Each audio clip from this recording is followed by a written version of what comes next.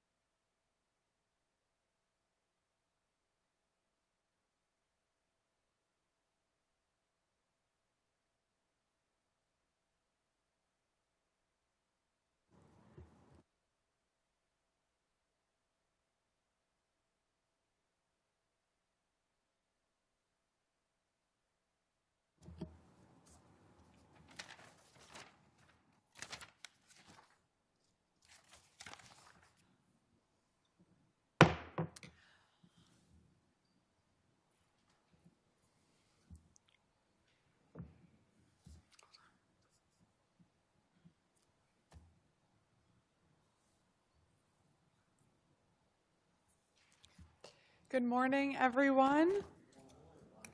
I would like to call to order this public hearing in the Committee of Judiciary and Public Safety. I am Councilmember Brooke Pinto, representing Ward 2 and chairwoman of the committee. The time is 10:11 a.m. on Tuesday, February 25th, 2025, and we are conducting this public hearing in person in room 500 of the John A. Wilson Building and virtually via Zoom. We're also streaming on the DC Council website and on YouTube and X at @CM Brooke Pinto. Today, the committee is meeting to conduct performance oversight hearings for 3 agencies: the Office of the Attorney General for the District of Columbia, Homeland Security and Emergency Management Agency, and the Office of Neighborhood Safety and Engagement. We're going to begin with the Office of Attorney General for the District of Columbia, otherwise referred to as OAG, which is an independent agency charged with conducting the district's legal business. OAG represents the district in most civil litigation, prosecutes certain adult and juvenile criminal matters, and represents the district in a variety of administrative hearings and other proceedings.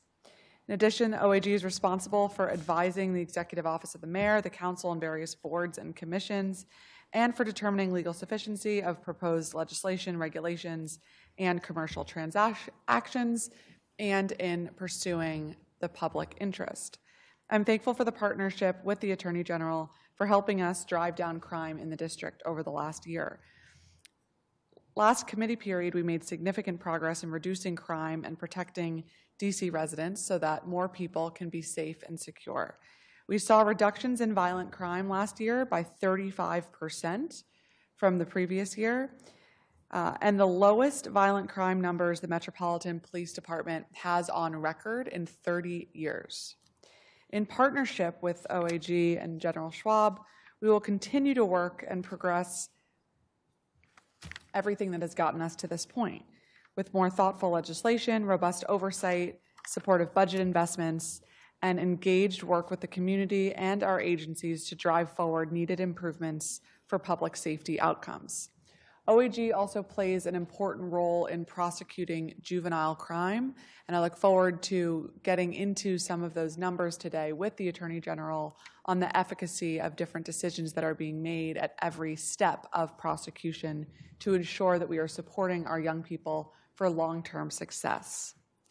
I look forward to hearing more today about the outcomes of OAG's Cure the Streets program, one of our 2 violence intervention programs, which also plays a key role in reducing violence in the district.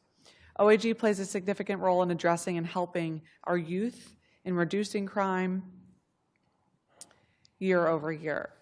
I also plan to ask Attorney General Schwab about OAG's very important work on the civil enforcement side as well. We know that to sustainably move forward with a safer and more prosperous city for all of our residents, there are many intersectional issues, from public health to community resources to education and economic insecurity, all of which impact safety and opportunity. I want to better understand how OAG is prioritizing its consumer protection efforts and what the agency is doing to continue to address affordable housing issues, housing discrimination in the district, to litigate against predatory and unlawful business practices, and to support robustly our environmental protection needs. The next agency for today's hearing is the Homeland Security and Emergency Management Agency, or HSEMA. HSEMA's mission is to manage the planning and coordination of the district's emergency response efforts and to ensure the district is prepared to prevent, protect, respond to, mitigate, and recover from all threats and hazards, whether natural or man-made. HSEMA works towards this mission by developing emergency preparedness plans and procedures in coordination with district agencies, service providers, and private businesses, by maintaining ongoing situational awareness, and by disseminating public safety information alerts and warnings to district residents. I want to first extend my deepest gratitude to HSEMA for its swift response in the devastating plane crash that occurred on January 29th over the Potomac River. In the face of this tragedy, the agency took immediate action and managed the emergency operations that helped our district's response during those critical hours and days following the accident. The dedication of the HSEMA staff during this challenging incident demonstrated HSEMA's crucial role in our public safety infrastructure. The response involved coordination across numerous agencies, including MPD, FEMS, OCME, Virginia and Maryland emergency services, and federal partners, and highlighting the complexity of managing large-scale emergency incidents in our jurisdiction. Over this past weekend, there was an incident underground in the West End area that led to a fire, causing for power disruptions for over 1,000 residents and businesses in both West End and South DuPont Circle neighborhoods.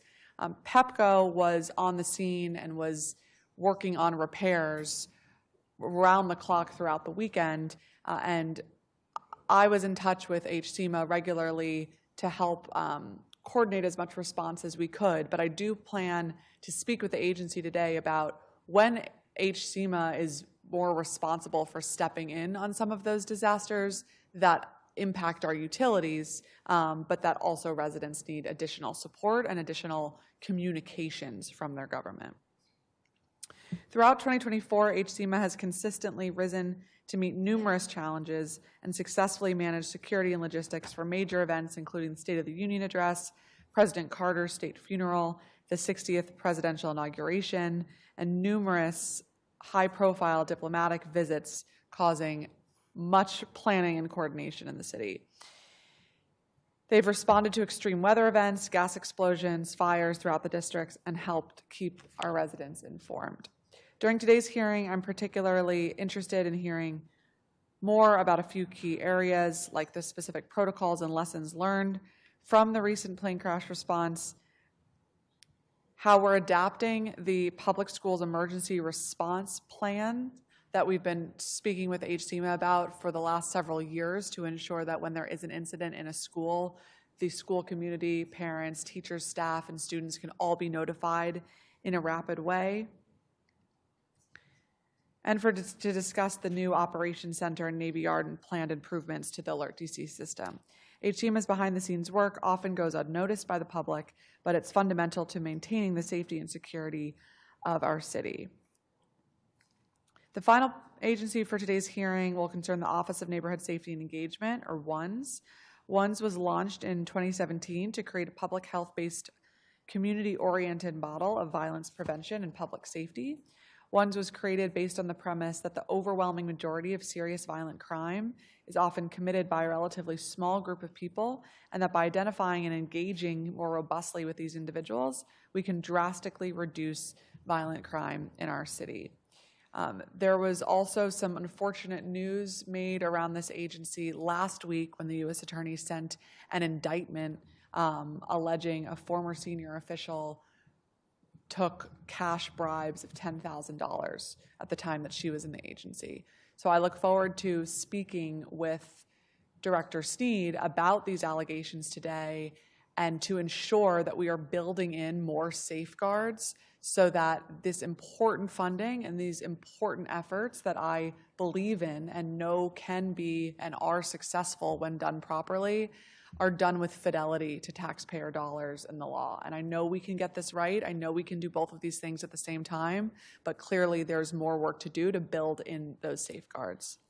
ONSE has several core programs aimed at meeting our goals through different avenues. I'll highlight 3 of them.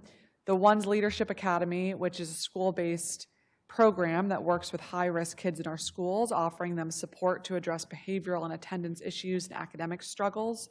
Look forward to hearing updates on that since that division was moved into the Deputy Mayor's office.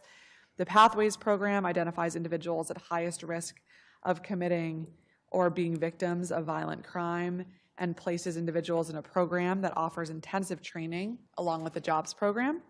And the Violence Intervention Initiative, which uses a community-focused approach to reduce violent crime, often through violence interrupters. Violence interrupters are community members who are able to connect with at-risk individuals, build relationships with them, and hopefully deter them from violence. Violence interrupters also identify interpersonal conflicts that might lead to violence and work to facilitate ceasefires and mediations.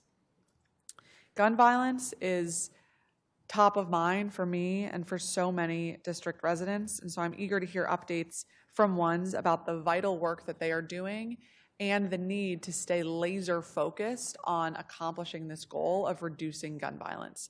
No one agency can be all things to all people, and I really want us to focus this year with this agency on addressing our key metrics to driving down gun violence specifically.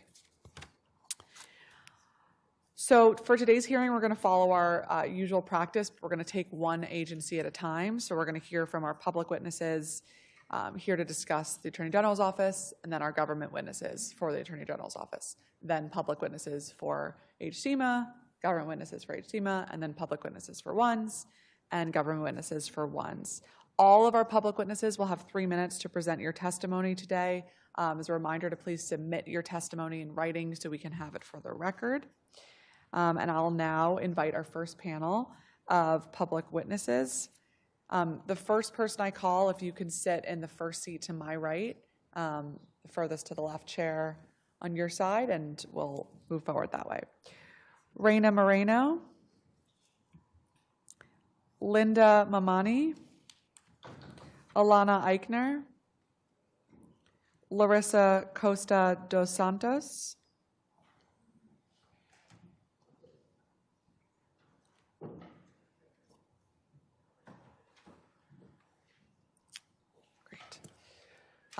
I understand our first witness will have an interpreter, so we'll make sure to give you extra time so that we can hear all your testimony. Thank you very much. Please go ahead whenever you're ready. Reina Moreno, public witness. Buenos días, miembros del Consejo, señora Pinto, personal y miembros del comité. Gracias por la oportunidad de testificar hoy. Good morning, Council Member Ms. Pinto, staff and committee members, and thank you for the opportunity to testify today. Mi nombre es Reina Moreno, soy una trabajadora del hogar en Washington, D.C., en el Distrito 4. Soy madre de 3 hijos y me dedico a limpiar casas y cuidar personas mayores. Amo mi trabajo porque lo hago con mucho amor y respeto. My name is Reina Moreno, and I am a domestic worker in Washington, D.C. in Ward 4, and I am a mother of 3 children who clean houses and cares for the elderly. I love my job because I do it with love and respect.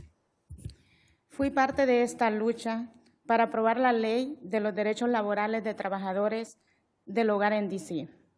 Esta ley fue un gran avance por su implementación y una clave. Un aspecto fundamental en esta ley fue el programa de subvención para los derechos de los trabajadores del hogar, administrado por la OAG. Gracias a este financiamiento, pues participé en el programa Lucha, donde crecí como líder y ayudé a muchas trabajadoras del hogar a conocer nuestros derechos. I was part of the fight to pass the Domestic Workers Employment Rights Amendment Act in D.C., and this law was a great step forward, but its implementation is key. A key aspect is the Domestic Workers' Rights Grant Program administered by the OAG. Thanks to that funding, I participated in the Lucha program, where I grew as a leader and helped many domestic workers learn about their rights.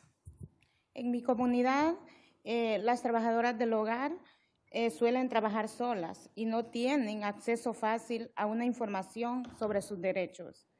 Pero a través de este programa realicé alcances comunitarios en ferias, clínicas, eventos para compartir mucha información y a cientos de compañeras. También aprendí a facilitar talleres sobre nuestros derechos laborales.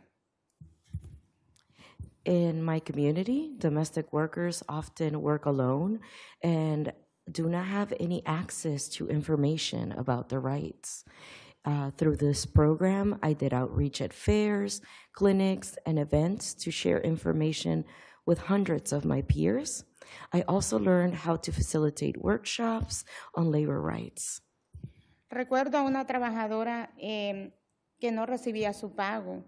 Le aconsejé que hablara con su hija y que le dijera con firmeza, si no me pagas, buscaré ayuda. Ahora sé que tengo derechos y los ejecutaré. Y su empleadora le pagó. Esto demuestra un impacto de nuestros derechos que nosotros ejercemos. I remember a worker who was not receiving her pay. I advised her to speak to her employer's daughter and tell them firmly, if you do not pay me, I will seek help. I now know that I have rights and I will exercise them. Her employer paid her. This shows the impact of knowledge and organization. Y es por eso que gracias a la Alianza Nacional de las Trabajadoras del Hogar y en apoyo de la OAG, ahora conozco mis derechos. Ayudo a otras trabajadoras del hogar a hacer valer sus derechos. Es por eso que las trabajadoras del hogar merecemos un salario justo, con respeto, protección legal. Thanks to the National Domestic Workers Alliance and the support of OAG, I now know my rights and can help other workers exercise them. Domestic workers deserve fair wages, respect, and legal protection. Pues lo que yo pido es que este financiamiento continúe en el próximo ciclo presupuestario, pues porque ha tenido impactos positivos en nuestra comunidad para financiar y para poder nosotros hacer alcance para la implementación de la Carta de Derechos que ganamos en DC. I ask that this funding continues in the next budget cycle as it has had a positive impact on our community knowing our rights. Pues para nosotros ha sido un gran apoyo y espero que siga financiando. For us, it has been a great deal of support that we hope that you can continue financing. Gracias por la oportunidad de testificar hoy. And I thank you for the opportunity to testify today. Muchas gracias. Linda Mamani. So he was said that Linda's testimony could be shared on video. Sure. I was told to screen share. Let's give this a shot. Okay.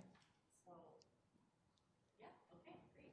It's on you're on your screens. Let's see if this works. Hello, good morning. My name is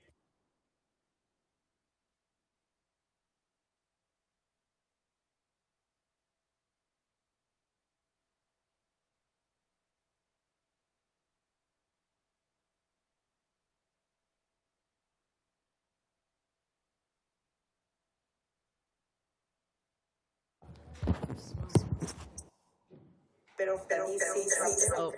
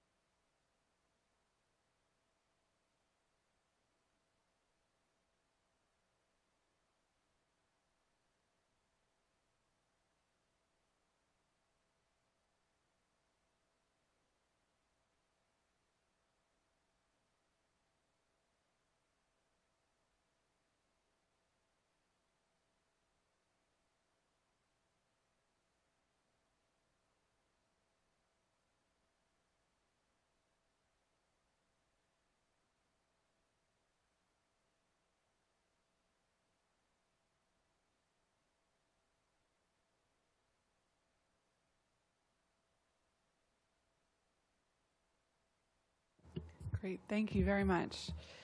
Alana Eichner, DC Chapter and Co-Director of National Domestic Workers Alliance. Good morning. Like you said, I'm the co-director of the DC chapter of the National Domestic Workers Alliance, and we're here to testify about the Domestic Worker Employment Rights Grant Program, which lives at the OAG. I think a lot of times in these hearings, you hear a long list of things that agencies aren't doing well, so I'm very pleased to be here to talk about things we're really pleased that the OAG has done well. You understand that domestic work is done primarily by immigrant women of color with low wages, lots of vulnerability.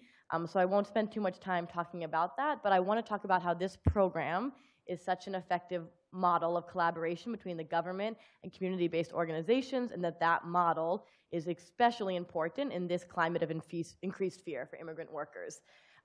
Many immigrants I work with day to day have told me that they're too scared to leave their homes or even send their kids to school for fear of contact with immigration. So if you're not going to send your kid to school, how can you be expected to file a complaint potentially about a labor violation with a government agency?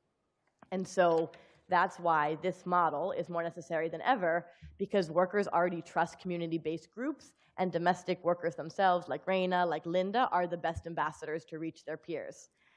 In FY25, the DC OAG granted money to 5 community-based groups, us at Domestic Workers Alliance, First Shift Justice Project, Hand in Hand, MLove, and Caressin. I have to sing the praises of the grant management staff at OAG. They really demonstrate the values that we expect of public servants here in the district. They are clear with their expectations, responsive to our feedback, flexible with how our work must adapt to an ever-changing and challenging environment for domestic workers. They're collaborative, they show respect for us and our unique expertise as community-based partners, and they're genuinely invested in the success of the program and the goals of the program. They really conduct themselves with a very high level of commitment to ensuring this program runs smoothly and well, and that makes a huge difference to us as grantees. I also want to demonstrate the significant impact of this program, which makes clear why it needs to be continued. Since this program launched a year ago, NDWA has graduated 2 rounds of in-depth 17-week training programs in which six domestic workers were trained as community navigators, like you heard Raina and Linda talk about, with expertise in workplace rights. Together, we've reached over 883 domestic workers. That's just us. There's 5 other organizations doing this with information about their rights. We've held 5 Know Your Rights workshops, some in collaboration with DOES and OHR and OAG. We've helped about a dozen workers take action in their individual cases and improve their working conditions. In the first year of the grant program, we also worked with the Kalmanovitz Institute at Georgetown to develop a guide about occupational health and safety for domestic workers, informed by focus group with domestic workers. And domestic workers are totally left out of occupational health and safety law, so this is a real solution for them to stay safe in their jobs. And the very last thing I'll say is I just have to laud the workers' rights section of OAG for their impressive work to combat wage theft and misclassification for all sorts of employers across the district. It makes a huge difference to know, as someone working with workers, that they're out there fighting for workplace laws to be respected in the district. Thank you. Thank you. Larissa Costa dos Santos, organizer, National Domestic Workers Alliance. Good morning, Council Member Pinto, staff, and members of the committee. My name is Larissa Costa. I live in Ward 1, and I am DC organizer for NDWA. Before I becoming an organizer, I was a domestic worker myself. I worked in Georgetown and Friendship Heights. Between 2019 and 2020, I experienced wage theft, where I wasn't fully paid for the hours of my contract. At the time, I had no idea where to go or how to demand those unpaid wages, and I felt isolated. That is why I am so passionate about my role. I want to make sure no one else has to navigate this challenge by themselves. In my position, partially funded by OAG, I focus on empowering domestic workers to understand and exercise their rights. Since November, I've been in my role for 90 days. I helped to distribute, I've distributed 27 of these Know Your Rights flyers, contacted 8 new workers, expanding our resources and network to provide tools for the community. And I also helped to follow-up on workplace violation cases. For example, I helped one worker who was facing verbal harassment and sub-minimum wage pay to reach out to legal support. Another worker was terminated in her job, and she was a living worker, so she became homeless. So I helped her to connect with resources in the community for her to have a place to stay. I'm also making outreach for a Know Your Rights that's going to happen next week. And a very important part of my work is leadership development. So I've been working with about 23 worker leaders, including Reina, Linda, and other workers here in Washington, D.C., to spread the word. I wish this program had been around when I was a domestic worker, when I was facing wage theft, and even if I was reaching out for the agency that placed me, or I was reaching out to my employer, none of them paid my wages. And I wish that none of the domestic workers in this district can experience this situation. This program is an investment to our community. And thank you so much for hearing my testimony today. Thank you. And thank you all so much for the work that you do and for sharing your experiences. It is extremely troubling and wrong to hear what you've experienced and the injustice that you've gone through. And so thank you for your bravery and sharing that with us. And as a reminder of why it was so important to pass this law to make sure people have rights and domestic workers can know where to go to enforce those rights. One of the things I'm wondering about is last year we invested $400,000 to OAG through this grant program to make sure that people were educated on their rights. And so what is the existing need going forward? What would more funding be used for in furtherance of this mission? Yeah, what I can say is that the OAG funding is amazing, but it is not meeting the full need. So all of the community-based, can't say all, many of the community-based groups who are receiving this funding are cobbling together some money from OAG and money from other private philanthropic sources to be able to do the work that we're talking about. So the work that we told you about is only partially covered by OAG. The same is true with Hand in Hand and First Shift Justice Project, who are fellow grantees of the program, because this is mostly new work that is being done, and so it needs new staff capacity. It can't just be absorbed with the existing staff of these community-based organizations.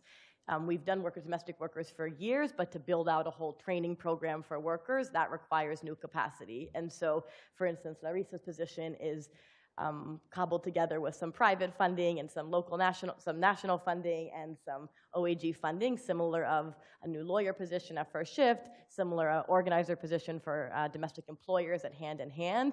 And so really the need is only partially being met. And I believe this is a government responsibility to do public outreach. This is actually not a private philanthropic responsibility to do the job of the government of educating the public about the laws on our books, and this is an incredibly important way to do it, but the $400,000 is not meeting that need. It's meeting little bits and pieces of the need, and we're cobbling together the rest because we care about the work, but an increase would actually cover the dedicated capacity that's needed to have this kind of trifecta of worker organizing, legal support, and employer organizing, so employers know how to comply with the law, workers know how to receive their rights.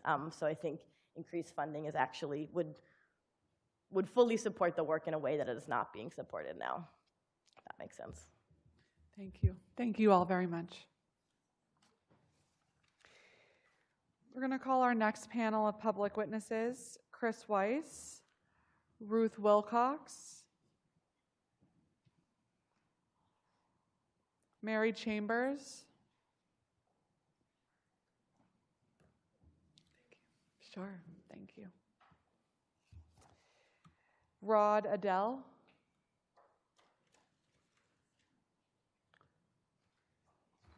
Ruth Wilcox? Okay, and Mary Chambers here? Okay. Robert Vincent Branham?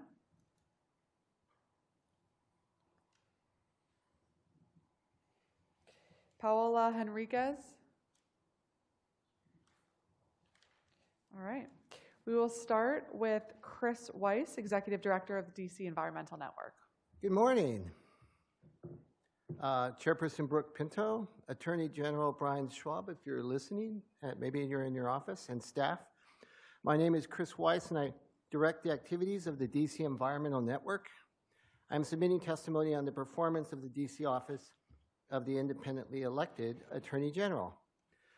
As I was checking in with the OAG's website and the documents they submitted to the committee for the hearing, I noticed that on their organizational chart, they now have a position entitled Acting Chief, Housing and Environmental Justice Section. That kind of excited DCEN a little.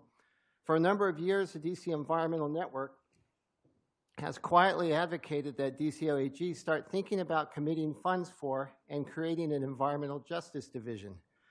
Such a division could propose new environmental justice protections and ensure compliance with existing District of Columbia environmental laws and land use planning laws, penalize and prevent illegal discharge to air and water from facilities located in communities already burdened disproportionately with pollution, eliminate or reduce exposure to lead and other toxins in the environment and consumer products, remediate contaminated drinking water, and challenge the federal government's actions that inadequately protect public health and environmental protections, which I'm assuming there'll be a lot of that coming down the pike.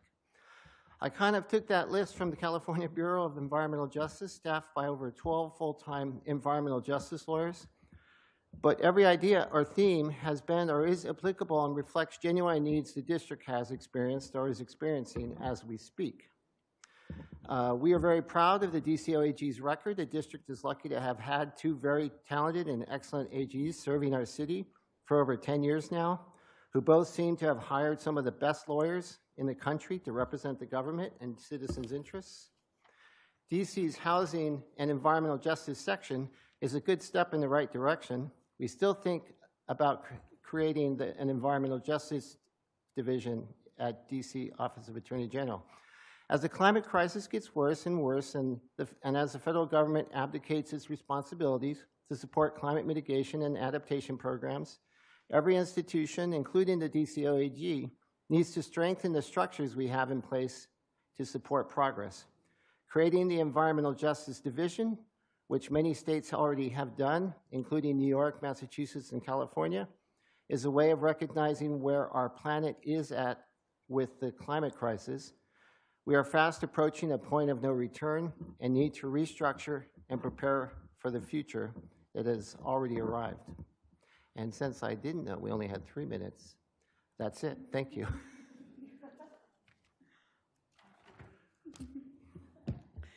Thank you very much, Mr. Weiss, and make sure to submit your full written testimony for the record. We'll make sure to read everyone's full testimony if you didn't get all of it in. Ruth Wilcox, public witness. My name is Ruth Wilcox. I have been employed with the Office of the Attorney General Child Support Services Division for 12 years. I am a native Washingtonian. I want to first start with Performance Q&R number 12.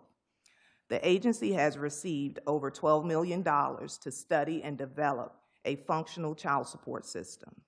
The agency has invested over $20 and more than $12 million in such. Yet we still do not have a functioning system. The gross mismanagement and lack of funding oversight have left employees like myself as scapegoats for management by manipulating evaluations so that money for promotions can be unjustifiably allotted to the remaining deficit needed to complete the system project, as stated in the most recent Q&Rs. The DCE's legacy and 2.0 systems are very crucial to processing, and they are both riddled with flaws and frequent mishaps that create backlogs of cases and errors in case processing by duplicating cases, duplicating children on cases, and locking cases in the system for months without the ability to retrieve them. Employees have been reassigned from case management to managing Amazon Connect phone system, disrupting customer access to assigned caseworkers and case processing. This causes a backlog of work and frustration for our customers wanting to communicate directly with their assigned caseworkers. Our agency performance for the past 10 years, we have ranked in the bottom 5 of 54 states and territories. We are not in the bottom 5 because we don't work. We are in the bottom 5 because leadership doesn't effectively manage resources or involve line staff in the work process development. Now I will talk a little about the office culture. I am joined here today by my colleagues, some virtually as well. And we will talk about the foregoing concerns, and they will also submit their testimonies. The abuse of management rights runs rampant in CSSD, along with retaliation and hostile work environments. Employee rights are frequently violated. The PIP process is used in a punitive manner rather than a coaching or corrective manner. My colleagues and I work hard only to have our performance evaluations manipulated to justify not receiving promotions using the merit process. We are also refused promotions through the established career ladder process. Employees like myself and others who have had highly effective role model evaluations for 10 and 20 plus years, our evaluations are manipulated, yet an employee who is a friend of a section chief becomes a grade 12 in less than 3 years and is promoted through the merit process. It is a matter of concern that long-term employees with a history of positive performance reviews are being dismissed for performance-related issues. As employees, we are never okay with the lack of sympathy towards our colleagues whose livelihoods are taken away instantly. These actions are falsely justified in the name of efficiency. Furthermore, we refuse to accept the manipulation of performance evaluations that obstruct promotional and advancement opportunities for employees who voice their concerns. Because we will never be okay with these things, we will continue to appear and we will continue to write until the council takes the necessary matters seriously. We urge you today to review our testimonies along with the letters submitted over the past year and schedule a roundtable so that we may sit down and address these concerns. Thank you.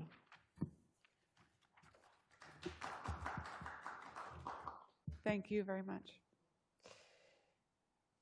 Rod Adele, public witness. Good morning.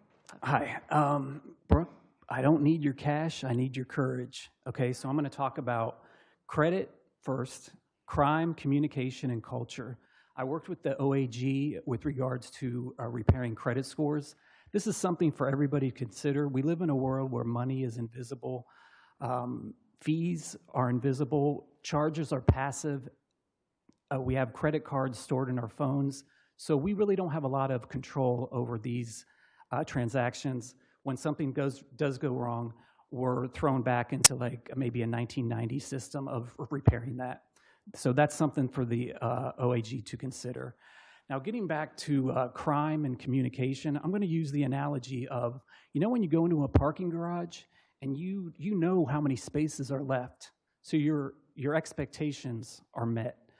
I think DC needs to put crime digital displays when you enter DC, but just in the opposite. We haven't reached our crime goals yet. We need to have 200 murders, 300 murders a year.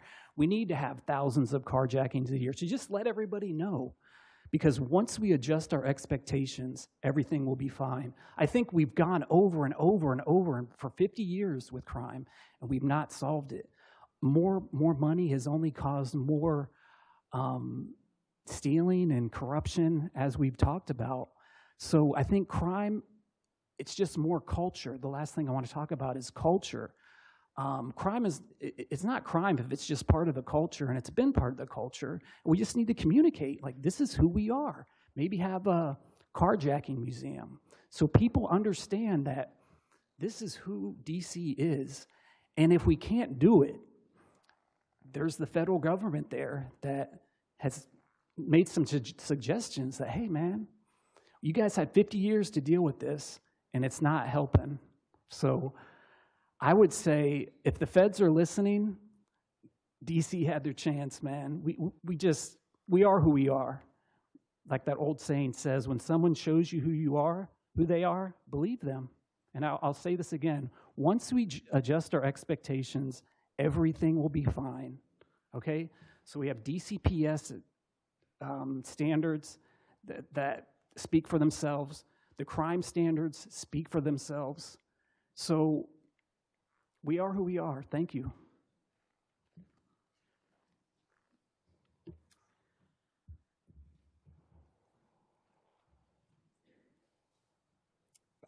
Paola Henriquez, DC organizer, Hand in Hand.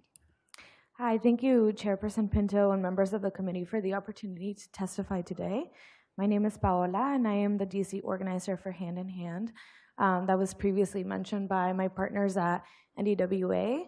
Hand in Hand is a domestic employers network, is a national network of employers of nannies, house cleaners, home caregivers, and other domestic workers.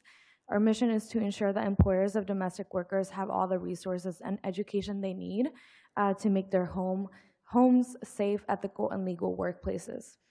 Over the past few years, we've advocated for the Domestic Workers' Bill of Rights, bringing employers' voices to the forefront, to the conversations as they're also impacted by these laws.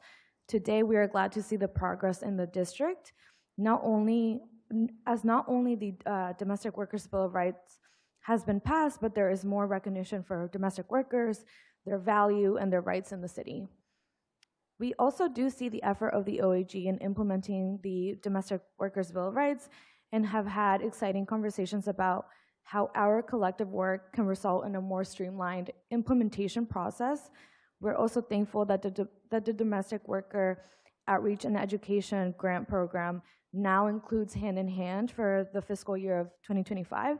And we like to emphasize that continuing to support organizations like ourselves, the National Domestic Workers Alliance, and First Shift, who all work directly with people in, I'm forgetting two other organizations, MLove and Carecen, who all work directly with people in the care economy, primarily domestic workers and employers of domestic workers.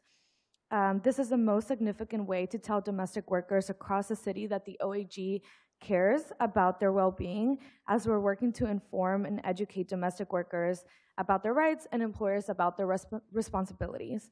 I can reaffirm that employers are excited and fully engaged when we talk to them about their duties as employers in upholding the law on their end, and we're working with other partners and government agencies to ensure that we're reaching as many employers as possible.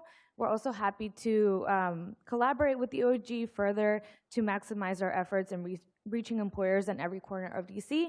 And yeah, I thank you for your time. Thank you. Ms. Wilcox, I want to ask you about the kind of reaction that you've received from OAG. Do you get the sense that there is an appetite to look into this more robustly and to make steps to make these improvements? Or what is your sense from your conversations with folks there? Sure. So we have meetings. Employees discuss their concerns, and nothing happens. So there's no follow-up. So we've had 3 major meetings where we have discussed everything. And we even developed a small group, and we were meeting with the First Assistant Attorney General to discuss things. And nothing seems to move. Management at CSSD refuses to take the necessary action to move the agency forward. And I am very concerned because I am a Washingtonian, and I am concerned about how the cases are being handled for the residents of the District of Columbia. And the folks that are mainly impacted are people that look like me, Black and brown people. And to be specific, Black and brown males of the District of Columbia are hugely impacted by the failure to negotiate and sit down and talk about these things. We are willing, but we are refused. Okay, thank you very much. We'll certainly follow up with the Attorney General about this later today. And Mr. Weiss, I wanted to ask you, there's a lot of strategies that we can and need to be taking when it comes to the environment. We have legislative protections, we have changes in consumer behavior, we have accords with other nations. There are a lot of different strategies, but one of them is proactive litigation to make sure that we're protecting the environment. In the last several years that OAG has been engaged in this piece of the strategy, have you noticed an improvement kind of more broadly that this litigation strategy is making an impact when it comes to changing future behavior and deterring violations of our environmental justice needs? Well, I'll tell you one thing. Settlements pay for some of our environmental programs now. There's a settlement project in the district, and OAG did a great job of working with PEPCO and other entities to settle on a significant amount of money to pay for this settlement project, which would have cost the district millions of dollars, millions and millions of dollars. So that's a direct impact. Having the money to be able to go forward with the settlement project is a really important thing. I'm trying to think over the years between Racine and Mr. Schwab in terms of impacts of the litigation and stuff that they move forward. But actually, the money was the settlement money was the biggest. I do have concerns though that often when they settled with Monsanto, for example, I mean that's it. They came to an agreement. Money was exchanged. I always wonder, is that as much money as we should have got out of that process to mitigate for the damage done to our environment? But anyway, that's just. Okay. Oh, thank you very much. Could I just add one more thing too to my testimony? I just learned outside. I was talking about creating an environmental justice division and kind of prioritizing, and I talked to someone from OAG just before I came in here, and she let me know that one of the main lawyers, for example, is doing halftime now. We'll be covering a lot of these environmental justice issues, but that again, they're going to be relying on the fellowship. Fellows, they apply or their fellows ask for that, but I just want to say, I don't think you can sustain that. That's a hard thing to sustain. Also, you want to create, like they have in California, lawyers that have been working on environmental justice for a long time. They get the experience. They know the state. Understood. I think that's a fair point. And something that we've been thinking about for several years with this agency. So I think it's fair. I am going to have to move on. We've got about 70 witnesses today, but thank you. Thank you very much. Thank you all. Alana Dean, Danielle Robinette,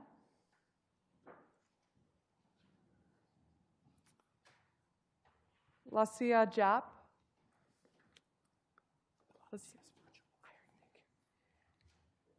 Lacia? Oh. Okay. Okay, great. Lacia Jap, you here?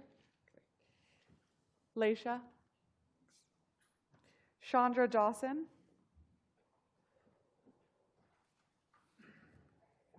Great. Alana Dean, volunteer, hand in hand.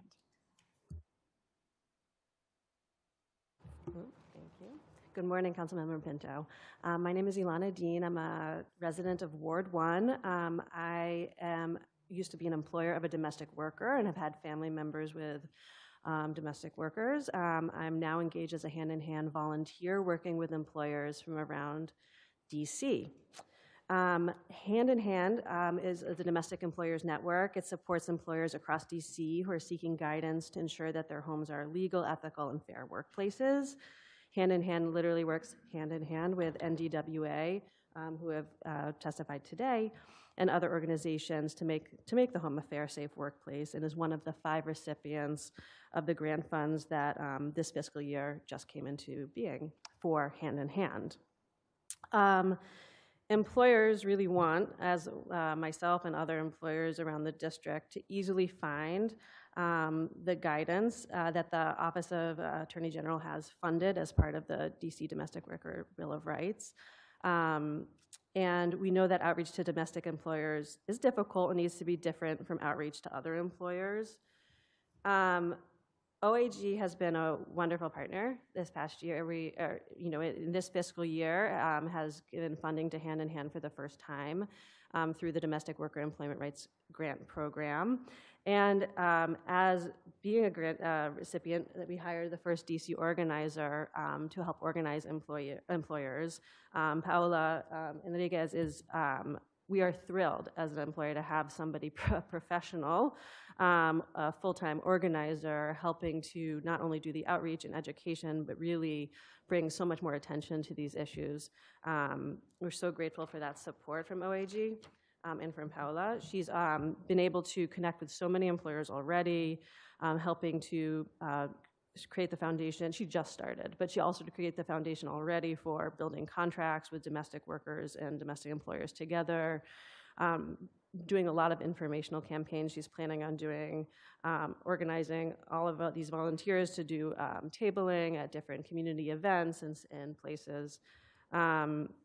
She's working to create connections with ANC, commissioners, and across the district. So OAG support has been really wonderful. It's, as an employer, a domestic worker employer, and volunteer with Hand in Hand, the support has been excellent. We already see the effects of it, and we're looking forward to everything that can come from it moving forward. Wonderful. Thank you very much. Danielle Robinette, Senior Policy Attorney, Children's Law Center. Good morning, Chairwoman Pinto and staff. My name is Danielle Robinette, and I'm a Senior Policy Attorney with Children's Law Center, which believes every child should grow up with a strong foundation of family, health, and education, and live in a world free from poverty, trauma, racism, and other forms of oppression. Our work intersects with that of OAG in 3 key areas: child welfare, school attendance, and healthy housing. Over the past year, OAG has worked closely with Children's Law Center, CFSA, and community members, including current and former foster youth, to develop a new legal permanency option designed to better meet the unique needs of older youth in foster care. My full written testimony includes greater detail on this proposal, but we thank OAG for their partnership in that work. I would like to use the remainder of my time to focus on OAG's important leadership in the district's response to chronic absenteeism and truancy. Then, my colleague Laisha will discuss OAG's work to support DC tenants. Over the past year, the district has focused on the persistently high rates of chronic absenteeism among DC students. Both the council and the executive have invested time and resources to identifying and addressing students' barriers to regular school attendance. For many years, OAG has recognized that truancy is virtually always symptomatic of underlying issues that exist in a child's life. Despite changing trends in local political discourse, OAG has maintained their commitment to supportive truancy programming that identifies and addresses attendance barriers faced by students and families. And relatedly, the agency only uses prosecution as a last resort. We commend the agency for their steadfast focus on supporting students and avoiding ineffective punitive measures. OAG's approach does not mean that the agency has abdicated its responsibility to respond to truancy. For older youth, those aged 13 to 17, referred for truancy, OAG may, before pursuing prosecution, refer a young person to the Intensive Care Coordination Program at DBH or divert them to a truancy prevention program, namely ACE and PASS within DHS. For FY24, OAG reports that 67 youth were referred to ICC and 101 truancy cases were diverted to ACE. These alternatives to prosecution prevent harmful interactions with the juvenile justice system and connect the students to supportive services to address the family's underlying attendance barrier. An expansion of the PASS model is currently being piloted by DHS in 5 DC high schools, and the first report on that pilot is due to the council next month. For younger students, OAG operates the Addressing Truancy Through Engagement and Negotiated Dialogue, or ATTEND. This program brings parents and schools together with a trained mediator to identify attendance barriers and develop a plan to overcome challenges and improve school attendance. Last year, OAG reported that more than 75% of students and families referred to ATTEND successfully completed mediation. We thank OAG for their continued commitment to supporting DC students and families, and moreover, as the district prepares for another tough budget season, we urge the committee to ensure that OAG can continue their supportive approach to truancy prevention. Thank you for this opportunity, and I welcome any questions. Thank you. Laisha Japp, Supervising Attorney, Children's Law Center. Thank you. Good morning, Chairwoman Pinto. My name is Laisha Japp, and I'm a supervising attorney at Children's Law Center. I work with families whose housing conditions resulted in health-harming conditions, such as tenants experiencing severe mold infestations, significant mold, and sewage leaks, through our medical legal partnership, Healthy Together. Over the past year, we've been glad to see the Office of Attorney General stepping up to support DC tenants through traditional litigation, as well as innovative and alternative dispute resolution tools. OAG's Public Advocacy Division has long been a champion for tenants through their targeted litigation against some of the worst landlords in DC. These properties are often abandoned by owners who are facing bankruptcy. They're using bankrupt companies as shields against accountability. That means there's no maintenance workers or rental staff. When landlords go into bankruptcy, cases in Housing Conditions Court are stayed, meaning we can't get orders to remediate the conditions. In a bankruptcy matter, OAG's Public Advocacy Division comes to the rescue. They're able to identify the landlords hiding behind bankrupt companies and appoint receivers to address problems that would otherwise have gone addressed. Earlier this year, an OAG attorney waiting in the gallery during a hearing for one of my clients that were stayed for bankruptcy was able to identify that our client lived in one of the properties OAG was litigating. They were able to share a list of addresses and receivers to contact for repairs. With timely contact, the repairs started that very week. We regularly see cases where rental staff changes and does not leave working contact information. The landlord avoids service of process by not maintaining a registered agent or otherwise dodges court accountability. In these trickier cases where traditional lawsuits are just not viable, the OAG mediation program is a valuable partner. OAG's mediation program is able to determine who is responsible for a particular property. The mediation team can sometimes get repairs moving or at least get us accurate information regarding the outstanding repairs. This program is on my short list for referrals when housing conditions are poor, but the tenant is having trouble communicating the need for repairs or even finding an active contact to report the problem. For example, we recently worked with OAG mediation with a tenant who had been living in Ward 8 who had a housing conditions case open for over a year. Despite court orders and inspections by Department of Buildings, repairs came slowly, or not at all. Over time, the communication and trust between the tenant and the landlord broke down. The landlord was accusing the tenant of purposely breaking things and not using the fixtures correctly. They were also claiming they had fixed everything. They had not.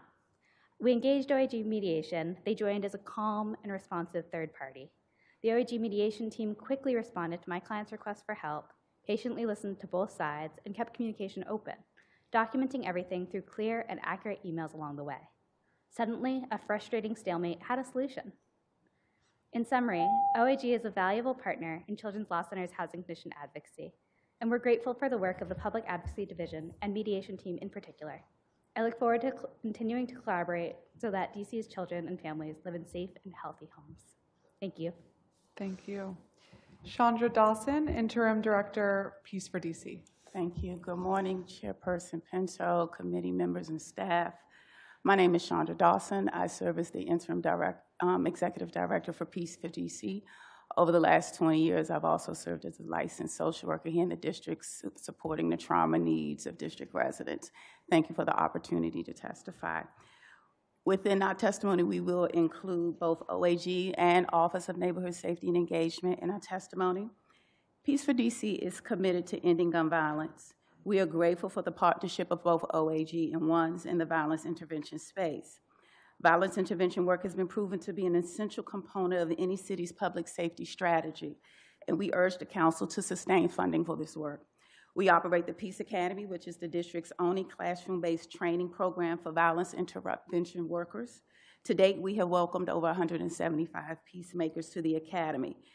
Within these numbers, it is comprised of individuals employed by both ONSE and other district government agencies, as well as ONSE and staff representative of ONSE and OAG contractors. To strengthen the integrity of the academy model and content, we have also included district government representatives to serve and give us feedback in the fidelity of our work, and that representation includes both managerial and program staff representative of both ONSE and OAG. At the Academy, we see firsthand how the CVI workforce is committed to this work.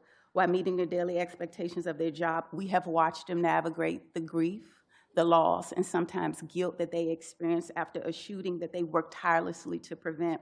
This ongoing exposure to work-related trauma coupled with their personal trauma narratives illustrates the complexity and associated risk associated with this work. For many of the violence intervention workers, their time at the Peace Academy is the first time they've acquired hands-on skills such as how to apply tourniquet or combat gauze to a wound, a gunshot wound, while they wait for the arrival of medical personnel, how to facilitate mediations and resolve conflicts, and how to implement critical CBI or cognitive behavioral intervention skills that support trauma healing, and much more. Our classroom is the only opportunity for district peacemakers from different district neighborhoods and communities to share in a collective space, build connections, and process the experienced workplace trauma that they acquire while serving our community.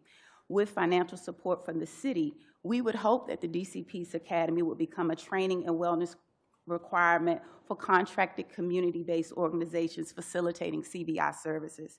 If OAG's Cure the Streets and ONSE eventually merge, we urge the government to maintain the structure of the Cure Violence model, and ensure the larger staff and contract size of the Cure program are upheld. We too understand the formal independent evaluation of the district's CBI programs is taking place, and we encourage the city to incorporate any recommendations and feedback acquired from this evaluation into our CBI programs. There is few examples of proven work around this space in this work, highlighting New York, Omaha, LA, as well as Chicago, where violence interrupters are moving more in the direction of recruiters and linking individuals to wraparound services. We are happy to support the council and government in the implementation of such models. We have begun that with our Heal DC program, where we have specifically looked at particular areas in individuals that are trapped in the cycle of violence. While it is a new program, we have already begun to see the fruit of transformation as these young men grapple with the complexity of navigating childhood, community, and generational trauma. Core to all of our programs is the implementation of CBI, or community-based interventions. And so we are poised to support council and government and the city in support in the implementation of our recommendations and provide needed expertise. Thank you for the opportunity to testify. Thank you very much, Ms. Dawson. And thank you all for what you do. I think this panel is a good bite-sized example of the breadth of work that OAG is involved with and the many, many different topics and lives that you touch. So thank you all for what you do. Appreciate it. We're going to call our next panel Marsha Nichols, Kristen Eliason,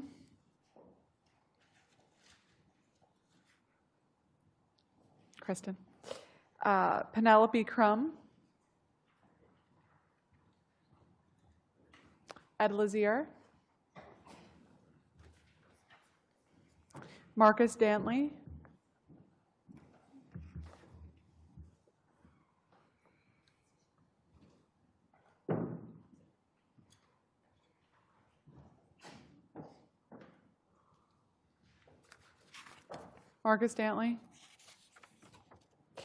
Robert Holliday, Robert Hardy. Great, thank you. All right. Kristen Eliason, Head of Services at Valair. Pinto. Other committee members and staff, I'm Kristen Eliason, Head of Services for Valair, formerly Network for Victim Recovery of DC. Since May 2012, we have provided free, holistic, and trauma-informed services to over 11,000 victims of crime in the district, including crisis support and advocacy, ongoing case management, therapy, and legal services.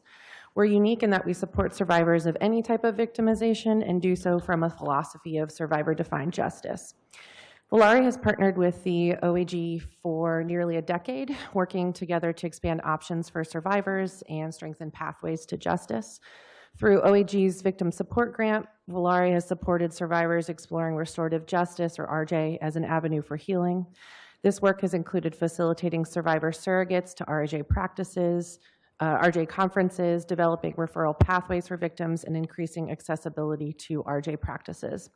With this funding, more than 60 survivors engaged in restorative justice services through Volare, with the majority being survivors of sexual violence. This effort led to Volare securing a multi-year federal grant aimed at continuing the important work that OAG led the charge on supporting. OAG has demonstrated a strong commitment to ensuring trauma-informed interactions with victims. Through our trauma education project, Volare has provided training for key OAG teams, including the Domestic Violence and Special Victims section, the RJ team, and the Civil Rights and Elder Justice section. In October 2024, Volare launched an OAG-funded grant focused on expanding access to trauma-informed therapeutic services for youth survivors of violence. Through this project, Reese Sims, our Director of Therapeutic Services, provides voluntary and confidential individual supportive counseling to young survivors, with the goal to be ensuring access to holistic, culturally competent counseling services that support survivors' mental health and well-being. This initiative directly supports OAG's goal of fostering a system that nurtures hopeful and healthy youth, ultimately improving the safety and well-being of the entire district. We are excited to continue partnering with OAG to enrich the ways we connect with youth in and outside of schools, encouraging healthy relationships and behaviors that prevent violence before intervention services are needed. Under Attorney General Schwab's leadership, OAG has shown a strong commitment to creating lasting change in the district through innovative policies and a focus on justice, accountability, and community healing. Volare is deeply grateful to OAG for leading efforts to ensure access to justice and recovery for DC residents. Thank you very much. I'm happy to answer any questions you might have. Thank you. Penelope Crum, Public Witness. Good morning. After all those dramatic stories of violence and crime, and this is just a simple little personal story, but anyway, thanks for listening. I had been abroad for more than 30 years and recently returned to the US.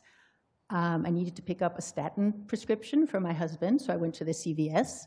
And in Europe, we'd paid about $10 a month, but I knew prices are higher here. But the bill was $363 for a 3-month supply. And I said, wow, is that normal? And the pharmacist said, well, the US is expensive. And I said, well, we'll take the generics. And she said, oh, those are the generics. So we needed the drug, so I paid and I left. And then I told people, and they're like, you paid what? It's like, that's crazy. And I contacted the doctor who'd given the prescription, and she said, well, use this good RX coupon. And the drug that I had paid $174 for would have cost $26.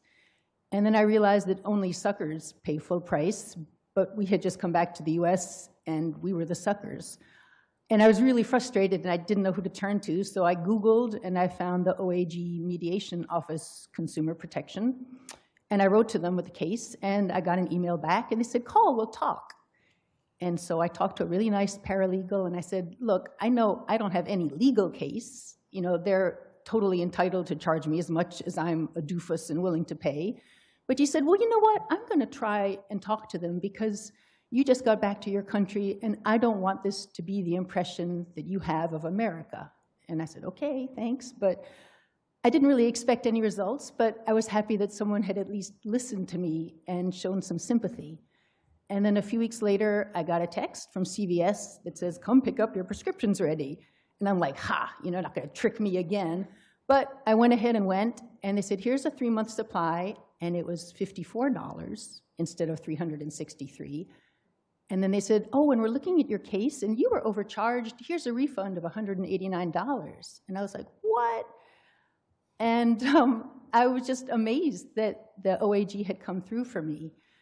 And it reminded me, Ronald Reagan had once said, the scariest words in English are, I'm from the government and I'm here to help you.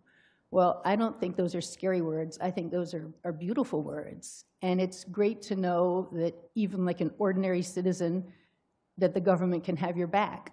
And I just want to thank you for looking out for justice, even in this little small instance. Thank you for helping me and keep up the good work. Thank you so much, and thank you for sharing that story, and welcome back home. Thanks. Ed Lazier, Public Witness. That is a tough act to follow. I will do that. So good morning, Chairperson Pinto, Thank you for the opportunity to testify. My name is Ed Lazier, and I am the Director of Legislative Advocacy at UPO, United Planning Organization. We are the district's community action agency and have been working since 1962 to improve the economic security of residents with low incomes. UPO is a member of the Fair Price, Fair Wage Coalition, which is a coalition of tipped workers, policy advocates, and grassroots organizations who support the will of voters and Initiative 82 and are against junk fees and their deceptive nature. And I'm here to testify today on the OAG's role in enforcing consumer law related to restaurant service fees. In recent years in DC and other communities, some restaurants have adopted so-called service charges of up to 20%, sometimes more, which are not actually tied to any service and are just another source of funding for the restaurant owner. And they really primarily serve to hide the cost of the full price of menu items. Beyond being bad for consumers, service fees hurt workers. And that's because consumers often think that this service fee goes directly to workers, which it doesn't. Or even when they understand what it does, they're not comfortable tipping when they've already paid a 20% service fee. So the Office of Attorney General has weighed in on this with guidance in 2024 to restaurants to ensure that language around service fees is prominently displayed and clearly explains its purpose. The guidance requires restaurants to be clear when a service fee is not a tip. And this guidance was very important and helpful, but it unfortunately is not sufficient. Many restaurants still continue to place their service fee information in a small font, in a hard-to-see spot on the menu, and many use vague language saying things like the fee supports employee compensation, even though that clearly violates the OAG guidance. My understanding is that the OAG enforces this guidance primarily by responding to complaints in a reactive rather than a proactive approach, and that's just simply not enough.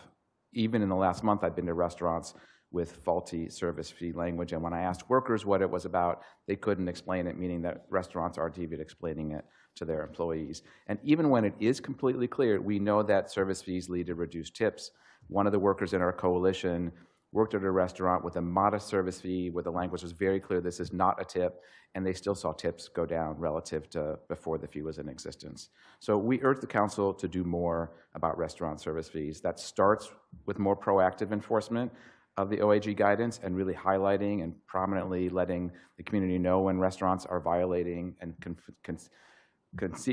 deceiving consumers and potentially putting workers at risk. But that's just not enough. The better solution is for the OAG to use its responsibility to protect consumers and workers to push for the elimination of any mandatory fee at restaurants that does not go fully to workers as an auto gratuity. Thank you so much for the opportunity to testify. Thank you, Mr. Lazier. Robert Hardy, public witness. How you doing? My name is Robert Hardy, here to testify on OAG. They are some great people. The things that people don't see them doing is, I can say, like every week we have discussions going on Tuesdays and Fridays at 9 o'clock, 9:30, I mean. And they basically put their life on the line to help people, like as in me, myself and other folks, to better ourselves, give us a second chance, and to get to know each other more better. Like, I don't know them, they don't know us, and we just trying to build a bond with each other to get to know each other more and to see what obstacles they do have to help one another. And we just, I don't know. Well, that's all I would have to say. Well, thank you for sharing. Thank you for doing the work you do. Thank you all. Really appreciate your testimony. I call the next panel Jarrett Harrington.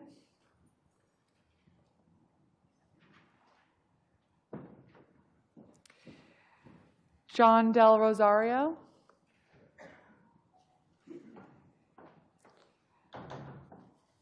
Brendel Smith-Starks.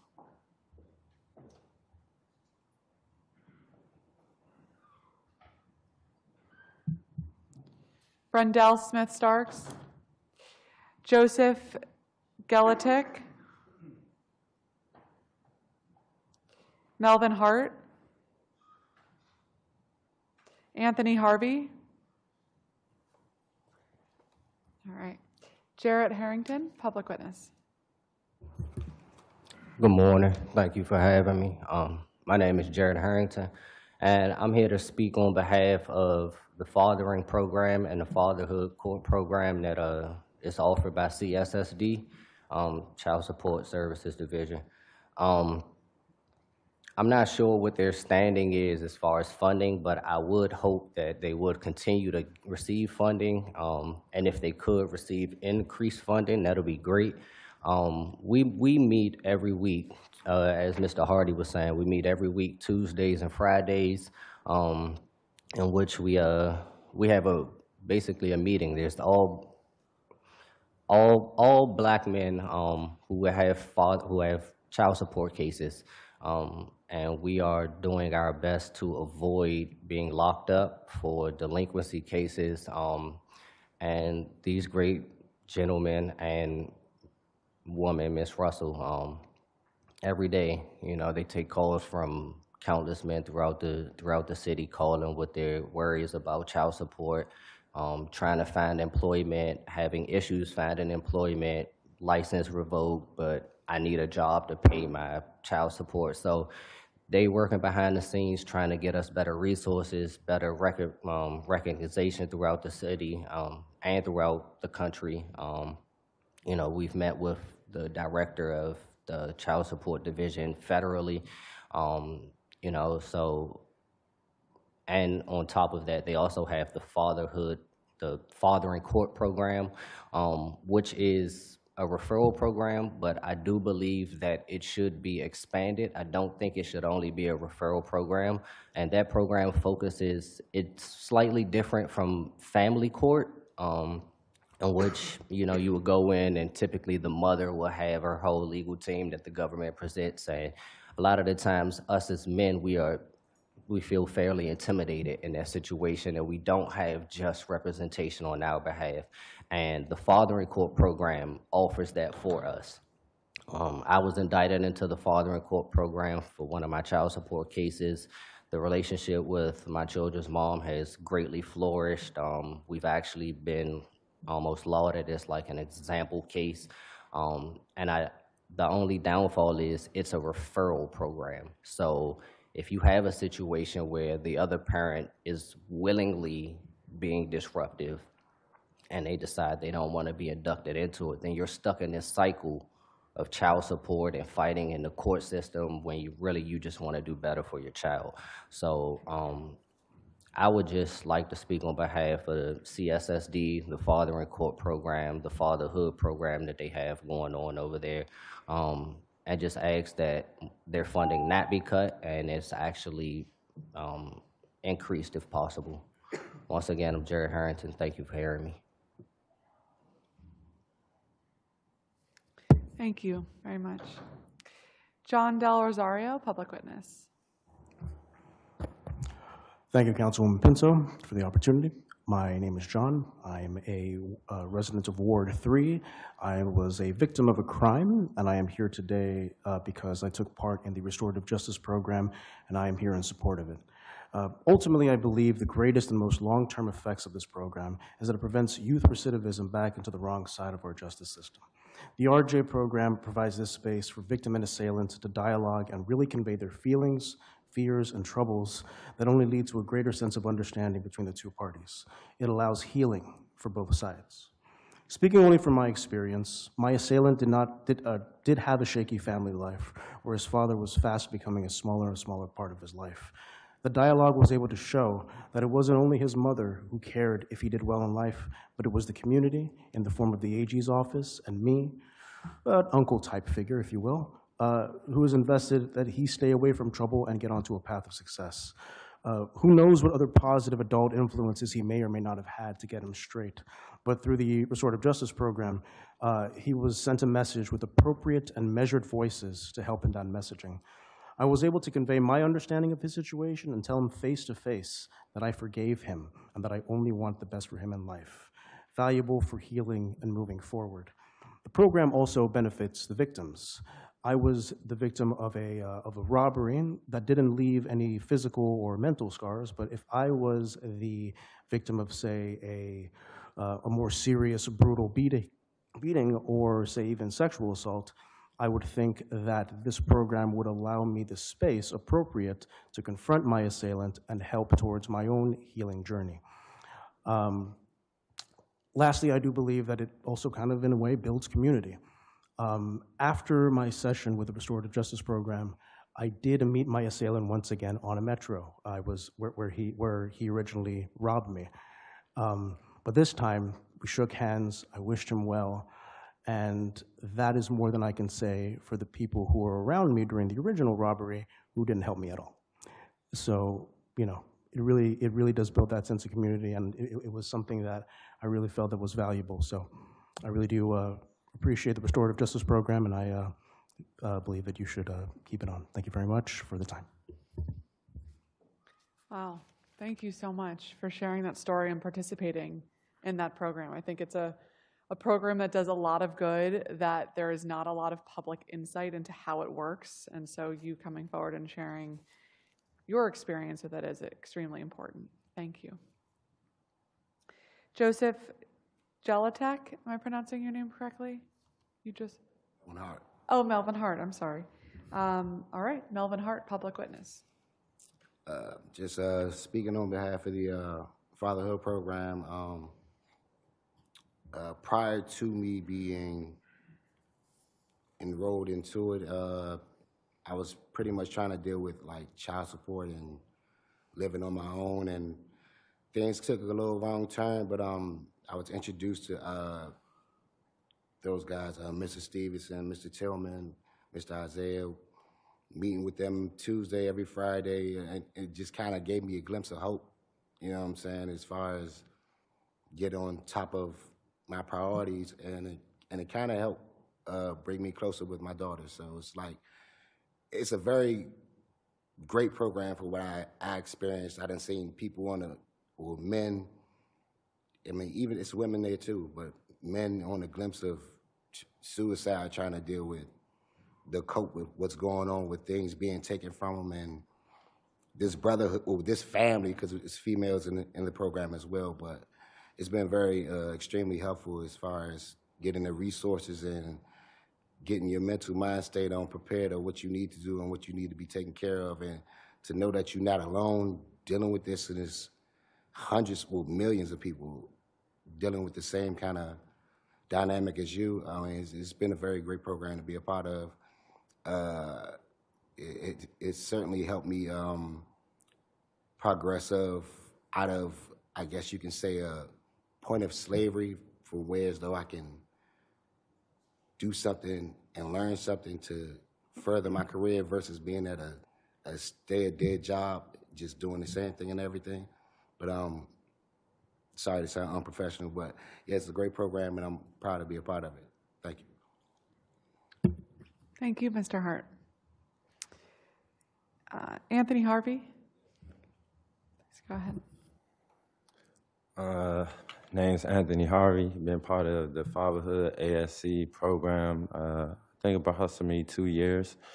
The program is definitely beneficial for the community and people where a lot of people feel like they don't have nowhere to talk or speak their legal business and have legal direction, where the program allow us to have different opportunities to express each other avenues and what we went through and communicate with each other to learn how to deal with the legal part of it, and also with being better parents ourselves.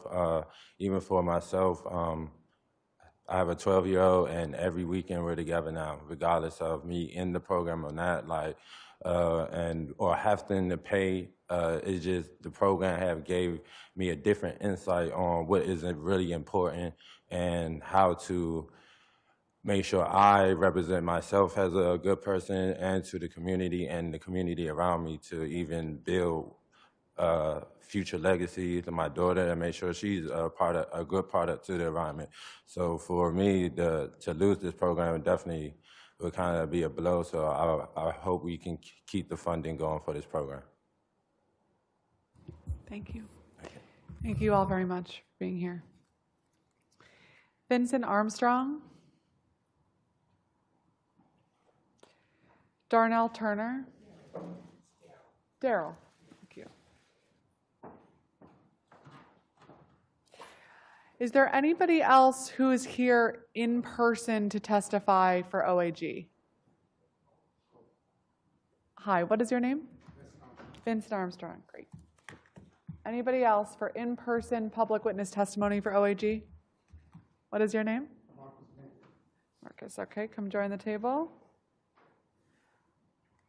Marcus Dantley? Yes. Okay. All right. Daryl Turner, public witness. Could you turn your microphone on, Mr. Turner? Oh, it was on? Okay. Good morning, Your Honor. Yes, I'm here to represent the Fathering Court group for all that they have done. I had zero communications with my baby mother at the time, and it was always a battle, and even in the courtroom. So I was introduced into the Fathering Court program to help the communication get better between me and the mom, and the payment of what need to be, distributed to the parenting. So, and once I met these guys and, started listening to avenues that they have been down and ways that I can communicate with her, it worked. It was very helpful. And I would just like to say I hope that the program can continue more with, the great help from the whole team, all of them. Both sides, even the court system, they both, it was tough, but they did a very helpful job. I can communicate with the baby mom now. We speak now. Hi, bye. I didn't do that for years. I've been in the case like 16 years, and we can talk now. That's what I would like. Thank you for letting me speak. Absolutely. Thank you, Mr. Turner. Vincent Armstrong, public witness. Yes, how you doing, Ms. Pentos? Thanks. Hey, Chairman. This program, it's been good for me because, like he said, not having to be able to communicate with the other parent, things of that nature, as far as child support goes. It's been a struggle, but it came a long way from what I've seen with child support, and that's only due through programs like this one right here, the Fatherhood program, Father Court program. I never knew that there was so many other good candidates, guys such as myself, that was having the same issues with child support, and focusing on having everyone have their say-so about things, about how life, different experiences from different people through child support is bettering other people because of the simple fact you just think that you're the only one going through it, when in actuality, it's other people that's going through the same thing. It's just that you all need to connect. And by being in this program, that's the best way to do it. And I recommend it. Thank you. Great, thank you. Marcus Dantley, public witness. Hello, my name is Marcus Dantley. I'm a former employee of the OAG. As a member of the Office of Consumer Protection, I regularly help people, residents in DC through mediation. It was our job to listen to consumers' complaints and uphold the CFPB, I believe the right acronym is. I found that a lot of times district residents didn't know who to turn to. And it was a source of pride for myself to listen to their complaints and actively advocate on their behalf to help them get a resolution. It wasn't always as successful as I would hope, but I took a tremendous sense of pride in going above and beyond to make sure that they were made whole or at least got a response. A lot of times I found that the businesses did not respond directly to the resident, but when it came from us, even if it wasn't always the resolution that the person was seeking, at least we got a response. At least we were able to get information. At least we were able to move it forward. And most of the time, not all the time, not 100%. I found that people were very thankful for that. It made my job feel good. I feel that it was a resource to the community. Once a week on Wednesdays, we went to DHS centers in each ward. And each time, it never failed. Someone came to the table and said, I don't know if you can help me with this, but this is the problem. And I would listen, and if it was not something that was a mediatable complaint, I would connect them with the resources. And it was a lot of cooperation with various places like DOB for housing inspections and DOCP for business licenses and stuff like that. And I just felt that it felt like almost like the Avengers of the DC government. We working together to help people that were taken advantage of in a lot of situations, and I really feel like they were appreciative of that. And I really didn't know about it before I started working there, and I found that a lot of people didn't know about us either. So it was encouraging to see that light bulb go on, like, oh, really? Well, can you help me with this? And it felt good when I could. I really enjoyed that part about my job, and I feel like it was appreciated by the people as well. Thank you, Mr. Dantley, and thank you so much for your service. I want to ask you, Mr. Armstrong and Mr. Turner, how did you find out about this program at OAG? I found out about it when I went to court for child support. So once I left out of the court, it was a lady there. She gave me the information to Mr. Stevenson and them, and I gladly joined as soon as I found out about the opportunity to even get inside the program. Were these people from OAG or from the court that gave you the information? I think from OAG. From OAG. Yes, ma'am. Well, my situation was like from the courts. The judge recommended that she said that I was a prime candidate for the fathering program because the communication was not between, we couldn't mediate at all between me and mom.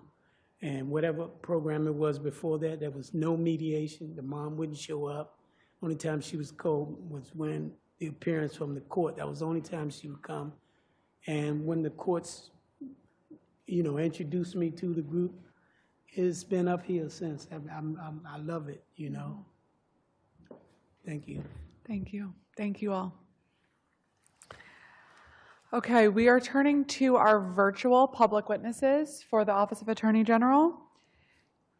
As a reminder, please accept your invitation to join as a panelist when you receive that on your screen. We're going to start with Caroline Fair, Trupti Patel, Commissioner Patel, Sabrina Rhodes, Commissioner Ashley Ruff, Tiffany Montgomery, Maya Kinseth, Shamika Sherry, Oliver Slade, Emily Olesh, Britt Lucas, Maya Hambrick, Eleanor Phillips, Calvin Pan, and Dr. Monique Green. Come join as a panelist, and we will get started with Caroline Fair, Senior Staff Attorney for Legal Aid DC. Good morning, Chairwoman Pinto and members of the committee. My name is Caroline Fear, and I'm a Senior Staff Attorney at Legal Aid DC in our Family and Domestic Violence Unit. Legal Aid represents and advocates for low-income residents of the district, including in child support and parentage cases with and against the Child Support Services Division of OAG. Our multifaceted relationship with the agency makes Legal Aid uniquely positioned to provide feedback and push for change. Over the years, we've testified about CSSD's performance and shared concerns about the agency's communication, transparency, and protocols. While some of these problems persist, we are pleased that OAG takes steps to address our concerns, such as creating an email address to accept e-service from litigants. However, perpetual challenges stem from CSSD's structure as a debt collection agency, whose purpose is to collect funds to reimburse the government for benefits that a family receives. This is not directly the fault of the Attorney General or agency leadership. Legislative reform is needed to eliminate the district's outdated cost recovery model. Legal Aid has spoken with the Attorney General and his team about these reforms, and we are appreciative and optimistic about their willingness to consider and support them. We urge the Council to prioritize reforms to ensure that all child support actually supports children. A cost recovery system like ours means that CSSD collects child support to pay the federal government back for TANF benefits a family received. When a parent applies for TANF, they must help the government collect child support from the other parent. The government then keeps much of that collected funds, split between the district and federal governments. The district's portion of this money funds CSSD's operations. And using child support in this way is inconsistent with OAG's values. Under current DC law, a custodial parent receives up to $150 per month if the other parent makes an on-time support payment. Anything over that amount or any late payment goes to the government. However, more states are moving to a system that passes through the entire child support payment. In fact, Maryland is holding a hearing today about moving to a 100% pass-through, as 4 other states already do. The district also can take advantage of these existing federal policies to do this. This would simplify distribution, decrease the need for complicated audits, and generally reduce agency costs over time. It also would increase trust in the DC government as a whole and CSSD specifically. Furthermore, parents who pay support are more likely to make payments when they know it benefits their children and not the government. Most importantly, it simply is the right thing to do to provide more children living far below the poverty line with safety and security they need and deserve. This money is a small percentage of CSSD's overall budget, but could make an enormous difference to these children. We ask the Council to keep these concerns in mind while reviewing OAG's performance and make these overdue reforms to put families first and ensure child support actually supports children. We thank you for the opportunity to testify. We look forward to collaborating with OAG in the year to come. Thank you, Ms. Fear. Commissioner Trupti Patel, ANC 2A. Good morning, CM Pinto. Thank you for hosting this hearing so that our comments may be entered for the permanent record. My name is Trupti Patel, and I'm a 4th-term ANC commissioner that represents single-member District 2A03, which is a historic Foggy Bottom. In addition, I am the longest-serving elected official that is currently a tipped worker. Wage theft and wage transparency are major issues that impact both workers and consumers. The DC Council passed the Dram Shop Plus bill, which you co-sponsored, and the Fair Price, Fair Wage Coalition informed you that this would lead to a reduction in take-home pay for tipped workers, as operators would never be transparent about the service fees to consumers. We were right, you got it wrong. This very legislation does the following. It sanctions wage theft. It strips rights of consumers that are protected by the CPPA. Erodes the ability of the OAG to protect workers and consumers. What resource do workers have when they're told that these junk fees will make it near impossible for workers and consumers to have confidence that wage theft isn't happening? And consumers know that these fees are being used the way it's supposedly been disclosed. The Consumer Protection Division, along with the Wage Theft Division, has been slammed with numerous complaints around wages and service fees. I'm beyond livid that you and other members of the DC Council want to freeze the next pay raise that Initiative 82 promises tips workers. You are a hypocrite while you're screaming at how dare President Trump strip you of your power and role, and you want to do the same thing to voters, consumers, and workers. Stop it. Respect the will of the people. I thank the Office of Attorney General for protecting me and my colleagues at work, but guidance on service fees is not enough. We need legislation that stops employers from using deceptive service fees and allows automatic gratuities that belong to workers. And we need our wage increases as voters approve them. You and the council say you're listening to workers, but you're not. Are you listening to DC Culinary Union? You should. Those hundreds of workers who are screaming about injustices in the industry, things I have told you about for the last 4.5 years, wage theft and sexual harassment. These restaurants are in your ward and so have some of the biggest wage theft cases, from Founding Farmers and Swahili Village, which are in ANC 2A. In OAG, workers and consumer trust. It is the one entity that is truly independent, and they are unbought and unbossed on behalf of the people and workers. And I just want to add that there was a worker who wanted to testify before you today, CM Pinto, who is suffering from working for an establishment where they didn't pay him for 2 pay cycles. And he's a resident of Ward 2, and he works in Ward 2. And his name is Daley Kingston, and he submitted his testimony. So I would appreciate it if you and your team could reach out to him. Thank you. Thank you, Commissioner Patel. Sabrina Rhodes, Community Organizer and Advisory Neighborhood Commissioner, Empower DC, ANC 5D02.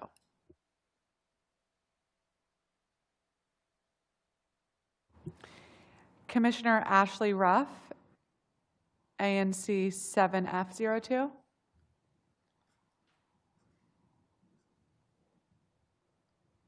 Good morning.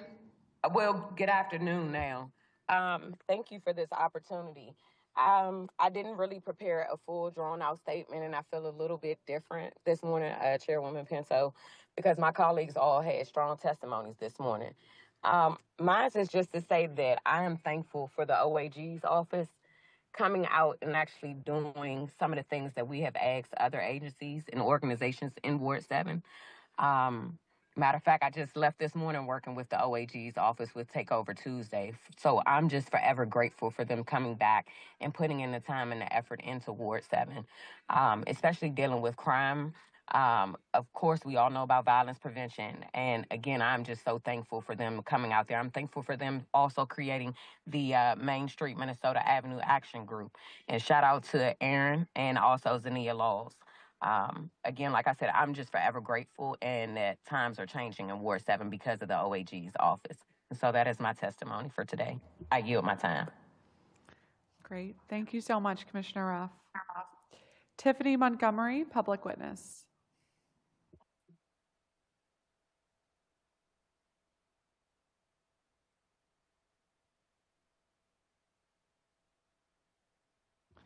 Ms. Montgomery, are you here? Good morning. Can you hear me? Yes. Yes, thank you so much for the opportunity to testify this morning regarding the DC Office of the Attorney General.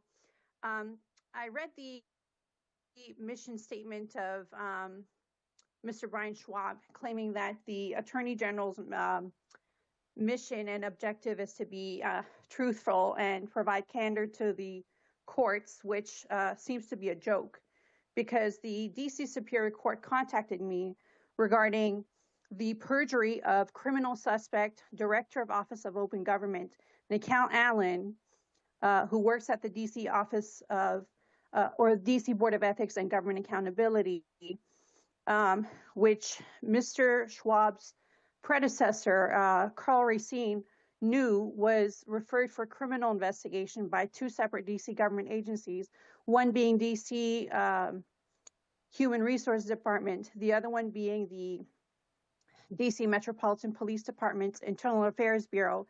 And Mr. Racine's office basically lied to the court. They knowingly submitted perjured testimony to the court, including but not limited to criminal suspect Nikal Allen's testimony.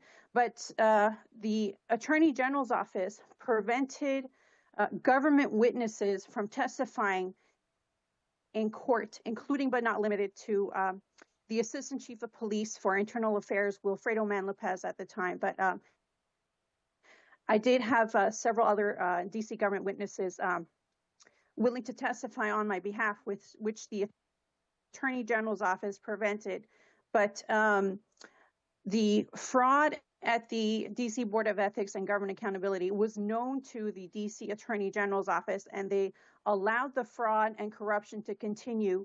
And it got to the point where the fraud at Bega has bled into the DC Superior Court system, where my former colleague, Chief Counsel Johnny Barton, who worked at Bega, started legally representing his private clients through the public office at Bega. So that's a criminal offense, not only according to the Public Corruption Division at OAG, but also according to two different DC Superior Court judges. I'm very concerned and disappointed at the dishonesty and corruption of the DC Attorney General's office, and I'm very glad that GOP oversight has begun an investigation on various different corrupt DC government officials. And I wouldn't be surprised if Mr. Racine was indicted on various different offenses himself. But there's a reason why he corruptly defended corrupt individuals at Bega. And I want to let the public know that I emailed Attorney General Schwab, against whom I have no complaints at this time. But I did let him know that the Bega chairperson, Norma Hutchison, and criminal suspect Nikal Allen are now colluding with a DC nonprofit in order to defraud taxpayers through an unregistered lobbyist, which is a nonprofit which is also not only failed to disclose its inappropriate relationship with Nikhil Allen, but Ms. it's Montgomery, also Ms. Montgomery, yes. I'm sorry to cut you off, but you're over time. If I can ask you to submit your full testimony for the record, and we'll make sure to review all of it.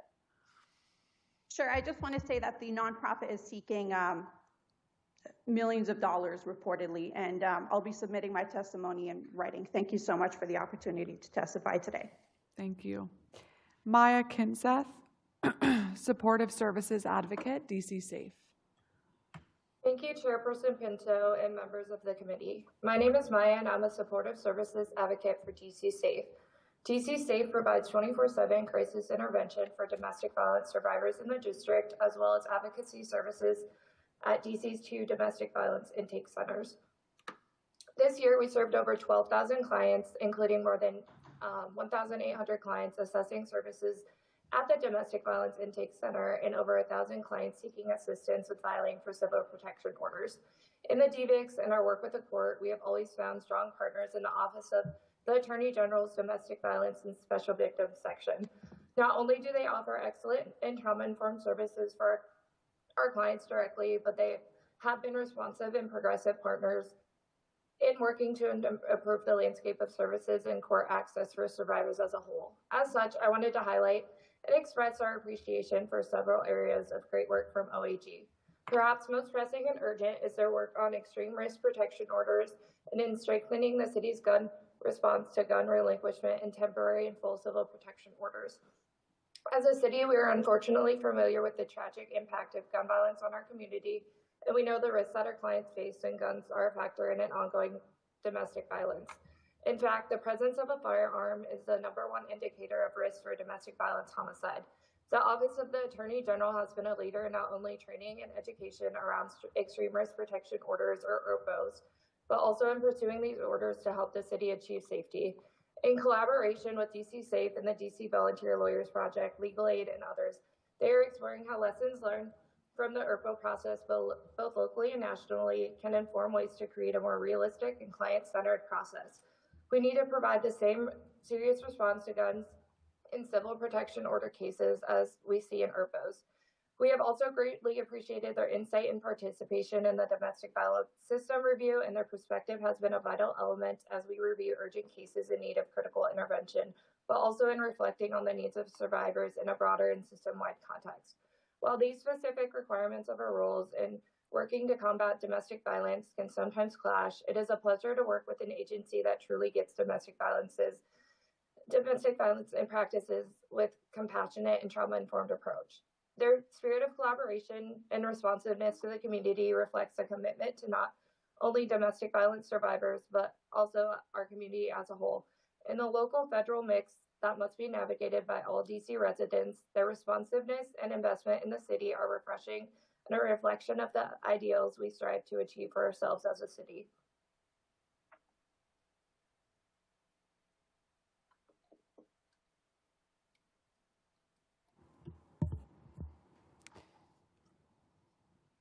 Ms. Kinseth, are you finished? Yep, thank you. Okay, thank you so much. Shamika Sherry, Oliver Slade, Emily Olesh, Public Witness. Hi, can you hear me? Yes. Great. Hi there, I'm Emily Olish. I've been a DC resident for nearly 25 years, but this is my first time testifying. I hadn't heard about the OAG's mediation program, but I wanted to share my experience and express my support for the value that the program brings to the district's residents. I'm a freshman at the School Without Walls, and as I'm sure you're aware, there are no athletic facilities for the students to use. While that's another issue for another day, it is relevant to my testimony. My daughter played volleyball last fall, and because of the lack of facilities, the senior night was hosted at an away game. It happened to be somewhat close to our home, and so we offered to host the team for pizza after the game. As it turns out, 20 girls were a bit too much for our plumbing to handle, and we ended up with a sewage overflow in our basement a few days later. After finding an emergency plumber on a Saturday night who worked for a large franchise, they offered to send its remediation services the next day. So on a Sunday morning, we got a quote, which seemed reasonable. The team came out and began cleaning that day. So we were pretty shocked when we received an invoice a few weeks later that was 3 times what they had quoted us. Our insurance adjuster looked at the breakdown of charges, and we were told that he had never seen some of the charges in their 15 years of business.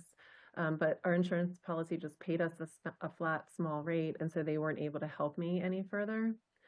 After researching and doing what I could to go through an itemized list of questions, I went back and forth with the remediation company multiple times.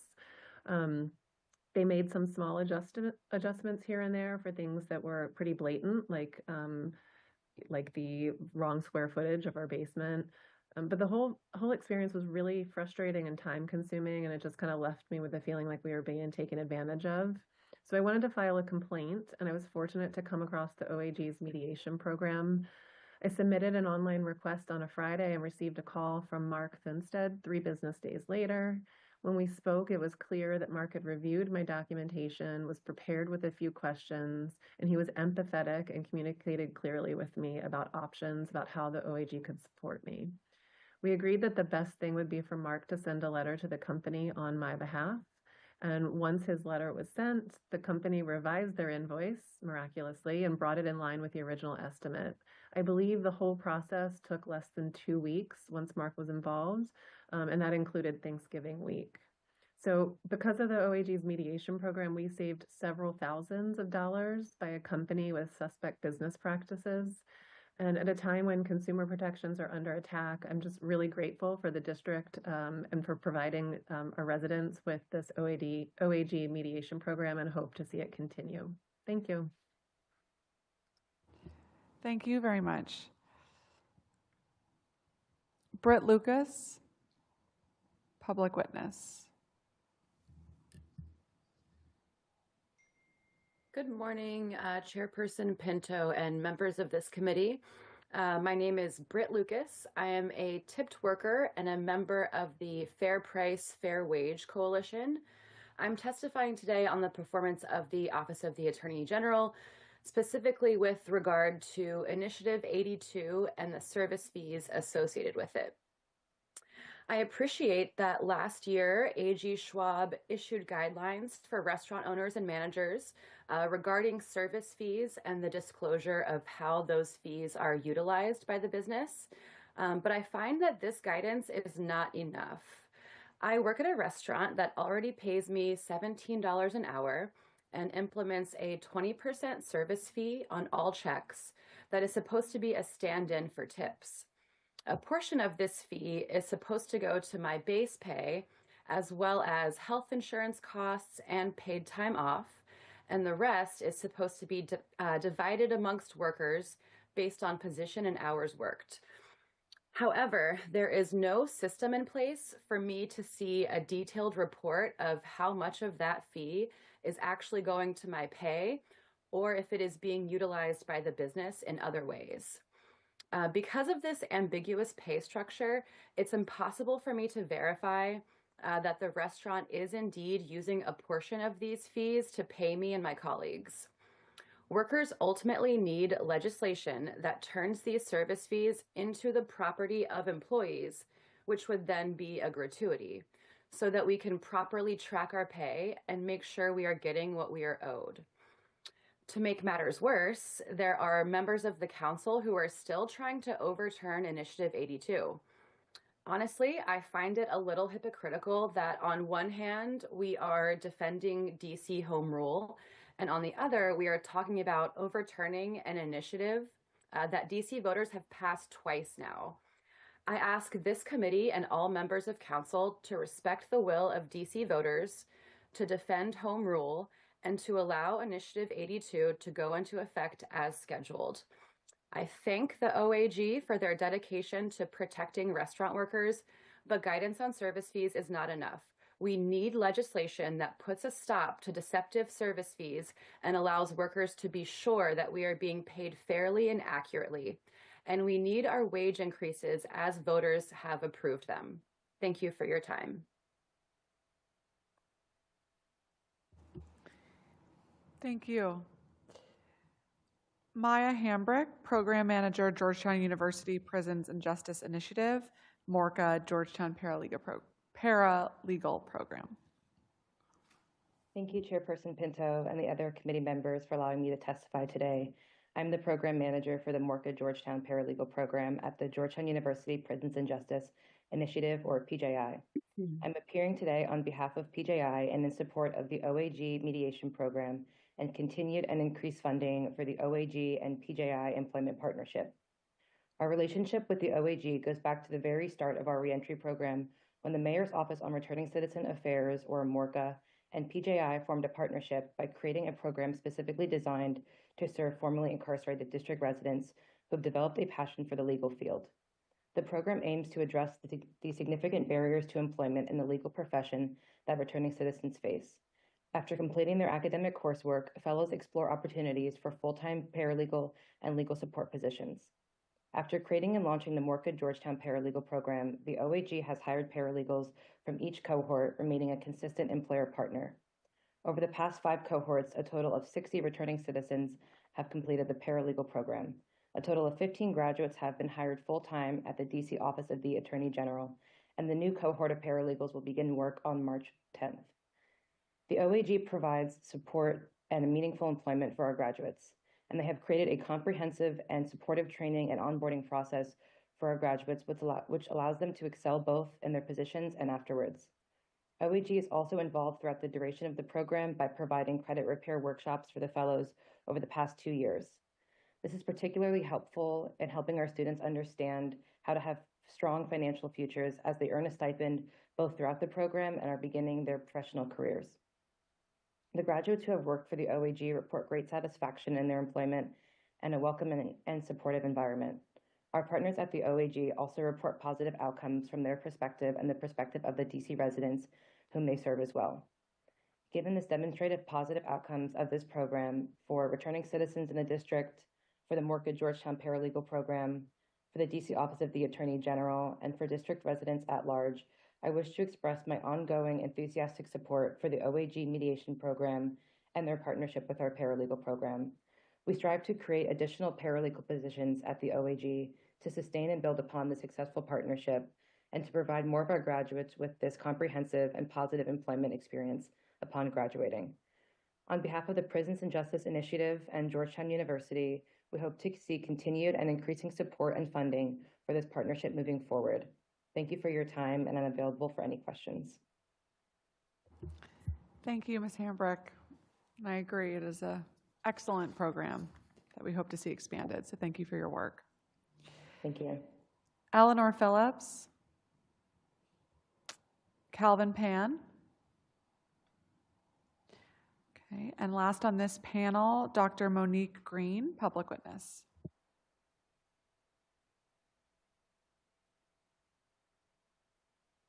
Thank you, Councilwoman Pinto and other committee members. I contacted the OAG on behalf of my mother, Paula Green. We are both native Washingtonians and Ward 7 residents.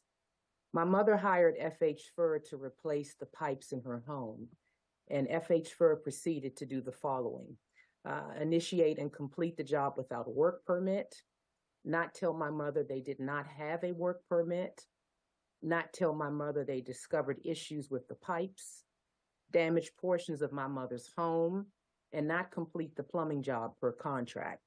My mother is a senior citizen with significant health challenges. Stress exacerbates her health conditions, and my mother was unsure how to proceed in rectifying this situation. So the OAG was instrumental in helping to relieve her stress by providing mediation services and helping to negotiate a settlement offer. The OAG is a valuable agency that significantly helps DC residents. There are many DC residents, specifically senior citizens, who are taken advantage of by unscrupulous businesses and need protection. And the OAG should continue to advocate for DC residents. So thank you very much for the opportunity to testify.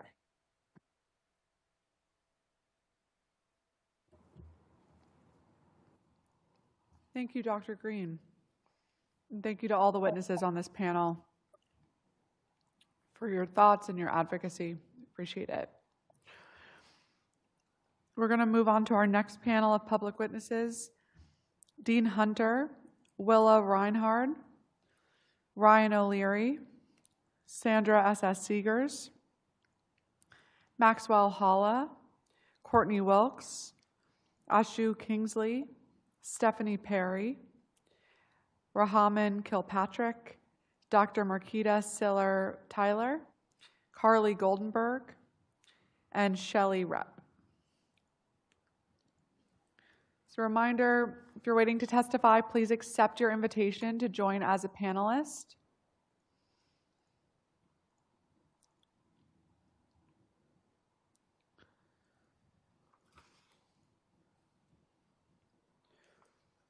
All right, we'll give everybody a moment to join, but I see Sandra Seegers here. Sandra Seegers, excuse me, so we can start with you.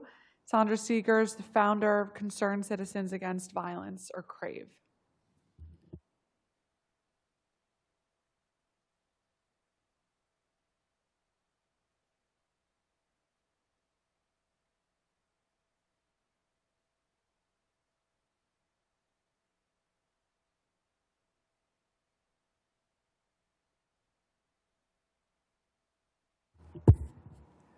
Ms. Seegers, are you prepared to testify? Could you take yourself off mute?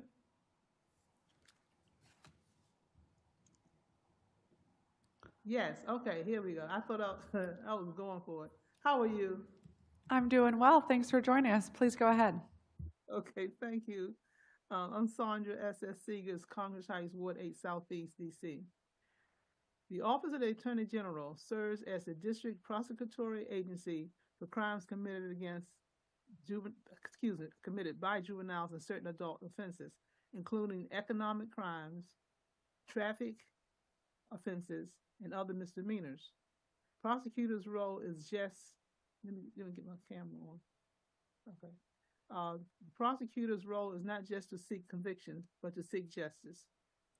Sometimes I wonder about justice for the victims, because it seems the laws are too lenient when juveniles commit a horrific act of violence. Attorney General Brian Schwab said kids who break the law must face consequences for actions, and district leaders must do everything in our power to ensure that after a young person is arrested and prosecuted, they don't go on to commit another offense, which contradicts his idea of prosecuting juveniles as adults because he said kids are kids. To support the law that juveniles under the age of 15 should not be charged as adults, regardless of the crime, is depressing because it gives them the okay to commit any type of crime because they know they will not be held beyond their 21st birthday. It also gives adult criminals the opportunity to use juveniles in the crimes because the law is exceptionally lenient on the juveniles. Assumingly, the OAG stats are correct, and it seems and assumingly the small areas that Cure the Streets program has been assigned are true, it does appear that the violent crime in immediate areas has decreased. I am in Congress Heights, PSA 705, and following the MPD alerts, the crime is down. But PSA 706, which is Washington Highland, and PSA 708, which is Bellevue areas, crime is very heavy. They need to do a better selection of hiring violence interrupters after the police shooting of one of them at the McDonald's. They must be sure the person does not use the position to cover up for the criminal activities they commit.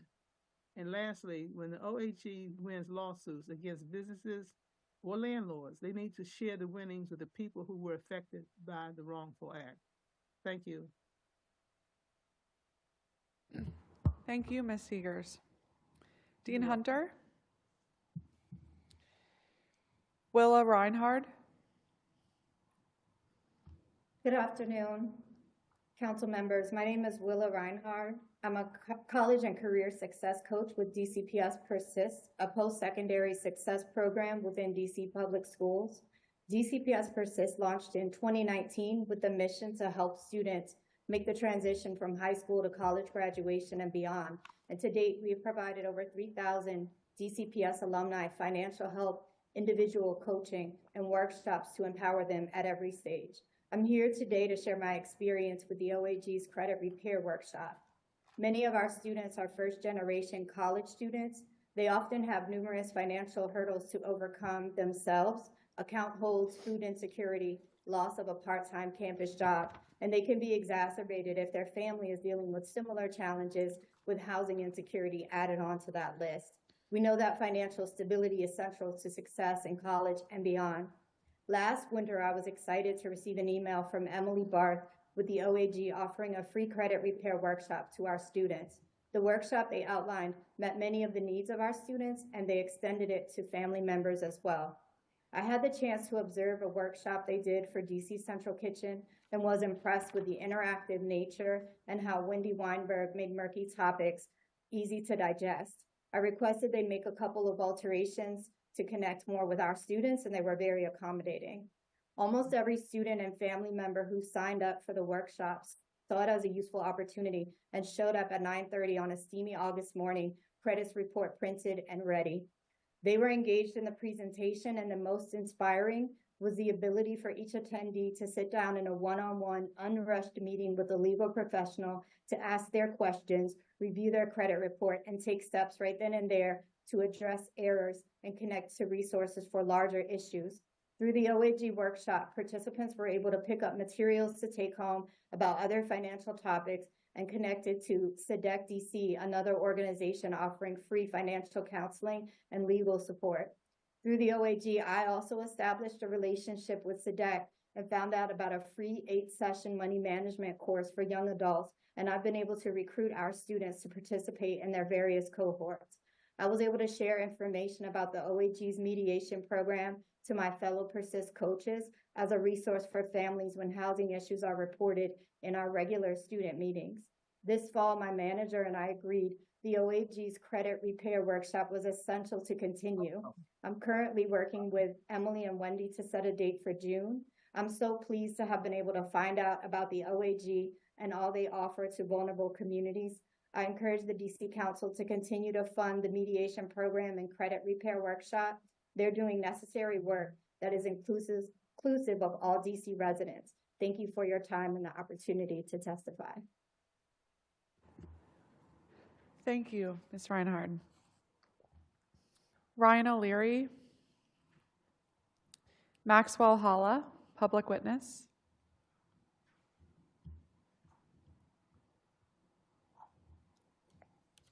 Good morning, Chairperson Pinto and members of this committee. My name is Max Halla, a Ward 4 resident who works as a bartender and server in Ward 1. I am here today to testify on the performance of the Office of Attorney General. Over the last couple of years, AG Schwalb has provided guidance to restaurant operators in the disclosure of service charges. This action was taken so that both consumers and workers could better understand how businesses allocate these fees. While I appreciate the AG and his team looking out for us, this guidance has not been enough. Unlike tips, a service charge belongs completely to a business to do what they want with them. Even if restaurants say the fee will be used like a tip going to workers, there is no mechanism to enforce this. Sometimes a business won't even disclose the service fee's purpose. This is personal. Back in 2021, a year before DC voters passed I-82 and we got some pay raises, the place I worked at had a 20% service charge that went completely to us on top of our low base wage, just as tips do. This was appreciated by staff given our low sum minimum wage, and our guests were fine with this charge. One day, however, my boss told me informally that the owners would be taking half of this fee to cover their business expenses. In other words, they would be taking money out of our pockets to cover overhead, a decision they made privately overnight and neglected to tell some employees. It took the better part of a year for the entire staff to figure out why their pay had decreased. Eventually, we confronted ownership and got all of that service charge back. In other words, ownership chose to reinstate an auto gratuity. My story is not unique, but many of them end poorly. I've heard of walkouts and mass quits because of similar snap decisions made by restaurant owners. Businesses are incentivized to have shady fees without enforced guidance, and the Department of Employment Services does little to no enforcement of wage theft. Ultimately, I believe hospitality workers need legislation that bars service charges unless they go directly to us on top of wages. That is, they must be an auto gratuity. But to make matters worse, we have DC council members trying to sabotage Initiative 82 and deny us our raises. Councilmember Anita Bonds held a roundtable at the Committee on Executive Administration and Labor last month regarding the tip wage. She didn't notify any of the workers or advocates who were part of the Fair Price, Fair Wage Coalition, and stacked the hearing with owners and managers pretending to be tip workers, asking for a freeze of the initiative's implementation timeline. It is clear by Councilmember Bond's comments during the hearing that she wants to overturn I-82 again. This is relevant when the only agency that has protected tip workers has been the Office of the Attorney General. It protects us at my place of work, and my income is more secure.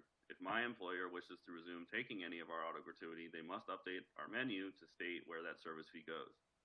The timeline freeze coupled with the system in place incentivizing vague and confusing fees is a recipe for wage theft. At a time when protections for tip workers already need an increase in support from the OAG, please vote against the timeline freeze, which would compound wage theft cases for the OAG across DC. So I ask this committee and all members of the council to again respect the will of voters and allow I-82 to continue as scheduled. Again, I appreciate the Office of the Attorney General for protecting us, but we need more than guidance on service fees. We need legislation that stops employers from using deceptive service fees, but allows automatic gratuities that belong to workers. We need our wages increases as scheduled. Thank you for your time. Thank you, Mr. Holla. Courtney Wilkes, Staff Attorney, SEDEC DC. Good afternoon, Chairperson Pinto and members and staff of the Committee on Judiciary and Public Safety. My name is Courtney Wilkes, and I am a staff attorney leading the Economic Exploitation and Fraud Prevention Project at SEDEC DC. SEDEC DC is an independent public interest law center headquartered at the UDC David A. Clark School of Law in Ward 3, with a second location in Ward 8. Our mission is to safeguard the legal rights and financial health of DC residents with lower incomes, dealing with the often devastating consequences of abusive debt collection practices and other consumer-related issues. We offer direct legal and financial counseling services at no cost to DC residents within 400% of the federal poverty guidelines. We engage with a broad range of coalition partners, including the district's Office of the Attorney General under the outstanding leadership of Attorney General Schwab. We are grateful for the work of the OAG and today want to focus on the OAG's Office of Consumer Protection. There are 3 areas of the office's work that we are seeing make a particular difference in our day-to-day work for DC residents. First, the OAG's mediation program has helped many of our clients resolve consumer disputes within the District of Columbia. The Office of Consumer Protection has also helped the broader community through their credit repair workshops, which give some of DC's most vulnerable residents an opportunity to review their credit reports and dispute inaccurate information. Through SEDEC DC's Economic Exploitation and Fraud Prevention Project, I often work with victims of scams and fraud. All too commonly, victims of scams and fraud feel hopeless and disempowered. Our office has found the OAG Office of Consumer Protection to be an extremely helpful resource for cases involving frauds and scams perpetrated by known local actors. We have seen scammers and fraudsters quickly agree to return money to their victims after being contacted by an OAG Office of Consumer Protection mediator. Second, we appreciate the great work that the OAG Office of Consumer Protection has been doing around organizing credit repair workshops. SEDEC DC has been able to partner with the OAG in these workshops, enabling workshop participants an opportunity to learn about and sign up for SEDEC DC's free legal and financial counseling services. Finally, SEDEC DC regularly shares resources from the OAG Office of Consumer Protection website, such as sample letters to debt collectors, with our clients.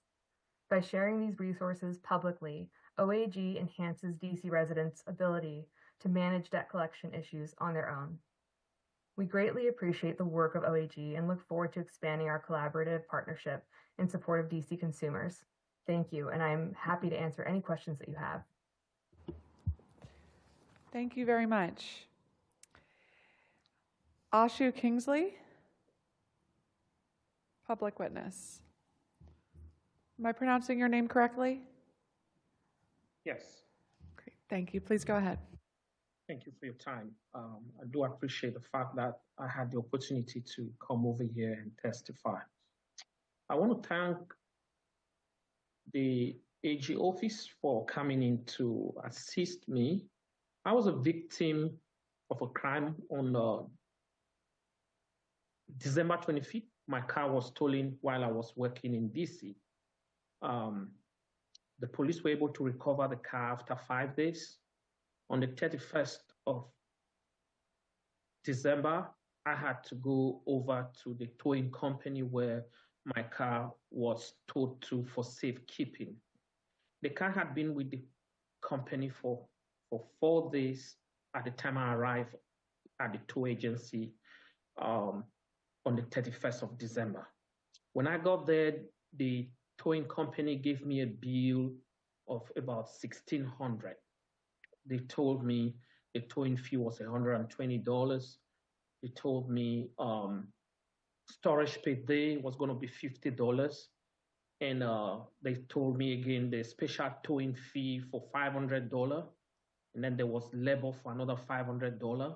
And there was an administrative fee of $120. So the total amount came to close to about $1,400 or $1,600 thereabout. I tried to negotiate with them to see if I could pay less or pay the accurate amount, because the accurate amount as of that day was about $220. I asked for an invoice, they refused to give it to me. I was so frustrated because I live in Virginia and I come to DC to work. I was so frustrated. I spent almost 4 hours there trying to see if I could get the car back, but they totally refused.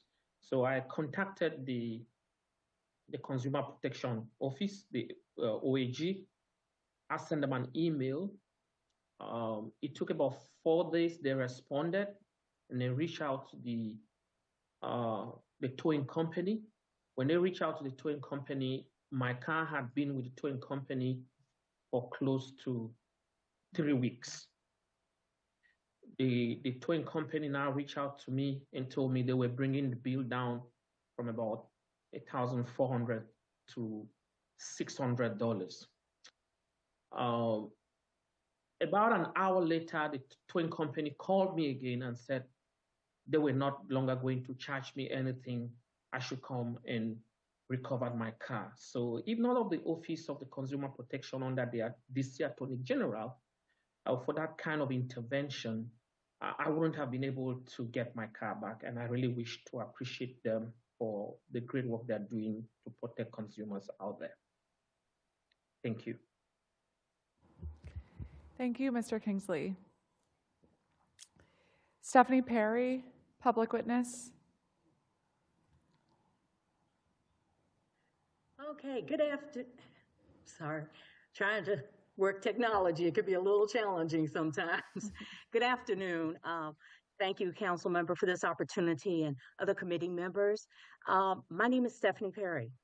I was a 30-year employee of the Child Support Services Division. I started at a grade 7, and I was able to elevate into management my last 10 years. During my last 10 years, I had a very wonderful experience as a manager. We had our good times and our bad times, but I also felt like I had the leadership of my director to support and direct me in making sure that our staff met our goals and were performing on all levels.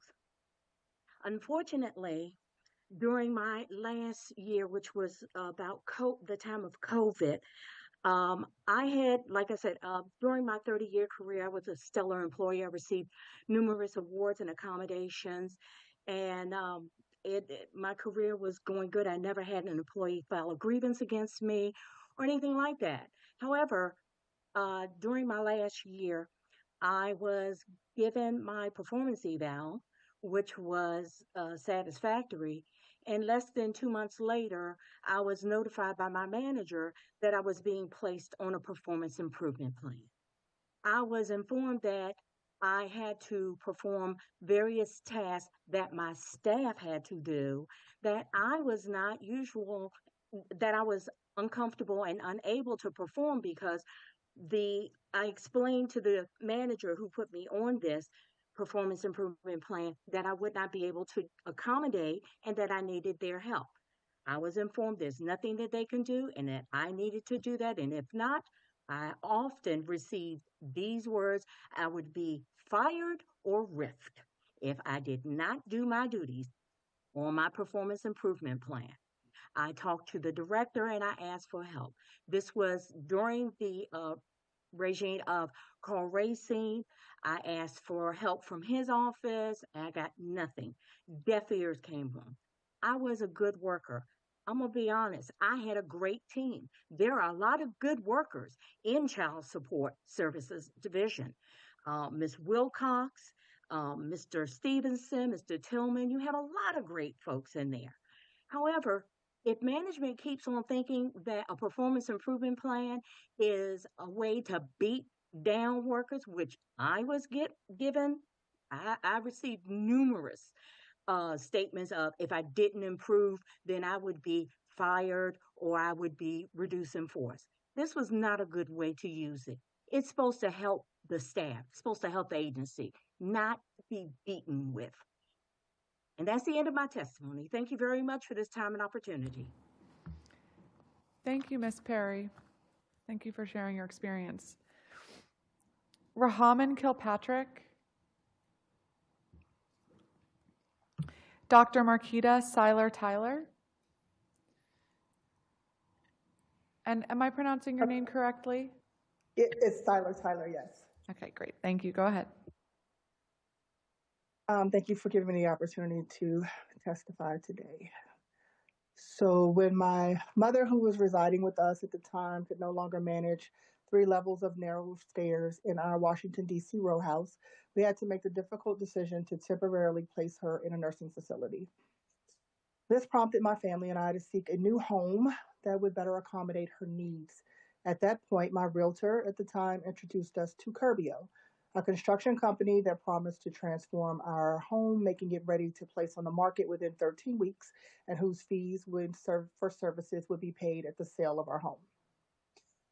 What began as an enticing prospect quickly devolved into a distressing ordeal as we faced broken commitments, rising costs, inferior workmanship, and persistent delays, all while my mother and family waited in anticipation. We clung to hope until it faded and my beloved mother passed away, still longing for that nightmare to revert to a dream. To make matters worse, Curbio resorted to unfair business practices, threats, and intimidation, and unreasonable demands. After terminating my contract with our realtor and hiring a new one, we continued to struggle, but Curbio remained unyielding, demanding immediate payment of fees that were over $80,000 more than the original price, and we were utterly exhausted. It was only when Jason Jones from the Attorney General's office contacted me, assuring me that I was not alone and that they would pursue legal action against Curbio for their predatory practices, that I felt a glimmer of hope. I thought finally someone would hold these individuals accountable.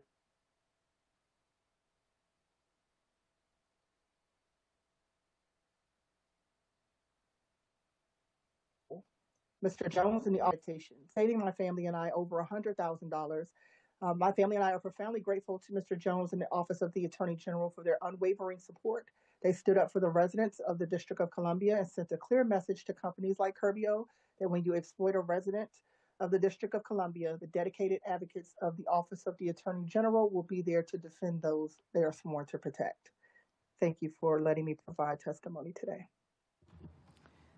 Thank you, Dr. Seiler-Tyler. Carly Goldenberg, public witness. Good afternoon, Chairperson Pinto and members of the Committee on the Judiciary and Public Safety. Thank you so much for the opportunity to speak with the Council today. My name is Carly Goldenberg, and I'm testifying about the Office of the Attorney General's mediation process that I utilized as a Ward 6 resident. When I moved into Crossing, D.C., which is a Gray Star property in Southeast D.C., I thought it was a dream come true.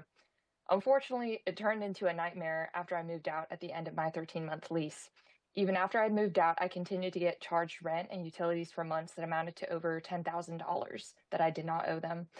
I reached out to the leasing office countless times and was met with silence or false promises that these rent charges would be rectified. I was a 20-something-year-old young professional up against the nation's largest apartment landlord who's currently being sued by the Department of Justice, and I knew I needed help. So I found myself in a gray legal situation. The charges were too high for small claims court, and the property management company did not owe me money, just a zero balance on my account. It felt like I had to get something expunged that was never on my record in the first place. So I filed a consumer protection complaint and was swiftly helped by Assistant Attorney General Emily Barth and her staff. What if Greystar doesn't answer? I asked her. I think they will answer us, she reassured me. And they did. Within weeks, the mediation process produced results that I had attempted to get internally for nearly a year.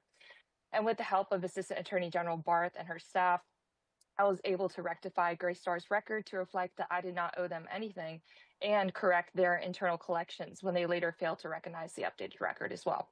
Thanks to the mediation process, I was able to resolve this longstanding issue that took almost a year without going to court, and I was able to finally move forward with my life. Over 60% of housing units in the DMV area are occupied by renters, according to 2023 Americans Community Survey data.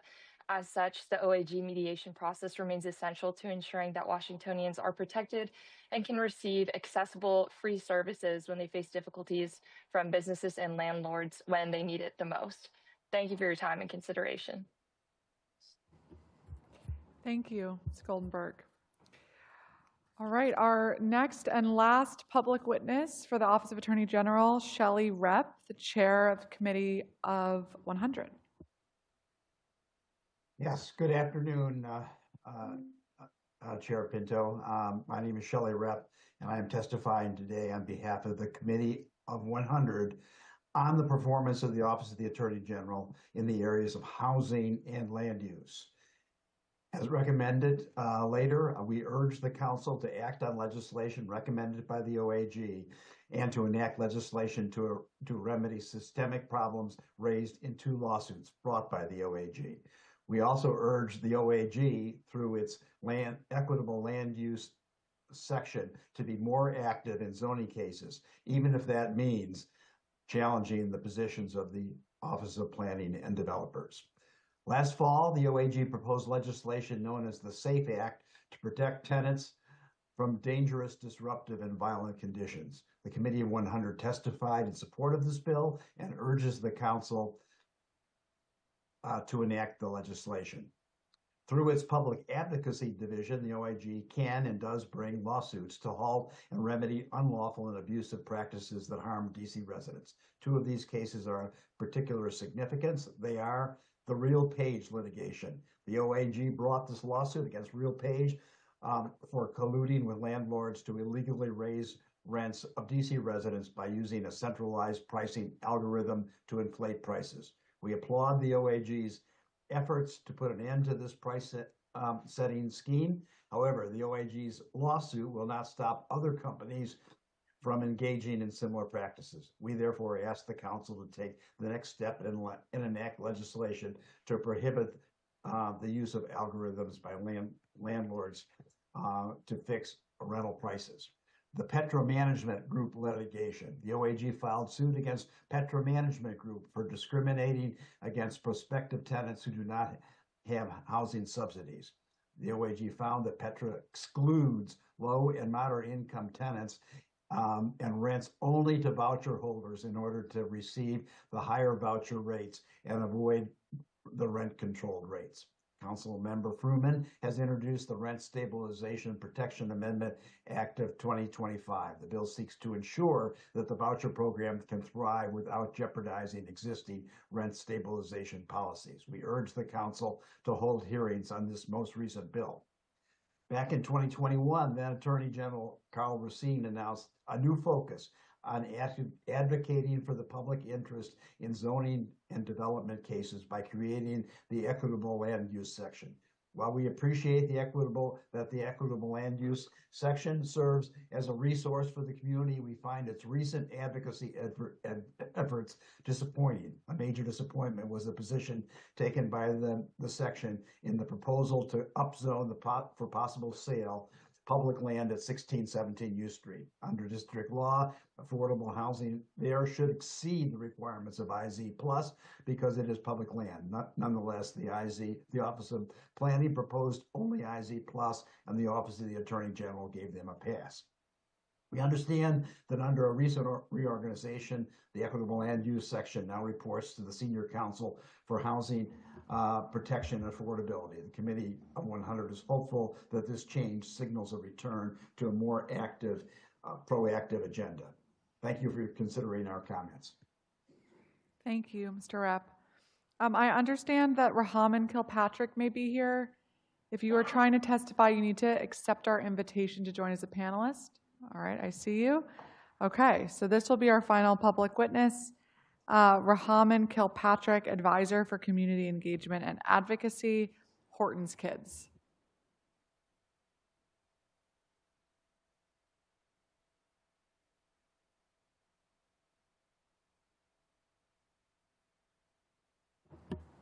Rahaman, if you can hear me, you'll need to take yourself off of mute. I'm sorry. There we go. No problem. Go ahead. Perfect. Good day, Chairperson Pinto and the members of the committee. Thank you for this opportunity to testify, and thank you to the entire council for your ongoing support. My name is Rahaman Kilpatrick. I'm the Advisor for Community Engagement and Advocacy for Horton's Kids. I'm here to add my voice to those calling for investment in youth development and programming and the violence prevention measures. I'm grateful to Attorney General Schwab, who visited Horton's Kids this month as a special guest on our student-led podcast, HK Confessions, to discuss safety and belonging in our city. I'm also thankful for the Office of Attorney General selected Horton's Kids as one of the Leaders of Tomorrow grant recipients for a second year, providing much-needed resources for our work with youth and our families, most of whom have been directly impacted by persistent violence in our neighborhoods. Programs like Horton's Kids are integral to a city where youth and families are supported and violence is prevented.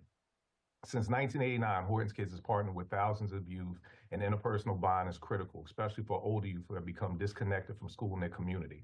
And our experience often begins early, peaks during the middle school years, and crystallizes in high school. Disengagement from school and pro-activism activities stem from a range of issues like trauma, undiagnosed learning differences, and mental health challenges, housing and food insecurities, and other adverse life stressors that undermine stability. Horton's Kids uses evidence-informed strategies to create a whole community approach to violence prevention. Our approach centers on comprehensive engaging youth and year-round programming and helping them envision a positive future where they are supported by their peers and caring adults.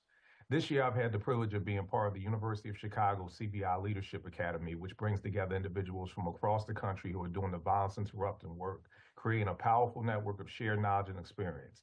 These connections are not only for fostering a sense of solidarity and unity across the country, but it also enables us to learn new strategies, share best practices, and collaborate on innovative solutions to violence prevention. Spending a week a month with this collective has enabled me to return to the district with a revitalized passion and new ideas to continue to serve the Ward 8 community through building partnerships between different organizations, community leaders, and law enforcement engagement to create a united front. Horton's Kids supports the district's continued investment in programming initiatives that prioritize the critical work of addressing community safety by addressing root causes and promoting healing. We aim to create a ripple effect, inspiring positive change, not only in the lives of the family we serve, but in the broader fabric of our community, ultimately contributing to a more promising future for all. Thank you. Thank you, Mr. Kilpatrick, and thank you for the work that you do. I want to thank all of our public witnesses today for joining us and sharing your experiences, your advocacy, your relationship with the Office of Attorney General is very instructive to us, so appreciate it. That is going to conclude our public witnesses for today. So I'd like to call our Attorney General, Brian Schwab, up. So our government witness, and if you have anyone from your office joining you.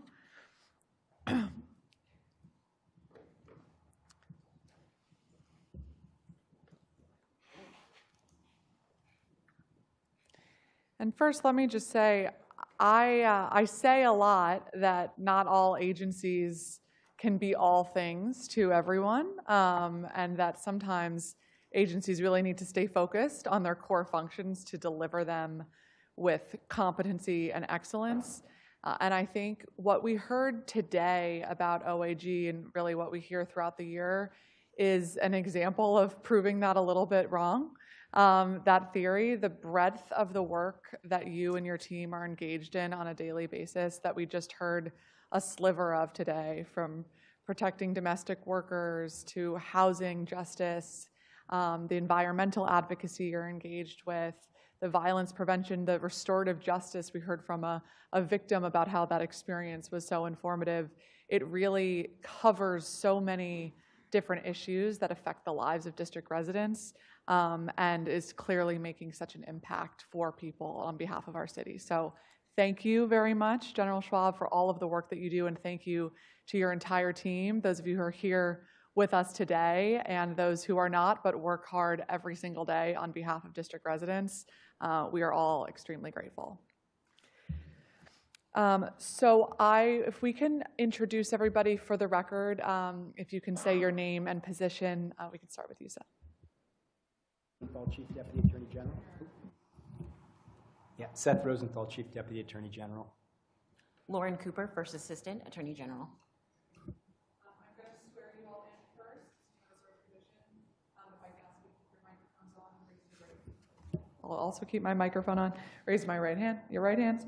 Do you swear or affirm under penalty of law that the testimony you're about to provide before the Council of the District of Columbia and this committee is the truth, the whole truth, and nothing but the truth?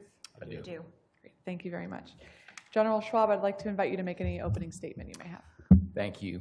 Chair Pinto, members of the council, district residents.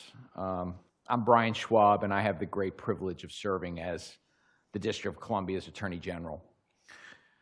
This year, the Office of Attorney General marks a major milestone, 10 years of serving the district and its residents as an independent office led by an elected Attorney General.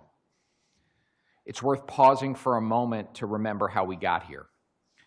In 2010, over 75% of district voters overwhelmingly approved a charter amendment to establish an independent elected Attorney General. This marked a significant change in district self-governance, bringing the District of Columbia in line with the majority of other states around the country that also have independent elected attorneys general. 4 years later, D.C. elected its first independent attorney general. And in so doing, district residents entrusted a chief law officer accountable directly to them with the awesome obligation to build and lead a first-rate law office to represent, advise, and defend the interests of the district and the public. Chair Pinto, I appreciate your comments about the Office of Attorney General and the care you've taken as chair of this committee to truly understand the work we do.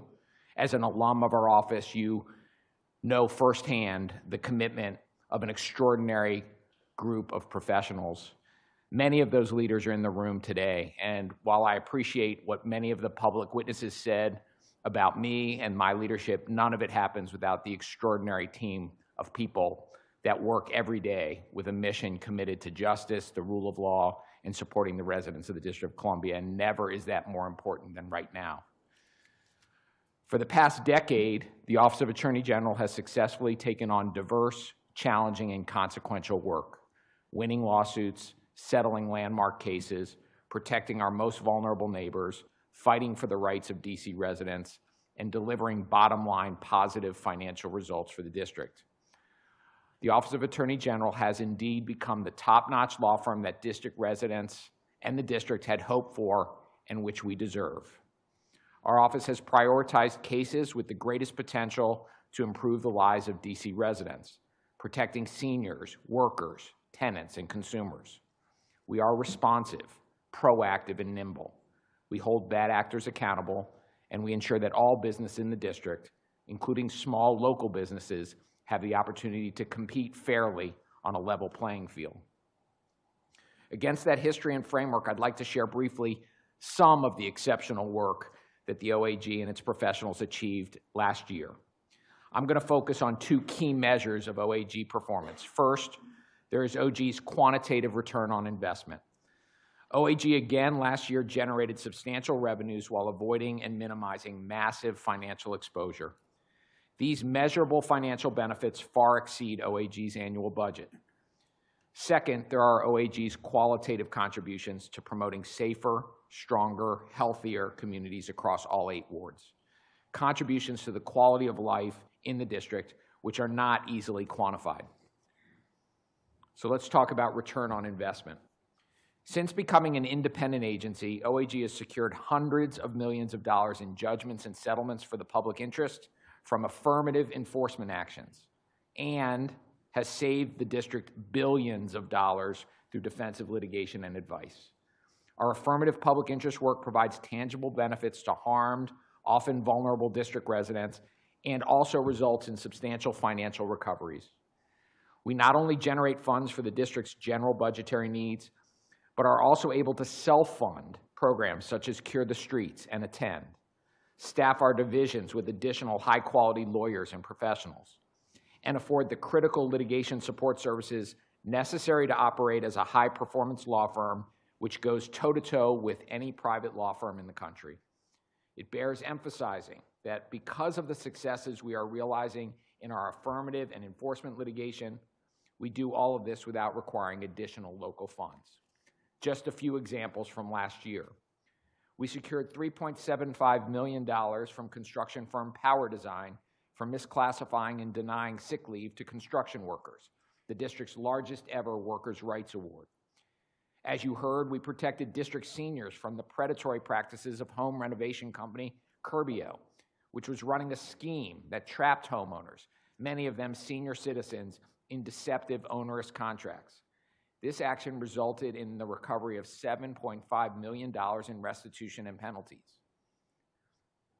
We secured $40 million from Michael Saylor under the district's False Claims Act for defrauding the district out of millions of dollars in income taxes by falsely claiming not to be a district resident. Since October 2023, we recovered over $14 million through an array of consumer protection actions. And as you have heard, our consumer mediation program was not only able to promptly address numerous issues confronting district residents, but also returned $1.1 million to district residents. And we secured over $1 million to improve housing conditions at a 410-unit Ward 7 apartment complex.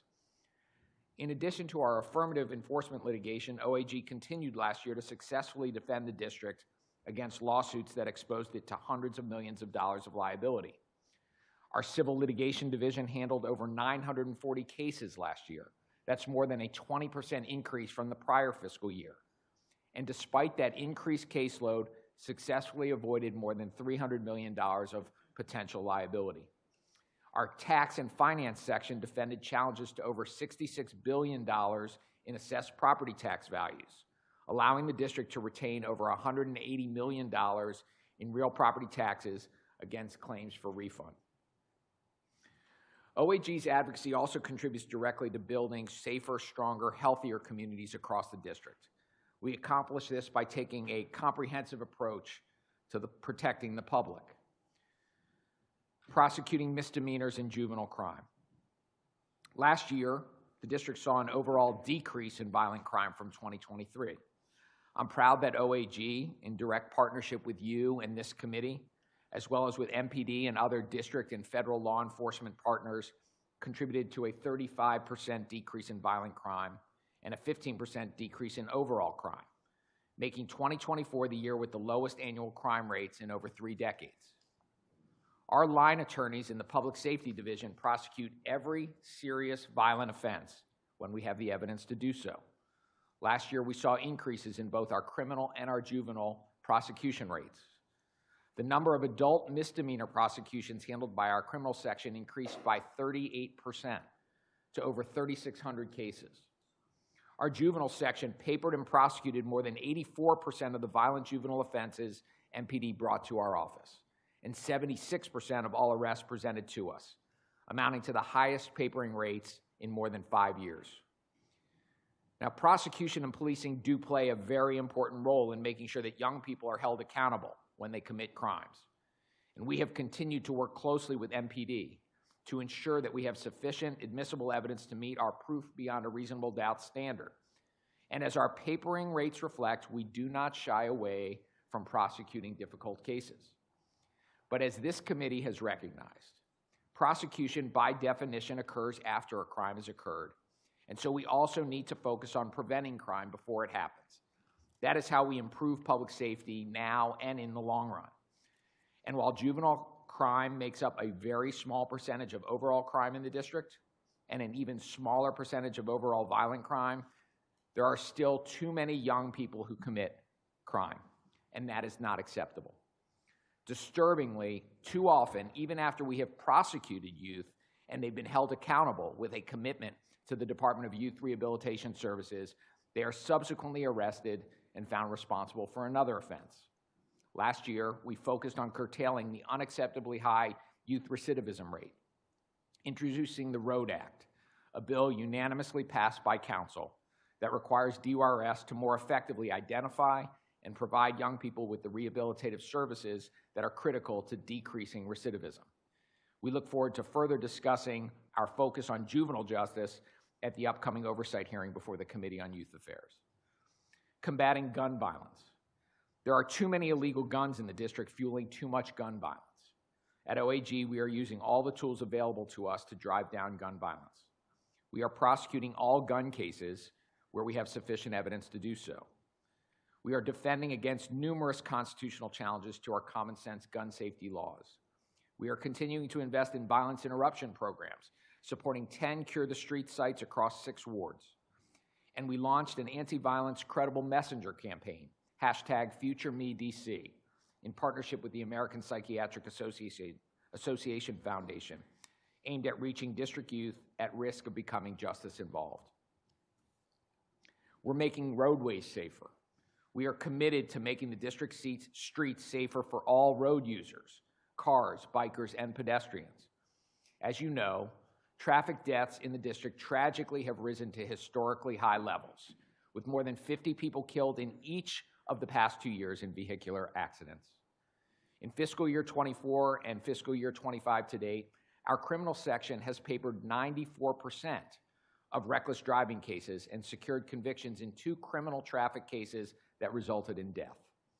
This month, we filed the first 3 cases under the Council's recently enacted STEER Act against Maryland drivers who repeatedly drove recklessly through the district, broke our traffic laws, amassed hundreds of speeding and red light tickets, and then snubbed their noses at paying the resulting tens of thousands of dollars in fines. By aggressively enforcing the STEER Act, we are letting all drivers know that they will face financial consequences if they don't slow down and drive safely. We're also attacking crime in and around businesses and homes. Last year, the Office of Attorney General created a new position, Special Counsel for Nuisance Abatement, to increase our capacity to address residential and business properties presenting a risk to public safety.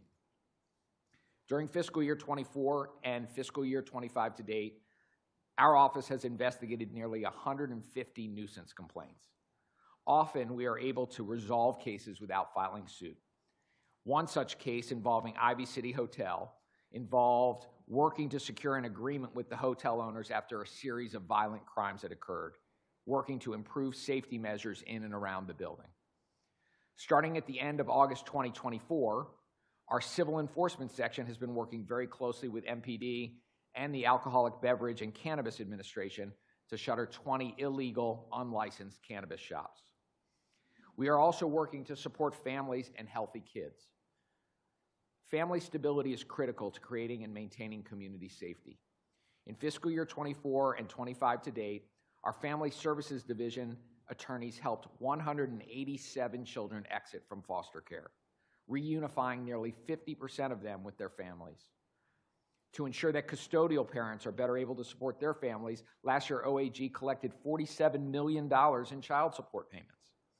Additionally, we filed lawsuits against Meta and TikTok for knowingly inflicting physical and psychological harm on district children through social media platforms designed to keep kids glued to their screens. And we took on companies selling addictive and dangerous nicotine products to kids. We are also working to provide access to quality, safe, and affordable housing. In fiscal year 24 and 25, we have continued to invest in advancing safe, affordable housing in the district. And in January, we restructured our housing work to bring even greater synergies and strategic alignment across the many different OAG work streams that impact the district's housing stock and housing market. In fiscal year 24 and fiscal year 25 to date, our consumer mediation program received nearly 900 complaints related to landlord-tenant issues. Frequently, those complaints not only result in the prompt fixing of a particular problem, like a tenant immediately getting heat or running water turned back on, but they also help us identify patterns and repeat bad actors so that we can pursue investigations and impact advocacy.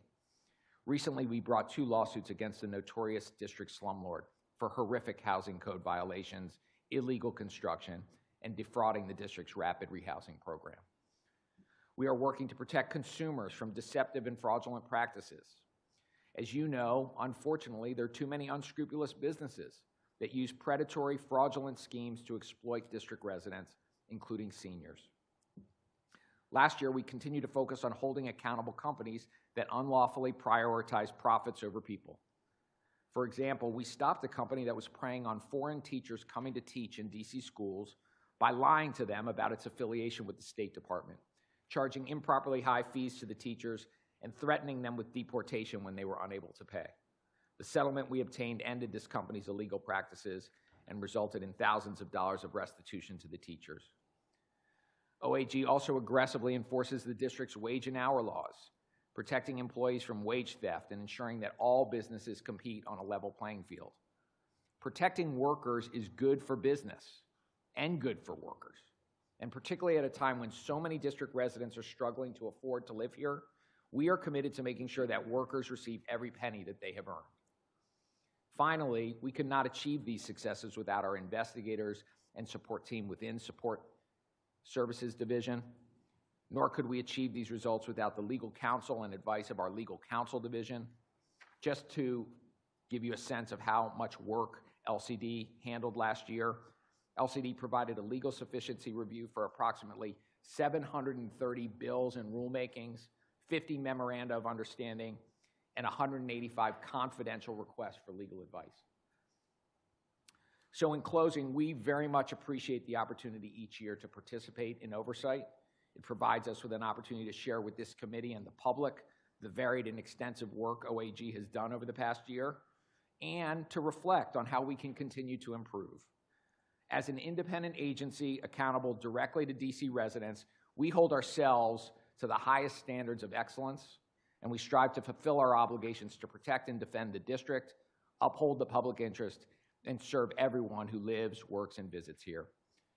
So together with my colleagues, Chief Deputy Attorney General Seth Rosenthal and First Assistant Attorney General Lauren Cooper, we are here to answer yours and the committee's questions. Thank you. Wonderful. Well, thank you very much, Attorney General Schwab, for that review of some of the many initiatives that you and your team are involved in. And I want to welcome my colleague, Councilmember Christina Henderson, who's joined us, and we're going to do 15-minute rounds, Councilmember. So, General Schwab, I want to start with some of your team's efforts around safe housing. Can you elaborate a little bit more on how the Housing and Affordability Initiative has worked and what proactive steps you are taking to go after slum landlords? Sure, and much of the work in the housing initiative that we do rolls up under our public advocacy division, although it is in other places. And so I'm going to ask Chief Deputy Rosenthal to get into some of the specifics. But, you know, one of the things that I have focused on is focusing on how important housing is to so much of the work that we do. We know the District of Columbia has become less and less affordable for more and more residents. And we also know that so many district residents pay a disproportionate amount of their income in housing costs. We need to invest in making sure that our existing housing stock remains livable, available, affordable, and we have to develop new housing units. It's all about increasing quality supply, and we think we play a very important role in helping the city do that. We recognize that the Office of Attorney General touches the housing market and housing conditions in a lot of different ways. Building code conditions and enforcement of the Tenant Receivership Act and the Consumer Protection Act when tenants are not being provided with the safe, code-compliant housing that they're legally entitled to. We know we have to deal with nuisance properties, sometimes deal with vacant properties. We know that there's market manipulation that can happen in the housing market. That's where our RealPage lawsuit and dealing with title insurance kickbacks come in. We know that there can be discrimination in the housing market, unfortunately, racial and otherwise, but also source of income discrimination. We know that there are nonprofit organizations that purport to be looking after the housing and housing issues that are not living up to what the nonprofit laws require. And of course, we have consumer protection scams. So what we are trying to do is across all of those areas, make sure that everybody is aligned, working together, and that was really what the realignment this last year under an extraordinarily talented lawyer, Beth Mellon, who, in addition to being the assistant and deputy for our public advocacy division, in my view, is probably the most knowledgeable person in our city when it comes to our housing laws, our landlord-tenant laws, and how do we make sure that as an ecosystem, we're doing everything we can. Mediation is a part where we're leaning into it. So it's not just litigation and investigation. We're thinking about mediation. We're thinking about our ELU, our equitable land use team, making sure that proactively we're thinking about new developments and expanding the opportunity for affordable housing. And of course, we're regularly wanting our policy and legislative affairs team to work with the council, with the housing committee, and really with all of the members when there are particular housing issues. Every one of the members of the council has constituents that raise issues around their housing. We welcome being partners with the council when those types of issues come up. So that's an overview, and if you have sort of specific questions about particular housing matters, I may defer to Mr. Rosenthal on that, but I hope that gives you kind of an overview about how I think about using the resources of the office to advance affordable, safe housing across the district. Thank you very much. That's a helpful overview, and I think a good reminder to the public that if you are dealing with a housing issue that might not squarely fall into one avenue of litigation that you've heard about or that you know is a possible legal tool, there may be another initiative or support or resource that the office can provide. Let me be one of those council members who raises a specific issue that I am deeply concerned about, which is the building called Traymore at 1717 17th Street. So it's always an easy address to remember.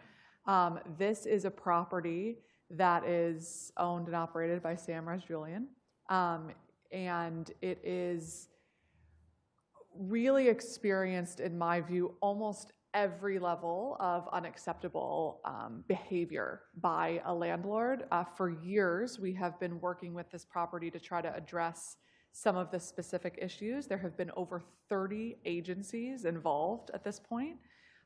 Last Friday, I went out again to the property and met with several of the residents, folks from your team, folks from about 15 different agencies who joined us.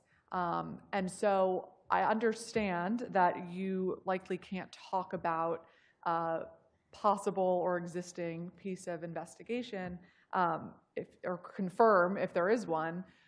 So with that context, let me phrase the question in a slightly different way, which is with those types of issues where there is mold, where there is evidence where a landlord may be intentionally trying to push someone out, where there are open cords and fire hazards, there was a stove leaking while I was there, heat issues, rodent issues, units being purposely created that I couldn't lie down in because they were so small. What are some of the legal tools available to those residents in a case like that to make sure that their housing conditions are safe and habitable? You want to take the specifics? Sure. So yeah, we can't talk about that particular property. We are familiar with the landlord that you mentioned because he is the subject of one of the lawsuits that A.G. Schwab mentioned in his opening statement. He is also the owner of 19 different properties that are in bankruptcy court right now that we are monitoring. But if conditions get to that level, what we can do is what we did with respect to two of the properties that Mr. Razjulian owns in Ward 7 and 8, a property on W Street in Ward 8 and a property on Minnesota Avenue in Ward 7, and that is file a complaint and go to court seeking a temporary restraining order and a preliminary injunction to get the landlord to fix up the conditions right away. And that's what happened with respect to the Minnesota Avenue and W Street properties is we went to court, our great lawyers in our Housing and Environmental Justice section got a temporary restraining order and ultimately a preliminary injunction. And we're monitoring what's going on at those properties right now. So again, I can't speak to the Traymore property, and I do not know off the top of my head whether that is one of the properties that is currently in bankruptcy or not. It may be, but that is what we do when things go to that level. I do want to emphasize something that AG Schwab said just a few minutes ago, which is, before things get to that level, we obviously try to intervene because litigation is often not the best means of addressing problems, right? So we have a consumer mediation program, which I know you heard about during the public witness testimony, which in FY24 alone fielded over 880 consumer complaints related to housing conditions. We prioritize those complaints that involve urgent conditions like the shutoff of utilities or the absence of security measures, and we work with the landlord to try to resolve those short of litigation. We're often able to do it short of litigation and get landlords to fix people's problems right away. If things don't get fixed right away, we work closely with our partners at the Department of Buildings to try to see whether we can intervene in that way before we have to go to court. But sometimes things do get so serious, as they did at Minnesota Avenue and W Street, where we need to go to court and get a temporary restraining order and ultimately a preliminary injunction. Thank you. And just a quick follow-up on that. What is the enforcement tool if the conditions of a TRO or an injunction are not followed? Well, look, I mean, when we file those lawsuits, we file under the Tenant Receivership Act, right? So when we're filing those lawsuits, in addition to getting that kind of preliminary relief from the courts, we are seeking to have a receiver appointed, right? And if they continue not to comply with a court order requiring them to fix up conditions, particularly urgent conditions, we will move to have that receiver appointed ASAP. So that has happened in some that has happened at some properties, and we currently have a couple of properties that we have sued that are in receivership. Have there ever been steps so egregiously taken by a landlord that the person is prohibited from serving as a landlord in the future in the city? I'm not aware off the top of my head of an injunction that prohibits somebody from owning property that they can rent to others. Maybe it's happened, but I'm just not aware of it. Okay. Because, we do it all the time for other topics when someone engages in repeat behavior and then we determine that they're no longer fit to serve in a set of jobs or be privy to a set of information because of those violations. And so, something to think about. Okay, speaking of consumer protection, I know you all have a hotline that receives a large intake of information and of course have a breakdown of a lot of different divisions. What does your prioritization look like when the intake is greater than the availability of resources to respond to each case? So I've set out for our public advocacy division certain priorities that are informed by the residents of the District of Columbia. This is part of the importance of having an elected Attorney General that is accountable to the people. We are listening through a lot of different ways. The hotline and other things are way complaints come in, but our community engagement teams and our consumer protection teams are engaged all the time with stakeholders throughout the city. I have prioritized consumer protection claims and really any claims that affect DC residents, and in particular DC residents that are vulnerable, that may truly be put on to the precipice when they are being taken advantage of. When you're living paycheck to paycheck and you think you're getting something for the money you're paying and you find out that you've been ripped off, it is a very, very damaging experience. And so we are focused on DC residents and we're focused on affordability. We want to address issues that are hitting people where it matters most, which is the kitchen table issues of affording their lives. So when we have an issue that comes in, and sometimes these issues are issues that are of national significance. The RealPage case is an example. That's a national platform. But when it talks about an impact on DC residents and the rent they're paying, we know that's a hyper-local issue for pocketbooks in the district. So affordability is one of my priorities, and as you know, children and protecting families and children is another priority. So when we have people taking advantage of and putting kids at risk, whether it's Zyn packets or it's vaping or it's the social media problems that we have with teenagers who are preyed upon through this addictive algorithm that is designed to sell more advertising. By keeping kids, they know what's happening to kids' mental health. They know what happens with respect to body image issues for teenage girls. They know the increase for suicide ideation, but the profits generated by these targeted advertising, by keeping eyeballs on the screen longer for longer is what's generating bad behavior. And so where we can use our consumer protection laws to protect children, we're going to do that too. Thank you very much, and thank you for raising those important issues. I think we need to be talking about it more in our community of how detrimental these ads are for young people and just overexposure to cell phones at all. And I'll just put in a little plug and reminder for my bill to ban cell phone use and personal devices throughout the school day so our kids can focus on being at school, learning and playing and engaging with one another. So hopefully we can get that implemented soon. I want to ask you about your use of the Nuisance Abatement Act. I understand that your office has investigated nearly 150 nuisance complaints, settled 3 nuisance cases, 1 pre-litigation, 2 post-litigation. Can you elaborate a little bit more on what these cases look like and what the threshold is for you to pursue that avenue? So again, I'll let Mr. Rosenthal get into any specifics, but as you know, the Nuisance Abatement Act passed by the council does not address all things that we would colloquially think about as being a nuisance property. The statute is defined around criminal behavior that happens at property, and it's specifically guns, drugs, and prostitution.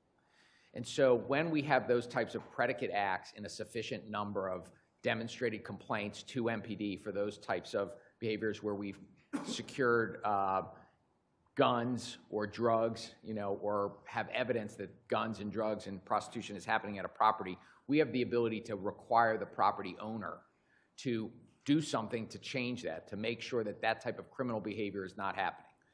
We have expanded the nuisance work that we're doing through our special counsel to addressing maybe some of the more colloquial aspects that we think about in terms of being a nuisance by bringing people together and trying to figure out how do we solve problems. We did that on the Minnesota Avenue corridor recently, where we were getting a lot of complaints about criminal behavior, but not necessarily resulting in what would trigger the nuisance statute.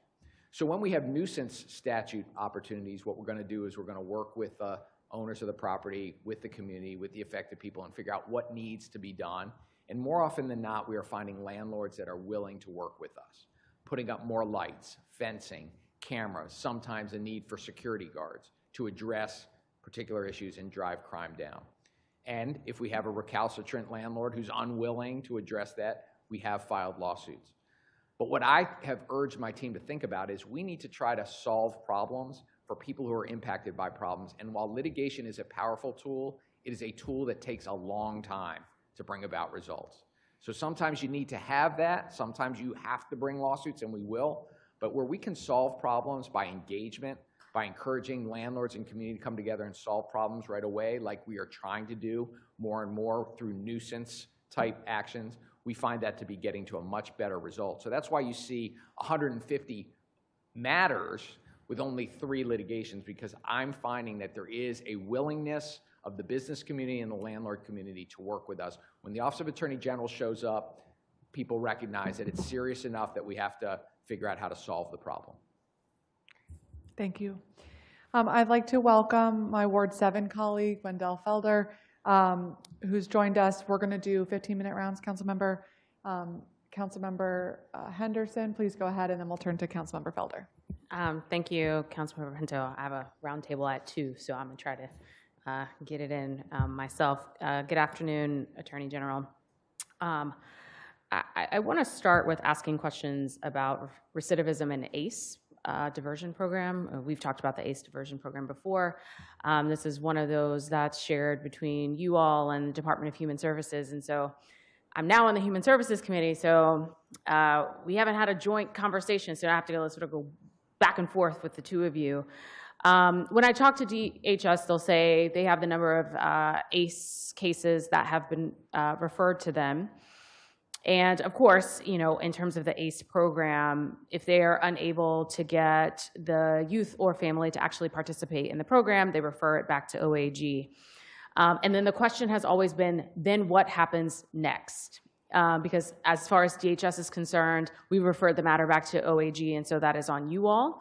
And in the pre-hearing documentation that you all submitted to the committee, there doesn't seem to be a follow-up on OAG's end of what happens with those quote-unquote early closure cases where someone actually never started the program or they didn't complete it.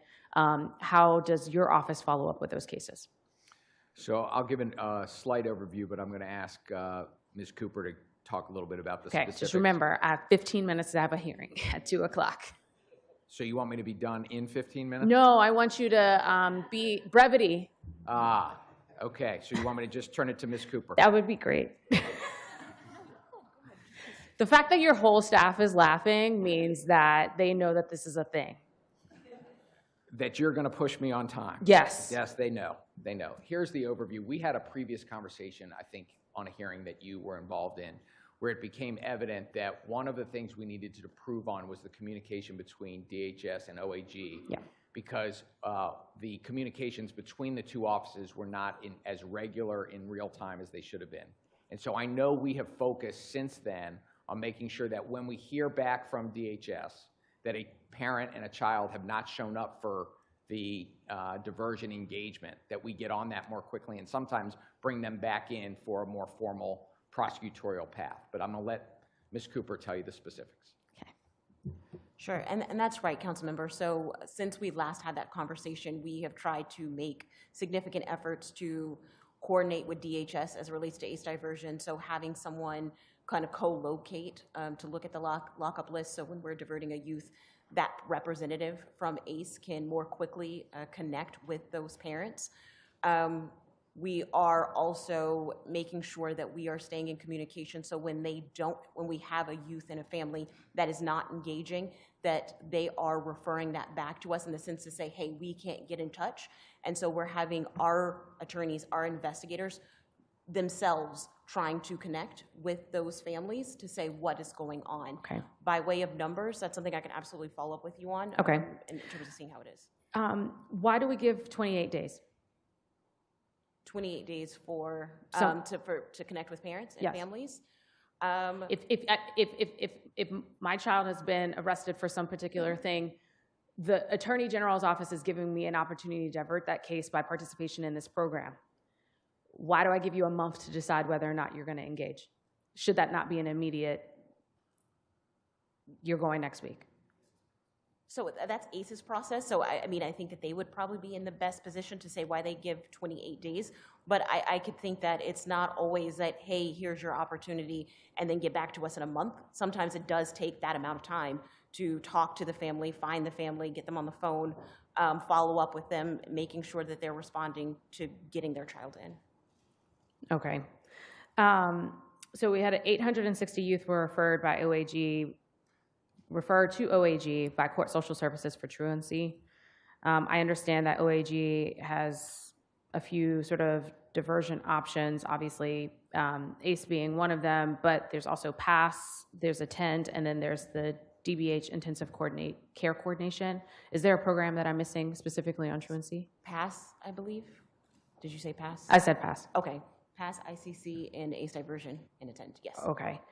When OAG receives a person in need of supervision referral for a truant youth who's between 13 to 17, OAG staff, I'm told, contacts the caregiver, provides to determine whether or not they have exhausted all community-based options. What are some of the community-based supports that must first be exhausted before you all take action? So to make sure I'm understanding your question correctly, so when we have a youth, again, that might be a better question for DHS in terms of the specific services and supports that they provide to the youth and family. Well, so I know that DHS provides that. What I'm trying to figure out is what is the trigger for you all? So you have a referral of a youth in need of supervision, but you're coming back to DHS saying, have you exhausted all available options? I'm trying to understand what your threshold on that is. Is that, did you call through who is available in terms of a family member, or are there particular programs that they have to call first? I guess I'm trying to understand at what point do you all say, okay, we're going to move forward with this? What threshold does DHS have to clear in order for you to move forward on a referral? I think there may be a disconnect in what happens. So we get referrals for the PINS children. These are 14 to 17-year-old students who have not been in school from court social services. Correct. We screen those cases. Some of those cases are, for whatever reasons, no longer subject to our jurisdiction. Child may have been referred when they were 17, but now they're 18. They may have moved out of the jurisdiction. So there's a screening process of children who might then be subject to the PIN statute. Many of those children are then referred to one of the 3 diversion programs that you referenced. So there isn't a preliminary conversation that says, before we can refer them to you, we need to make sure they've exhausted other aspects. Okay.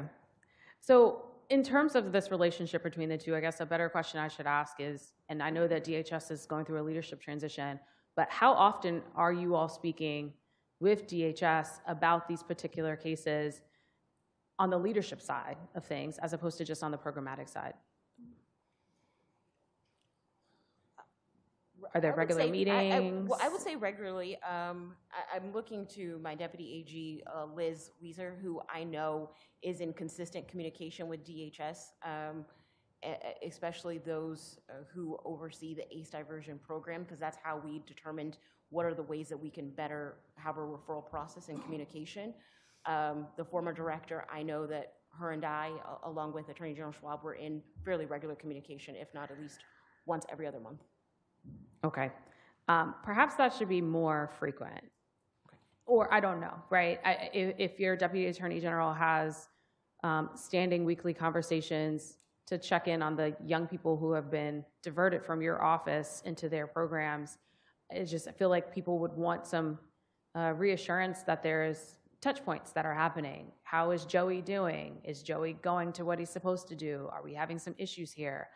Right? And having that sort of conversation about things. I think it's a good idea. I think that one of the questions we'd have to really look into is just the practicality of that and the resources available. I'm understanding that on some of the diversion, that DHS has only so many spots in the ACE program. That's true. So when you're thinking about providing more touch points, more time spent, more resources are going to be necessary to manage that. And so be delighted to be engaged in a conversation with you and the council as a whole on how that gets budgeted. Okay. I think one of the things I'm just trying to get at is, what is our determination of success for these diversion programs if there's not ongoing monitoring of who's completing, who's started, and who's in it? You know what I'm saying? And so, like, what do you all consider success with your diversion programs? When you're talking about the truancy diversion, you're talking about the juvenile delinquency diversion? Any of your diversion programs. I'm trying to understand how you all are evaluating success. On truancy, we want kids to be in school. That's where they should be. And we want to try to address what are the barriers that are keeping kids out of school. We do that with our Attend program, which is addressing younger kids and their families, and we do it when we're expecting older kids, 14 to 17, to get to school.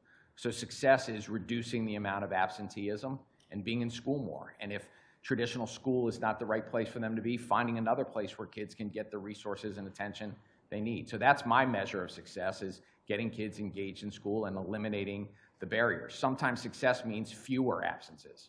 You don't have no absences, but you've been in more.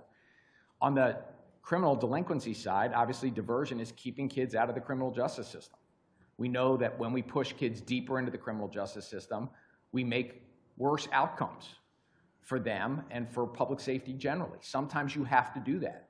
But for me, the diversion program on the criminal justice side is marked by success, where we prevent kids getting deeper into the system and where the recidivism rates are lower. Okay. I noticed in your testimony when we were talking about, you were giving some statistics about the juvenile cases. You were you're a lawyer, so you use very specific wording, but I picked up on that in terms of talking about the juvenile section, paper and prosecuting more than 84% of all violent juvenile offenses. The word violent there is an important modifier because of all of the arrests that were presented to you, it was 76%, which is the highest.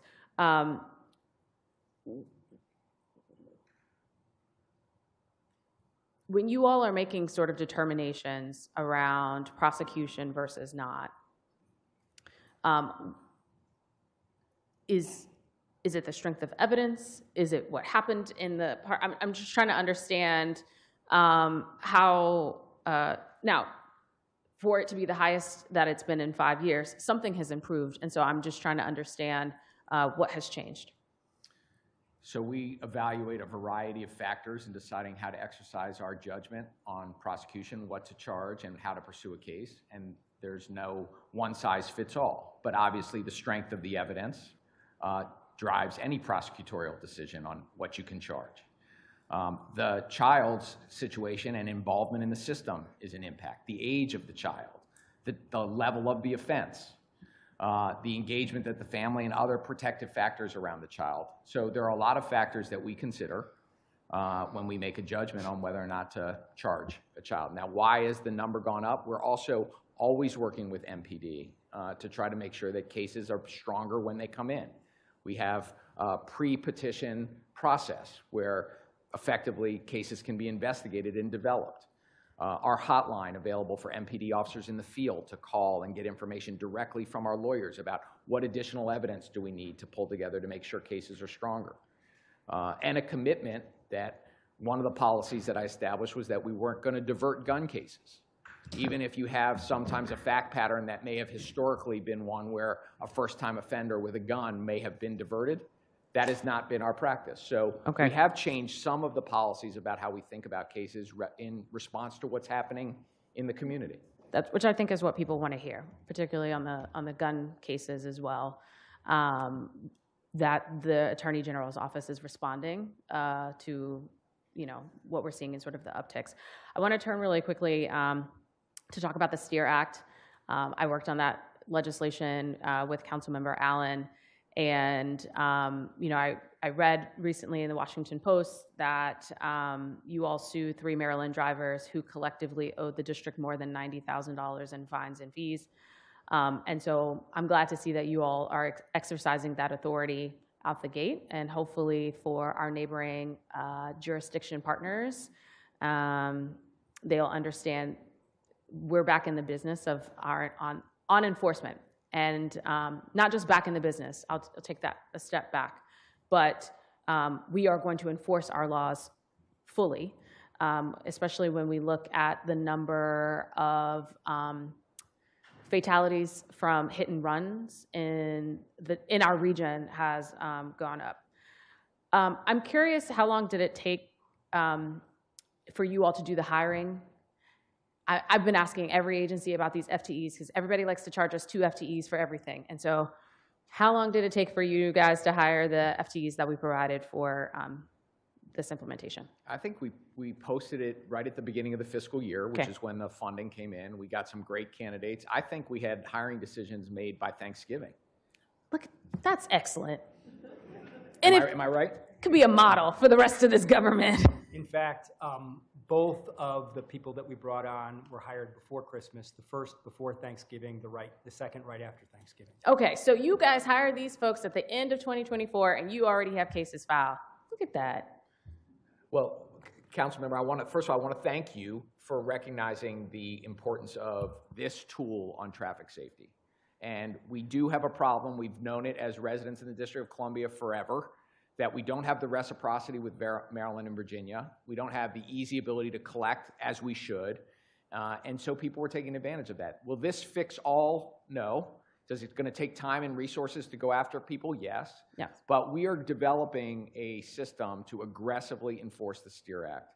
We are going to get judgments, substantial monetary judgments, and we're going to enroll those judgments in the jurisdictions where people are. Yeah. And it's only because the council and through your leadership in Charles Allen's leadership, that we have a law now that we can use. And when the council gives us resources to go and find people to hire, we do that. And one of the things about being an independent office is that we are recruiting some of the most exceptional legal talent and professional talent around, and all Washingtonians deserve that. We should be proud of that. Yeah. So thank you for the resources. No, and I want to thank you guys for the work. I do want to mention, and I'm going to turn to Councilmember Felder because he is next, but that I would say for the record for people, the money part is less to me, right? I prefer for people not to speed on our streets and treat it like highways. I would prefer for one of these Maryland drivers to not have hit a 12-year-old girl in the crosswalk. And so for people who are thinking that we're just doing this for budgetary reasons, we're not. But if I have to hit your pocket in order for you to slow down, I'm okay with that too. Councilmember Felder. Thank you, Councilwoman Henderson. Good afternoon, Attorney General Schwab, members of your senior leadership team. It's good to see you guys. I appreciate all the work that you all do in the District of Columbia, and I'm looking forward to working with you all in my new capacity as the Ward 7 council member. Jumping right in, Attorney General, could you walk me through the way the OAG's office coordinates, if any, with the Office of Neighborhood Safety and Engagement and the execution of violence prevention programs, particularly in Ward 7? Sure. And I'm going to let Ms. Cooper walk you through some of the details about our violence interruption program, the Cure the Streets program, which does have sites in Ward 7, and the growing collaboration with the ONSE office. I will say from my vantage point, I'm very appreciative to Chair Pinto and to the council. We now have permanent leadership at ONSE, and working with Director Sneed has thus far, in what I'm hearing and seeing, has been very productive. There's a lot of work that can be done collaboratively. As you know, the models are different in terms of what the Cure the Streets model is to some of the work that ONSE is doing. It's very important to remember that it's not a one-size-fits-all. But some of the nitty-gritty about the collaboration and work we're doing with ONSE right now, I'd really like Mrs. Cooper to walk you through some of that because it's very important for the council to know. Sure. So there's always going to be collaboration with boots on the ground. ONSE VIs and Cure the Streets VIs are going to just instinctively talk to each other, especially if they're operating in the same target area or a priority area on the one side. And a leadership, well, before I get to leadership level, so there's this joint weekly meeting that happens with both sides. It's in person, and it's where within 7 days of a shooting each week, they talk about the shootings that happened the previous 7 days, who is doing what to ensure that we're not duplicating efforts, see where there's service gaps, additionally figure out like who's going to take ownership of the next action items. We also are engaging with the Deputy Mayor for Public Safety on rejoining the weekly shooting reviews. And I will say last year, to the Deputy Mayor's credit, she really has leaned in to talking with us more about where are the synergies, where can we coordinate, where can we collaborate. And I'm also echo what the Attorney General was saying on the chairwoman for helping push along through the roundtables on it, having ONSE have a permanent director, because it really is difficult when you don't have someone permanent who can make decisions that impact the future of the agency. And so Director Sneed has been welcoming, forthright. I love that they're taking grants in-house now. So that's allowed us to find, again, points of collaboration for us to share what we've done, especially on the grant accountability side, that she can take and use it in order to build up the agency moving forward. Thank you. Mr. AG, could you speak to the criteria that your office used to select the sites for the Cure the Streets program, and how do you determine where to expand the program? And again, the specific details I know Mrs. Cooper will get into a little bit with you, but those sites have been selected largely through the use of data and looking at neighborhood sites that have historically seen the highest levels of gun violence and investing in those hyper-locally.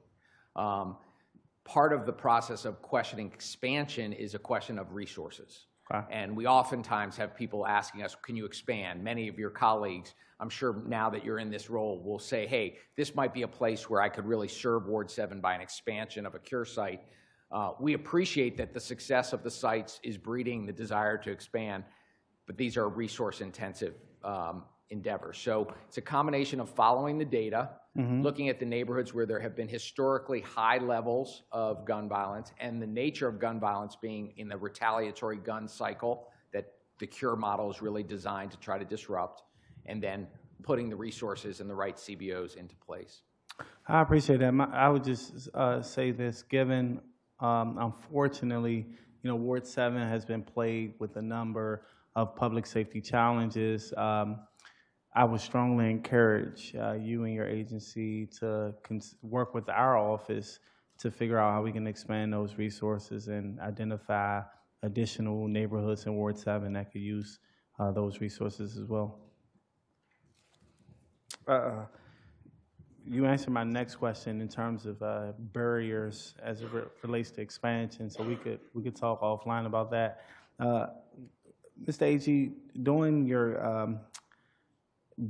your previous response to Chairwoman Pinto, you mentioned the work or the meeting that your office had on Minnesota Avenue, came in at the tail end of that meeting. I appreciate the leadership for just bringing the right stakeholders to the table. What was the follow-up from that meeting? What's next steps? I haven't heard anything. Yeah, I was delighted, council member, that it was before you were inaugurated, but you were there, and it was important for you to be there as a leader in Ward 7.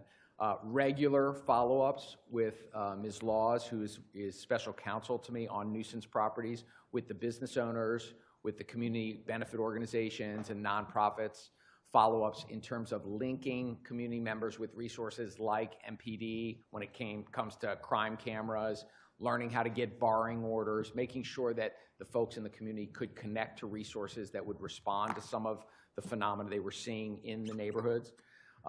More importantly, or equally importantly, is bringing neighbors together so that they can be solving problems. I was responding to the chair's point that the problems we heard about and have heard about along the corridor there don't all trigger nuisance statute criteria. But that doesn't mean that the Office of Attorney General doesn't want to be focused on trying to find a way to solve problems.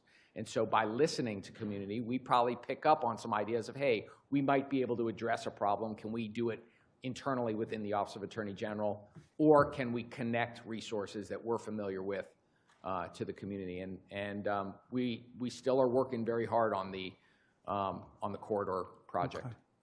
I have some ideas. Would love to work with you and your team to get them implemented. Circling back, you mentioned when we talked about Cure the Streets, how it's resource limited. Given that the resources are so limited as it relates to focusing on specific neighborhoods, how do you and members of your senior leadership team go about evaluating the effectiveness of individuals who oversee the Cure the Street programs? So we have a variety of metrics, quantitative and qualitative, that we keep track of. That's part of the model. As we have developed and refined it, we have brought additional criteria into what we expect of our grantees. And some of it is measuring shootings. Part of it is measuring mediations, community organizations, participants. These are things you can count and quantify.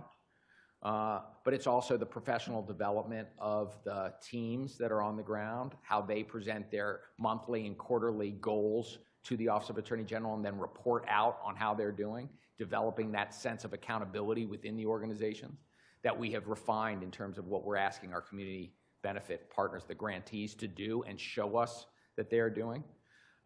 We track the minutia. If you're using public dollars and grant dollars, we want to know where that money's going. Are you doing the work you need to do to substantiate your expenses? All of those are things that we measure in terms of deciding whether an organization is being successful. So I'm going to dive a little deeper into that. Are there monthly reports that are required? Do you identify the number of public events that have been attended?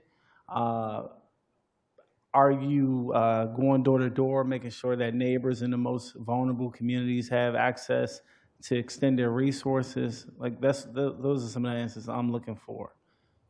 Sure, council member, and it's a good question. So I kind of think about it in two different buckets. So that first bucket, really what you're speaking about is that accountability piece, which the Attorney General was talking about. So first, Whenever a grantee applies for a Cure the Streets grant, they must submit to us a work plan that outlines their goals and deliverables.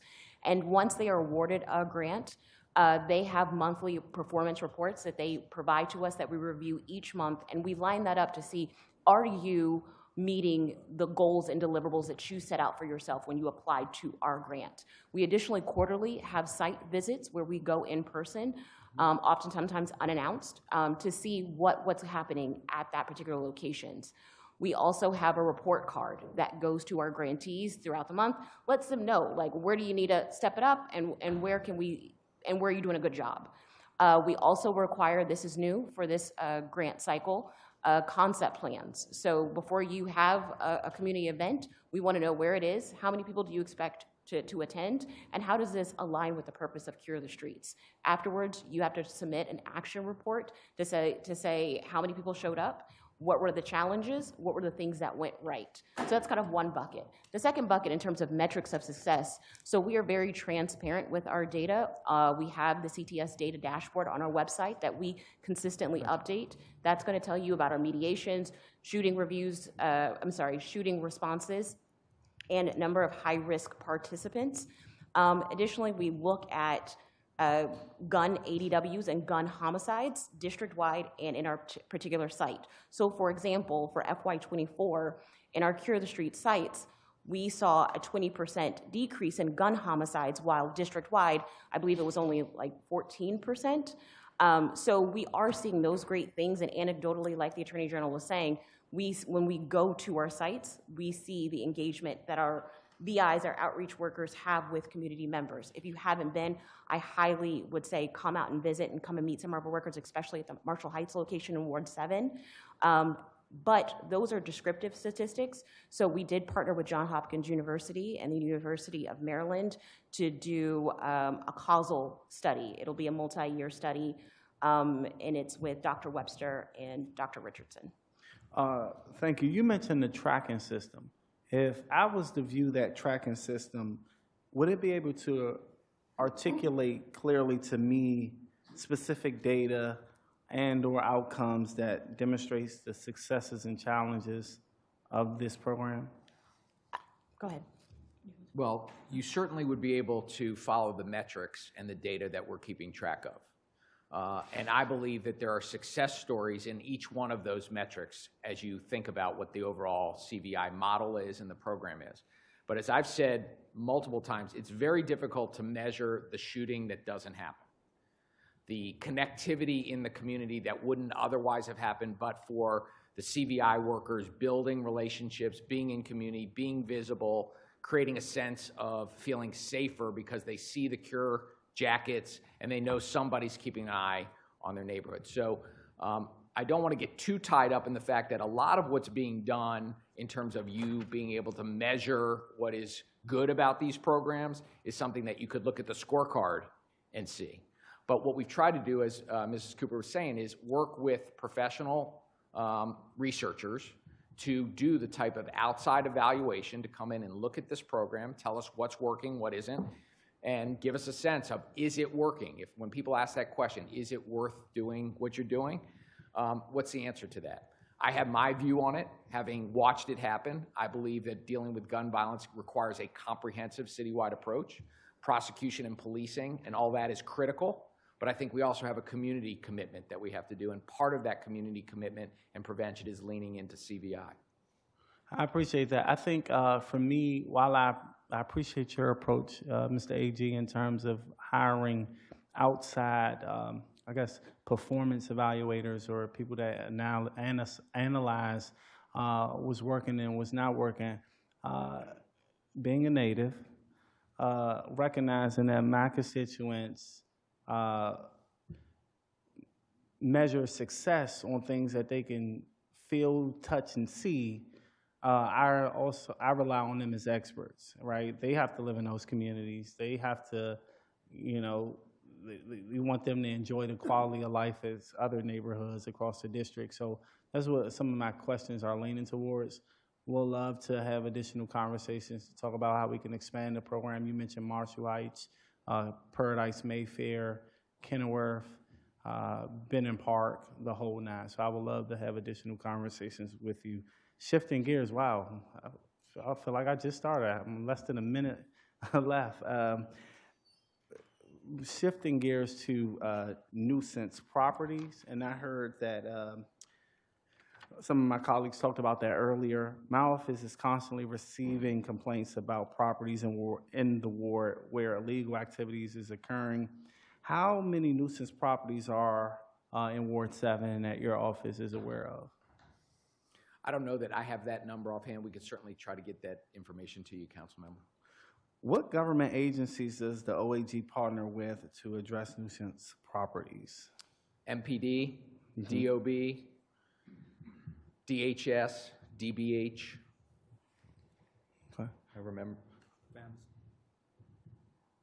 The Mayor's Office of Community Relations and Services, et cetera. My point of asking that question is, how would you measure the success of the coordination or the collaboration? Are you guys meeting regularly, right? I try to be very proactive as a council member. I don't want to wait until I get calls and then go to the scene. How frequently are you meeting with your sister agencies to get in front of some of these challenges? I think there's a lot of work on the ground at the staff level being done in regular real time. We can always do a better job as a city collaborating and communicating across the different agencies that have overlapping jurisdiction on these issues. Okay. Councilwoman Janice Lewis-George, do you need more time or can I continue? I got to go back to DOB and planning. Okay, the floor is yours. Thank you so Saved much. by the bell. Oh, go ahead. No, I was just going to say, yes, it's time to turn to Councilmember Lewis-George. I appreciate your support there. Thank you. It's been a whirlwind today of cases. AG, good to see you. Good to see you too. Let me harp right in. I'm going to start in the Public Advocacy Division space. First with worker rights. Want to go to, I know you all just, we've been seeing sort of the theme of wage theft and wage across the district. And I know you all recently were able to sue district restaurant owners for some of the worker rights violations, which I truly appreciate. What are we seeing as far as sort of that the restaurant you sued there and are doing that work with? How proactive are you all being as far as seeking the systemic issues out, or are you waiting for restaurant workers to sort of flag it for you? Or is it more proactive or more reactive to complaints? So I think it's both. I think as we see and receive complaints, obviously a lot of the cases that we bring come from tip lines and people raising complaints that bring us to our attention. But over the number of cases we have, we start to see patterns. We can see things that can be corrected. And what we try to do is work with restaurants. We try to, again, address issues where we can. There are things where there are ambiguities, that there are practices that we can bring a little bit of light to, try to resolve things. And some of our pre-suit investigation is leading to solving some of these systemic problems we see. But they work together. We're really informed by what's happening on the ground, usually on a case-by-case basis. Okay. And then we evaluate that and we see repeat issues. That's how we see, for example, some of the confusion around service fees. Right. How service fees are being used. We know that the transparency that workers have with their paycheck is sometimes not as clear as it should be. So workers don't know if they're getting what they've earned. It's not that they are being cheated. They just deserve to know that they're getting paid what they should be paid. And so these are the types of issues that as we float them up, we see them as systemic issues. Maybe we address them through a alert that goes out. Maybe it's in our pre-suit investigation and dealing with restaurants. You want to weigh in on that, Ms. Rosenthal? Yeah, you may recall, council member, that we sued and ultimately entered into a settlement with the restaurant Swahili Village over the summer. And in the wake of that lawsuit and settlement, we have received a flood of complaints and concerns from workers. So much so that we've actually developed an expedited resolution, an expedited investigation protocol involving restaurants, so that we can try to nip the problem in the bud right away, make sure that restaurants understand what their workers' rights are. If there are problems, get them to fix them. And if the problems are serious enough where they've cheated workers out of their wages, make sure that they make full restitution. So we have actually implemented a new system as a result of the flood of complaints we're getting from restaurant workers over the past 6 to 8 months. Great. That's what I wanted to hear, because I think that's the system that we need in place, given the nature of those claims and many of the times workers not having that information. And so I appreciate the steps you all are taking, continue to sort of move forward in the area the way you are, and just being, the information source for our workers, but also being as proactive as possible given the nature of the work and sometimes the gaps in education and understanding around workers' rights, if you would be great. Absolutely. Wonderful. Last year, we put some funding in for domestic worker grants as well as worker rights, and I just want to get an update on where you all are with that work. You want to provide that? So we have sort of two buckets of grants in the workers space. We, thanks to you all, have $750,000 in grants to expand education and legal services programming. We have 2 grantees there who are doing really good work to educate the community on it. That's DC Jobs with Justice and First Shift Justice Project. On top of that, and we heard some testimony about this from some participants in the program, we have domestic workers grants. We have $400,000 in domestic workers grants to build capacity for outreach and education about domestic workers' rights. And we have 5 grantee organizations that are working on that grant program right now. Got it. Okay. Continue to do that work. If there are hiccups, please, I would like to know if there are any hiccups so that we can smooth those out and work. I continue to be, in this budget coming up, going to continue to fund those programs and make sure that work is happening. I want to figure out, I know we used to have a lot of sort of environmental litigation that we pursued as the AG's office. I want to hear where you all are now as far as working with DOEE and pursuing any environmental justice aims here for the district. I want to make sure that continues to be an aim of the AG's office. Well, there's no question it's a high priority, because I hear from residents how concerns about environmental, clean air, clean water impact their lives. We certainly now have a new tool, thanks to the council last term passing the Illegal Dumping Act, that we can use some of our additional legal authority to lean into enforcing our environmental laws. The collaboration with DOEE is essential to that. It has been a very good relationship historically. And my hope is it will continue to be that way. And I appreciate you expressing, interest in understanding that importance of how we can do what the residents of the District of Columbia want and expect of us as leaders. When the council passes an enforcement law and asks DOEE to administer it on the administrative level, it should be in collaboration with the Office of Attorney General, using our tools to make sure those laws are complied with, and that we're all working to have a cleaner, safer district. And so staying focused on that relationship and making sure that the oars are rowing in the same direction is essential. And so I appreciate you being willing to continue to lean into that. Wonderful. I appreciate it. Recently, as you know, I have the DGS, and I want to thank David Roosevelt for showing up to my hearing and allowing me to yell at him for a second. He took it like a champ, just so you know, AG Schwab. I do want to follow up here. During our joint roundtable on HVAC and air quality issues a few weeks ago, the chairman and I discussed OAG pursuing contract enforcement or suing construction companies that do shoddy work for the district. Chief Rosendahl said OAG does not have the authority to bring a claim under the Procurement Practices Reform Act involving a district contract in the Superior Court, because the Contract Appeals Board has exclusive jurisdiction over claims involving district contracts. Is that something that needs to change? Well, I think that is an accurate statement of the law. Chief Deputy Rosenthal gave you the correct assessment of the law. And the question is, do we think that bringing lawsuits through the Office of Attorney General is going to be a more effective tool? Should we have a remedy available in certain cases? Correct. To that?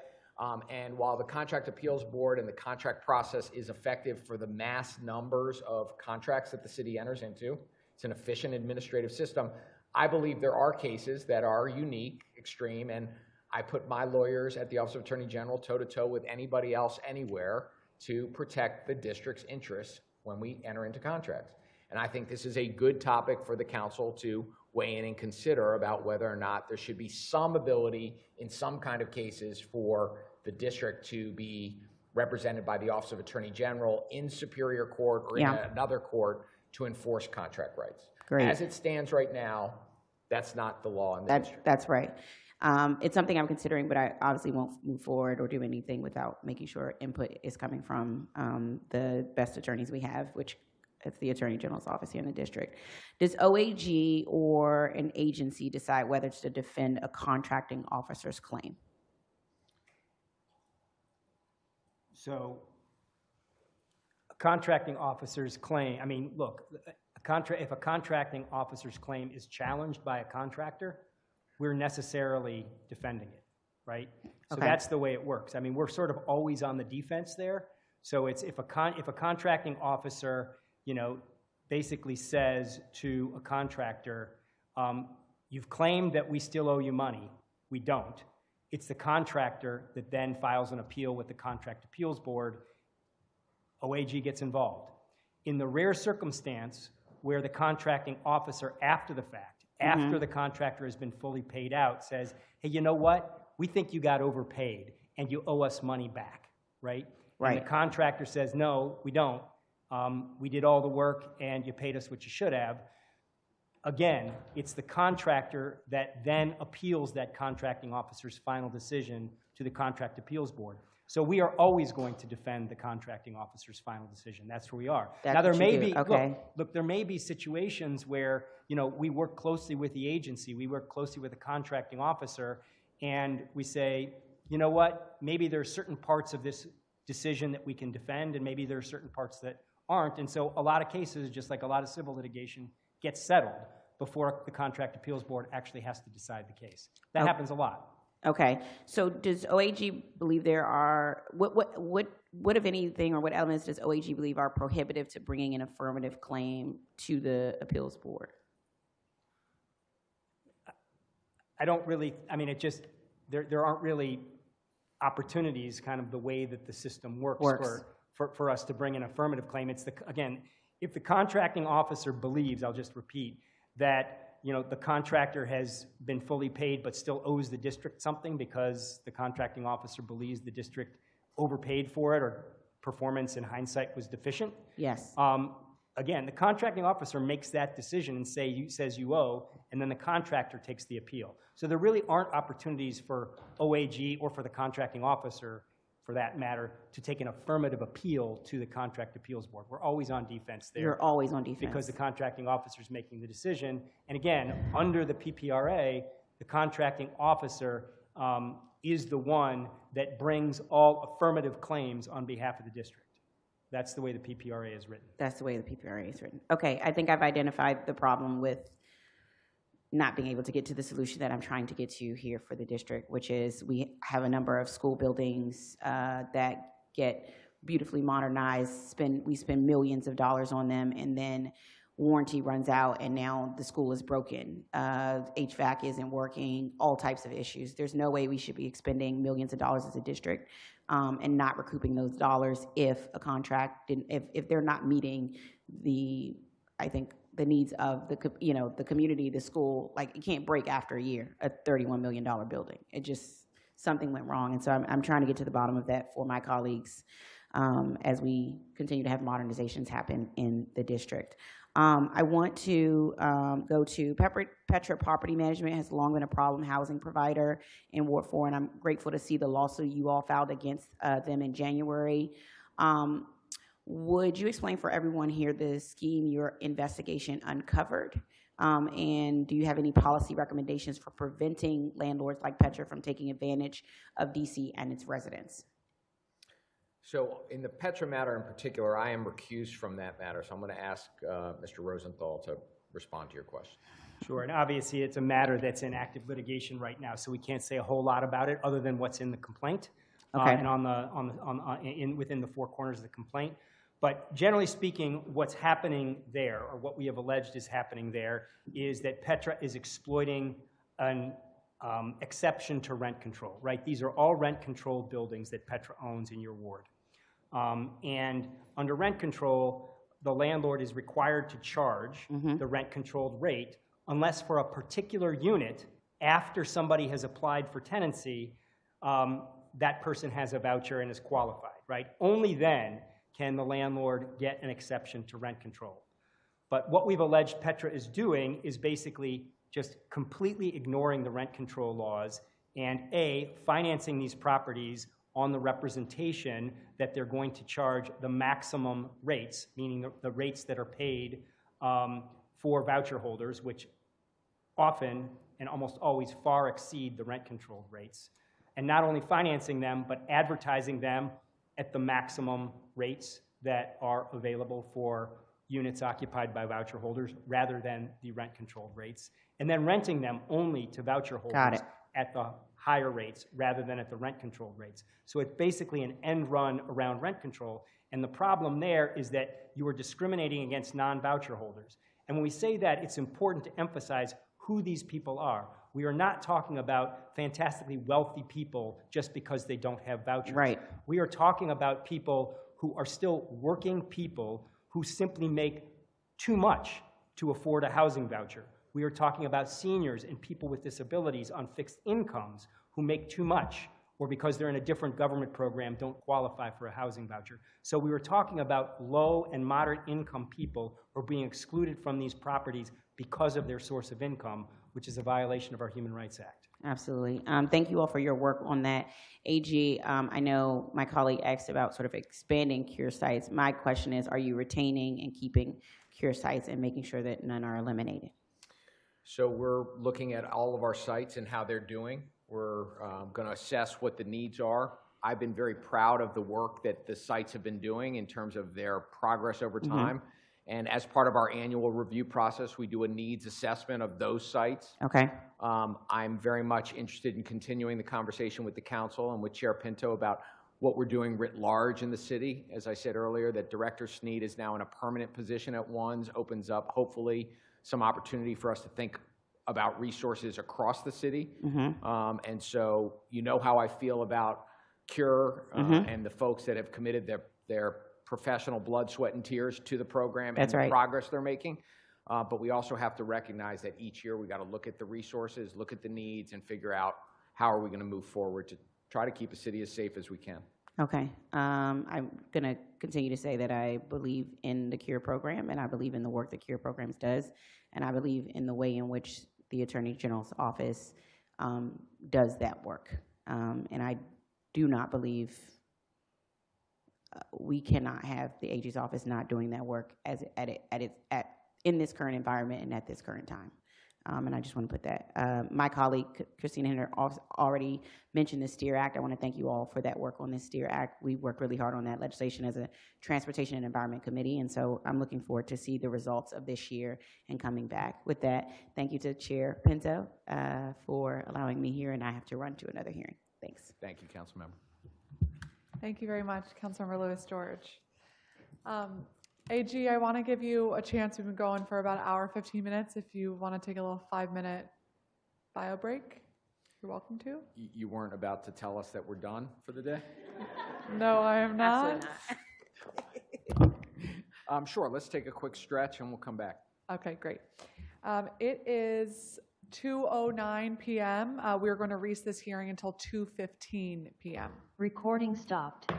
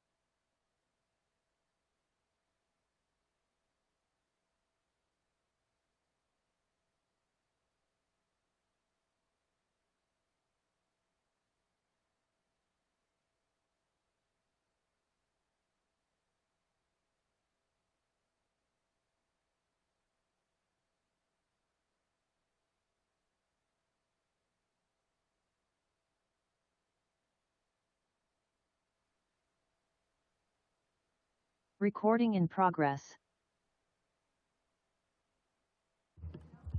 All right, everybody, thank you for your patience. If I can ask folks to quiet down in the chambers a little bit.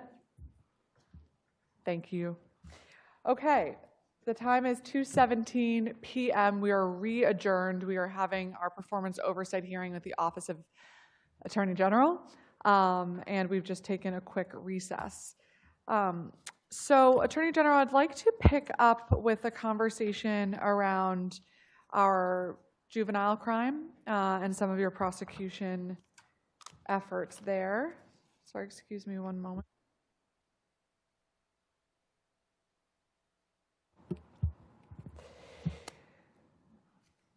What were the prosecution rates per arrest for violent juvenile offenses in 2024?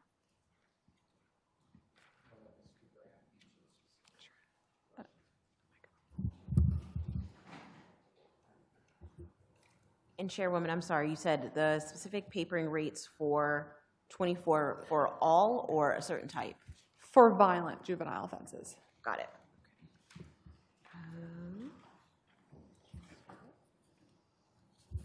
The papering rate for crimes of violence as defined by statute was 85% for all arrest matters for crimes of violence. Thank you. And how about for homicide and attempted homicide?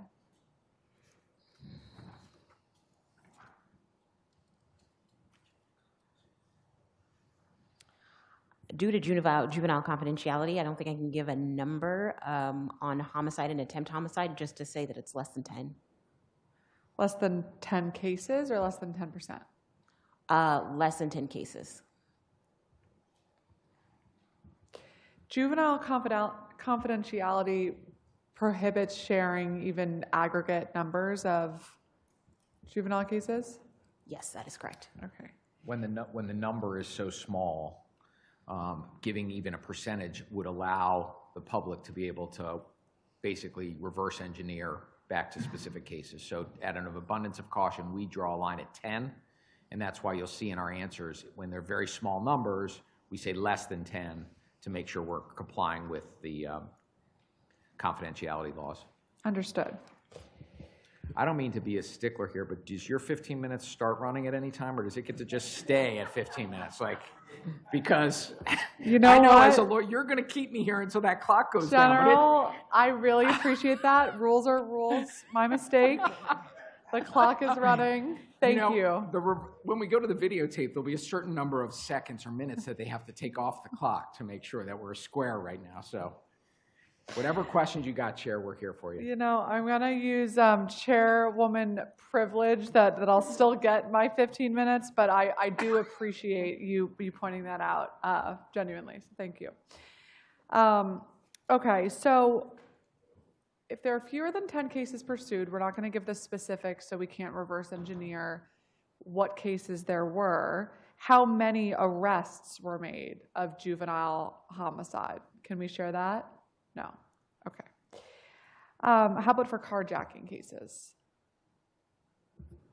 For carjacking cases, we papered 79% of carjacking arrest matters. Okay. Of course, this will be a generalization because every case is different, but for the violent offenses or the carjacking cases that are not papered, can you give us a sense of what some of those circumstances are? Is it usually a lack of evidence, that there are too many people involved we can't tie it to? Well, extenuating circumstances, what does that look like? By and large, when we're talking about violent crime, it is a question of the evidence available. But it's also important to remember that sometimes in the juvenile system, the number of matters that are involved can be larger than the number of youth involved. And so what that means is we may no paper a matter because the youth is going to be papered in another matter that's a related matter where the evidence may be stronger. And because of the way in which our juvenile justice system works, it's important to move forward on the solid cases, even if it means we ultimately decide another matter is one that we can no paper. So is there a better way to measure papering rates then that would accommodate for the fact that another case may be addressing the underlying issue, but it's being perceived as a no paper on that particular matter? I don't know that there's a better way to measure it, and I also don't know that we should be too slavish to papering rates as a metric that we put a lot of weight into. It's important for people to know. It's important for people to have a general understanding, and the more that we can educate about the way the criminal justice system works, the way the juvenile justice system works, I think the public is better off for that. But I do think it's a matter of education. The papering rate is a data point, and the way we track it is we track it by matters and we track it by youth, and inevitably you're going to have fewer youth than matters. So the denominator, if you measure by youth, is going to be smaller than the denominator if you measure by matters, and therefore the percentages are going to be skewed that way. And if people understand that, they can appreciate, okay, I understand what this metric is telling me. I think the metric is sometimes important if we look over a period of time. And it also has to be connected to what's happening in our community and what other factors are happening in the community to give that data point some contextual significance. Mm-hmm. I hear that. I guess my sense is that there are a lot of people in the public, and because there's so much, there's not a lot of daylight into the juvenile justice system because of the privacy that we need to have to protect our young people in the system. People are looking at various points of the timeline. Okay, we saw a crime, or we heard of a crime, or we were victims of a crime, and then was there an arrest made, and is the prosecution proceeding? And so, prosecuting, papering 85% of violent crimes that are arrested, I do think is an important metric for the public to know, to have a sense of every step of the timeline. Once we get into those 85% of cases, let's talk about what happens afterwards with some of the outcomes you're seeing. Do you have the breakdown of numbers of which of those youth, or how many go into diversion versus are committed, and all the different options that are available through those route paths? I mean, I can follow with you, Chairwoman, to kind of give you a sense of where we're at now. It's a little bit challenging because of all the cases, for last year, let's say we're going by calendar year, a lot of them haven't been resolved yet. So if we're looking at FY24, you have maybe 33% cases that are still pending. But by and large, I would say, I think, and I'll confirm this in the follow-up, that we're looking at about 7 to 8% of youth who are no papered for diversion. Kind of historically, when we look at FY19 through FY23, I think 40%, roughly 40% end up with some sort of disposition, meaning probation, commitment. The remaining, there's a split with dismissals. Dismissals could be for insufficient evidence. As we get closer to trial, maybe a witness no longer wants to testify, but also a dismissal could be part of a global plea to say, if you plead to this case, we will dismiss this one in order to effectuate the plea. And then the other half are the prosecution alternatives. So when you think of your DDAs, but I'd be more than happy to kind of go through to get you a little bit close to the answer that you're asking right now. Okay, let's talk about the DDAs a little bit in more detail. Try to be careful with how I frame this, so again, we can't back into a particular case, but what are some of the conditions that your office will seek in a DDA or a DPA? You want to do it? Sure. Okay. So for a deferred disposition agreement, so that is a youth who is pleading guilty. So every case we look at, there's really no boilerplate language for a deferred prosecution agreement or deferred disposition agreement. Sometimes it really is what are the challenges and the obstacles to rehabilitation that are surfacing for this particular child. So we rely heavily on the court social service reports that we see. We talk to defense counsel to see how they've progressed until the time that they enter into their plea or enter into this DPA. So that could look like anything from community service. It could be therapy, especially trauma-informed therapy. going to school, staying out of trouble, meaning no rearrest. Is there anything that I'm missing?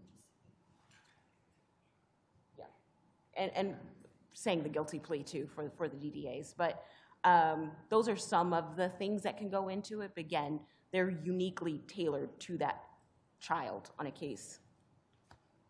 Right. And I think in the conversation, because there is confusion around this, so the more we can educate, I think it's good, is that people should think about a DDA as a plea agreement. It's cases resolved by plea agreement, which is good for the system in the sense that you have a person taking accountability and an adjudication of guilt. Sometimes a plea agreement involves a DDA, which means that if that young person engages for 9 months, 12 months, whatever the length of it is, the fact of that conviction goes away.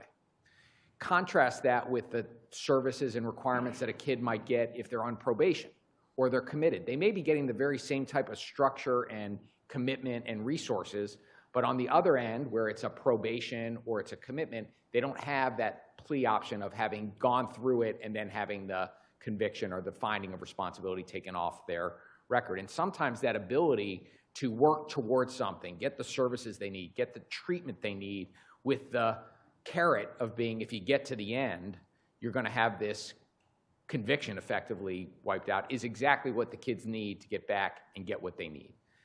More serious cases may not be eligible for that type of arrangement. Those may be cases where we're pushing more for a probation or a commitment, or we're seeking commitment and the court orders probation.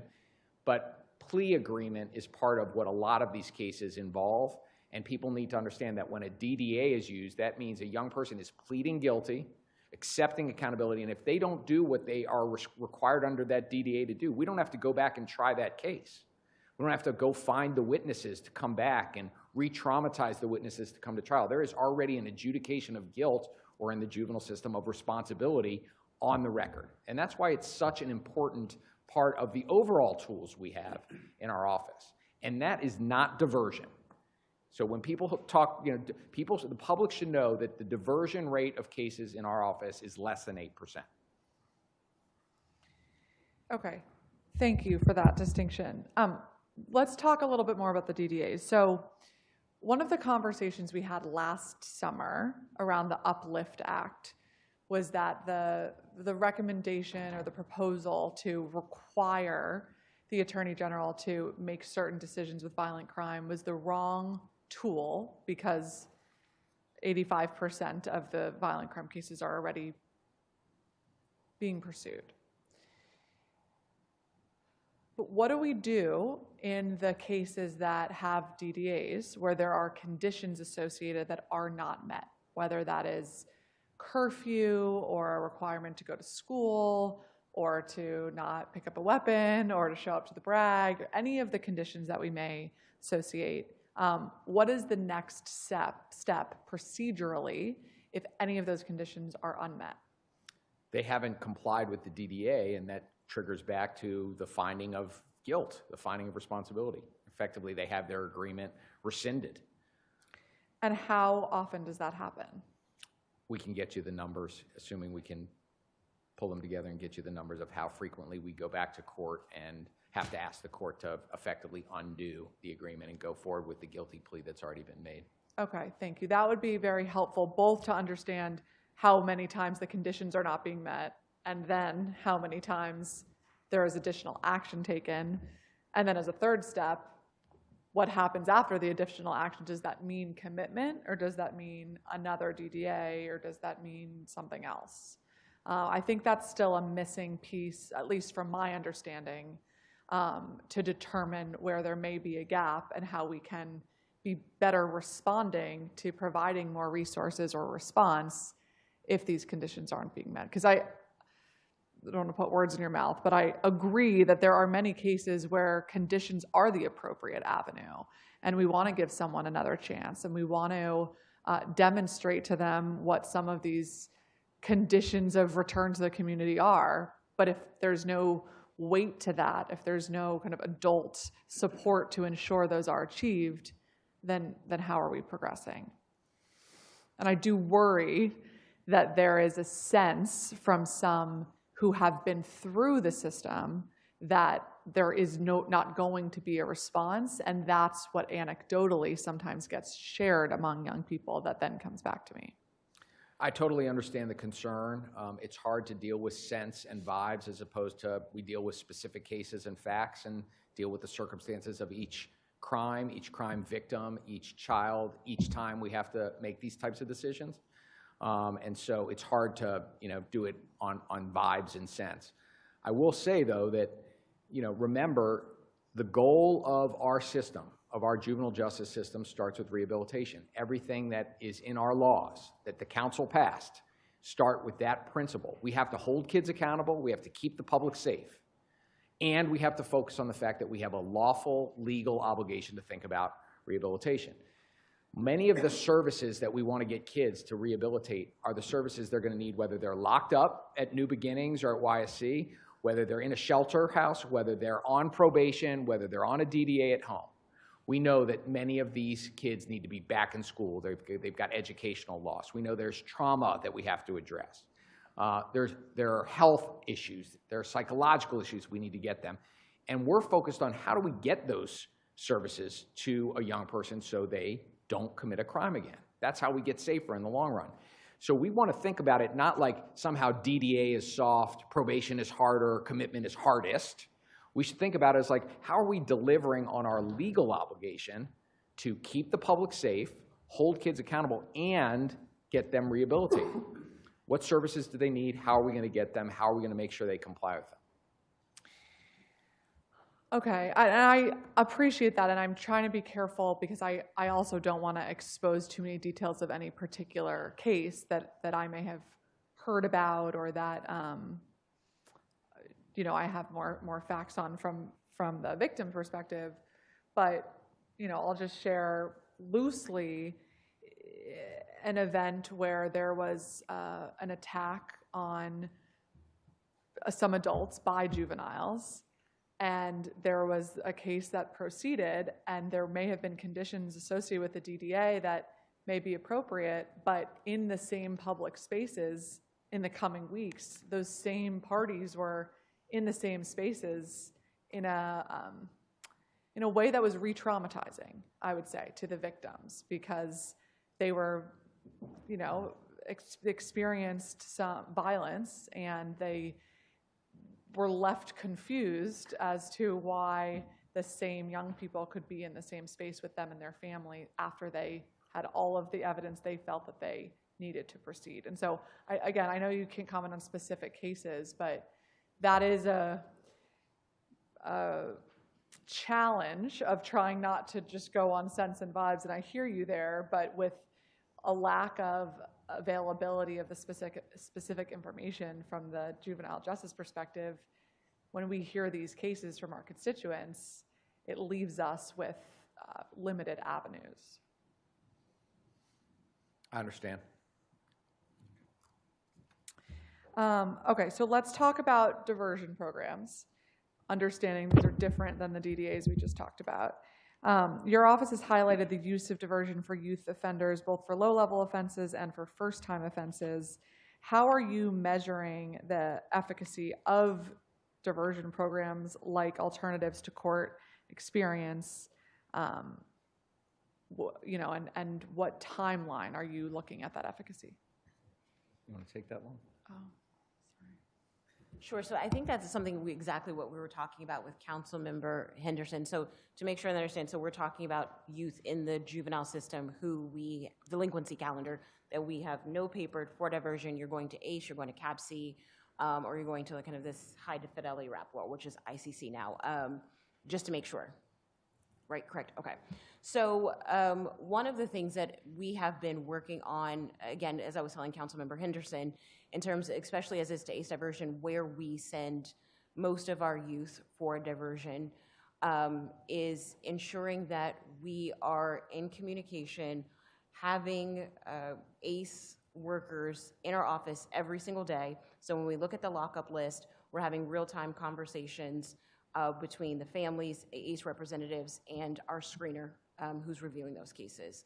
Coupled with that, I know that Liz, my deputy EG for Public Safety Division, is in consistent communication with DHS talking about how we can strengthen our communication so that if a case they're not able to engage with a youth, they can, let us know so we can use our own resources to try to make connection with this family. By when the council asked us, and the reason that you maybe hear me hesitating a bit is that these programs don't belong to OAG, right? So these are other agencies that run that program. So they would be, I think, in the better position to define what is success.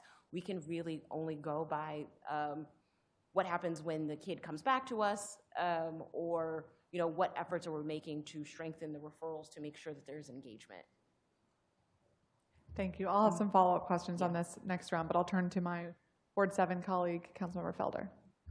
Thank you, Madam Chair. Mr. AG, picking off where we left off, pertaining to nuisance properties. Do you think the current laws and regulations regarding nuisance property in the District of Columbia are sufficient? If not, what recommendations does your office have to strengthen the laws and regulations? It's a fair question, Council Member. And as I said earlier, the nuisance statute that currently is on the books in the city is triggered by 3 specific criminal acts. Mm-hmm. Drugs, guns, and prostitution. And when you think about properties that are magnets for crime, that are the focus points of crime, sometimes those are the crimes that are occurring. But if other types of crimes are occurring in those areas that don't fit into that bucket, or you don't have the seizure of guns, you don't have the seizure of drugs, then the nuisance statute as currently written is not the tool we need by itself in terms of bringing a nuisance action against the property owner. So I think one thing for the council to think a little bit about is, do we expand the definition of what triggers a nuisance? That needs to be weighed against the fact that, is this really the best use of resources and strategy to deal with what's impacting quality of life around these properties? And we know that to bring a lawsuit, to litigate a lawsuit, to get a judgment against a property owner and then to enforce that takes a long, long time and a lot of resources. And oftentimes months and years have gone by and the community and the neighbors continue to live with conditions they shouldn't have to live with. So I think that I would encourage the council to think proactively and creatively about getting to the root causes of the nuisance than thinking more back-end litigation through the Nuisance Act is the solution. I don't think by itself it's the solution. I think focusing on investment, focusing on getting resources out into community to disrupt some of the cycles at properties is something that also needs to be included and is happening. Collectively, though, the nuisance property phenomena is not one we'll solve simply by leaning more heavily on the nuisance statute. Thank you. Shifting gears to slumlords. From your experience, what tools do you have available to hold slumlords accountable in your role as the Attorney General? So we have our Tenant Receivership Act, which addresses the conditions of properties. Mm-hmm. We use our Consumer Protection Act, because oftentimes what slumlords are doing is misrepresenting to the renter what they're going to be getting for their rent. We use our anti-discrimination laws, particularly discrimination on source of income, because oftentimes slumlords are using the economics associated with discriminating against certain renters to bring about their model. And it's important for us to remember that slumlords, certainly not all landlords that we are addressing where they have poor conditions in their properties are slumlords. But slumlords are that unique group of landowners, land property owners, whose business model is fixated on preying upon their tenants. So constructive eviction cases where landlords are trying to drive their tenants out of the building so they can redevelop the building. Landlords that have a business model of intentionally exposing their vulnerable tenants to unlivable conditions because it's just more profitable to force people to live in that. Or as Mr. Rosenthal talked about a little bit earlier, landlords who are trying to seize on either the voucher program or the rapid rehousing programs to line their own pockets.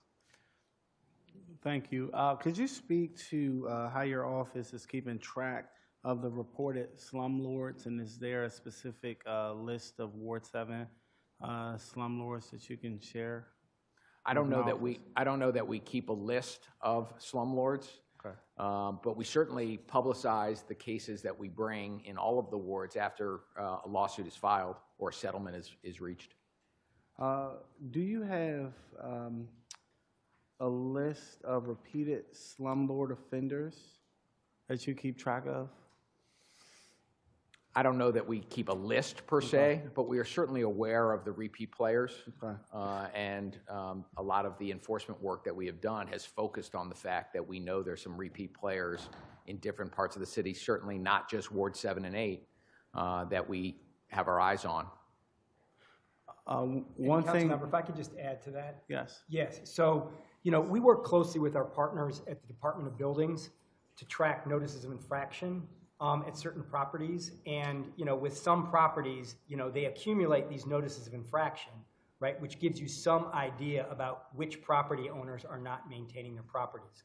One of the things that we are doing in this new housing initiative that the AG talked about in his testimony is we have created a new position, special counsel for housing and property maintenance code enforcement. And one of the goals of creating that position is to have that attorney partner even more closely with the Department of Buildings to identify, particularly the types of folks, property owners that you're talking about, who pile up these notices of infraction without remediating them, so that we can actually work with the Department of Buildings, not necessarily by going to court, but in the Office of Administrative Hearings, in an administrative context, to make sure that they fix the problems. Thank you. Follow up, Mr. AG. What support does your office provide to tenants who may be impacted by the actions of slumlords? Tenant support? I'm sorry, can you repeat the question, I said, Councilmember? what support does the OAG's office provide to tenants who may be impacted by the actions of slumlords? So I'll go back to talking about our consumer mediation program in the first instance. And I mentioned that in FY24 alone, we fielded almost 900 consumer complaints regarding housing conditions. And what our mediators in that program do is they intercede right away with the landlord to try to fix those problems, right? And we find that in the vast majority of cases, we are able to fix those problems without legal action. Copy. Okay. Right.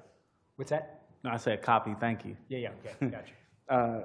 Shifting gears to effectiveness of legal and policy actions, could you walk me through what legal actions has the OAG taken in FY 2024 and FY 2025 to address issues such as affordable housing, consumer protection, human trafficking, and overall public safety? How much time do we have? Look, I have our written responses go through in great detail, Councilmember, the work that we're doing in a variety of different special areas. So our public advocacy work is focused in different sections. We do housing and environmental. We have workers' rights. We have consumer protection. We have nonprofit. We have antitrust and fraud. And within each of those sections, there are dozens of cases that we have focused on. When I talked earlier about synergizing all of the work that touches on housing, it's because we have a recognition that affordability in our city, and in particular housing affordability, is an issue that we all need to roll up our sleeves and do everything we can to address. And we are touching on the housing issue through poor conditions. We need housing to remain habitable. We're touching on it in terms of consumer protection, misrepresentations being made. We're talking about it in discrimination suits where people are being discriminated against on terms of race, disability, and source of income. The antitrust case is the real page case that we talked about. Consumer protection was the title insurance kickback case where the costs of buying or renting are being driven up. So we are using all of those public advocacy tools to think about how do they touch on the affordable housing market. And then, of course, our equitable land use unit is thinking about the development side, about when the city is going to be giving developers rights to develop new properties, giving them the entitlements that they have to make sure that those entitlements are consistent with the comprehensive plan that the council has passed in terms of commitments to affordable housing, environmental sustainability, racial justice are all part of what that ELU team is looking at. And that has been brought into our public advocacy division as part of that overall housing team. Thank you. Ms. Agee, I do want to say this. I do appreciate how aggressively your office has been going after bad actors, whether it's suing Amazon, Pepco, slumlords for not, taking advantage or for taking advantage of our most vulnerable residents. Once you guys collect that money, where does it go? So the money comes in through the statutes that have been passed by the council, usually in the form of one of three buckets. One is restitution. That money goes to the people that have been harmed. And a claims process is created so that the people who have been harmed, whether it's workers, consumers, get a claim to the restitution dollars. Much of the dollars that are recovered are in the form of penalties. That's statutory penalties that are created as a stick to make sure that bad actors stop doing what they're doing. Yes. And then the third bucket is attorney's fees, Gotcha. statute and title. So our litigation will drive towards recovery of all three of those when the statute allows. The restitution dollars go back to the victims. The attorney's fee dollars and the penalties dollars go into the government fisc. Much of that is funding the work of our office to move forward, and in years past has resulted in money coming back to the general fund to support the city's budget citywide. Copy. And point of clarity, Pepco nor Amazon are bad actors. I just threw that out there in terms of you guys, you've been on a suing spree. Follow-up question, or shifting gears rather, want to focus on contracting and procurement processes. Could you walk me through the current contracting and procurement process of your violence interruption programs?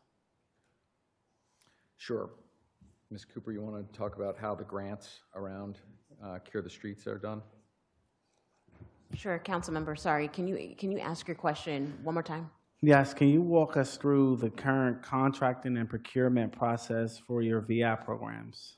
So our Cure the Streets grantees are not contractors, they receive grants. So that's a little bit different. Okay.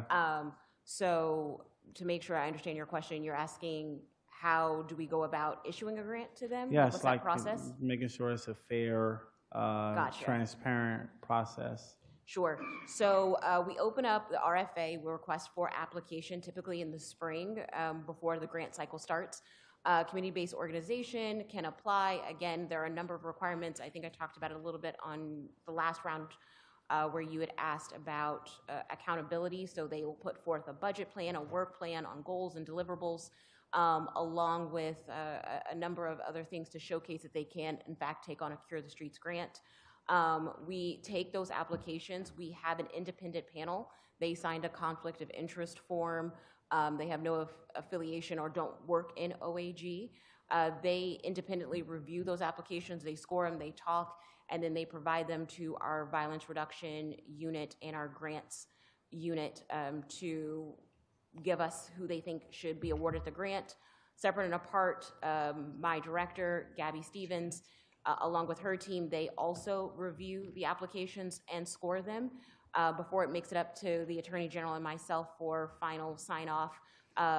Gabby has to give any justification for going against what the independent review panel elected to, but more than times than not, we're very much aligned. And that's pretty much the process at a very high level, very quickly for you. Copy.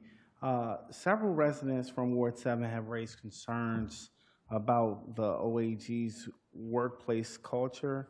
How does the OAG address issues related to employee morale and create an environment conducive of high performance? So there really is nothing more important to me than the excellence of the office and creating the kind of professional environment where the work that our office is entrusted to do can get done well, and that's creating a culture of team and inclusion. We have excellent HR team, and we take seriously our commitment to making sure our environment is one where people are held accountable, but done in a fair, transparent way. You may know that there are 2 labor unions that represent the employees in the Office of Attorney General. We meet regularly monthly with the labor management meeting to hear directly from our labor partners on issues that are systemic. And we try to make sure that we are not only living to the letter of the law, but to the spirit of the law in terms of holding people accountable while being fair. And so I did hear some of the public testimony. With an agency of 700 people, there are occasionally going to be people that, no matter how hard we work at it, feel like they got the short end or weren't treated fairly, and I appreciate that. I would never begrudge anybody for raising a complaint or even filing lawsuits, as some of those folks did. But, you know, we hold ourselves to making sure that we create a culture where people can be successful. Thank you, Mr. AG. Could you speak to how many vacancies are in the areas of violence prevention and nuisance property abatement within your agency? I'm not sure I understand the question. You have a number of vacant positions within your agency. Could you, from those vacant positions, could you speak to how many of those positions are geared towards nuisance abatement property, nuisance abatement, and or violence interrupters?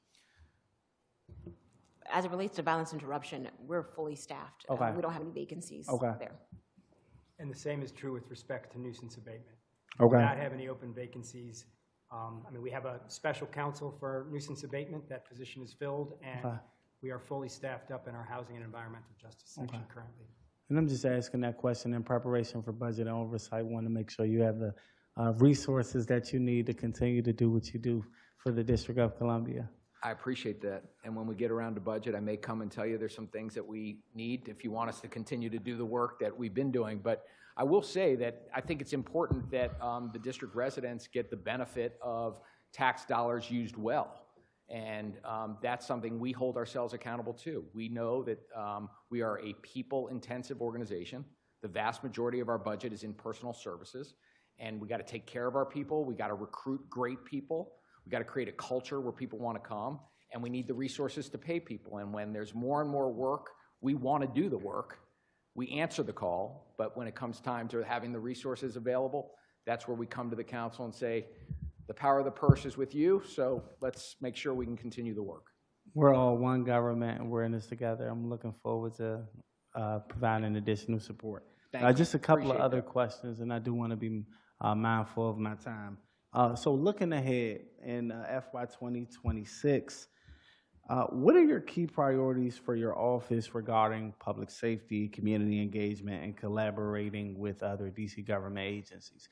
If I'm the everyday resident, you know, the OAG office hits everything, and 5 key points, what would you say your priorities are looking ahead in FY 2026? Yeah, no priority is more important than public safety. Okay.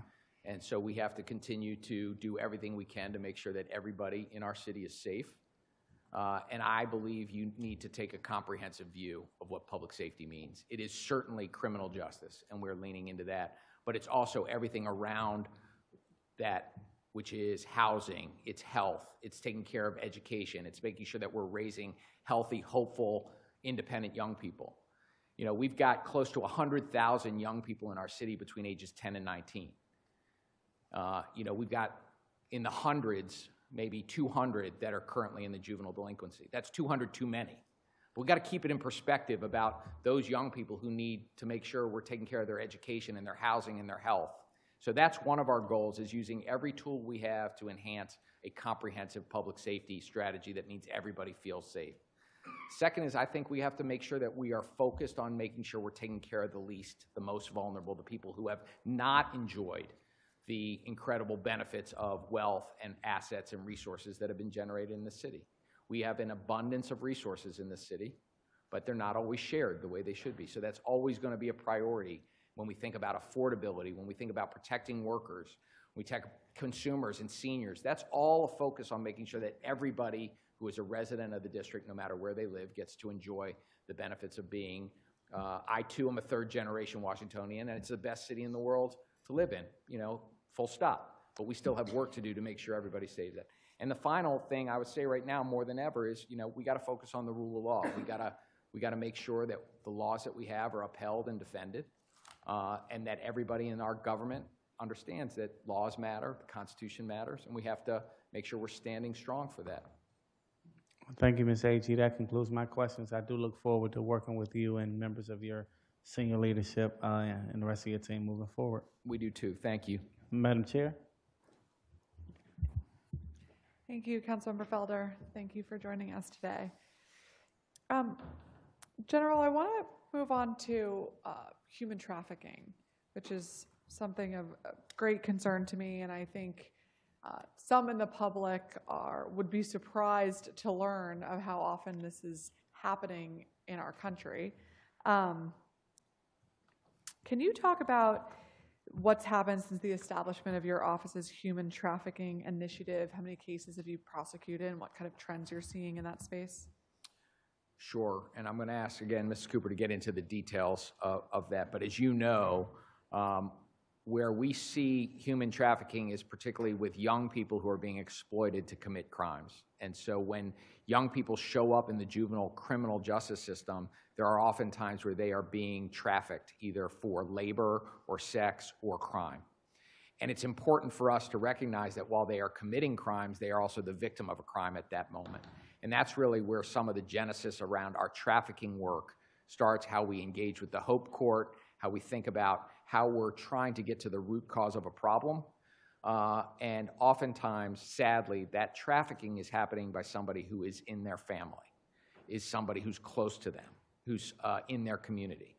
And so the intersection of where we are with our Child and Family Services Partnership and our Family Services Division, of course, it touches on the Public Safety Division because sometimes there are victims of crime that have been committed, and we're trying to look at how we can address that. So with that framework, some of the details about numbers and things I think Mrs. Cooper can give you.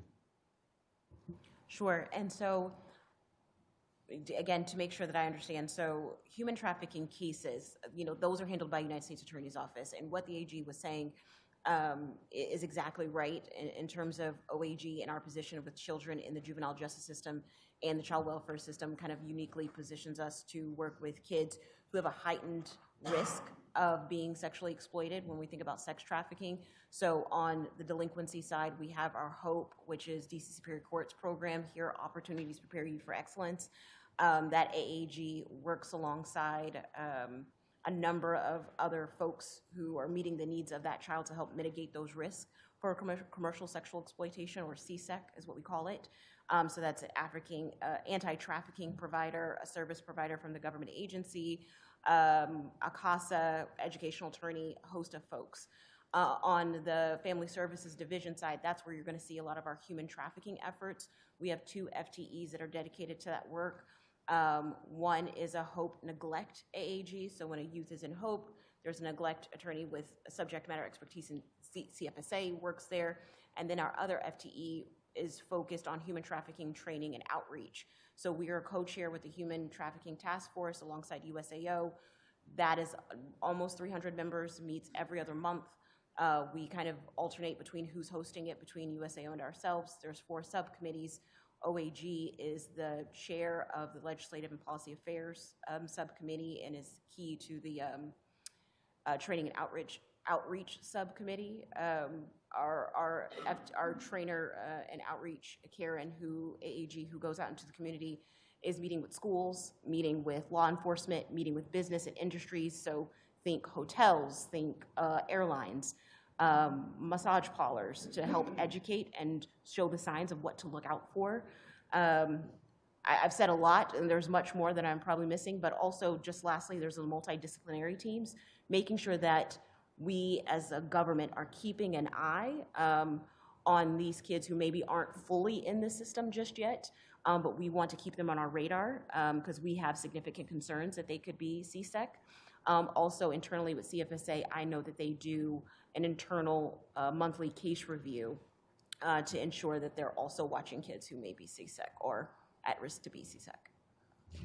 Thank you for that. And I think it's another important reminder of the kind of proactive steps we can all take as adults to keep our eye out for warning behavior and unusual activity that's going on so that we can protect our kids earlier.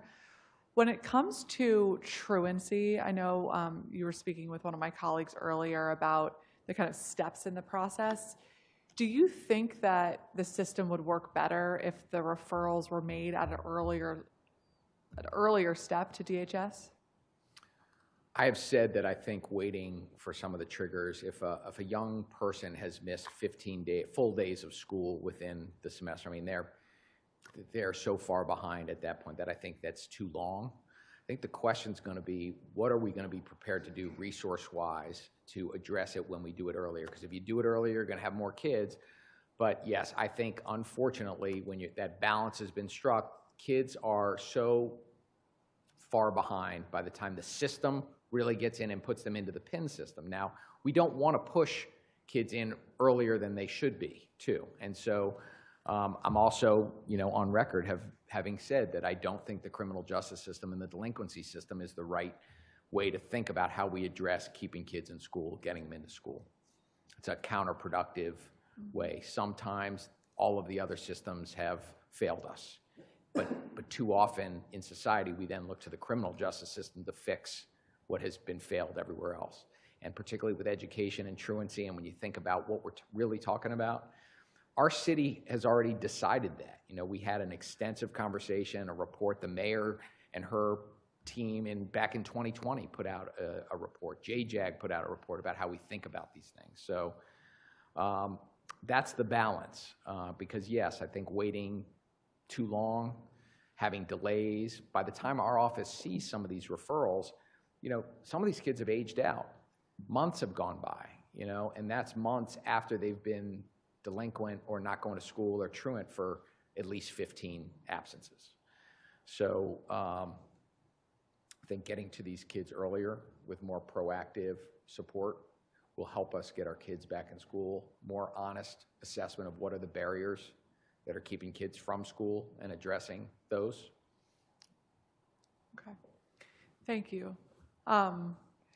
Reminds me of a youth town hall I was at recently where the week before I heard from some education advocates who said we're not counting kids as absent enough because people are coming late to school basically purposely right at the level that they know.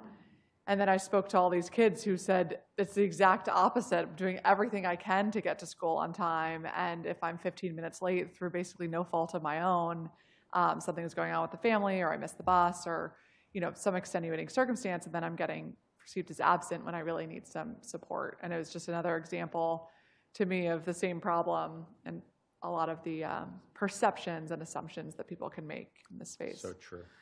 And I promise you I'll stay as long as you want, but once again, the clock is not running. So, and I'm convinced that now this is just to keep us here.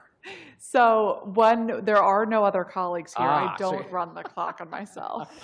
Oh, really? Yes. And Okay. that's always how we do it for all of our hearings. Got it. It's just Okay. when we're lucky to have other folks join us. So now it's just me and you. Our this.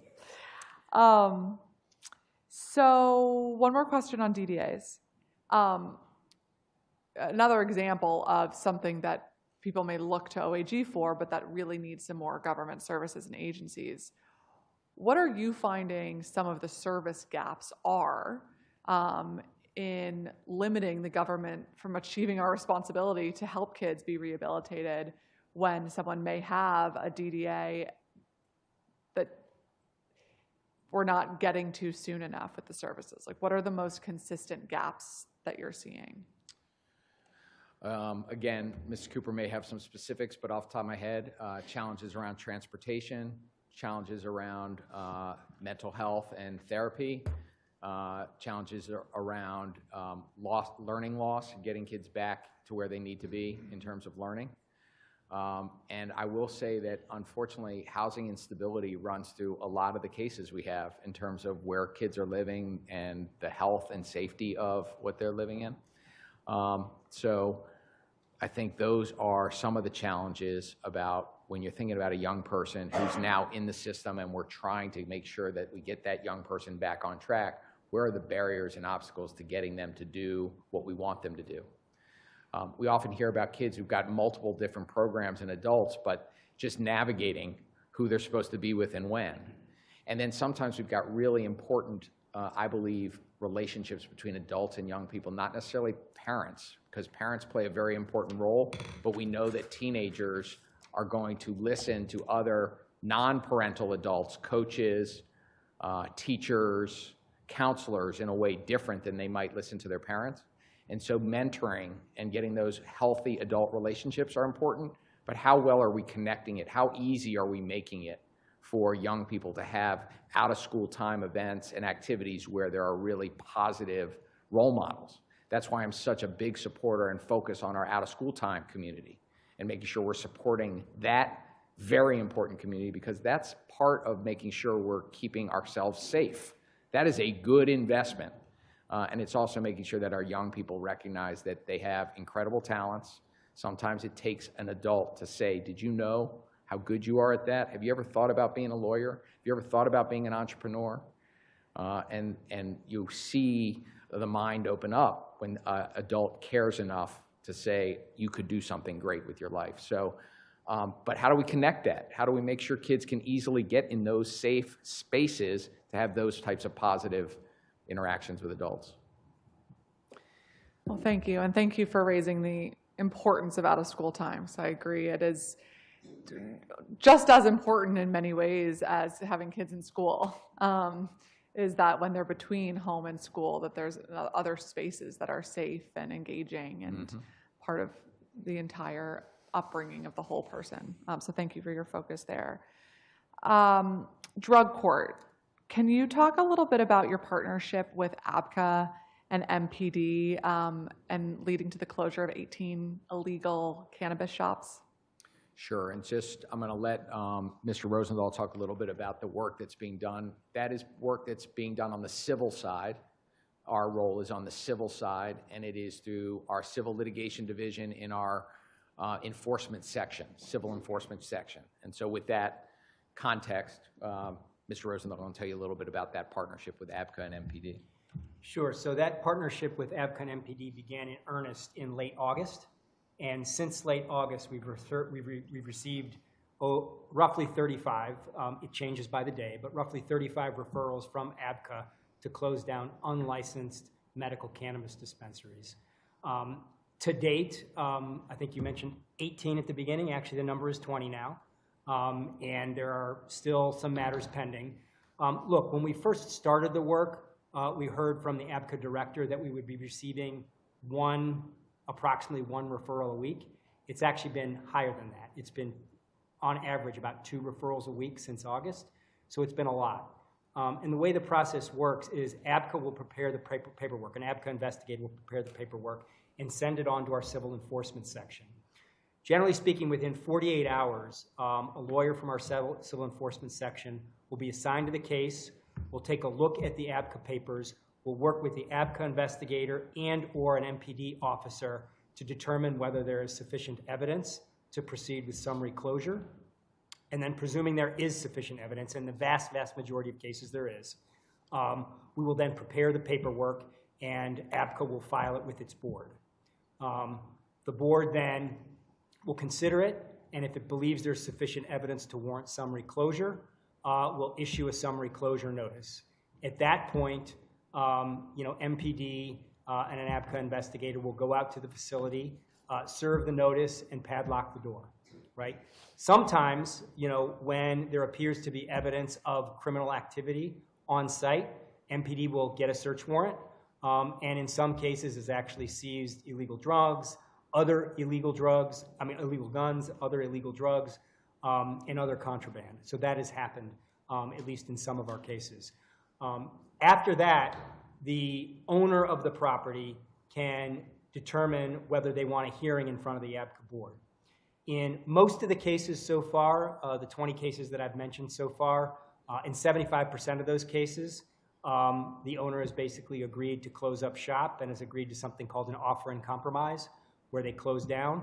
In 5 of the cases, they've gone to a contested hearing, which is a trial-type hearing in front of the ABCA board.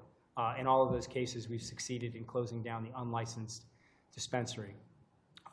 Again, those are trial-type cases, and so they require, prep just like a trial requires prep.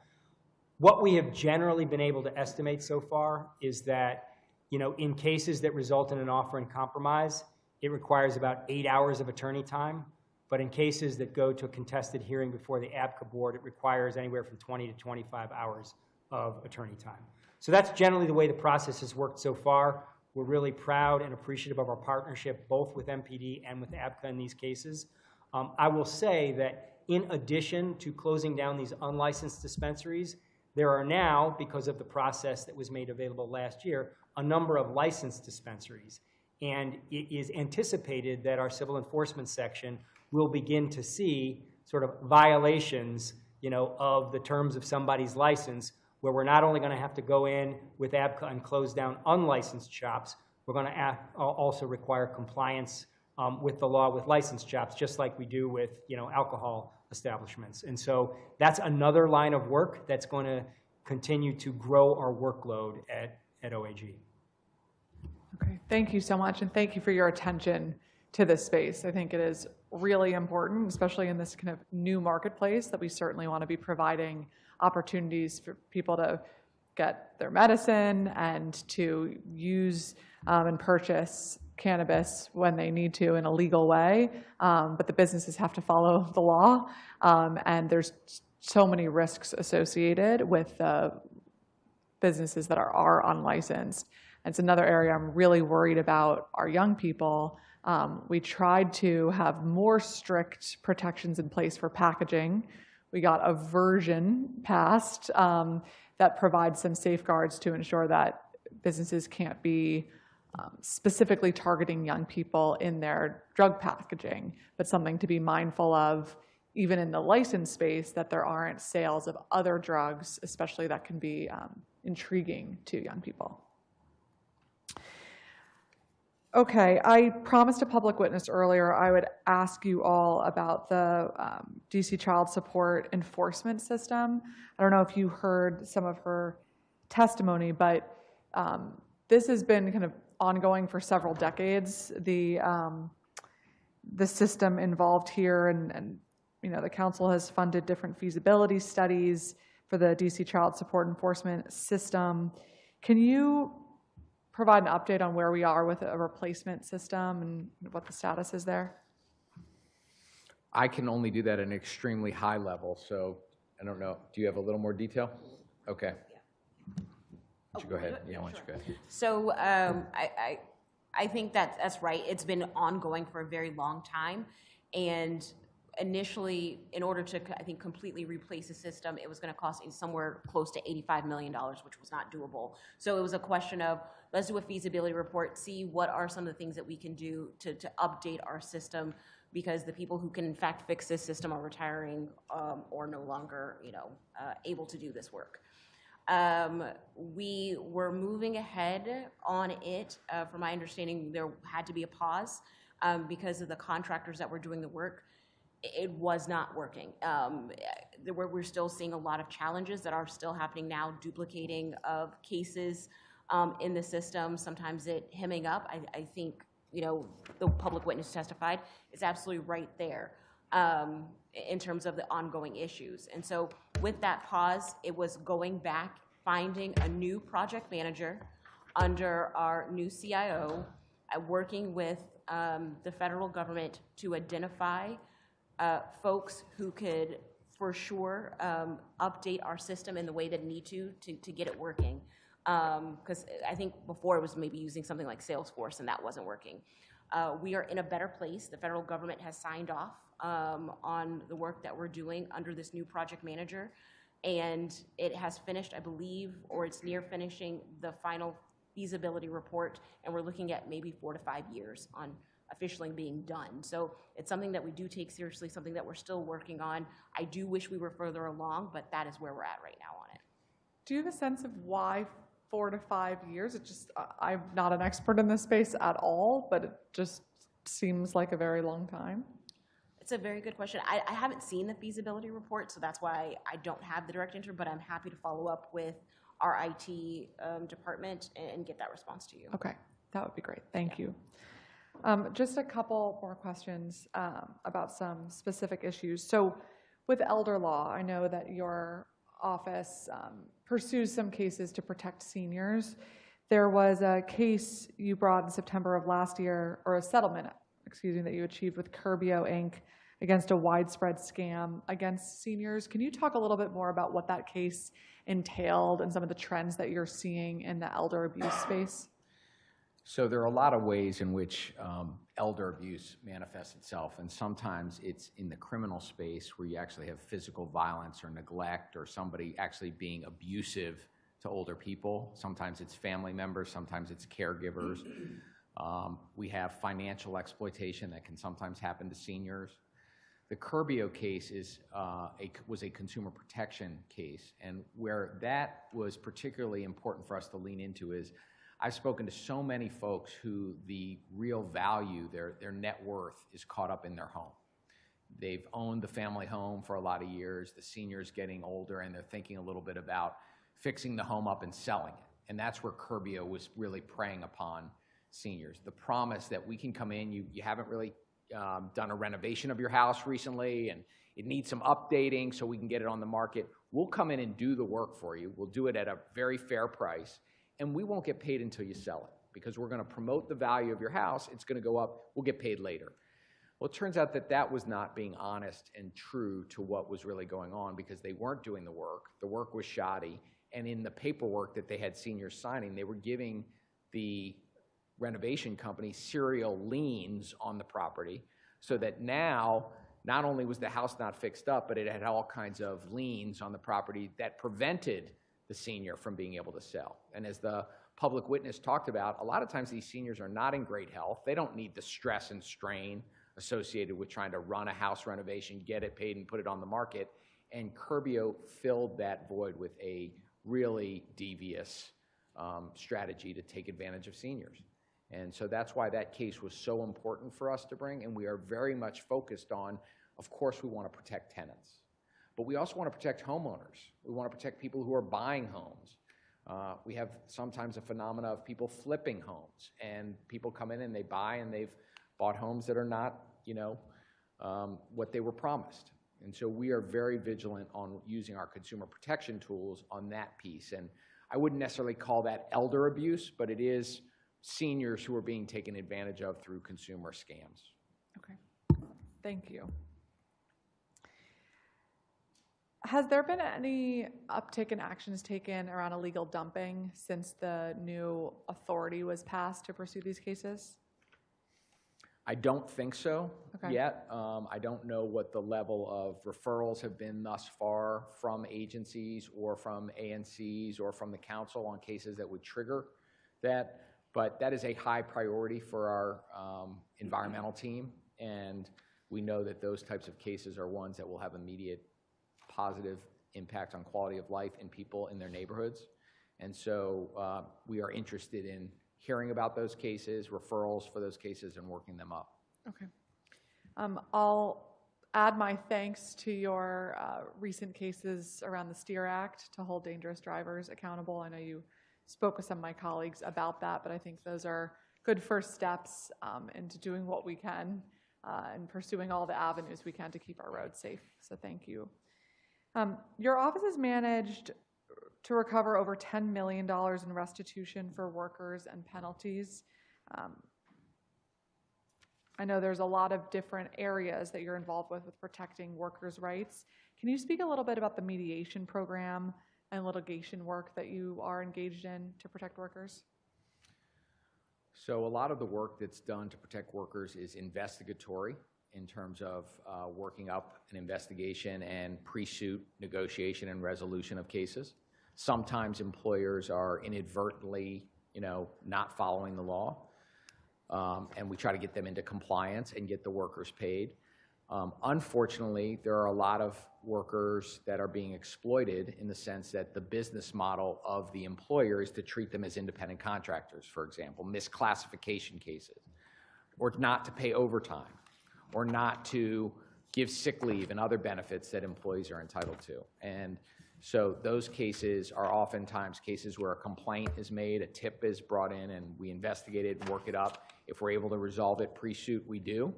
We have a policy of engaging with targets of investigations to see if we can resolve things. But when they can't be, we've brought lawsuits. And those lawsuits have been very, very successful, both in terms of holding people accountable, returning money back. And what I really want people to understand is it is devastating when you are in business playing by the rules in the District of Columbia. Let's face it, we're an expensive jurisdiction to do business in. And when people play by the rules, when they pay their employees, they treat them as employees, that means that that's a cost of doing business. They shouldn't be competing with other businesses in the same field that are not playing by the rules. That's an unfair competitive advantage. And so this is why I try to remind people, this is not anti-business. This is pro-business, pro-economy, saying that everybody's got to play by the rules. And sometimes the people that are hurt the most are our local mom and pop businesses that are playing by the rules, and others come in and don't play by the rules. So that's a big part of what animates the workers' rights. I don't know, I can follow, and maybe Mr. Rosenthal knows, whether we've used mediation as a tool in terms of resolving workers' investigations or disputes, or how often we get a complaint that comes in through our mediation. But I believe there is some workers' claims that do come in through mediation. A phone call, a resolution process generates a prompt response. Do you know offhand the numbers of how much of our mediation work was in the workers' rights space?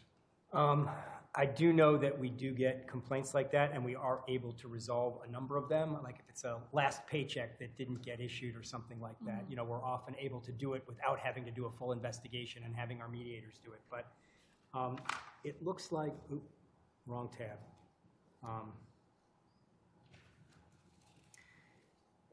We had 229 complaints in FY24 in the restaurant and hospitality industry.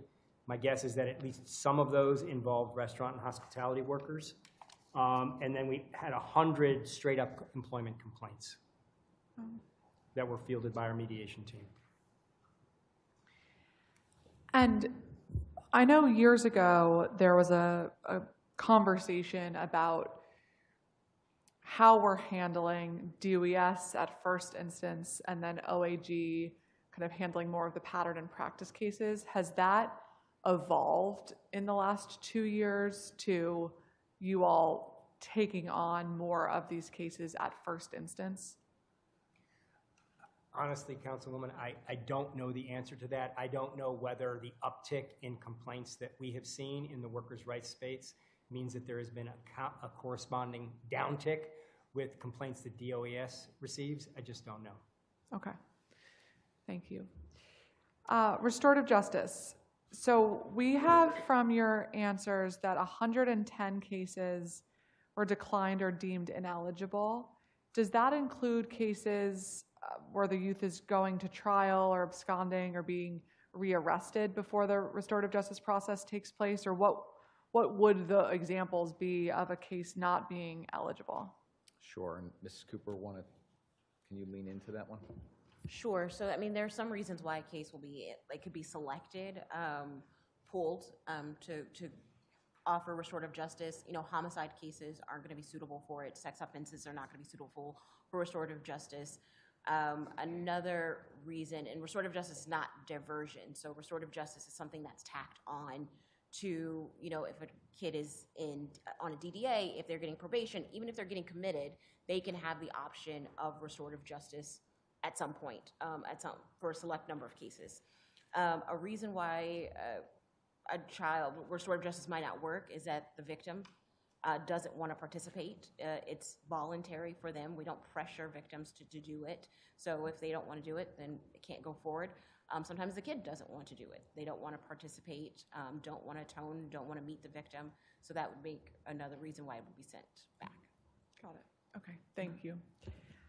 So I'm not going to have a discussion with you today about Cure the Streets and our violence interruption program because I'm going to save that for another day soon.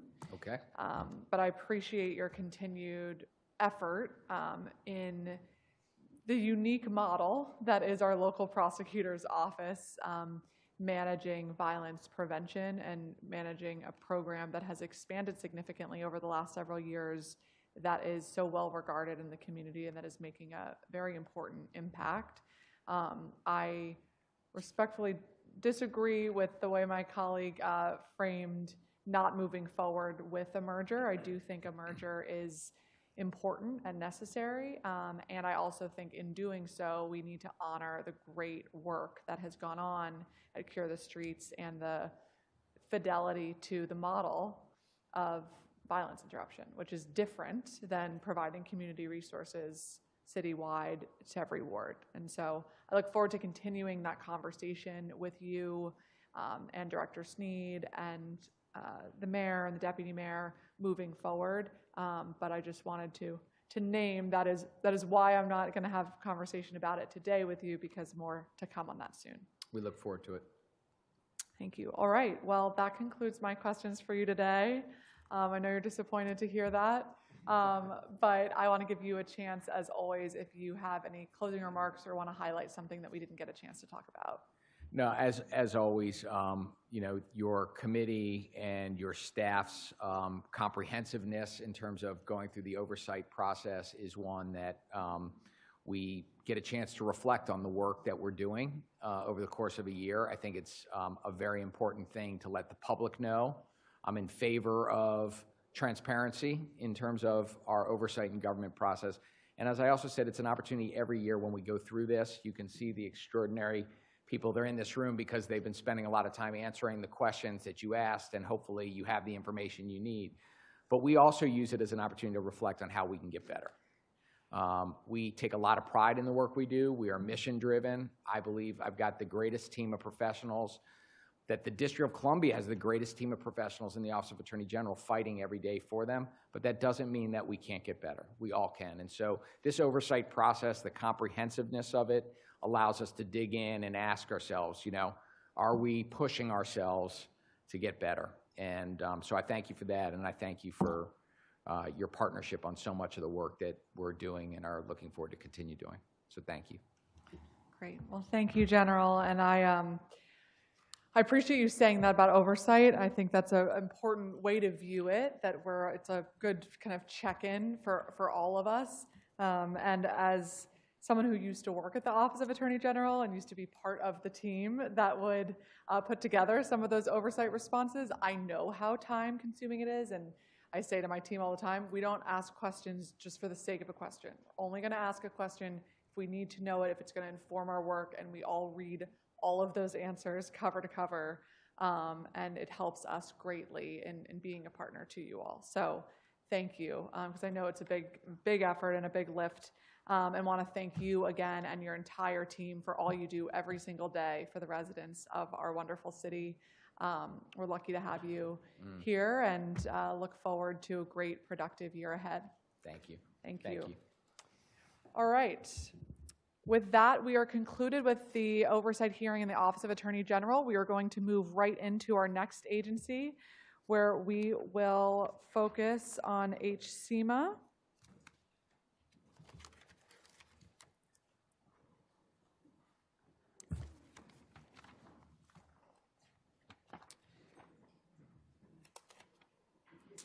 All right.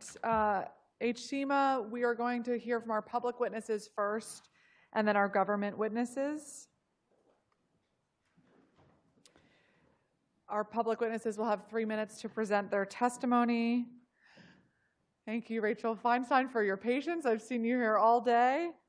Rachel Feinstein, Robert Vincent Branham, and Sandra Seegers, who's joining us virtually. We can get started with Rachel Feinstein, Director of DC Government and Community Relations, Jewish Community Relations Council of Greater Washington. And if I can ask everybody in the chambers to try to keep your voices down a little bit so we can hear from our public witnesses. Go ahead, Ms. Feinstein. Thank you, Councilmember Pinto. Good afternoon. Thank you as well to staff and everyone on the team here. My name is Rachel Feinstein. I'm a Ward 6 resident and the Director of DC Government and Community Relations with the Jewish Community Relations Council, JCRC. The JCRC is the public affairs arm of the local Jewish community, representing over 100 synagogues, community centers, schools, social service agencies, including nearly 20 in the district alone, representing about 10% of the DC population. Thank you for the opportunity to speak today about our experiences with HSEMA and the administration of the federal nonprofit security grant program specifically. I also want to clarify that this program is not to be confused with the recently launched DC-funded Safe and Secure DC Nonprofit Fund administered by the Mayor's Office for Public Safety and Justice and recently established by the leaders in this room today. So thank you for that as well. The NSGP is funded federally and administered by state agencies to help nonprofits at risk of hate crimes pay for security enhancements and personnel. HSEMA administers this program for DC in addition to parts of Maryland and Virginia within the National Capital Region.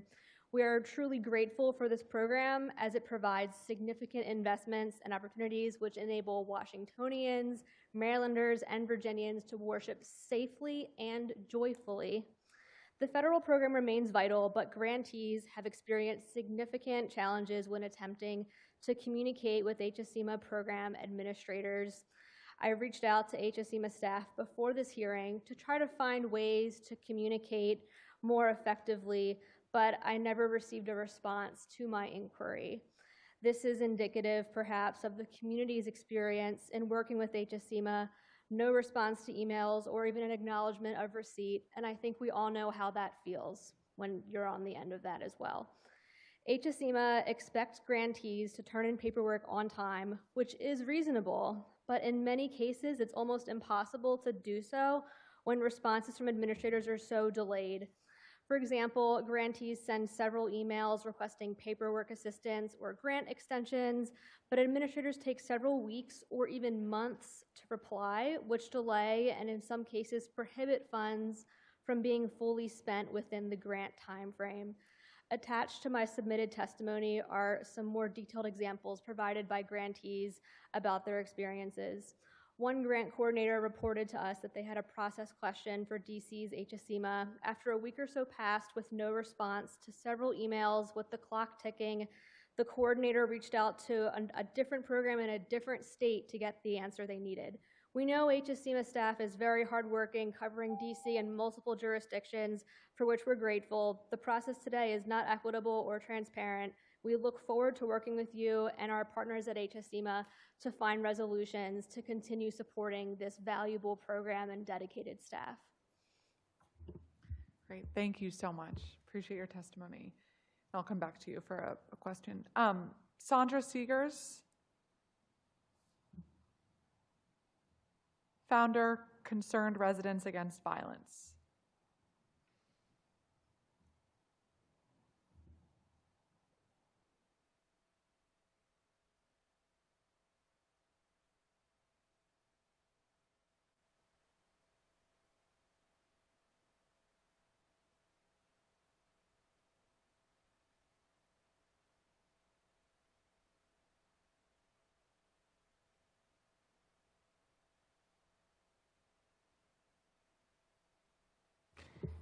Ms. Seegers, are you here?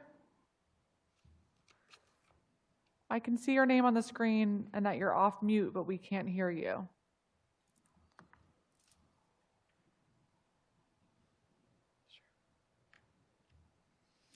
Okay, hold for one moment. We're going to hear from one of our ONSE public witnesses, and then we'll come back to you.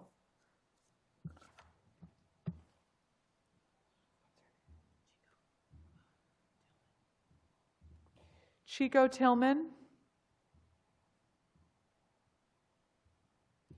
Chico Tillman, you can join and accept as a panelist, and Sandra Seegers, you can go ahead for HSEMA.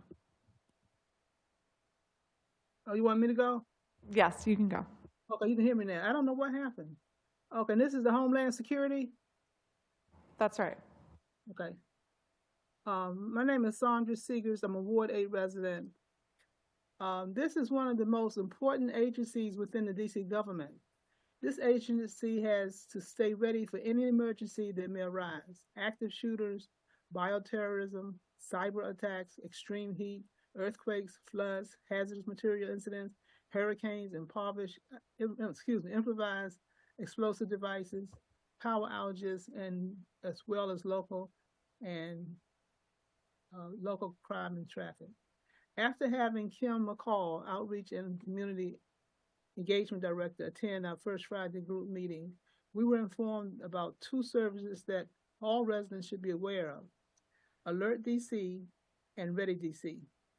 Alert DC provides emergency information directly to your email, cell phone, or text message. Ready DC gives you step-by-step details on how to prepare for emergencies. As far as I can see, they are up to par, and off the top of my head, I have no suggestions on what they should do differently. All ANC commissioners, all churches, organizations, schools, and civic associations should invite them to meetings for a presentation. They would not regret it. And I wish that the office would reach out to the ANCs at least to attend their meetings and give them a presentation. And I like this organization. Let's send them a statement. Thank you, Ms. Seegers. You're welcome. Chico Tillman, are you here? Yes. Okay, you can go ahead. You can join the panel.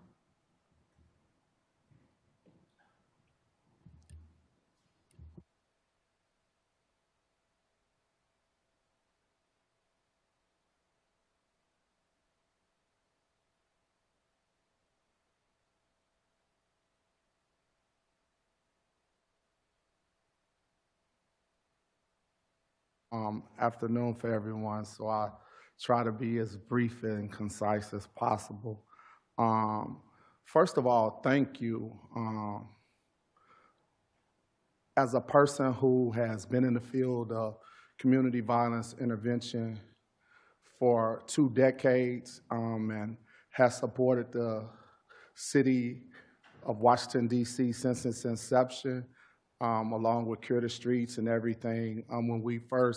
When I was at Cure Violence, it's just amazing to see the evolution of the body of work in the city of DC. And really, I want to thank Councilmember Brooke Pinto and the Committee of Public Safety for really recognizing the importance of keeping communities safe and understanding the part it plays in the entire ecosystem. My name is Dr. Chico Tillman, and I am the Executive Director at the University of Chicago Community Violence Leadership Academy. What really got me interested in this process was I had a conversation with 2 of my close friends, Dr. Daniel Webster and Dr. Joe Richardson, who introduced me to Kevin Donahue, and we began to talk about the many cities across the country I worked in, and he asked me how could I come in and serve or support the body of work that you're doing in DC to enhance it. And he introduced me to people at the ONSE office, and I began to have conversations with Director Sneed about some of the work that had been done at the ONSE office, and I informed her that I was a close friend, not only of some of the previous individuals who ran the office, but in particular, Linda was a close friend of mine, and we did several projects together. So what brings me here today is I was able to assist the ONSE office with an assessment, and I just want to tell you a few of the things that came out of the assessment and talk about what's currently I was able to observe as someone who has not only done research for CVI programs across the country, but helped start, implement, create, design, and onboard organizations throughout the United States and abroad.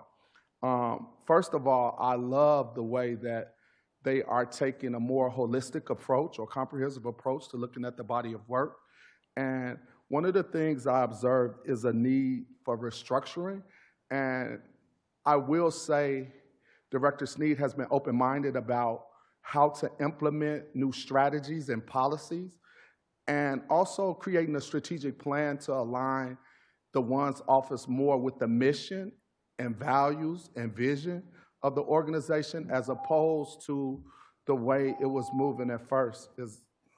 I see it's beeping. I don't know what that means. It means that time's up. In 2 minutes? In 3 minutes. Okay. All of our public witnesses have 3 minutes, so if you could summarize and wrap up. Okay, I'll wrap up. Also, we were able to bring Director Sneed in, and she's a part of the CVI Leadership Academy.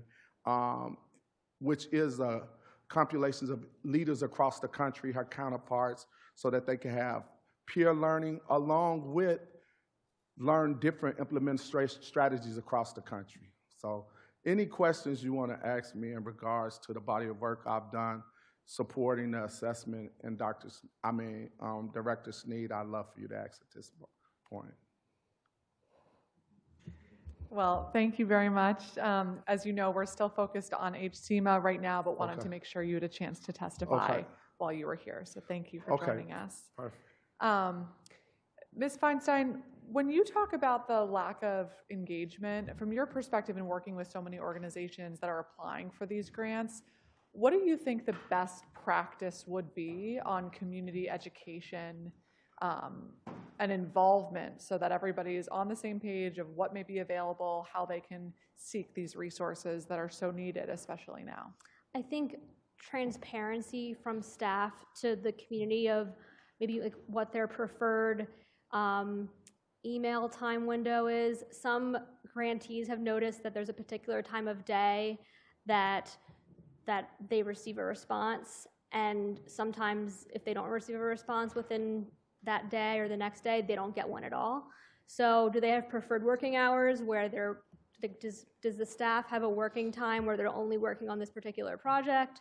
Or like what is their preferred communication method and when? There's also a platform for grantees online where they track their paperwork, and I'm not sure, but some grantees suggested in their feedback creating a communication like feedback loop within the portal. I think I'm not sure if there's a communications capability within the grant management portal where you submit paperwork and can track things.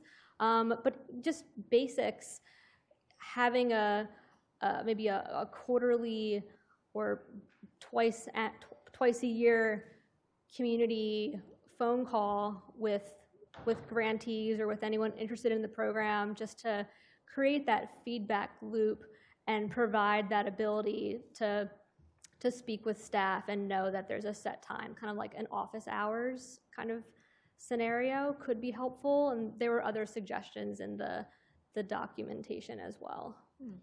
Okay, thank you for that. I'll certainly talk to the director about it. Thank you. And Mr. Tillman, as we think about the future of violence interruption and possibly merging our two violence interruption programs, there are some questions around which model should be utilized.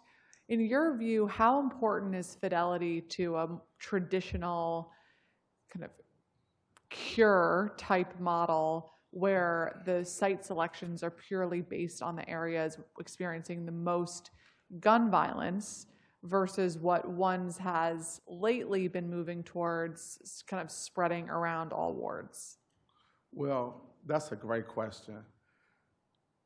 If you think about the way the body of work looks across the country, cure is a little bit antiquated, and there has been an evolution and more of a multidisciplinary approach to the work, where now we understand that in order to decrease violence, it takes everybody. What I mean by everybody, it takes different agencies to support the body of work. Let me just give you a real natural example.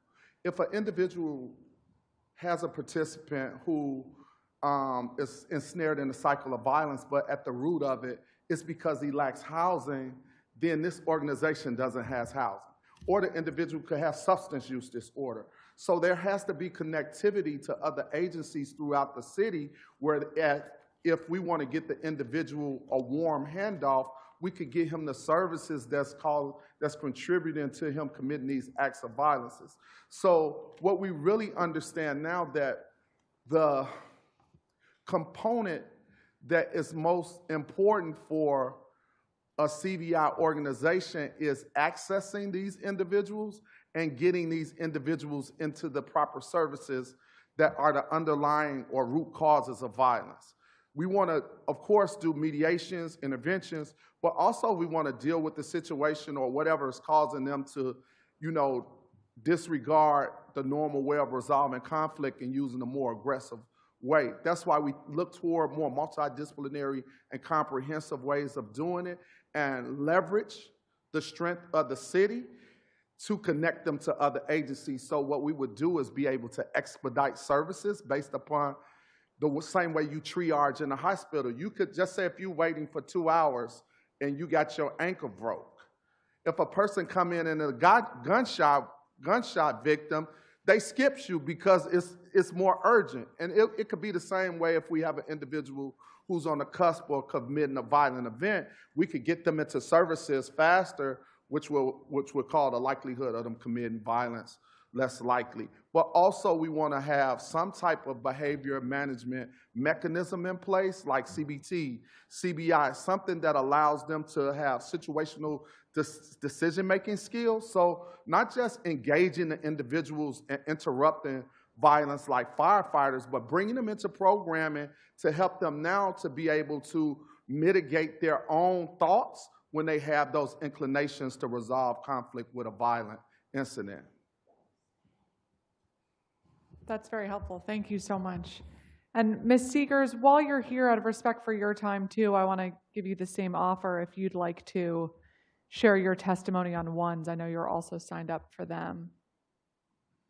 Yes. I heard his answer, and I agree with most of what he's saying, because the ONSE office was put in place specifically for gun violence and crime. Whereas the AG's office, they have so many things to do. If you're trying to do too much, you can't do anything too well. So I believe that the ONSE office should handle the crime prevention. That's my opinion. Thank you very much.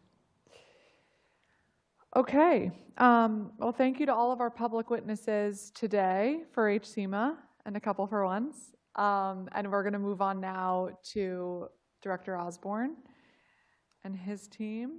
Thank you all.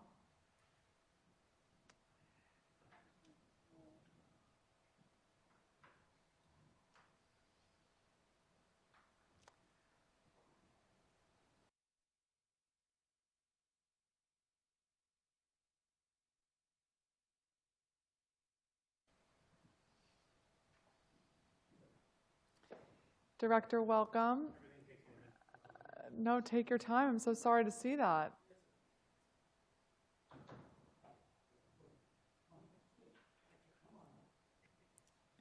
While you're getting organized, if I can ask your team to introduce yourselves, your name and your position for the record with your mic on. There we go. Good afternoon, Councilmember Pinto. My name is Adrian Gill. I'm the Chief Administrative Officer for HSEMA. Good afternoon. I'm John Nitz. I'm the AFO that supports HSEMA. Thank you all. And we have Director Clint Osborne here as well. And can I ask you all to turn your mics on again? I'm going to swear you all in. Do you swear or affirm under penalty of law that the testimony you're about to provide before the Council of the District of Columbia and this committee is the truth, the whole truth, and nothing but the truth? I do. I do. I do. Great. Thank you all very much. Welcome. We didn't have too many public witnesses for HSEMA today, but I'm glad you had an opportunity to hear their perspective, and so we can certainly talk about some of the public engagement side of things. And at the earlier this morning, I provided some comments and thanks to all HSEMA has been engaged in, not only over the course of the last year, but over the last 7 weeks in particular. Feels like 10 years worth of public emergency and safety events. And so thank you very much for your leadership and your entire team's professionalism and ability to provide direction, coordination, and safety for so many of us during a very intense several weeks. We were in touch regularly over this past weekend following a PEPCO incident with a fire underground that resulted in power outages for over 1,000 residents and stakeholders and businesses. And so I do want to talk with you a little bit this afternoon about what triggers HSEMA's involvement in a type of event like that, So just wanted to put that out there. But first, let me turn to you and see if you have any opening statement you'd like to provide for the record. I do, and on behalf of all of HSEM, thank you for the acknowledgement. Chairperson Pinto, members, staff of the Committee on the Judiciary and Public Safety, I'm Clint Osborne, Director of the District of Columbia's Homeland Security and Emergency Management Agency, also known as HSEMA. Thank you for the opportunity to testify today on HSEMA's performance in FY24 and 25 to date.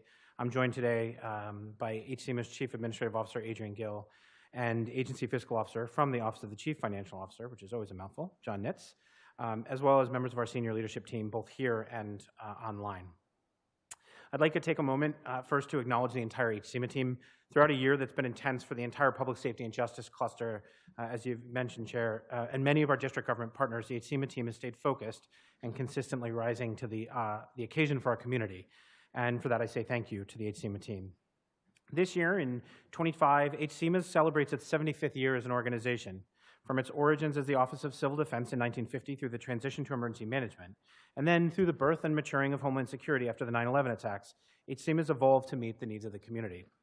While the language has changed with the times and practices, HSEMA's mission remains to ensure that district agencies, businesses, and residents are prepared to prevent, protect against, respond to, mitigate, and recover from all threats and hazards. Before, during, and after special events and emergencies, our purpose is clear. Make sure that the district meets the mayor's goals and objectives for our community through the collective effort of the departments, agencies, and local partners. We do this in close coordination with our neighbors from Maryland and Virginia to coordinate public messaging across our porous boundaries and rally specialized resources. We call this incident management, and it's the reason that HSEMA exists, to ensure that the district as an enterprise effectively manages all levels of incidents, from the daily challenges to planned special events to catastrophic disasters. But to run smoothly, incident management requires continuous and often unglamorous preparedness work. Today's testimony will highlight how HSEMA balanced preparedness and incident management during this demanding performance year. I'll address them separately for the purposes of clarity, but I think you'll quickly see how they're really intertwined. So preparedness is everything that we do to get ready to effectively and efficiently manage incidents.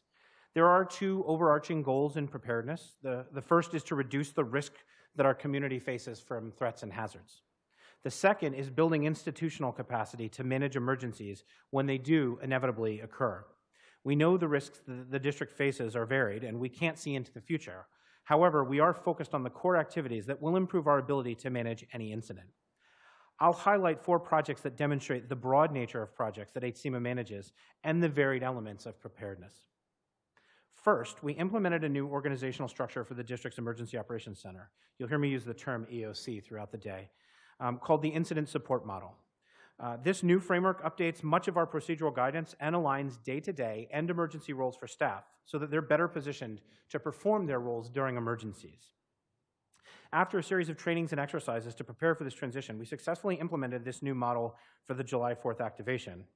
We also deployed a team of 8 EOC staff to Haywood County in western North Carolina to assist with the response to Hurricane Helene.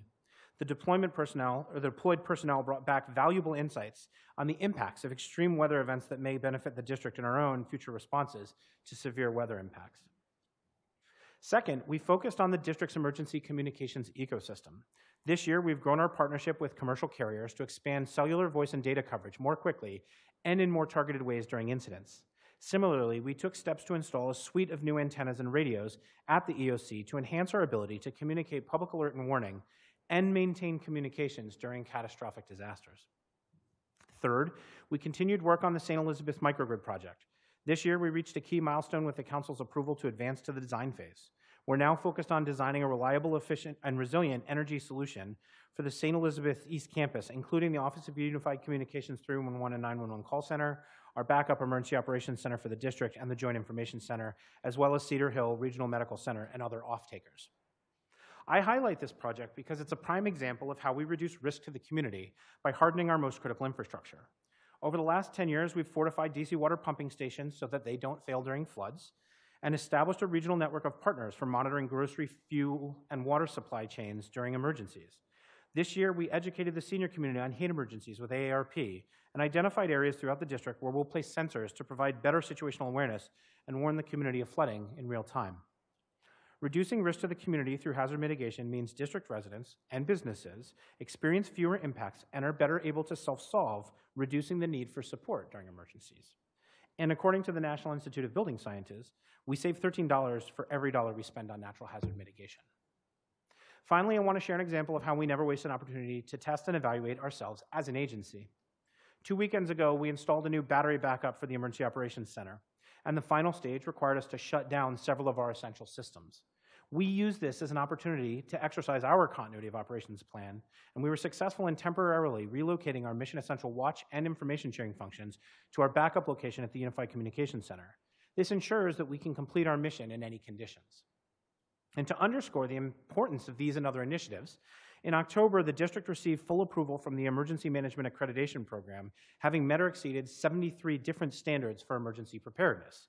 And that's not HSEMA. As an aside, that's the entire district program. We've held this accreditation continuously for 23 years. We were one of the first 2 jurisdictions in the nation to hold this accreditation, and I think it demonstrates the district's longstanding commitment to emergency preparedness. Now I'd like to speak a little bit about incident management, which is the coordinated series of steps that we take with a whole-of-government approach to minimize the impacts of special events and emergencies. Our standing goals in this space are, 1, to protect life, property, and the environment, 2, to minimize the impacts to DC government operations in the community, and 3, to ensure our ability, again as an enterprise, as a district, to quickly recover from shocks and stressors. Everything we execute during incident management is an all-hands-on-deck effort in support of these goals. When we actively manage an incident, the agency's core focus is on that mission essential function. And during 24 and 25 to date, HSEMA has provided incident management support and coordination for 59 distinct incidents. And I'll mention a few that you've actually already alluded to, Councilmember. From March of 2024 to March of 2025, the district will have hosted 6 national special security events. We've completed the 2024 State of the Union, the 75th NATO Summit, the counting and certification of electoral votes, the state funeral for former President Jimmy Carter, and the 60th presidential inauguration. Number 6, the 2025 Joint Address to Congress is slated for early next month. Now, every NSSE requires months of extensive advanced planning. We began coordinating in earnest for these events in April when our team on the Mayor's Special Events Task Group began organizing the DC Presidential Inaugural Committee, or DCPIC, to execute the district's unique role in hosting the 60th presidential inauguration. Staff throughout the agency led or participated in a dozen subcommittees under the DCPIC. And at the same time, our staff joined 28 U.S. Secret Service subcommittees for each of the 6 NSSEs. These are intensive planning sessions to scope and deliver every aspect of safety and security for these high-risk events. And between the monthly touch points and the planning and preparedness load for a single national special security event, the work is effectively continuous. Our staff also had leading roles in hosting briefings with hundreds of ANC commissioners, businesses, places of worship, and school leaders to share information on road closures and other restrictions. In the background, HSEMA's preparedness team executed a progressive series of exercises with dozens of agencies to refine our plans for these events. And when the event arrives, in this case, the 6 or 7 or 8 events, it involves carefully coordinated execution, often for days at a time. In January of this year, for example, we activated the district's Joint Operations Center, Emergency Operations Center and Joint Information Center, the EOC and the JIC, for 15 total days to support 3 NSSEs and the tragic crash between a military helicopter and American Airlines Flight 5342 on January 29th. Several of these days, I'll note, were 24-hour days, so we worked the entire shift. So that means that 75% of the business days in January were dedicated to incident management. It's remarkable that the district managed 6 NSSEs in 1 year. It's something that has never been done in the United States and may never be done again, anywhere in the nation. I'm proud of the consistency, care, and professionalism that the HSEMA team brought to these events. And while NSSEs challenged us to prepare for known planned events, we also had multiple complex no-notice incidents this year, and I'd like to quickly highlight 3. First, you'll recall last summer, heat emergencies started early and happened often. This included an extended early season heat wave that lasted 10 days in May. It was so early in the year that Mayor Bowser directed the Department of Parks and Rec to expedite the opening of spray parks and pools, while staff across multiple agencies worked with the media to get the message out to the public. This is an example of where HSEMA leads the year-round packaging and distribution of emergency alerts and public messaging to inform residents and businesses on how they can best protect themselves and their neighbors.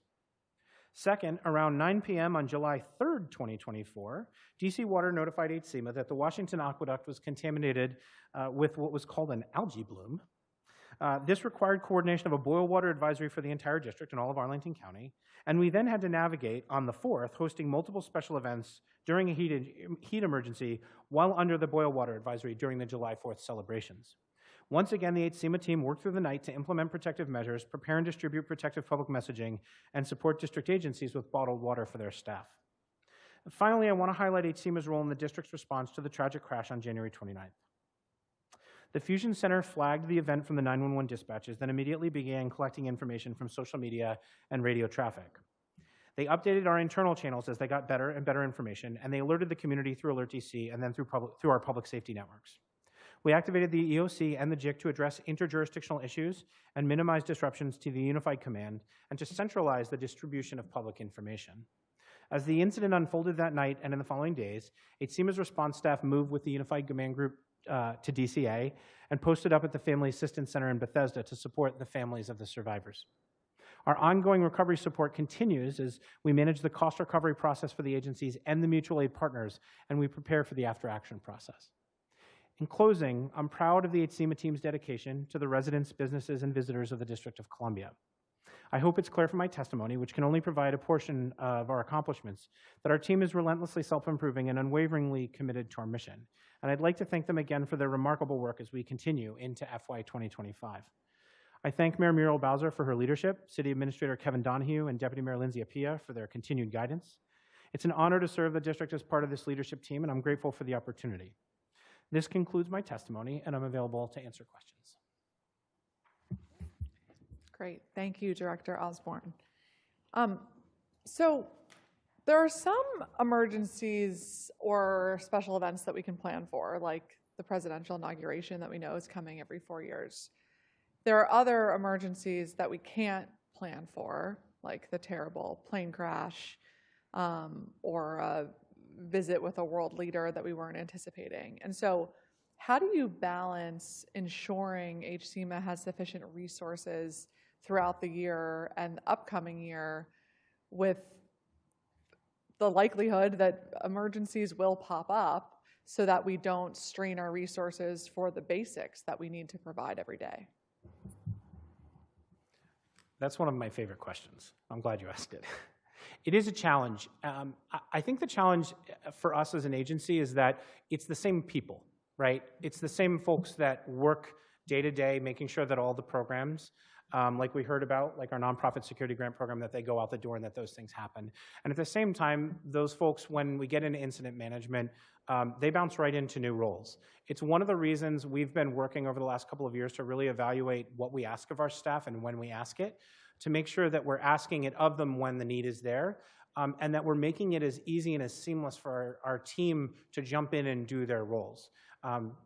Adrian here is a great example where she may be working on our agency as our CAO, she may be working on our agency's finances and our budget one day, and she may put that down and set it aside, and she may have to step in and guide us through emergency procurement with OCP during an incident, make sure that like we had during the early times during the crash, that we were able to provide food to some of our partners, our responders that were going to be out there all night long.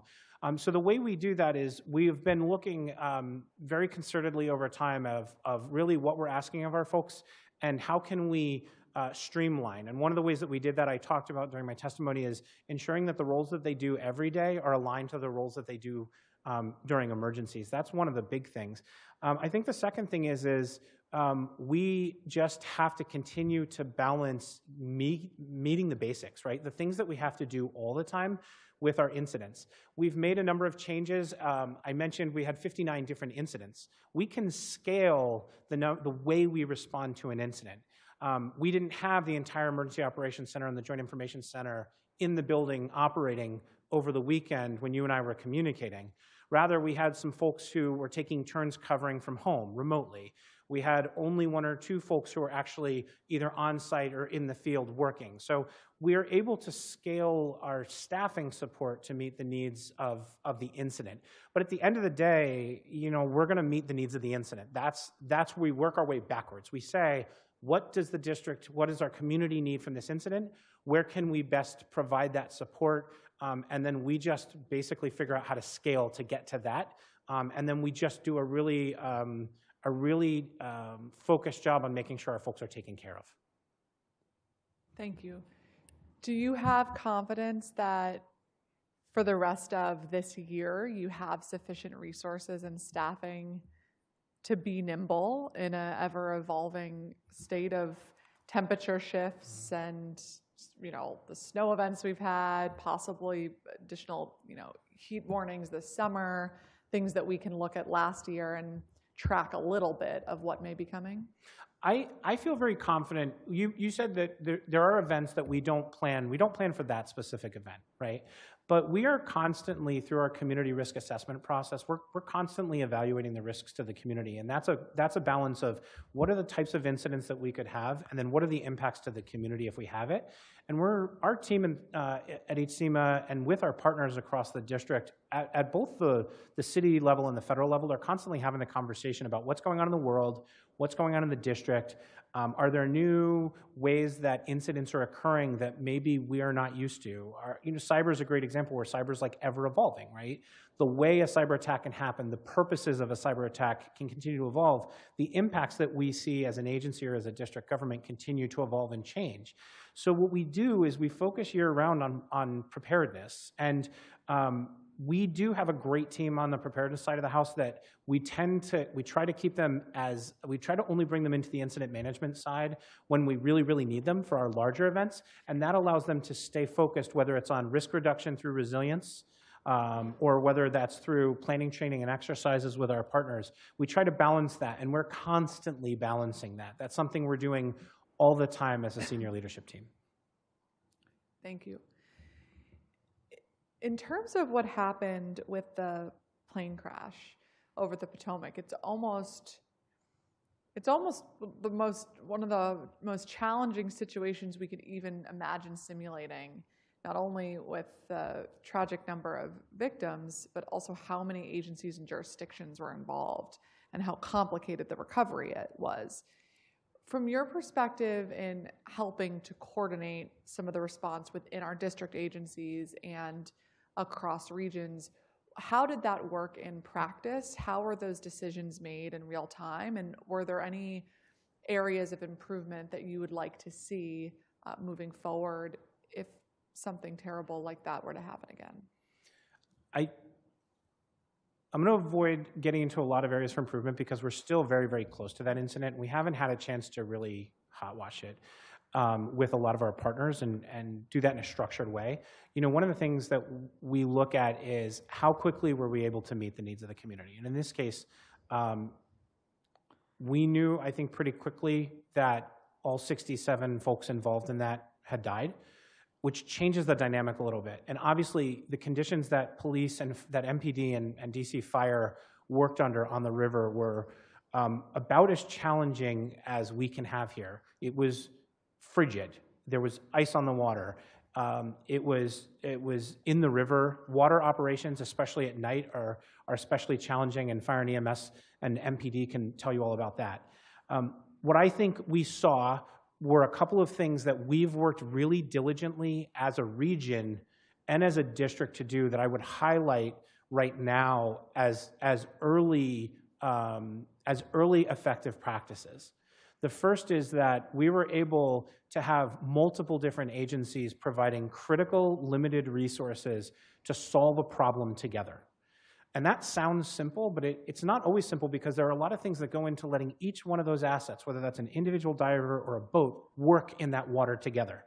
As you can imagine, boat operations when we have divers in the water is also extremely challenging and dangerous. So I think one of the first metrics I would look at is we didn't have any acute injuries. We didn't have any significant acute injuries to our operations, to our operators in the water. That's huge. That's huge. The second thing is our partners, we were able through standing mutual aid agreements. You're familiar, we can go to the Emergency Management Assistance Compact, which is our interstate agreement, but we were able as a district to pull in a lot of those especially specialized resources, water rescue resources and things like that through our local and federal partners from around the region.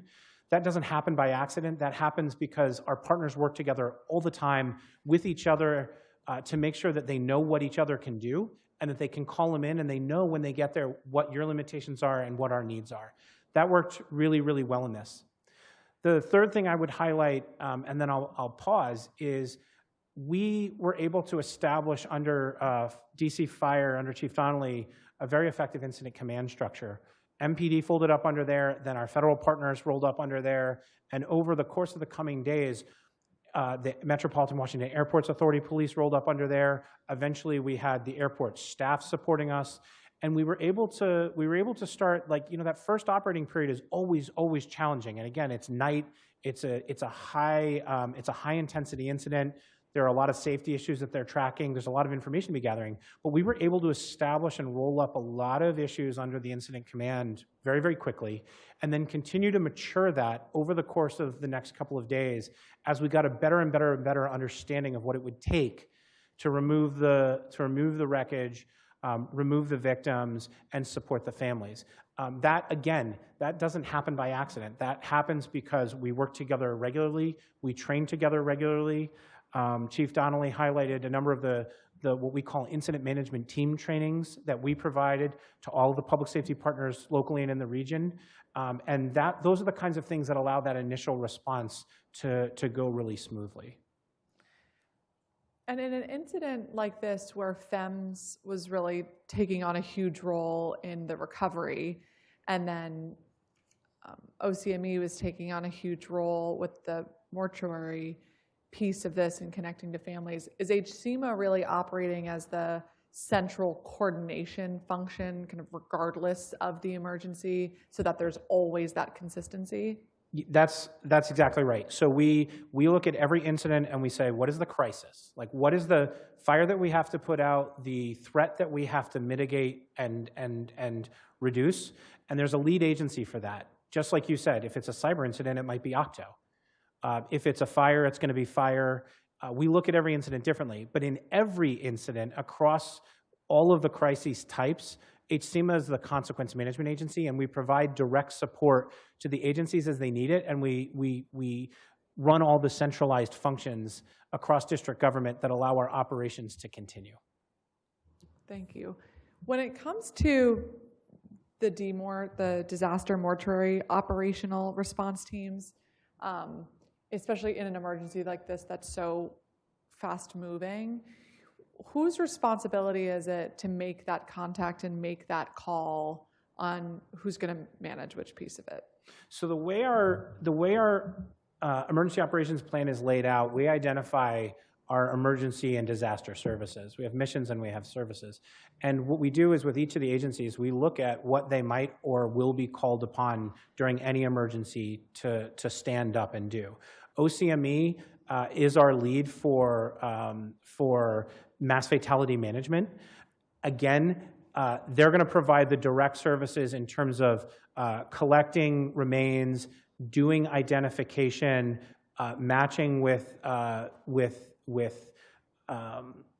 matching up with families for victim identification, positive identification.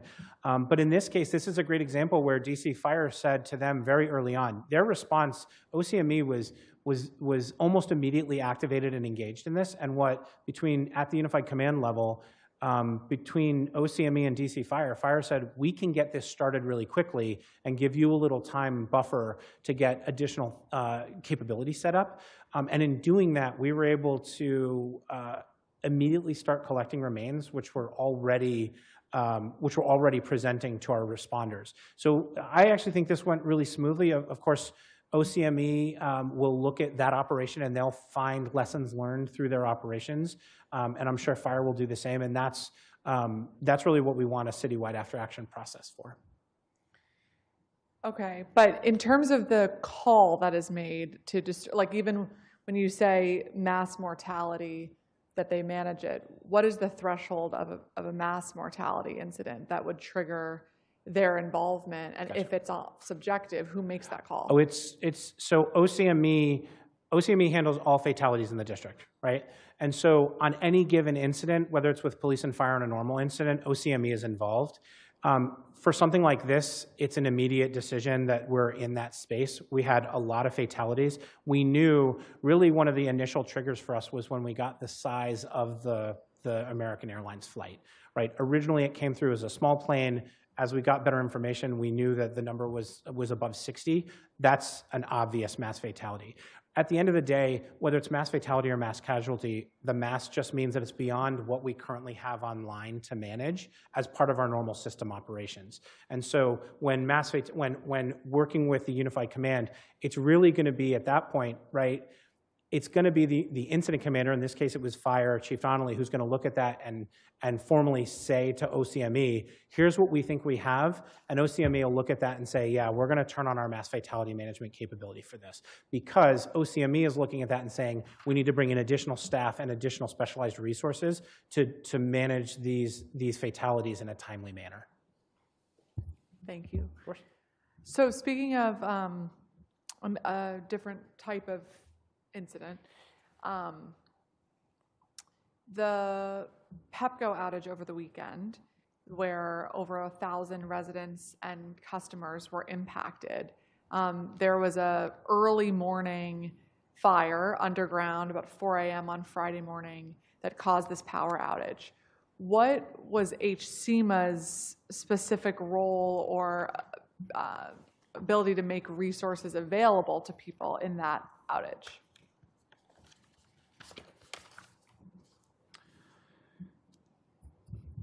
So we're constantly managing and monitoring, more monitoring than managing, especially these types of regular routine outages.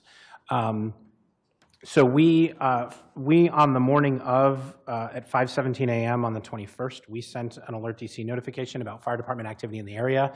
That's a standard alert that we would send when we know that there's going to be activity in an area, and we're making residents aware of it.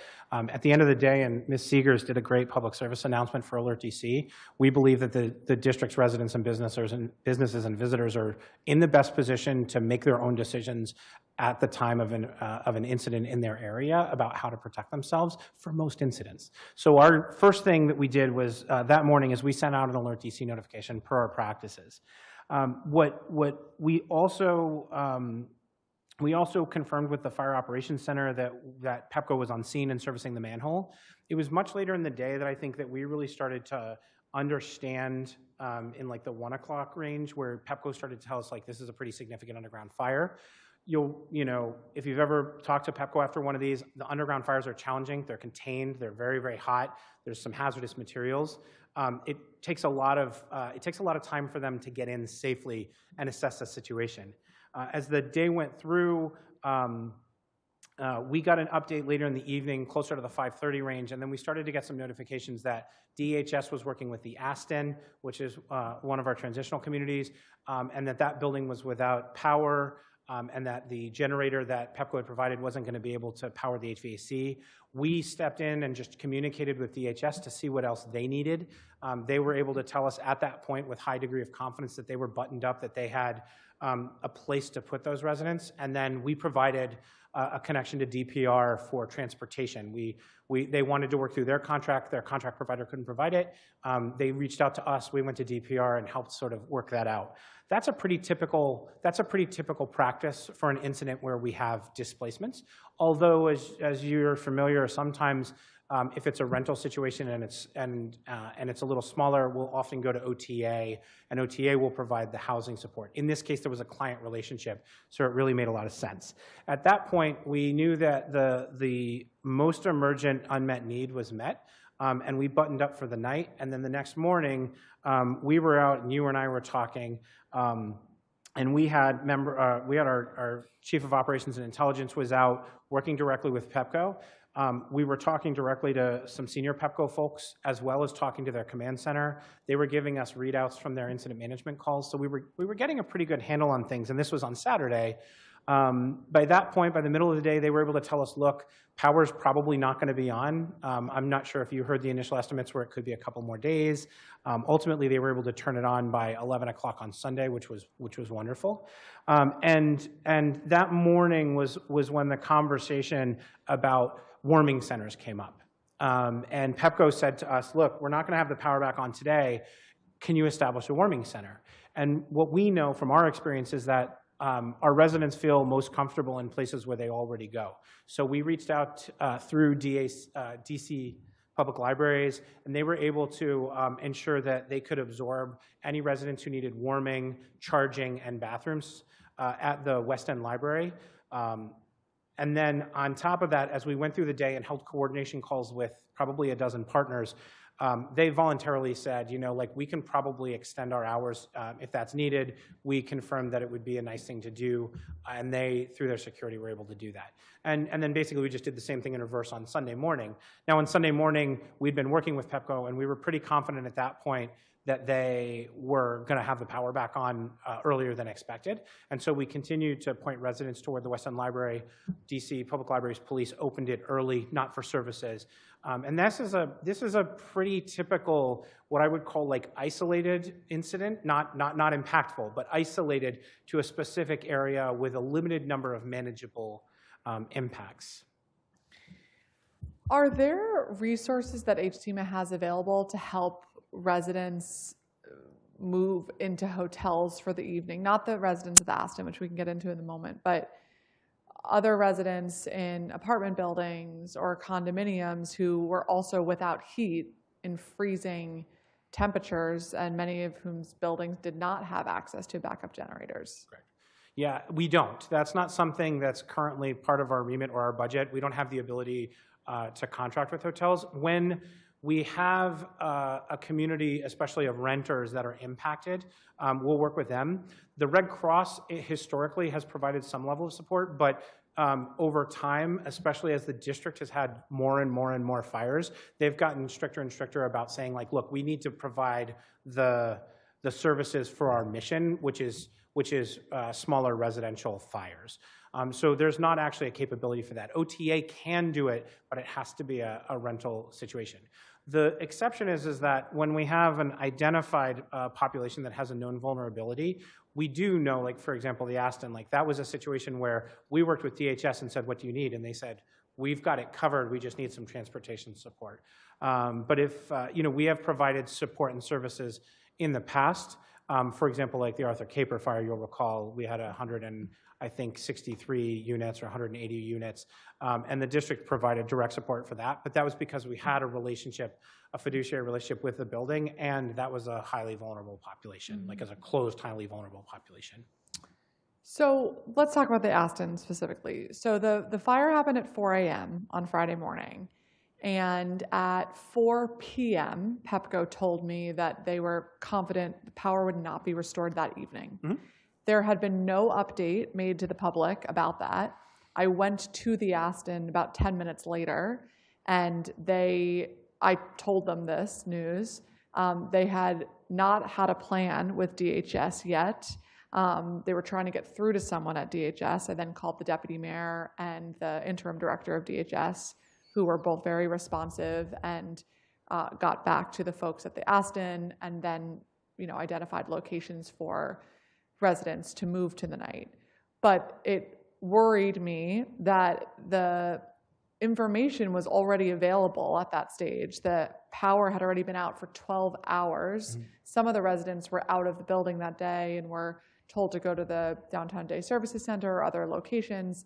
The staff and security was there wearing blankets, freezing. It was a freezing day, and there was still no communication and no plan in place. And so I just raised that as an example of, you know, at what point is the city stepping in when these emergencies happen, even though, of course, it's a PEPCO response? Right. Like, where's the threshold? So, we're in the process of doing a quick after action report for this. We're looking at this both on the operations side and the communication side. I'd request a little more time to do that, as it just happened this weekend. But I agree with you, and it goes back to what you were saying. Like, there's a crisis agency and a consequence agency. In this case, the crisis is the power outage, and that's PEPCO, and they're the crisis management agency to address the problem. And we're going to look at, on the consequence management side, people being cold, people not being able to charge devices, and we're going to look at what we can do differently, if there's something that we can do differently for that, because, you know, nobody wants to be freezing at 8 o'clock at night on a Saturday with no power, in the coldest part of the year. So we definitely take that seriously, and we're already looking into that. I'll be happy to circle back with you and sort of like give you a sense of what our findings are on that. Okay, I really appreciate that, because I imagine if there was a citywide outage, God forbid, there would be a larger role for HSEMA to play.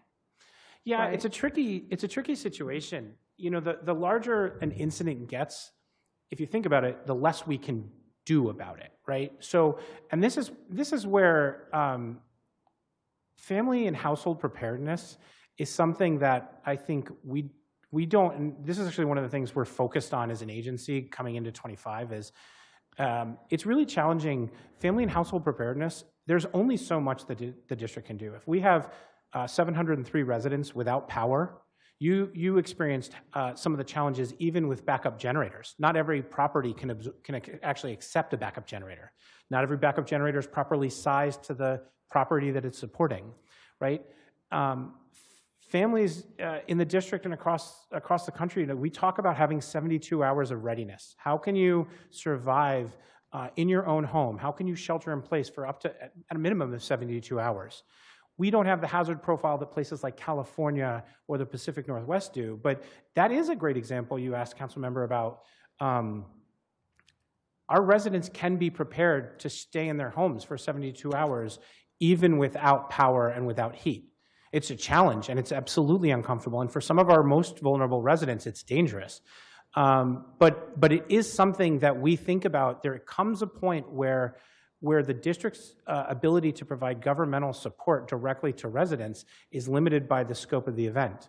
And we saw that with the boil water advisory on July 3rd.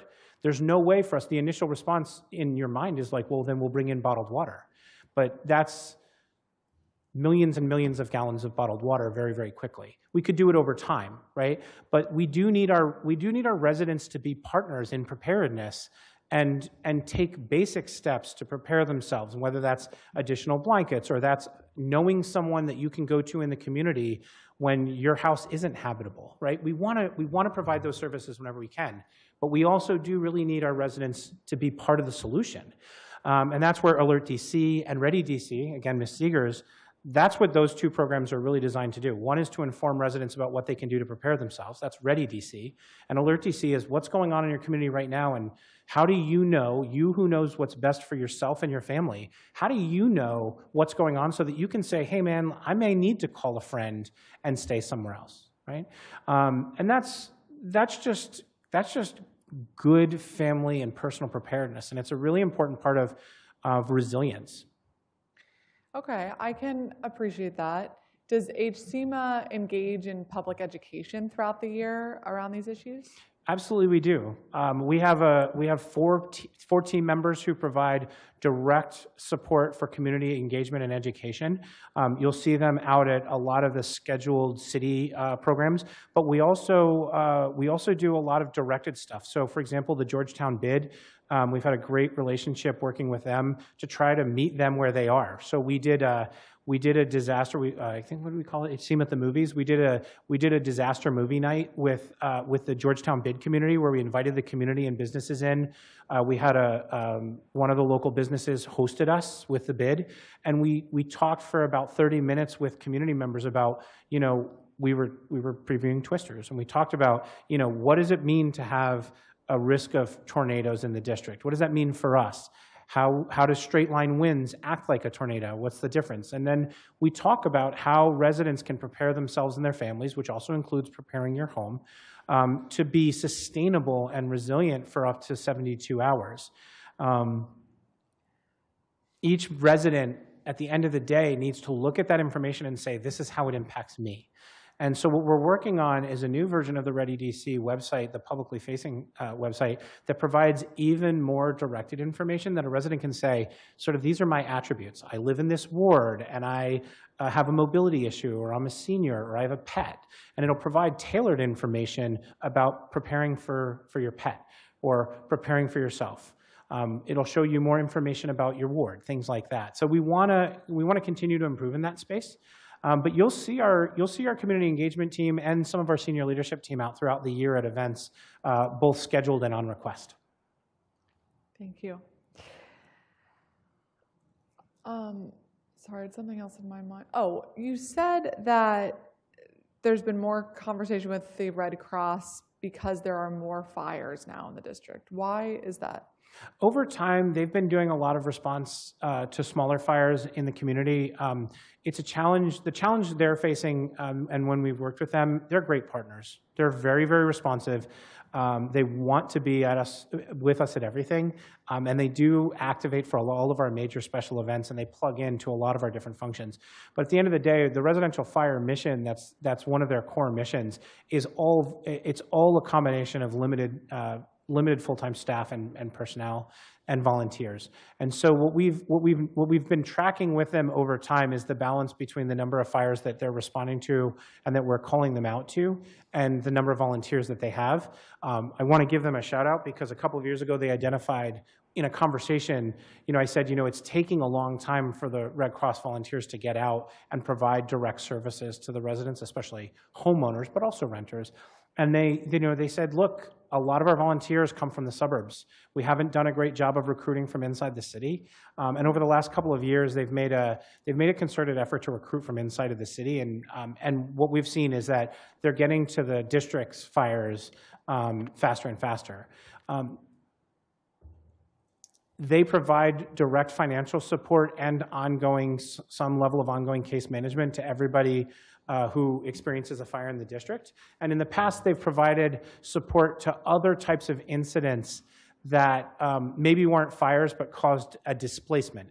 And one of the things we're working with them on is to understand where that line is between a displacement that's from a fire and a displacement that's not from a fire. From a fire, they have the resources to provide support. But if it's a building mechanical issue, or we have a building that has had deferred maintenance for too long and now is having issues with its HVAC or its plumbing or something like that, it's become more challenging for them to support those incidents over time just because of volunteers and resources. Mm-hmm. Okay, thank you. That's a good PSA for volunteers, for DC residents. Absolutely. American Red Cross. So let's talk a little about the security grants that you all manage. On how those are going and being dispersed, especially with everything going on in the world and uptick in threats we've kind of seen around some of our nonprofits and religious institutions over the last 2 years, but also in response to one of our public witnesses who talked about a concern about information flow or lack thereof from your team as it relates to the security grants. What was the specific question? Can you provide a status update on how those security grants are going, how you're thinking about those trends and dispersing those efforts to help nonprofits and religious institutions harden, but also if you have a response to Ms. Feinstein, who talked about her challenges getting in touch with your team? If I'd like to respond to Ms. Feinstein and just say that I appreciate the feedback, and I recognize that she rolled up feedback from a number of different institutions, and we're committed to providing excellent customer service, especially directly to community organizations and community members. And I think Ms. Seeger's flagged an area where we did that, and it sounds like for Ms. Feinstein's group, there's an opportunity for us to sit with her and understand it better. She, in the testimony that she provided, we're going to dig into a little bit. We're going to meet with the team, and where there are areas for improvement, we're going to drill into those. I'm going to turn it over to Adrian Gill to talk a little bit about the program itself and give you a couple of metrics about it. But one thing I'll say is that program, the Nonprofit Security Grant Program, has grown pretty significantly. And Adrian will give you the numbers, but it used to be we were doing low double digits in terms of awards, maybe not even double digits for awards in a year. But over the last couple of years, we've seen an exponential increase. And now we're managing grants over 4 grant years. And it's because Congress over the last 2 years appropriated a lot more funding for the program, including an additional appropriation last year, which was on top of the normal appropriation. And we're just like with all of the federal grant programs that are in the news right now, we're keeping an eye on that because that program for this year is tied to this year's appropriations. But we're going to continue to provide support. It's FEMA awarded and HSEM administered in this case, and we're going to continue to provide that support. And wherever it makes sense, we're going to continue to incorporate feedback from folks like Ms. Feinstein and her group and make sure that we're doing a great job. But I'll turn it over to Adrian to talk a little bit about that program because I know it's important to people. Good afternoon. So again, we recognize and do honor the feedback that was provided through testimony today. As it relates to our NSGP award, as Director Osborne mentioned, just within the past several years, that activity has increased almost threefold. So just a few years ago, we were handling anywhere between 50 to 60 awards within the year. That has increased now to 151 awards that spanned over 5 active grant years. And so in recognizing that, our grants team has been working very closely with FEMA in terms of how we continuously look at how we support working with the subgrantee populations, the increased subgrantee populations, and how we do better with communicating grant requirements as it relates to procurements, how they administer and work through different specific requirements such as the environmental historic preservation requirement, which is a daunting task. And so we're looking at ways to continue to improve how we communicate and engage with these agencies, but a lot of that has definitely attributed to the huge increase in terms of the volume of awardees that we are supporting in 1 year. Thank you. How many awardees have you supported through the security grant? So currently we have 151 awardees that we are supporting. And again, that's 3 times the number of what we supported just a few years ago. And is that because the amount has gone up or because the disbursements have lowered? The number of awardees have increased, and FEMA makes those decisions, not HSEM. And so we, of course, have expanded in terms of how we market the availability of this award. So we've received a huge spike in terms of those who are applying to this grant. And so, again, we package, as the administrators, we package the information and send it to FEMA, and then FEMA makes the decisions. So that is what is driving the number. And Councilmember, just so to answer a specific question you asked is, the amount of money appropriated by Congress to this grant line has increased over the last 2 years. Yeah. Okay. So we were managing, we were making 8 or 10 awards a year over year, and that's where, like, if you over 3 or 4 years, you end up managing like 50 open grant awards. Over the last 2 years alone, I think we've been in like the 40 or 50, and we do this program for the entire region, so we have 40 or 50 a year for the last 2 years on top of the open awards from the prior years. And so the actual number of awardees per year has gone up 5 or 6 or 8 times. And then in cumulative, over the 4 years that are currently open, which means that an award has been made to an awardee, to a house of worship or a business, and they are in the process of implementing that award and haven't closed out with us yet. Got it. Okay. Thank you. Thank you both. So last year we talked about, just kind of switching gears entirely, to school safety. Last year we talked about having a more robust alert system for school communities when there were incidents, especially shootings in or around a school. What steps have been taken since this conversation this time last year to get that up and running? Yeah, absolutely. So we talked during that time, we talked about the decision whether it should sit with HSEM or whether it should sit with OUC. OUC is implemented inside of their Rave Alert program, which was already tied, to their 911 programs. They have the ability, and we haven't heard anything to the contrary, that they have the ability now within a polygon around a school to send that alert. On top of that, we talked about a few other things about expanding school planning. We've moved all of the schools in the district, public charter, privates, are also welcome to participate.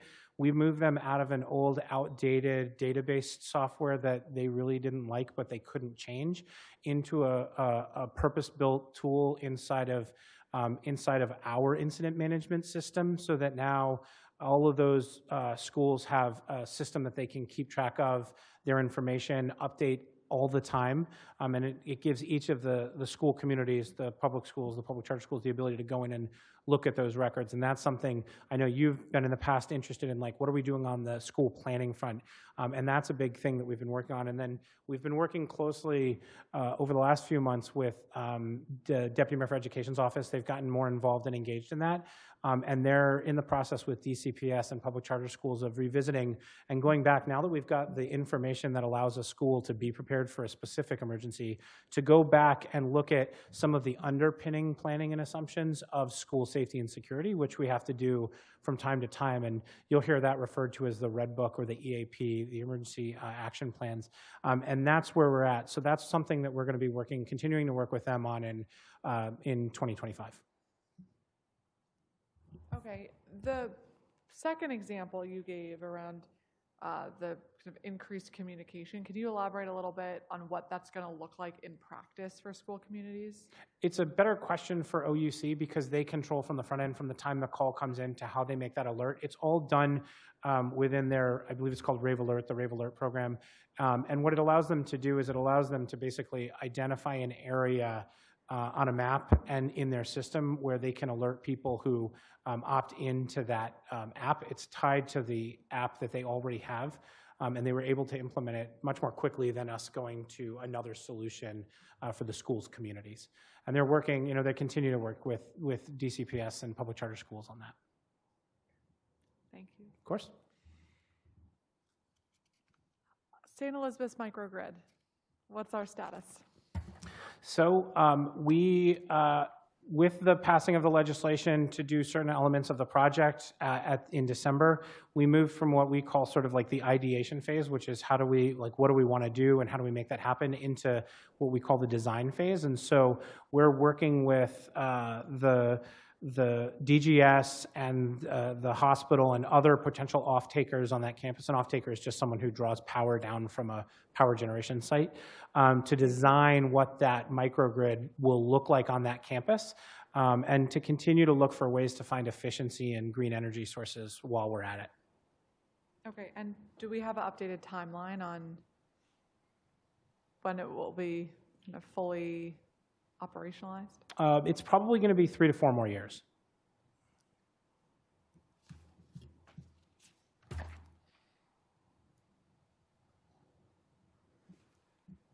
Why is that? Why does it take so long? So the reason there's a couple of reasons that it takes a long time. One is it's a construction project that involves a number of different agencies working together on this. So the construction aspect alone, the land leasing agreement, and the relationship and interplay with all of these systems, it's the design process. Now that we're here, we can work with Amoresco, who is the service provider for this, to start both the construction design and the sort of like the electrical system design in the area. And this is just a process that's going to take us a while to work through. Okay, thank you. How are things going with the new operations center? Excellent. Just not too no, but yeah, no. We're continuing. We're continuing to have really great luck. We as I covered in January, we had some of the largest attended operational events that we've had. I'll bet you we had over 250 people in the building at one point during the January events. We've been able to partner with DCHR. They've been an excellent partner and neighbor. They've let us use additional space in the building as we've been working on different spaces. And really, we're continuing to sort of kit out and fit out some of what we call day 2, but to your point, not quite day 2 issues. So we're continuing to make upgrades to our IT, our security, and just the kind of things that you do while you're used to living with a space.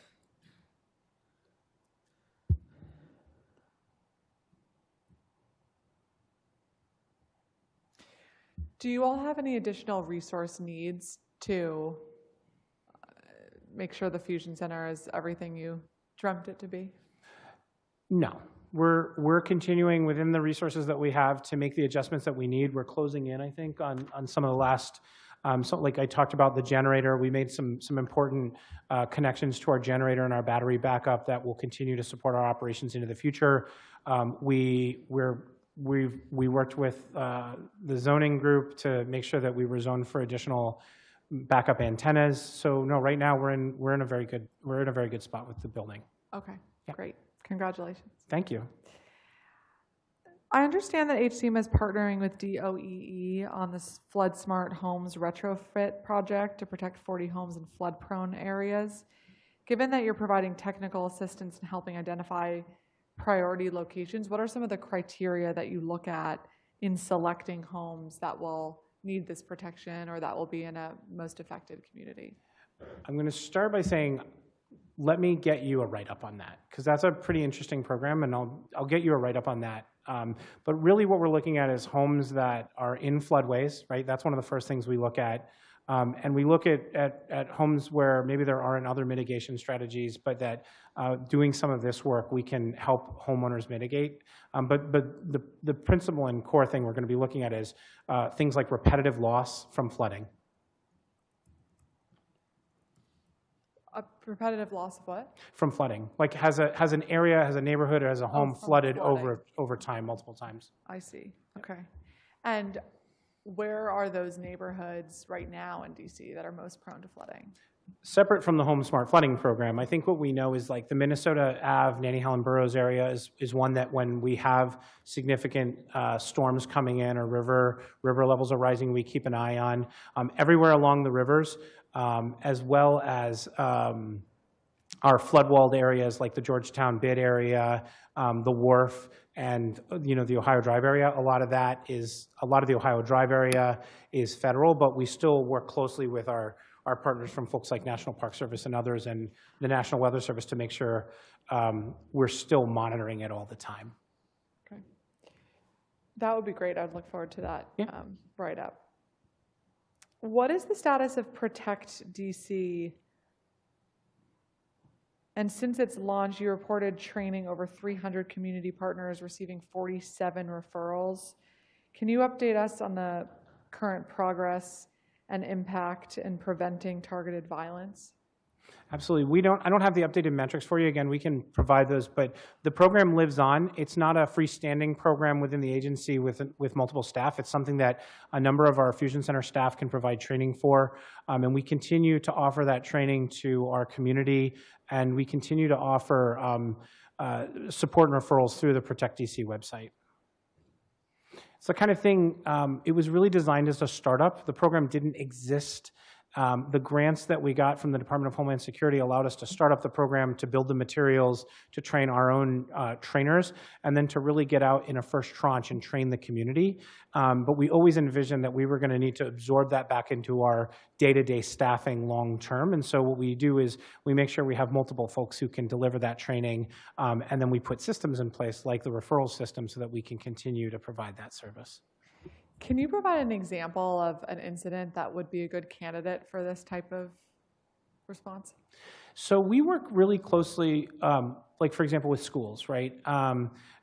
We work really closely with the schools. They're one of our partners in the Protect DC program, and our goal is to identify people who are on the pathway to violence. So we train, in a perfect example, we would train somebody, let's say at a school, on the pathway to violence. What does that look like? What does that mean?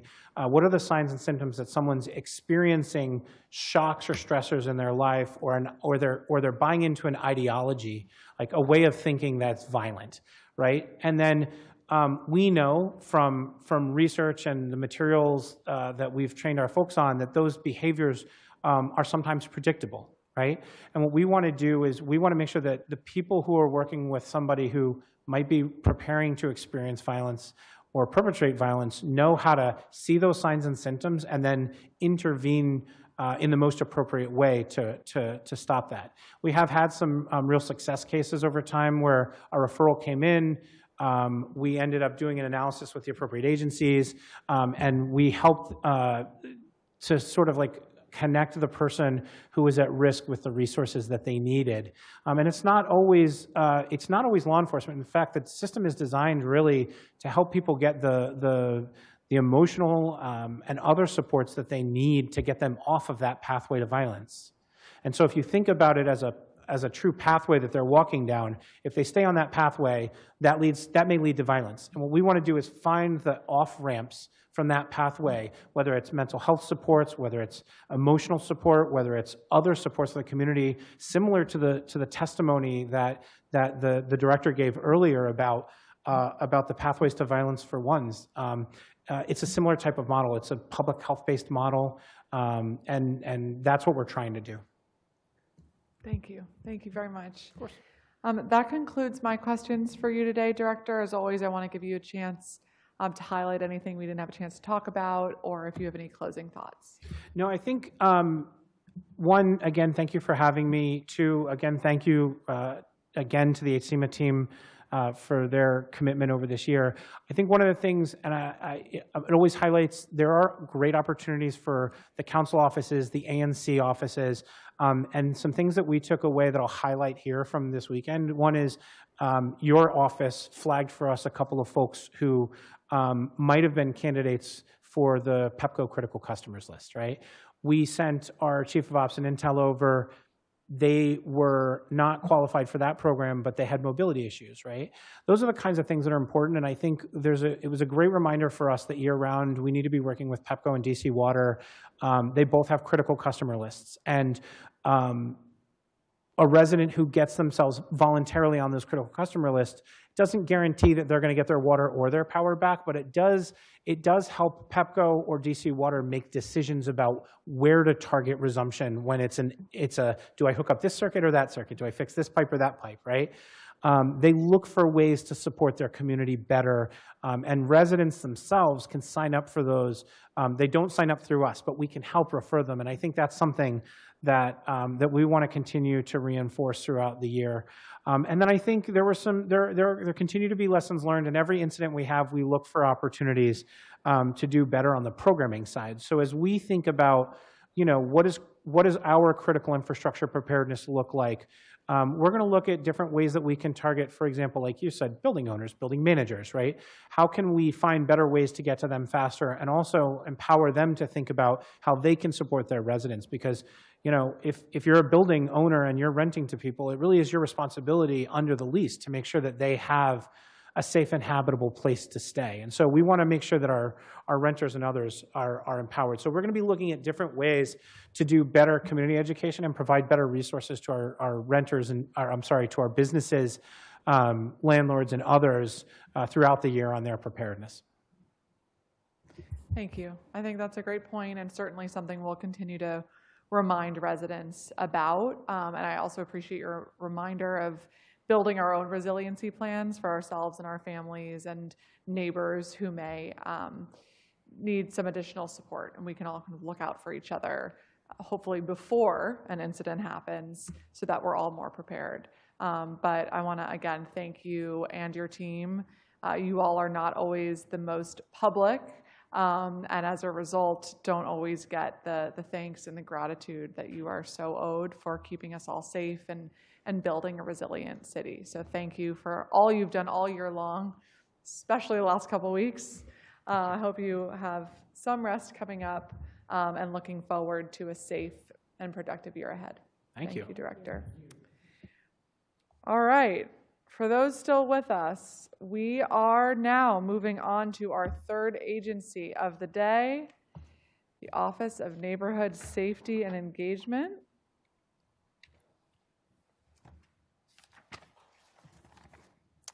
We're going to call public witnesses. Is Robert Vincent Branham here? Okay. We're going to call virtual public witnesses Sabrina Rhodes. And as a reminder to everyone joining us virtually, if you can accept your invitation to join as a panelist. Sabrina Rhodes, Commissioner Ashley Ruff, Chandra Dawson, Mark Friend, Tawny Martin. And as a reminder, we heard testimony earlier from 2 individuals who will be added to the record for the ONSE testimony.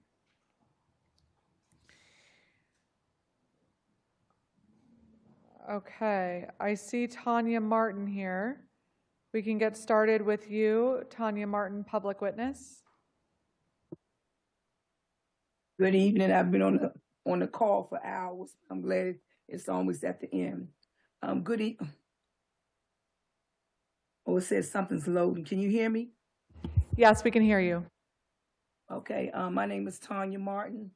I'm a Ward 4 resident, been all my life, and I want to read something to you.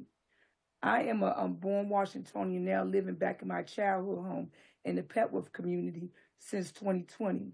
I have a house in Southeast where I lived from 2004 to 2020. When I lived in Southeast, I felt safe and engaged with my community. I contribute this interacting because people were born in D.C. They have a love for the city and want to continue the connection with neighbors and community. My ANC, Olivia Henderson, in Ward 8 was excellent. She kept the residents informed of incidents, services, programs, events, and especially crime.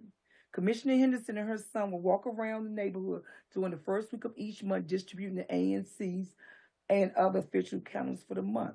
I had a great love for the Ward 8 and leadership of Councilmember Trayon White.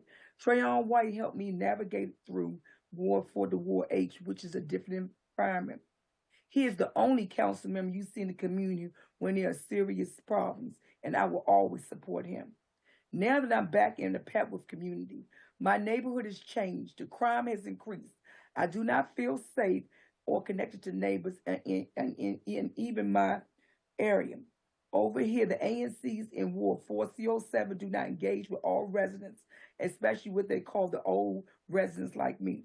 At the monthly meetings, the ANC 4C meeting, there is no discussion about what's happening in the community from them in reference to safety and solutions. Their focus is the neighborhood parties, approval of construction projects, bike lanes, and any other topic that serves them and their friends. Most residents do not even know who their ANC representative or how to contact when they actually have problems.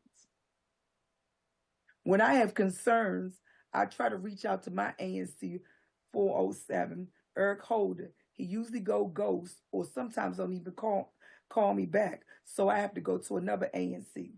My Ward 4 Councilmember Jonice George has not represented all residents in her community. She is not concerned enough to me with regards to the seniors, people with disability, and crime. I am a young senior and a disabled veteran who cannot get in and out of my car easily due to the narrow street design. Miss Councilmember Lewis George, she knows about this. Where is she when there's a serious crime or murder in our community? Once again, I do not feel safe here. The ANCs are new to DMV and do not know the dynamics of this city. Last October 2024, someone committed suicide in Grand Circle Northwest. Residents had no clue. In my 60 years, I've never had this type of experience in my neighborhood, and I do not feel safe. Thank you. And let me just say this. Somebody needs to do something about Ward 4. Ward 4 is the most divided ward of all the wards in D.C. Thank you. Thank you, Ms. Martin. And thank you for sharing your experience, and I'm sorry for the violence that you and your neighbors have experienced. We'll certainly continue doing all we can to prevent violence before it happens and respond to it when it does. So thank you for being here today. Thank you. All right, I'm now going to turn to our government witness, Director Quelly Sneed. Welcome. And Director, if you have any staff joining you for today, if I can ask you to turn your microphones on and introduce your name and your position for the record, please. We can start with you, Julia.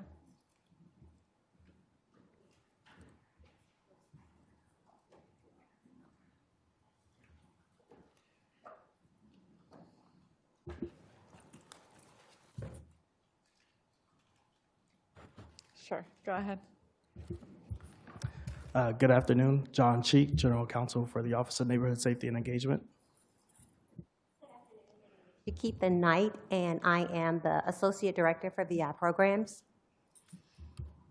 Good afternoon. Thank you for having us. My name is Julia Irving, and I have the honor of serving as the Deputy Director of Government and Community Affairs at the Office of Neighborhood Safety and Engagement. Good afternoon. My name is Quelly Sneed. I'm the Executive Director for the Office of Neighborhood Safety and Engagement. Thank you for today. Thank you all. I'd now like to invite you, Director, to make any opening statement you may have. Thank you. Good afternoon, Chairwoman Pinto. I'm sorry. I forgot to swear you all in. Oh. If I could ask you to turn your microphones on and raise your right hand. Do you swear or affirm under penalty of law that the testimony you're about to provide before the Council of the District of Columbia and this committee is the truth, the whole truth, and nothing but the truth? Yes. Yes. Yes. Thank you all. Sorry, Director, please go ahead. No worries. Thank you. Good afternoon, Chairwoman Pinto, members and staff of the Committee on the Judiciary and Public Safety. I am Quelly Sneed, Executive Director of the Office of Neighborhood Safety and Engagement, also referred to as ONSE. I am pleased to present testimony today on the work of ONSE and its impact for fiscal year FY24 and fiscal year 2025 to date. Joining me are ONSE Deputy Director of Government and Community Affairs, Julia Irving, General Counsel John Cheek. We're also joined by our Associate Director of Programs, Shakitha Knight-Levy. ONSE was created to reduce gun violence in the district while assisting the community with the impact of trauma caused by these incidents. Our mission is to build partnerships and implement strategies that reduce gun-related violence in the District of Columbia. ONSE fulfills this mission by coordinating the district's gun violence prevention and intervention initiatives, using a public health, public safety tools, and focusing on identifying, engaging with those most likely to be involved in gun violence, providing them with an alternative to crime. ONSE also provides vital services and engagement to our client base, which includes families that have lost loved ones from gun violence, individuals at risk of participating in violent crime, and those at imminent or immediate risk of victimization from gun violence. In 2024, we worked to instill an operational shift, placing a focus on compliance, performance, and stability. These are necessary components that will move ONSE forward, driving growth and innovation and making an even deeper impact on the lives of our residents and the communities we serve. These changes emphasize our values of compassion, resilience, flexibility, and adaptability. Most importantly, I'm proud to share our primary mission: to reduce gun violence in 27 priority communities resulted in an overall reduction of shootings by 35%. Priority communities with the largest decreases in the number of violent gun crimes include Carver-Langston, Columbia Heights, and Shaw Mount Vernon. In fact, 10 of our ONSE priority communities had no homicides in 2024.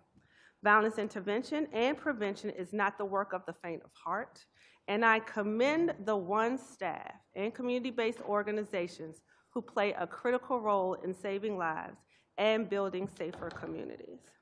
The ONSE Violence Intervention Initiative is designed to work collaboratively with community-based organizations to reduce violent crime throughout the district, and specifically within our priority communities. The program uses tactics to address potential conflicts, stabilize communities after violent incident, and provide support to individuals at high risk of being directly involved in violence.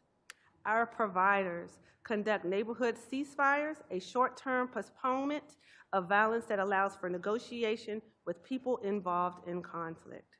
They also lead mediations by bringing individuals together to resolve conflicts that can lead to violence. In FY24, 18 neighborhood mediations and ceasefires occurred. ONSE staff also hosts mediations with opposing groups within the District Department of Corrections. Last fiscal year, we held 41 peacemaking consultations at the DC jail. The People of Promise Initiative, or POP, is now part of the Violence Intervention Division. People of Promise is an interagency strategy designed to disrupt cycles of violence, poverty, and incarceration by strategically reaching individuals at imminent risk of victimization or involvement in violent crime and connecting them to case management and supportive services.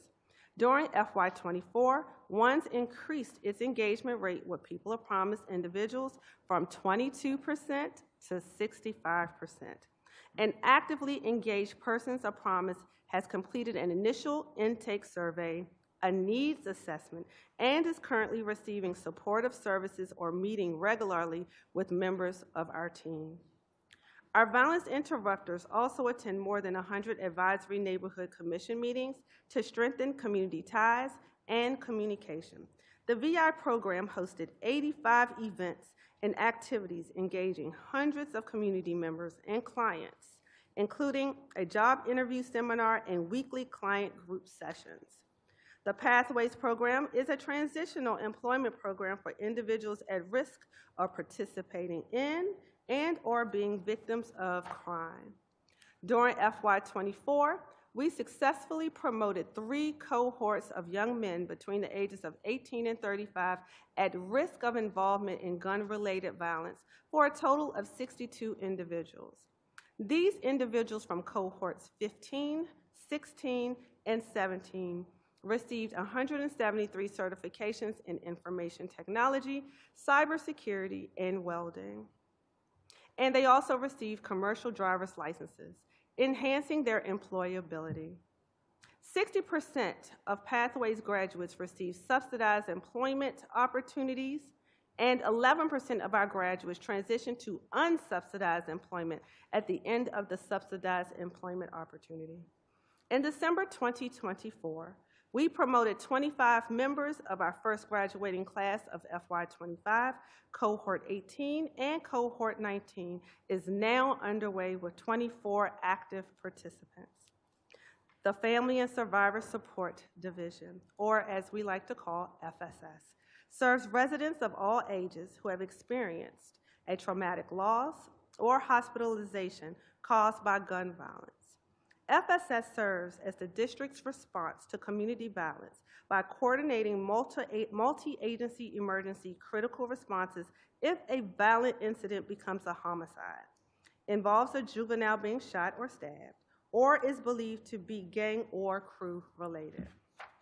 In FY24, the Metropolitan Police Department made 642 referrals to FSS, and 43% of those families received some type of support from the agency, which included emergency housing, behavioral health services, burial assistance, and vigil support.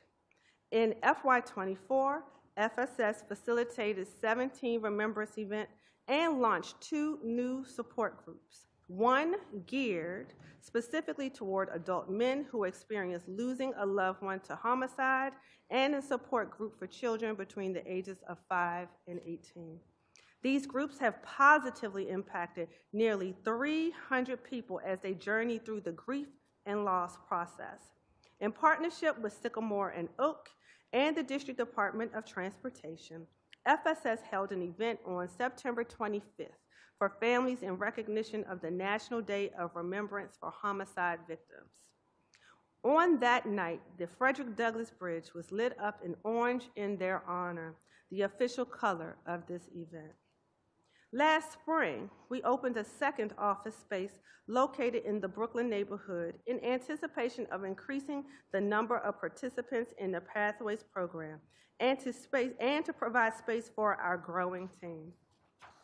In June, ONSE held a healing-centered forum designed to empower credible messengers and help residents build community resilience against the plague of gun violence. More than 400 individuals attended the forum, with more than half coming from locations across the United States. This 2-day forum created safe spaces for attendees to process trauma, share experiences and skill sets, and build community trust. For the first time, ONSE provided 27 community and faith-based organizations with $5,000 mini grants, allowing their violence intervention programs to operate and expand during the summer months when structured youth engagement is needed. These programs encouraged emotional expression, provided safe and creative spaces. I am pleased to share that more than 8,000 individuals were engaged with and benefited from our mini grant program. Working with these organizations also helped the ONSE team forge deeper connections within our community. After seeing the success of the ONSE mini grant program, the Greater Washington Community Foundation awarded $280,000 to these grantees, allowing them to continue their gun violence reduction efforts and programming in the fall. We are grateful to the Community Foundation for recognizing this need and for their collaboration. Sticking with our mission to build partnerships, the agency paired with the Department of Parks and Recreation in the second annual Art for Change contest for gun violence reduction. The contest engaged 136 young people in creative expression while raising awareness from their perspective on the devastating impact of gun violence around them. This past fiscal year has presented numerous challenges, and together we have met each one. I have great expectations for our new ward-based approach to community violence intervention. While we remain focused on the priority communities, this shift provides flexibility and adaptability to support all areas of the city if data shows an uptick in crime in a location outside of priority community boundaries that would benefit from targeted violence intervention and interruption services. As I shared with the committee in December, we are strengthening our partnership with MPD and community leaders to most effectively identify areas where ONSE will concentrate its efforts.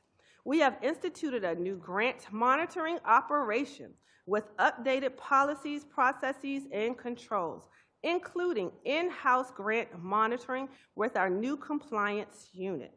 We have laid out plans to strengthen the Pathways program to add more workforce development and job readiness training for our participants. I have brought on a team of exceptional administrative professionals and subject matter experts to build upon ONSE's existing processes and infrastructure. We recently selected the providers for the FY25 Empowering Communities through Innovative Violence Intervention Grant Program. They include the Inner City Collaborative Community Development Corporation, National Association for the Advancement of Returning Citizens, Together We Rise, J&J Monitoring, and Hillcrest Children and Family Center for Wards 1, 4, 6, 7, and 8. ONSE resolicited for Wards 2 and 5 and will provide an update on the selected providers soon. We are steadily transforming ONSE into a high-performing agency. I want to thank the many facilitators, clinicians, case managers, providers, graduates, Pathways ambassadors, the dedicated staff at ONSE, and all the people who work behind the scenes to prevent gun violence in the district. This work is critical and it's courageous. We are committed to doing our part to keep our residents and neighborhoods safe. I am honored to be serving as the Director of the Office of Neighborhood Safety and Engagement. To the ONSE team, I appreciate your support and focus on our mission. Our work of gun violence prevention is important and it is valued. I am proud to be working with you. Madam Chair, thank you for the opportunity to speak with you today, and I welcome additional questions. I would like to add an update since this has been submitted. I would like to let you know that we have identified a provider for Wards 2 and 5, and to add, it would be East of the River Clergy Police Community Partnerships. They will be providing those services in that area. And I will restate, Madam Chair, thank you and for the opportunity to speak with you today, and I welcome additional questions. Thank you very much, Director Sneed, and thank you to all of your team who's here with you today and everyone in the community who does this very important work. Just to confirm what you just said, so the name of the contractor that is going to be servicing Wards 2 and 5 is East of the River Clergy? Clergy, may I restate the entire, I want to make sure. Sure. East of the River Clergy Police Community Partnerships. That's one CBO? That is a community-based organization, yes. And it will be providing services for what we had resolicited, but now have selected wards 2 and 5. Okay. Seems a little ironic given their name. Oh. But understood. And these are the same service coverage areas that were previously covered by Ward 5 Violence Prevention Network? Yes. That is correct. Okay. So thank you again, Director, for your testimony. Let me start with the recent allegations of bribery that have come down from the U.S. Attorney's Office of a former ONSE employee. When there was the indictment of my former colleague in August, I asked the executive to engage in an internal investigation and for you to look internally at ONSE to see if there was any impropriety and what additional safeguards we could build to kind of root out any vulnerabilities when it came to improper use of government resources. And ORM conducted a report, and part of the report's findings found that there was, quote, no willful wrongdoing by any ONSE employees. Last week, the deputy director at the time, Dana McDaniel, was named as someone who was alleged to take $10,000 of bribes. So was this individual known to ONSE? Were there any pieces of evidence that you had that they were involved in impropriety? That would be no. So I think it's important for me to really kind of put the timeline in place in terms of when our administration got started and when there were former administrations in place. So my tenure with the agency began as the interim executive director began in June of 2023. If you look, you will see that the tenure for Ms. McDaniels ended in April of 2023. So therefore, my tenure started after her exit from the agency. And so no, in terms of any known propriety, no, I'm not aware of any. However, when and I always say that, I feel bad that the work that we do in this is often overshadowed by these incidents that actually happen across in many of our sectors, within the government, within for-profit. And what's important to highlight is the goals in terms of all of the things that we have put in place to not remedies per se, but when these types of activities to bring them forth for us to be able to see very clearly like something is going on and to be able to triage and remedy very quickly. So I want to make sure that, this is not an indictment on the work that the men and women of ONSE wakes up to do every single morning. This work is not easy, it's hard, but when you have such this constant dark cloud, I guess, placed over, it's not an indictment on the workforce.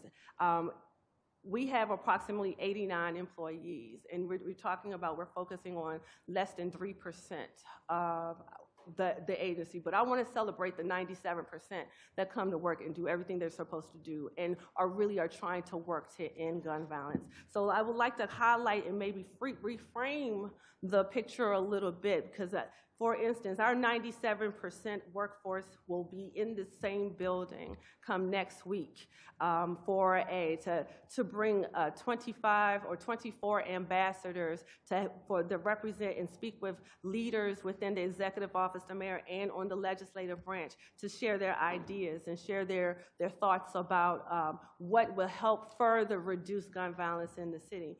In another 2 weeks, we graduate those same 24 ambassadors as they were moved on into a workforce placement exercises. Again, we have a FSS team that works constantly and responds to incidents of where there's grief and counseling. So for the 97%, I say thank you. For the 3%, I am so grateful that there are now policies and processes that are in place that help shine lights on these improper activities, but I really want us to be very clear that there is not an overlap in when my administration began and when that employee exited the ONSE agency. So I understand your point, and I hope I have made very clear throughout my time chairing this committee that I believe in violence interruption. I have deep gratitude to the people who are putting themselves on the line in very difficult situations, and there is very important work going on. That can be true at the same time that when there is an allegation of bribery, of accepting $10,000 in bribes to misuse taxpayer dollars, that is not acceptable. I would agree. And that we all, at every level of government, have a responsibility to be preventative to ensure that doesn't happen. And when we have evidence that it has happened, that we are looking seriously into filling those gaps. So I believe both of those truths can be held at once.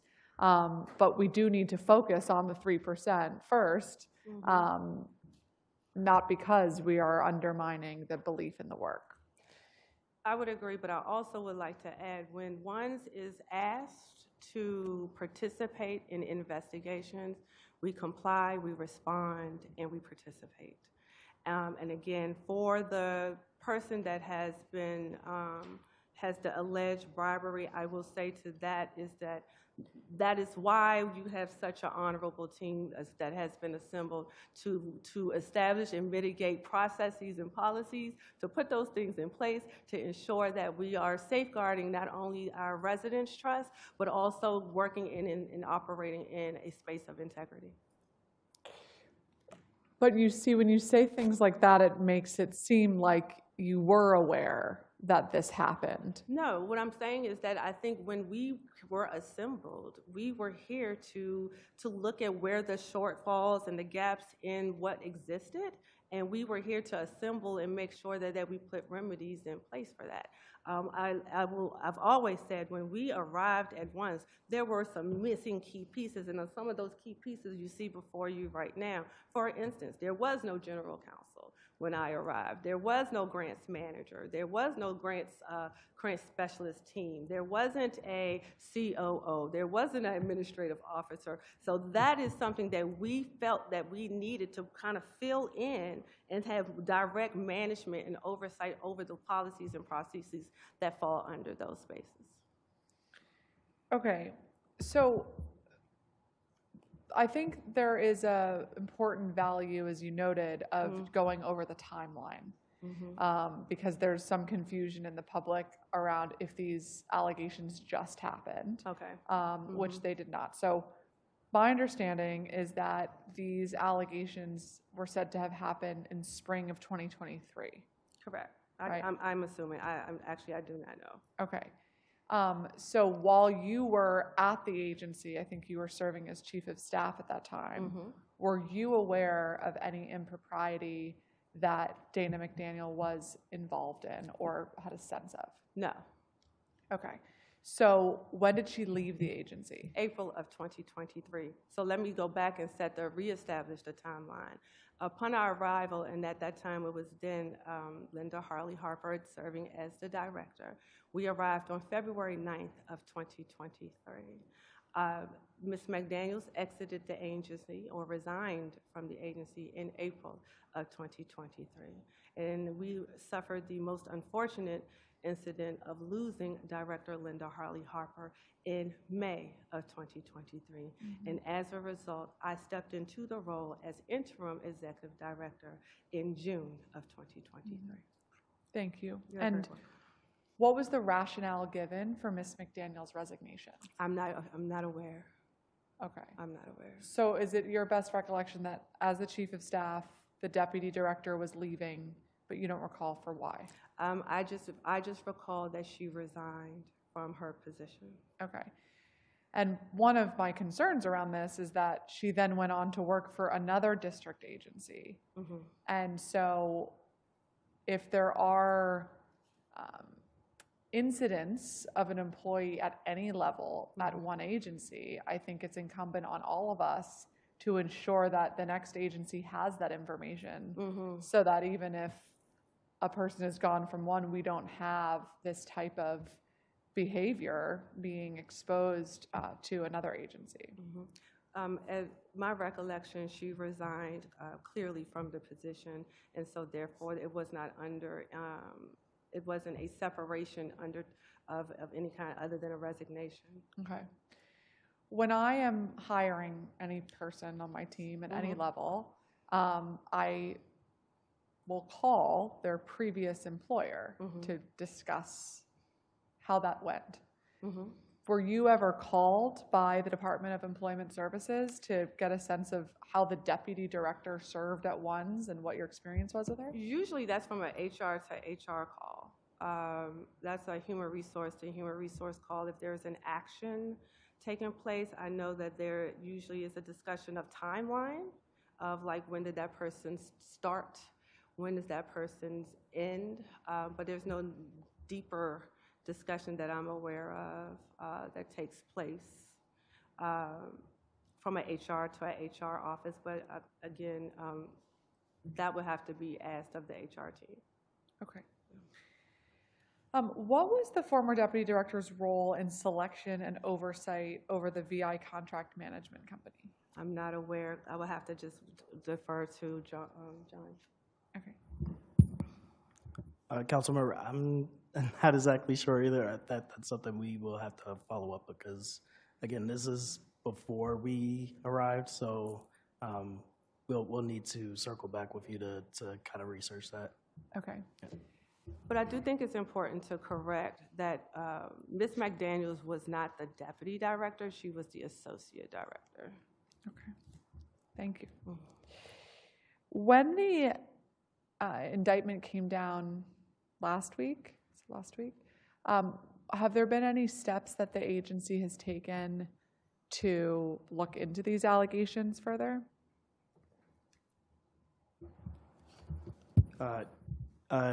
Like you said, Councilmember Pinto, this news just happened, so I think we've been preparing for this hearing. So we have a lot of we have a lot of things that we want to do beginning in March, and this activity by the former employee we'll definitely look into. Okay, thank you. Okay, so let's talk a little bit about this new administration. With the protections and safeguards that you have implemented or are committed to when it comes to oversight over the grant management.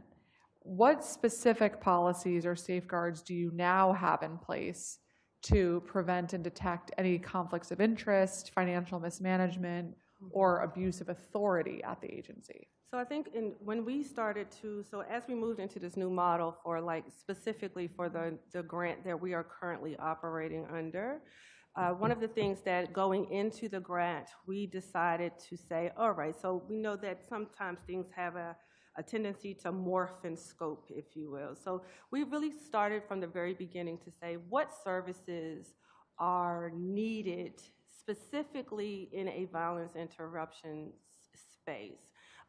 One thing that I believe is that a lot of this had to be brought in-house. I think we've had conversations before which you agree that a lot of the functionality needed to come in-house. And so one of those functionalities were how we engage our communities, for instance. Or our community engagement events. Instead of making that a part of the provider's responsibility, that was a function that we now bring in-house. And we like to partner with the providers to kind of get a sense of what communities are asking for, things that they're hearing on the ground, but we also kind of supplement that data that we receive from our providers. We also supplement that with an assessment, a community assessment, to kind of give us an idea, so we make sure that we are bringing a direct delivery of services that they're actually looking for and events that they're actually looking for. So we really kind of, I don't want to say we scaled down the violence intervention, but you know how things over time tend to morph in scope. And so those things that we felt like that wasn't necessarily violent intervention specific, we began to bring it in-house. What does that do? How does that bring in safeguards? So it kind of narrows in terms of the scope of what our expectations are. We really want our providers to really get into the communities to be what I refer to as the getter, right? Here you have someone that I'm gonna refer to as a person of promise who is in need of assistance, that it may need to be introduced to a different approach, a different lifestyle, and I really want our providers to be solely focused on that and then bring them to us so we can begin our own needs assessment to see where this individual is in terms of needing services and delivery, but also in terms of our programming and support.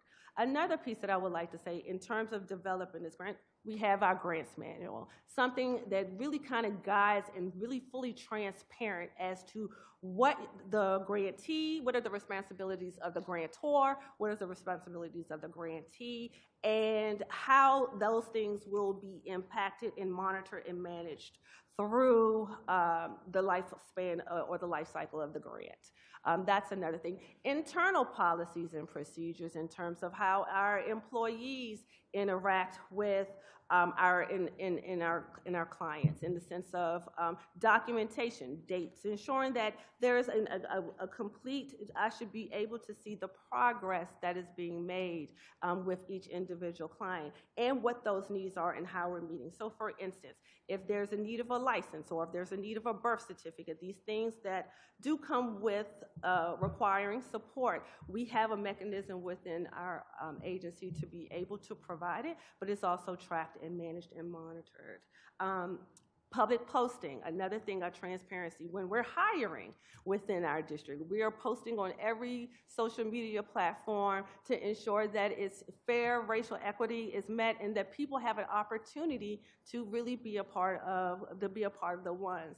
In terms of kind of triaging, and one of the biggest complaints upon my arrival is to say that, you know, I've been asking and requesting support for my program, and I have not actually received it. So now we have a mini grant process where you is applying. We have internal and external reviewers that also look at that information as well. Okay, thank you. That's great to hear, and that was going to be my next question around the continued oversight once the funds have been dispersed. I know we've talked in the past that some of that follow-up is going to be especially important moving forward. But even before that happens, when the applications are coming in the door and you have a certain amount of grants to disperse, talk me through what that decision matrix is and how many people are involved in those determinations so that we can prevent against some bad actor making decisions for their own personal financial gain.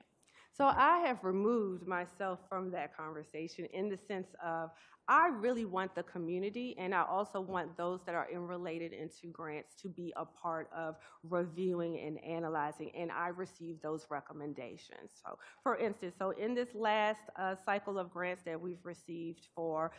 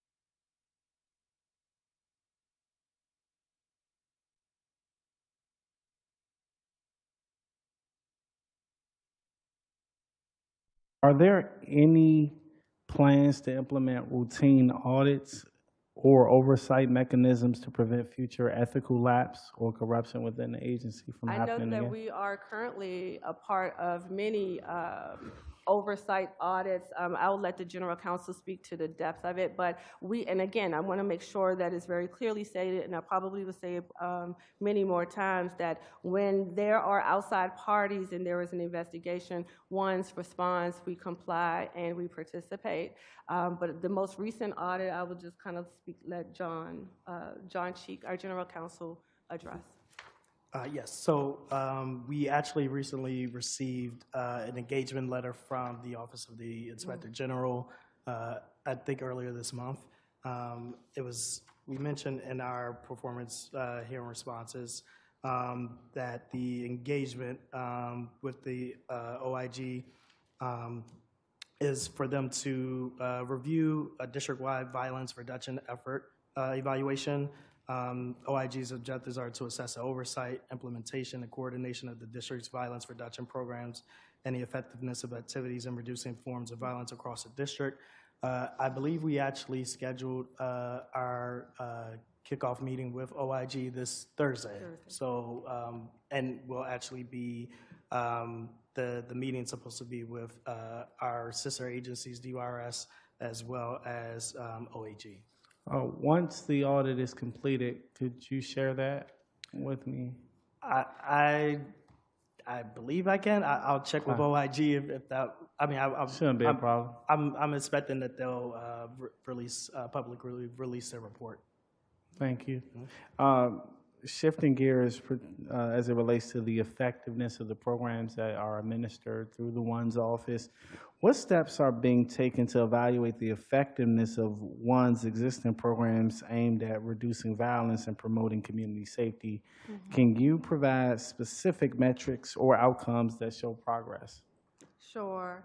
One of the things that we have, something that was not done under our leadership collectively, was that to hear the client voice, to kind of see how they feel about the services that they're receiving from ONSE. And so one thing that we have begun to implement, and specifically with our FSS and our Pathways organization, is an opportunity for them to share, as the client, as the participant, to share what their experience in our programs are, as well as what we can do better. I will also kind of shift to our Deputy Director, Julia Irving, to speak a little more about the actual, the voice of the client and the surveys that they are actually using to get the voice of the client. Sure. Good afternoon, and thank you, Director, for an opportunity to speak. So in Pathways, we've recently implemented pre and post surveys for the ambassadors. That's what we refer to our participants as.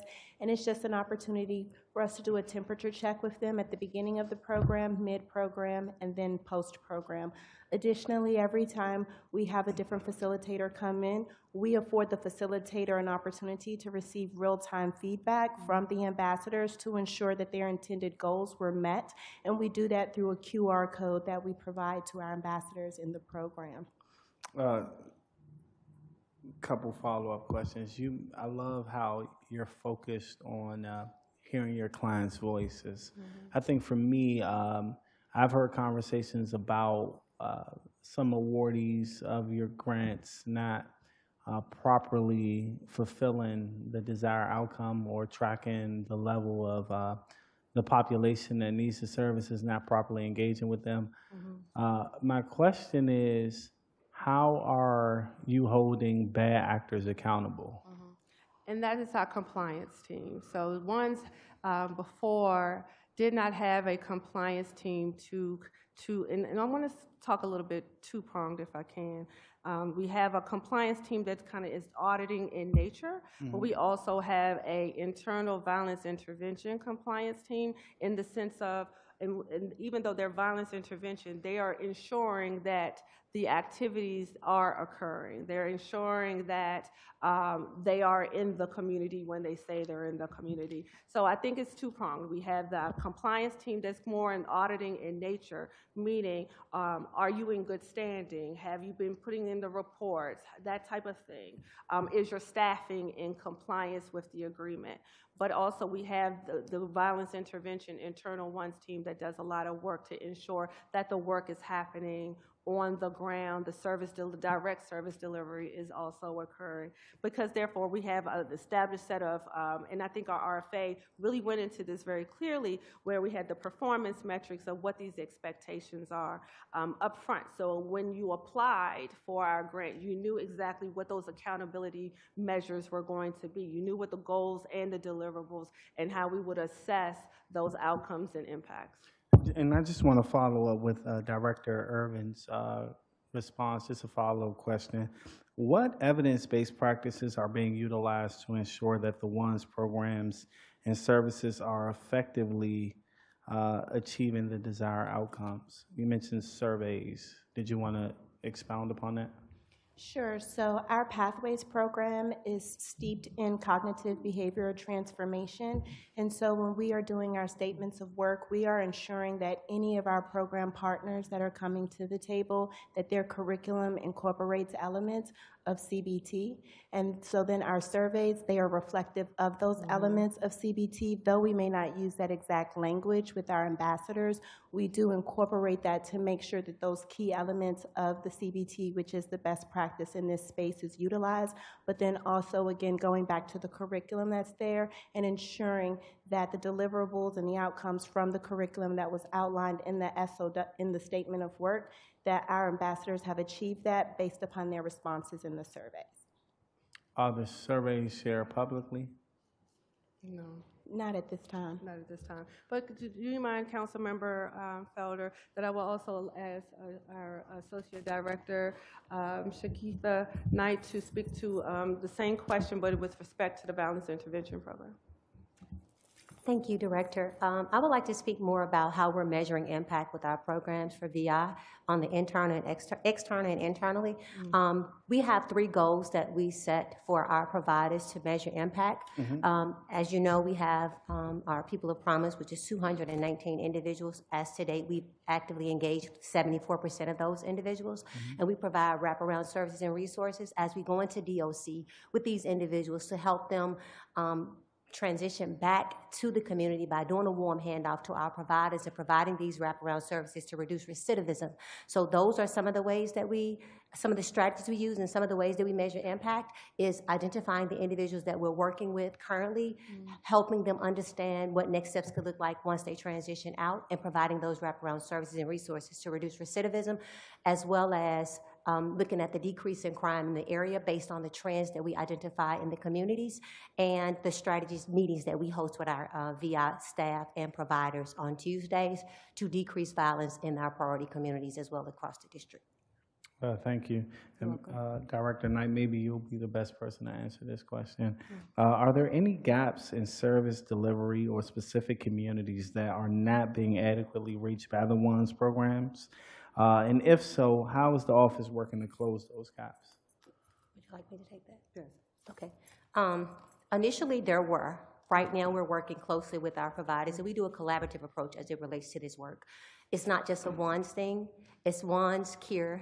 It's we use the ecosystem to support the work that we do every day. We meet with MPD, we meet with the providers, we meet with community-based organizations, we meet with ANCs so that we all can take ownership on the work. And some of those gaps that we identified in 2024, we've put systems and processes and strategies in place for 2025 to get baseline data from January through September the 30th to ensure that what we're doing is working, that it's efficient and it's effective. So we're in that process with this ward-based initiative based on the data we collected for the year and a half that we were here in 2023 to October 30th of last year to roll out this platform. So we're in a state and space now looking at some of the gaps that were in place prior to us coming on board, as well as the first year that we did this work. So we should have some additional data for you at the end of the year to see if what we're doing currently is working based on the gaps that we saw back in 2023. Based on the gaps that you identified, do you think you may need to come to the council to ask for additional funding? Yes, Okay. yes. I have some. I mean, I can't say yes. I have to ask the I would director. assume. I'm sorry. I would assume so. Well, you know what, I guess we'll cross that bridge when we come to it. But I would like to add one more thing. I think in terms of the question regarding the gaps, I think what our new model and our approach is with this ward-based approach, is it helps fill in what we have perceived as gaps. One of the most disheartening things is when you have a resident to come to you to say to you, I feel like crime is increasing in my neighborhood, but then I would have to respond and say that you're not, unfortunately, where you live is not one of my priority neighborhoods or communities. And I think with this ward-based approach, it allows the flexibility for us to be able to move and triage when there is an uptick, and the data shows that there's an uptick in a community that we would not necessarily be within. But now that we have the ability to move in this ward-based approach, it will give us an opportunity to see what's going on there. Thank you. I have some additional questions, but I'm going to pass it over and wait till my second round. Thank you, Councilmember. Director, can you just confirm for me, I didn't write them all down, the 3 divisions you said were involved in the contract review under the current rules? So that would be the violence intervention program team, that would be the compliance team, and that would also be our grants management team. Which management? Grants management. So those are 2 teams? Violence intervention. And grants management? Grants management, and I'm missing one. Compliance, thank you. The compliance team, thank you. And are all of those kind of equal level reviewers? Yes, in addition to also, please remember, we also have community-based organizations that are also a part of the review. We received information that there was a change.org petition in 2023 about Ms. McDaniel alleging concerning behavior. Was that something that you all were aware of? I'm not really sure. Do you have more detail about it? We will try to find it and pull it up. Right. We'll come back to that. Okay. So let's talk a little bit about staffing. I'm seeing in your answers there are several vacancies currently in the agency within crucial departments, most notably in the Violence Intervention Department, 10 vacancies, 4 outreach specialists, 3 program analysts, 2 program managers, and a procurement analyst position, all currently vacant. What efforts have you engaged in to fill these vacant positions and to improve the vacancy rate as we head into the second half of FY25? What I believe is, since the posting of that, we have pretty much, we have worked very hard to fill many of those vacancies. I still have vacancies to fill. But what I want to say is that the importance of making sure that we don't rush this and we get the right people in the seats. One thing that we have utilized a lot of our social media outlets to really begin to post positions to kind of really draw in a talent, try to get solicit talent. One thing that I also believe in, and I know that this is probably kind of archaic to many, but I believe it's important to do in-person interviews to make sure that the person who is interviewing and considering us as an employer gets an opportunity to see what work and what life is on the ground for the agency, as well as get us the opportunity to get them to know better. I do think the working through a screen sometimes can feel impersonal, and it doesn't necessarily kind of give a good or a true accurate depiction of what the work and what the working conditions are. So we utilize several. We use hiring events. We use our social media to promote constantly, and also, we also DCHR is also provide referrals to our HR office as well.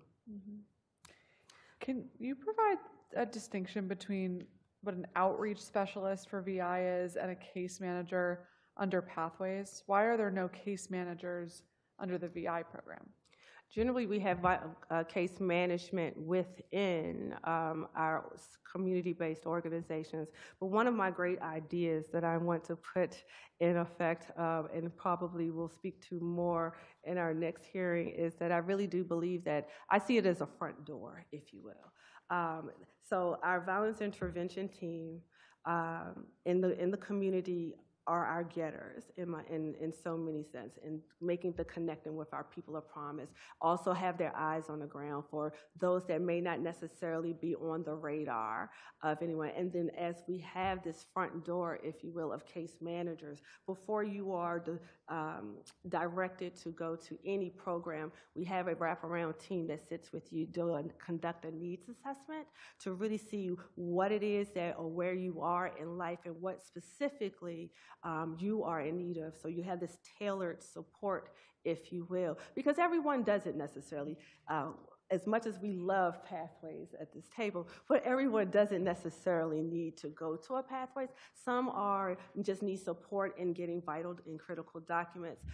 Some are in need of some workforce development skills and placement that doesn't necessarily have to come in the form of pathways. So this front door, if you will, of what I'm envisioning as our case management before you are directed to a program, that we are able to kind of get to know you and those that are in your support circle. And then with our Pathways program, we have several levels of, and I'll allow Julia to speak to it a little more, but we have several levels of contacts, if you will, in terms of not only just case management, but also that wellness and behavioral health component as well. Julia, did you want to speak a little bit to the structure? Thank you, Director. So within the Pathways family, we call it the village. And so when an ambassador comes into Pathways, they're generally referred by one of our VI partners, or they're referred by one of our CURE partners. So that's your first level. Then once you come into Pathways, you're assigned a case manager. And that case manager is someone that helps you to navigate city services and other resources to aid in your stabilization. But in addition to that, you also have what we refer to as a credible mentor. And that is an individual that's available for the ambassadors during non-traditional hours to support them if in case they're in a state of crisis. In addition to that, we have a behavioral health partner that comes in and provides behavioral health services once a week for 1 hour for every single ambassador that's in our program. And in addition to that, we have a job coach that stays with the ambassadors as they begin to navigate the employment world and giving them the supports. And so all of those entities, everyone in that village, and for those persons that are under supervision, their CSO is there as well, and all of us come together to make sure that that individual and his or her family are stabilized as well. Is your sense that all those different divisions are working together appropriately, sharing information when they need to, or is there any kind of duplication of services that's going on because they are living within different divisions? So within Pathways, though, all of those partners come together for a case staffing, so that in our case staffings happen 3 times throughout the 9 weeks that the gentlemen are with us. And the intent of the case staffing is to identify any potential points of duplication, but also to proactively identify who's taking the lead on what areas, what supports are needed for that individual, but making sure that at the core of that, our ambassador has a voice and that our ambassador is guiding that conversation. Thank you.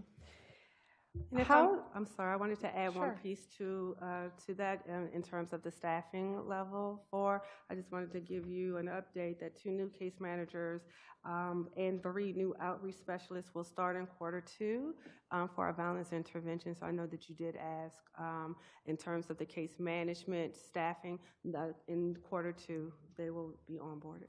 A Q2? Q2 in terms of, I'll just say April 1st. Thank you. Since the creation of the Data and Compliance Unit, has there been an improvement in one's ability to track and evaluate its programs, and what kind of metrics does that unit look at? So for our compliance team, I definitely feel like it gives another layer of oversight for the activities of, in terms of our violence intervention organizations. One thing specifically that, in terms of, I think this has been a learning experience for our new, because we do have some new CBOs that are with us, or community-based organizations that are with us. And so the first realm has been more of an education of what these expectations are, what is the language with our community. And so it's more of that technical assistance piece. But I think as we are moving towards the end of, I guess we begin April 1st, we will begin to see where each of those agencies or organizations, rest in terms of their compliance. But right now, there's more of the technical advising piece in terms of this is what this documentation, this is how you could better enhance the information that you're providing. This is the data that we're really looking for. And if you have any challenges with combining or compiling this information, they are actually providing that program level data or assistance. Okay. But one of the things we talked about in the December hearing was this kind of concern that if some of the ongoing support following the issuance of the grant was, event sign-up sheets or how much engagement did you have?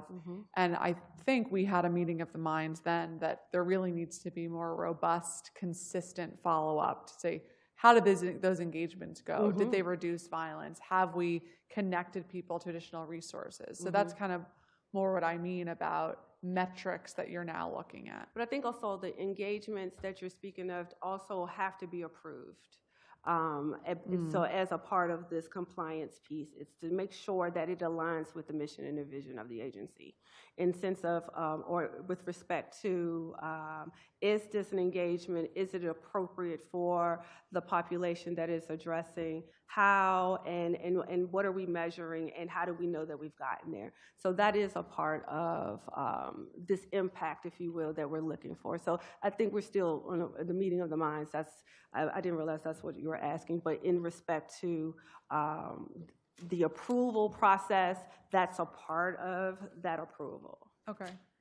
And what does that look like in practice? I'm a violence intervention specialist, and I say, I have a client who I'd really like to get out of the city and take to a park, or take to a amusement park, Where do I go to get approval? You go to the grants manager to say, hey, and one of the documents and the violence intervention management team, one of the things that they give this week in advance, so you kind of get a laser eye of what's coming before it actually occurs, and then that begins that dialogue. Got it. Okay. And are those expenses that are given at the front end or reimbursed? Well, this is a reimbursement grant.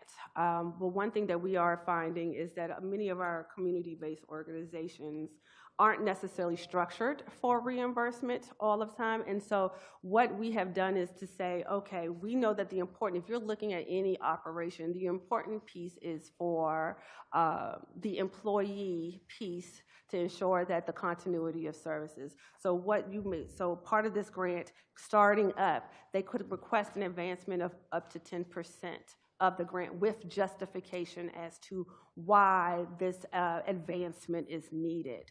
And that also kind of goes through our grants management, that 3-level prong, if you will, of a meeting of the minds of our compliance team, the violence intervention team that may have a different or may have a view to explain as to why there might be some new employees that are being onboarded, things of that nature, and our grants management team. So the 3 team members come together to discuss these things at length. Thank you. So last year during Performance Oversight, we talked a little bit about the need for ONSE to go back to basics and really educate the community on its true mission, which is to reduce gun violence. And we talked a little bit about then on the kind of expansive role some of the divisions within ONSE have taken over time. Some of that makes sense of these are human needs, and we realize, okay, we're reducing gun violence, but someone has a need for employment or housing or transportation or some other connection that we need to help support them with.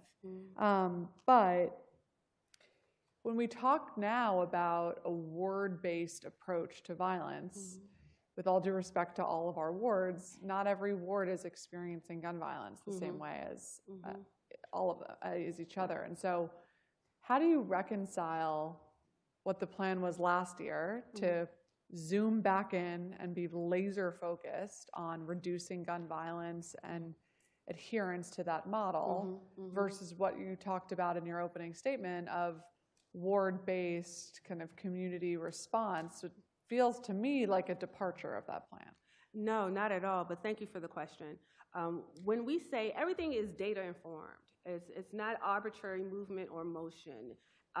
What we're saying is we are still very solidly in our original community or priority areas. However, we do know that crime moves. It does sometimes can spill over. But in that instance, we know that there's data that will say that, in fact, this is what's happening. And to keep from a contagion, if you will, or such a massive spillover, we can move when we see an uptick in an area to see and go and check it out and see if there's some remedy that we need to put in place there, or if it's related to, sometimes our conflict mapping also shows that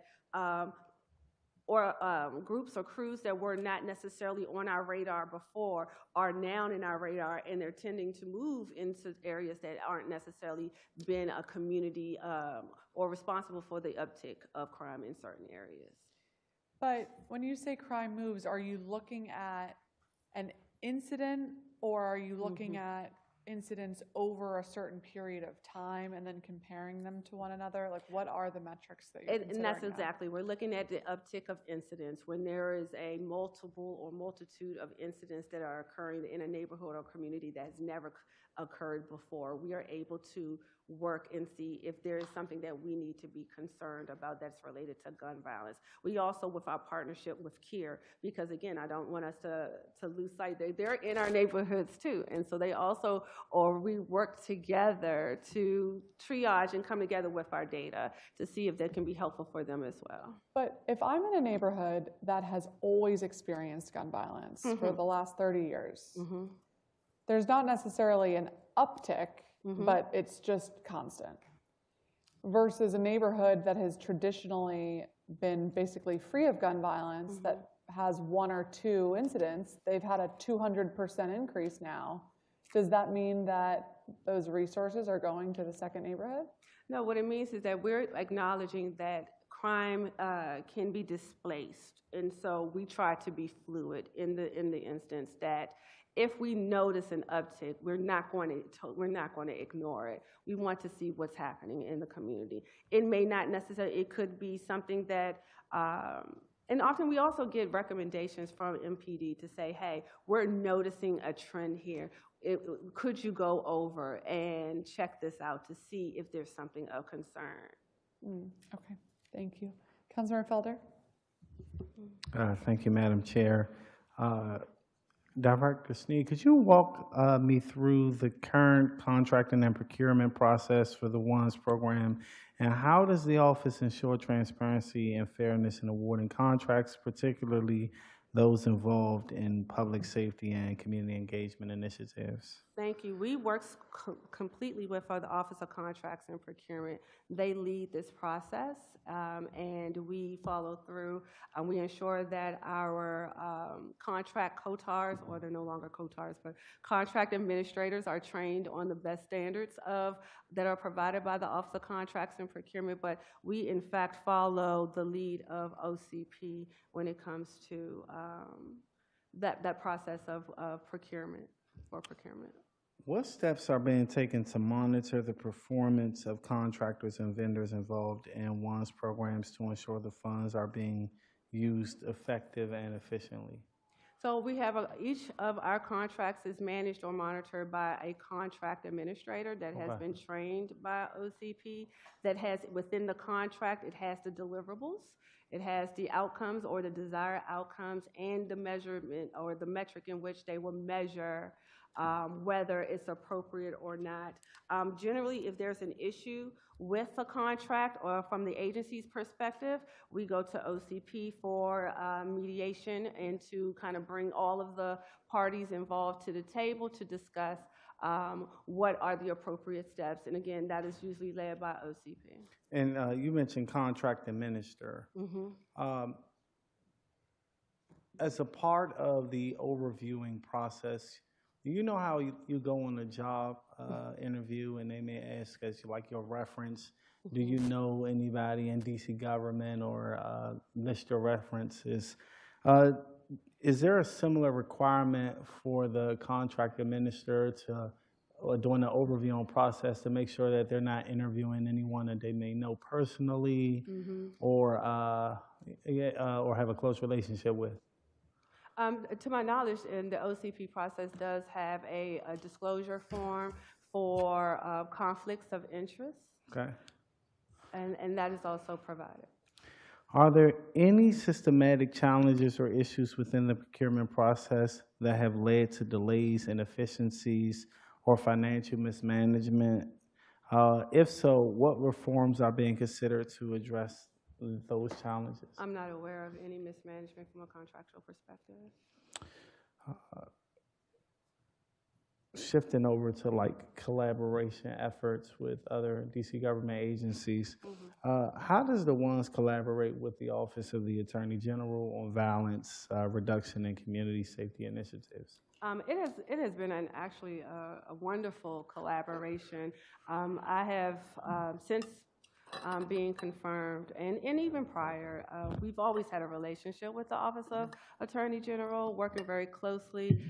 They have been great in terms of providing us feedback and on some of the experiences they have in their growing and growth to get to where they are in terms of their grants management process. Also in terms of the collaboration of the two teams, the ONSE team and the Cure the Streets team, in terms of what that looks like on the ground, as well as is carried over all the way up to the top. One thing I think that it's been a very opportunity for us to share. Especially we do have some organizations that are in common, but it also gives them an opportunity to just basically it's a cohort, if you will, of that just be able to kind of share, ask questions, and exchange ideas. Can you provide examples of joint efforts or projects aimed to reduce crime and improve neighborhood safety? Community cleanups. That's one of the things I'm going to actually ask our Associate Director, Ms. Knight, to speak to a little more. But one of the things that we have been very supportive of some of their events and activities by showing up. They invite us to table events, some of their organizations. We also partner with community cleanups in different parts of the city. And I'm going to ask Ms. Knight to also kind of give a couple more examples for your consideration. Thank you, Director. As the Director mentioned, we do community cleanups in collaboration with CBOs and Cure the Street to help residents receive transferable skills through workforce development. We support any events and activities that they host in the community with some additional workforce development transferable skills as they set up and break down for these events. We support as Cure the Street responds to incidents in some of our communities. We support them by attending their 3-day cool down and providing additional resources and support in those spaces. We work together collaboratively to have our Tuesday CDI strategy meetings where we come in to do prevention, intervention, and suppression support, not only for incidents that have occurred last week, but prevention measures to get in with the mediation services and support to ensure that we decrease retaliation. Thank you. What steps are being taken to improve information sharing and coordination between the ONSE office and the OAG's office, particularly in cases that involve criminal justice and public safety issues in the district? So that's a great question. So we we definitely come together in a Deputy Mayor, Public Safety and Justice has a weekly meeting where we exchange information. We come to discuss matters or incidents that have occurred that we all may have some information, that information sharing that will be useful to the group and the team. We do a lot of that. That's a weekly meeting. We also have our shooting reviews that take place where we are also bringing and sharing information, and information is being shared with us. But it's also inclusive of other partners as well. Well, shifting gears to Pathways program, which I'm a big fan of, kudos to community advocates like Tony Lewis, Marcus Ellis, the former ONSE director, Dale McFadden, for all the work that they've invested in creating pathway opportunities for individuals who are likely to have interaction or come home from the juvenile from the justice system. With that being said, from FY 2024 to FY 2025, have you seen an increase in participants in the pathway program? I think what you'll see is an increase in the number of sessions that we're providing moving forward. Historically, we have addressed or had 3 cohorts. The 3 cohorts can consist of anywhere from 25 to 30 participants. Sometimes you lose or have an attrition of 2 that may have like a family concern or a medical concern, but on average, this fiscal year, we will have 4 cohorts, which we're really excited about. I'm also an advocate of this program, and the work that our former administration has put into this program is remarkable. And to be able to build upon what's already in place, we want to expand the number of weeks. I do believe that 9 to a 10-week program is a great beginning. But for real transformation and transition, we know that best practices says that it needs to be as close to a year. Now, I know I can't get to a year immediately. However, I am looking to expand the number of weeks, even if it's incremental, from a 10-week program to a 13-week program until we can get to a baseline where we are really getting into real transformational change. I think for a lot of my opinion of what I've observed is that you begin to see the light bulb kind of change and turn on, and you see the excitement. But I do believe a little more time honing in that behavior theory,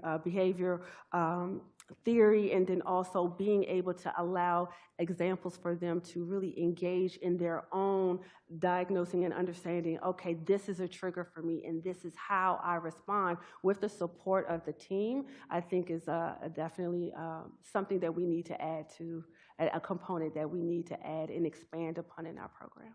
So expanding upon, just want to make sure I'm clear, I hear you correctly. Behavior theory, CBT, Okay. opportunities, really giving more opportunities. Also, a little more additional time with the workforce development piece. But I just think a 10-week program is just beginning to really touch on the surface. To get a little deeper, we need a little more time with our participants. Are there any, are you guys working to expanding more opportunities with your sister agencies once individuals complete the pathway programs? Like, are you trying to increase your partnerships? And I only speak to that, I'm so much of a huge proponent of this program. I have a neighbor, he was formerly incarcerated, did 5 years. He came home, saw his mother, and she said, at the time I was the ANC commissioner, she said, my son's just returning back home. He needs a job, you know, is there anything that you can connect them with? I referred him to the ONSE office, and 5 years later, he went through the program, got a job in DC government, makes over $80,000 and has never looked back. So that's a success. And oftentimes, I don't think these stories are really being shared.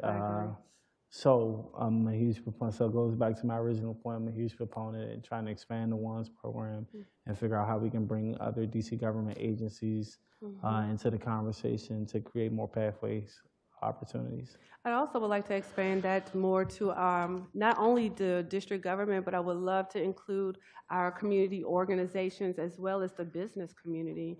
I believe that we all as residents have a role to play in these success stories as well in terms of the opportunities. And so I'm always extending, and this is not a shameless plug, but for those that are in the business community to also be a part and willing. And once we have done this great work and see a lot of this transformation that takes place, to extend an opportunity for one of our ambassador graduates from our program. And also, I think this is a great important piece that I want to add is that a lot of this success, and I don't think we highlight enough, is our vendors that do this aftercare component with our ambassadors once they graduate. It is not, once the program is over, it's not necessarily over in the sense that there is still an aftercare component. There is a organization that still, and you'll find many of our participants always will want to come back and have a conversation and give us updates and even let us know if they're being challenged. So it's not a one and done and you're moving on. We're a family, and it's always an open door if you should return and need some assistance. That's a good segue to my next question. Say I go through the Pathways program and I have a misstep and I don't get into a DC government agency. Are you tracking the progress of individuals that go through that go through that program and ensuring that they have sustainable resources to continue to develop those workforce skills that you talked about, Director Sneed? Yes, but I'm going to let Julia, our Deputy Director, or Julia Irving, to speak to that because she's done a phenomenal job with building out this component. So, Julia. Yes, thank you, Director, and thank you, Director, for your guidance in the Pathways build-out.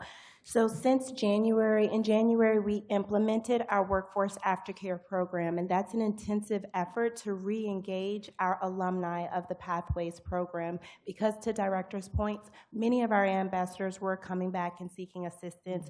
And so, Councilmember Felder, since January, 3 of our alumni ambassadors have received their CDLs. One of them, as recently as yesterday, received an apprenticeship with DOES, and 6 of them have received unsubsidized job offers within the private industry. And we were able to achieve this by hosting tailored job fairs for our ambassadors. These job fairs, and I really want to give a shout out to our workforce development team and just their creativity in going out and engaging potential employers, explaining to them about our program, and then cultivating an environment where that employer that we knew had available job opportunities, that employer was also open to our population. And so we were able to provide 2 days of refresher in workforce development through one of our program partners, and then they were able to participate in a job fair that was solely catered to our ambassadors, which yielded the numbers that we shared with you. And so we wish to continue that on a monthly basis to continue to re-engage those that are alumni, but at the same time building upon that momentum so that our business partners will be more open to our ambassadors that are graduating from the program as well. If I was a chef, I would never tell anyone how to run their kitchen. Given the recent scrutiny and in terms of corruption, I think that oftentimes the good work can be missed in that distraction.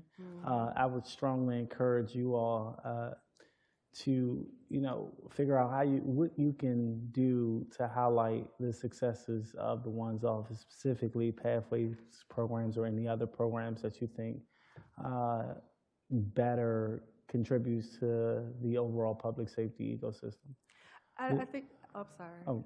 No, I wanted to add to that, and I thank you for that comment, because I think one of the challenges as we in our protection of our ambassadors to ensure that they have an opportunity to fully engage and receive the services is that we're very protective of telling their story before they are committed and completed the program. We really want to give them an opportunity to exist, to be, and not necessarily sometimes I don't know if the word is recognized, but just to allow them to not necessarily come with any of the affiliations that come with sometimes that they often come to a door with, but allow them the time and space to shed that and then to just really be a participant. And so sometimes that is challenged with sharing stories on Instagram or sharing stories or media inquests, but we are working to see, because that's not for everybody in the program, Right. but that is a lot of our participants that really would truly like kind of just not have that spotlight on them. I think we're trying to get them prepared and ready for the spotlight that they deserve to be in. Very much so. But they don't necessarily come with that. We build up to that. Understood. I got two more questions, and my Madam Chairperson has been gracious to extend time, but I want to be mindful of her time.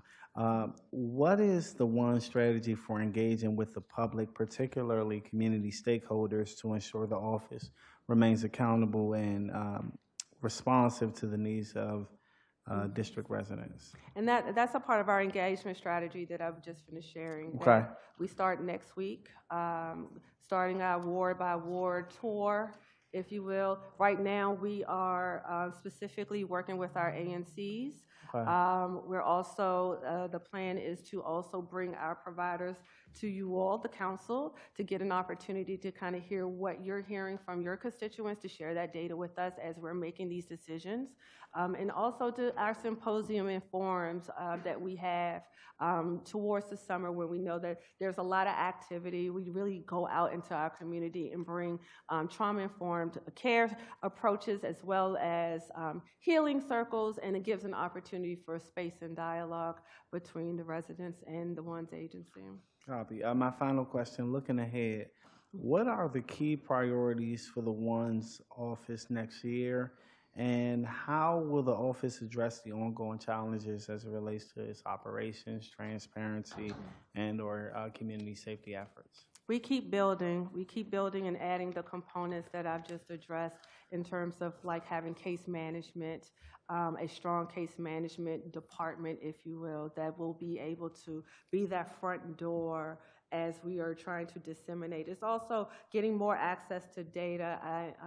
I think the Public Safety and Justice Deputy Mayor has been working really hard to create these spaces where we are sharing information. Information is not only just coming from us, but we're also receiving it in these spaces with our community partners, but as well as our public safety and justice partners as well. But in terms of and updating and completely and making sure that we have the policies and procedures and testing to make sure that they're actually working, and seeing where, and as gaps are revealed, ensuring we're mitigating by putting the right policy in place. One thing that I always say is that sometimes, and it's okay when you start off researching or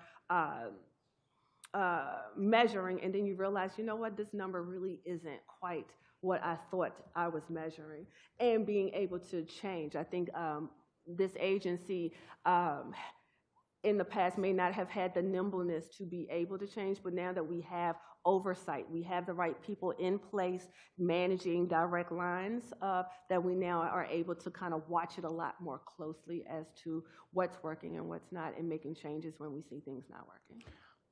Thank you, Director Sneed, Deputy Director Irvin, Deputy Director Knight. General Counsel, I look forward to working with you all, and I appreciate the work that you all are doing. Madam Chair. Thank you. Thank you, Councilmember. Okay. There's been a lot of comparison to the ONSE violence interruption program with Cure the Streets, run out of the Office of Attorney General. And one of the things that occurs to me is the Office of Attorney General's Cure the Streets program is just that. It's Cure the Streets. But ONSE has 6 programs that I'm aware of: Pathways, Violence Intervention, Family and Survivor Support, did have the ONSE Leadership Academy that was transferred to the Deputy Mayor's office, People of Promise, and Restorative Justice. And so going back to this idea of staying focused on our core mission, do you think that there are any improvements to be made by not limiting the services that we're offering to people, but by, again, answering every question with how is this division reducing gun violence? One thing I would say that some of the ideas that we have implemented because of exactly that, to ensure instead of having a restorative justice division or department, we still have the program, but the program will be embedded across all of our programs. So it'll be a part of FSS, it's a part of violence intervention, it's part of pathways versus the original structure where it was its own department. We think it's important for our staff to be trained in restorative justice practices, for instance. So our approach is still the same in the sense that, yes, restorative justice is an integral part. It's just not isolated to one program. It is now going to be embedded across all of the programs. But one of the things that we have in terms of ensuring that we are meeting the correct population is the fact that we have VIs on the ground that's doing this work, refers to our pathways. FSS refers to pathways. So it is the cyclical approach, if you will, where all of our programs are connected and are referred to one another.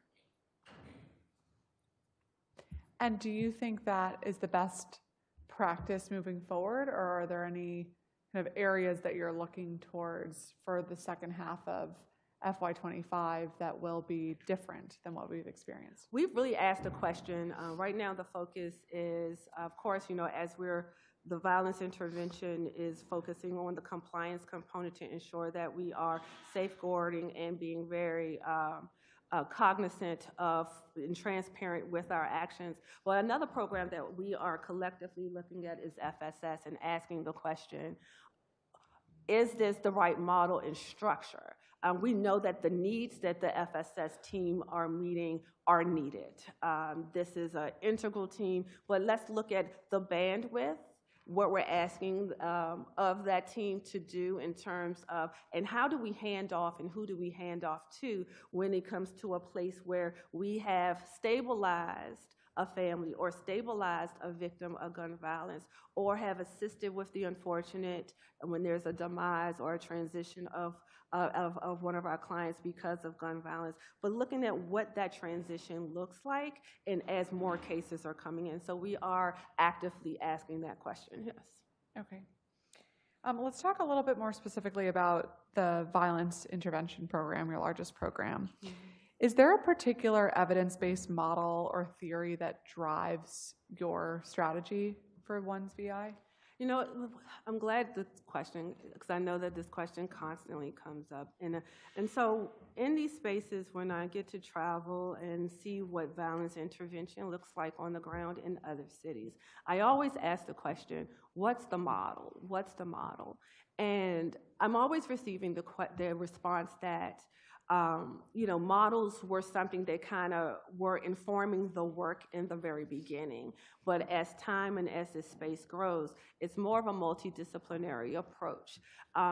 Models are great, but they can be very strict and stringent and not nimble. And then when you start to modify or tweak the model, then you're no longer using the model. And so what our approach is a multidisciplinary approach where you are looking at what works across all the models. So like, for instance, if it is a community-based, I want to be able to address not only the community, but I want to be able to address the family and the individual that is either the driver or impacted by gun violence. And what model this or supports that is a multidisciplinary approach where you look at what works and what has worked and made that in turn your approach.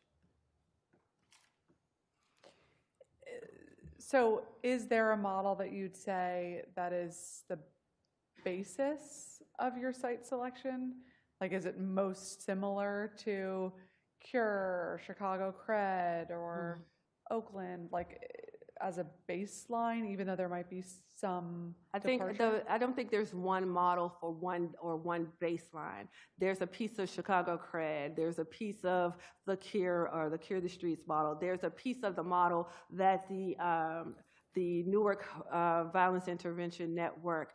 There's a piece that I enjoy from like the Man Up in Brooklyn, New York organizations. For instance, I'll give you a great example. It's the visibility and the canvassing in terms of the presence. So we love the idea of having presence, and having lived experience and being from that community. But there are times when the individual that's assigned doesn't necessarily have the relationships going in, but they build that relationship over time because of their presence, because the community has been informed and educated on what this organization is here to do and provide the safety and to safeguard not only its residents, but to be able to remedy and mediate and hopefully lead to a ceasefire if that's the need. But a lot of this is the visibility, right? And what I've observed is that in many of these communities, the visibility is important.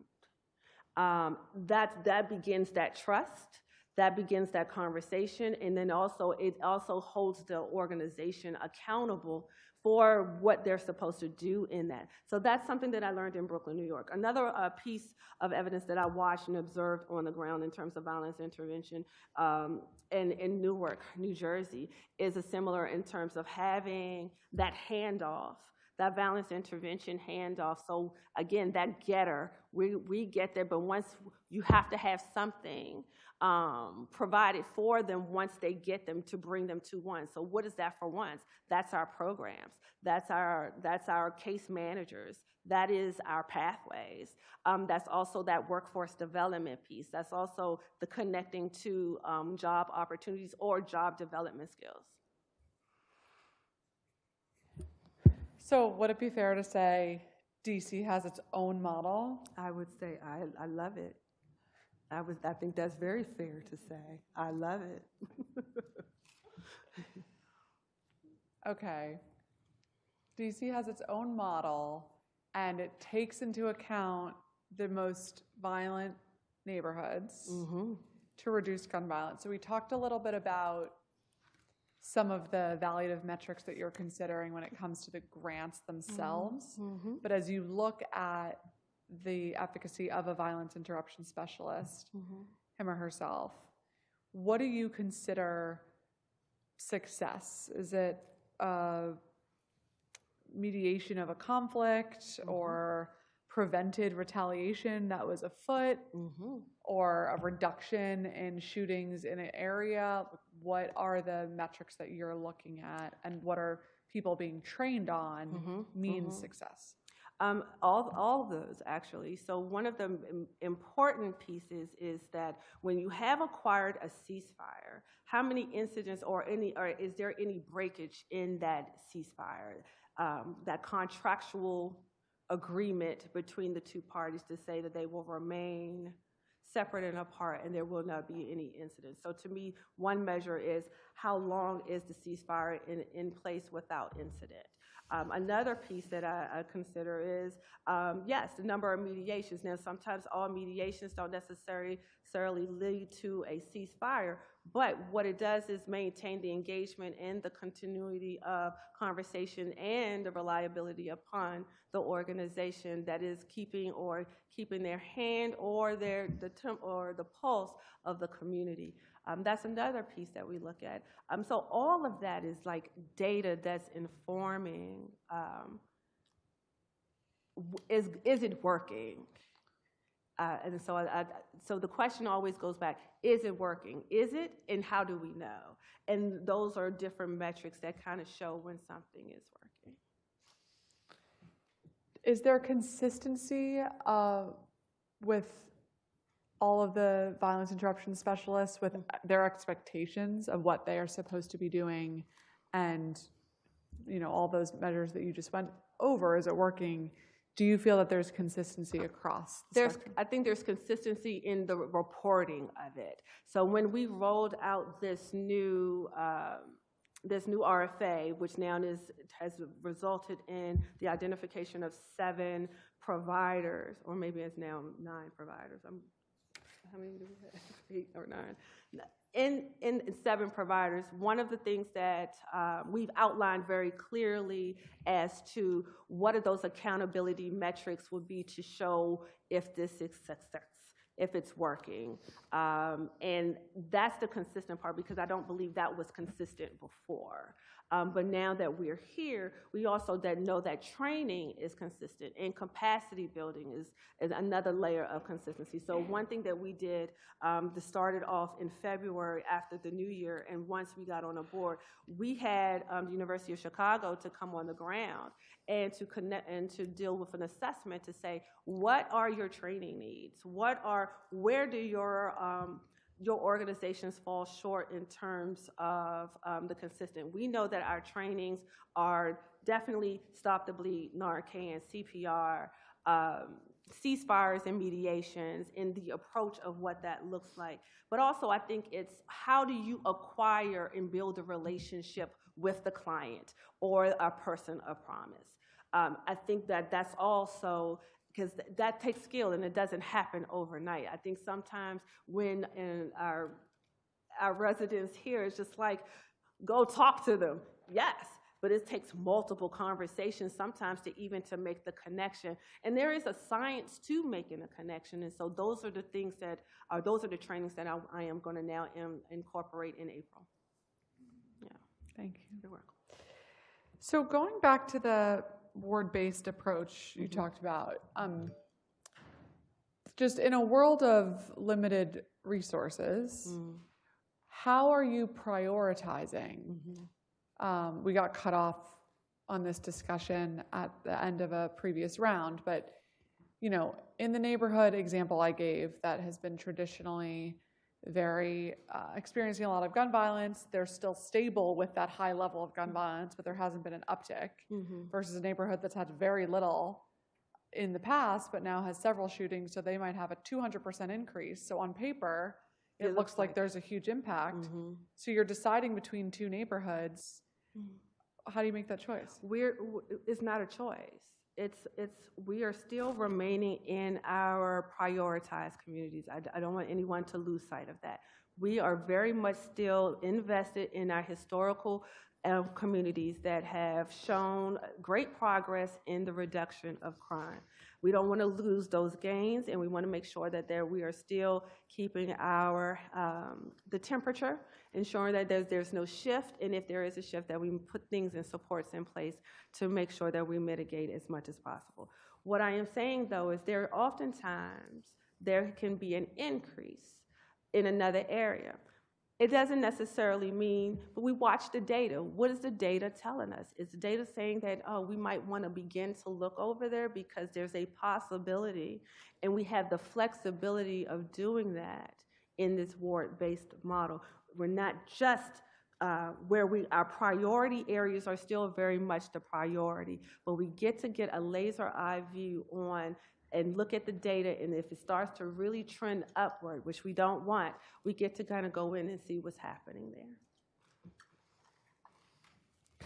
And so if that happens, there wouldn't be a permanent pull of resources from a priority area. It would just be more of a floating team. A floating team model, correct. So we've always had a floating team model, and we still very much, I think this is a really good part where we can share about our internal ONSE team as well. So we have, and maybe I should say this, the VI, we have our own VIs as well to kind of, while we have our community-based organizations really concentrated in the ward or in that priority area within the ward, but we also have a huge team that's growing by the day in violence intervention internal to ONSE, where we are able to deploy and say, hey, I want you to go into this community, talk to the ANCs, talk to the residents, talk to, and look at the data that we have been provided by our cluster, our public safety and justice cluster agencies, and see what's happening there and come back and let us know if there's something. And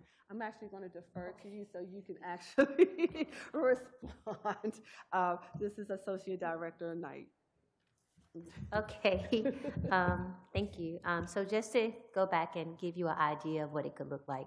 So we currently ask our providers to do climate checks. So we have a internal mediation team that kind of serves as a floating team. So we watch the climate checks from the communities so that we can do prevention work by going out into that community based on the climate to de-escalate any situation that could be brewing. However, this same team also goes out in case there's an incident to ensure that there's no retaliation. So they have the relationships in the community. They have once worked for a provider, and it's almost like they have transitioned from in the community to district government to provide some of the same or similar services, but in a space of a mediation team to support, to do the prevention, intervention, and suppression, and they're all credible. Thank you. That's very helpful context, because I think to me and frankly others who have reached out to me with concern, when we say a ward-based approach, it sounds like a departure from priority areas. But it now sounds to me like you're saying we're still focused on our priority areas, but we have the ability to check if there's an uptick and make sure we're being responsive. Absolutely. Okay.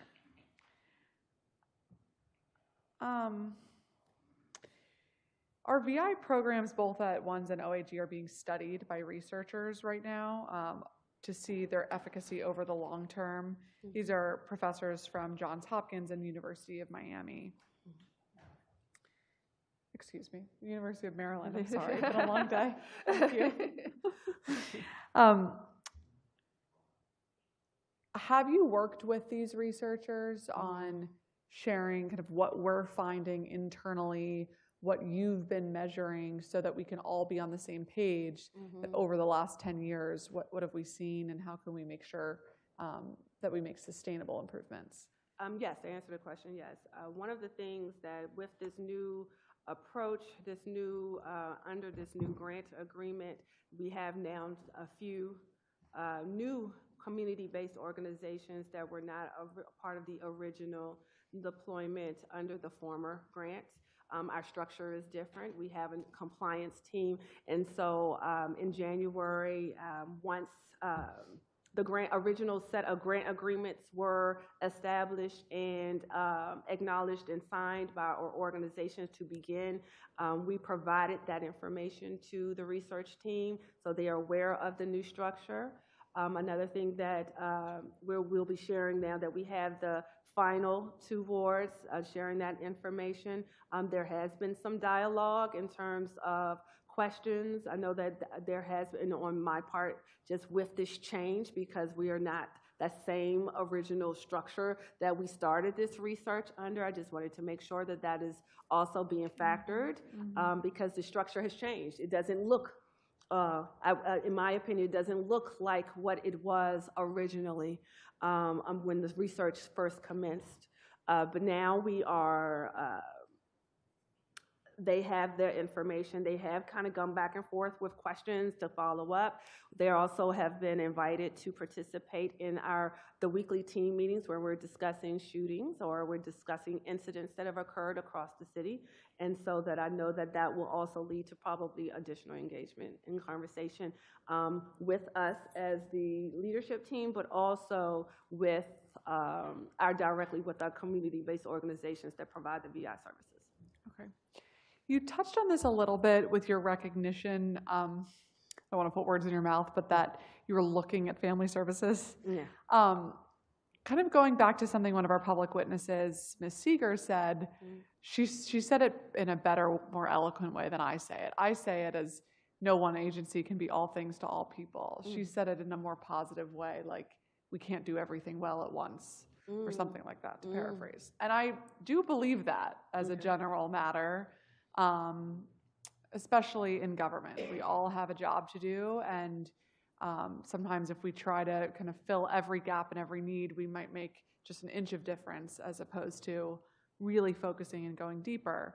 And so how do you think about the services that are currently existing within ONSE to connect people to resources, pathways, familial housing, employment support, versus the role of ONSE to connect people to services that exist in other agencies? I wanted to approach it 2 ways. I understand to a degree, I understand the question, right? But I think it's also looking at our capacity internally. I think at some point we've always get back to, are we doing what we say we're supposed to do or what we're going to do? And I think when you're dealing with heart people who have big hearts and want to do everything and want to save lives and save the world, as we all want to do, that's when the scope begins to creep. And in that creeping is, I am very good about bringing us back to, are we in position to do? And this is where our partnerships with our sister agencies are at best. I think one of the best partnerships that I can say is with Director Jennifer Porter at OVSJG in the connection to the services that are in the community. Every year there is a robust list of those that do behavioral health, provide behavioral health services to children, behavioral health services to adults, and grief and trauma services that we utilize from the granting that she provides to organizations in the district. Also helping the helpers, which is more focusing on the trauma of employees, as well as our community-based organizations that tend to really work very closely with those that are in public safety and justice, and understanding that the trauma that falls upon them as well. We work with a lot, DBH, in terms of our vouchers, in terms of providing services. So that network is there.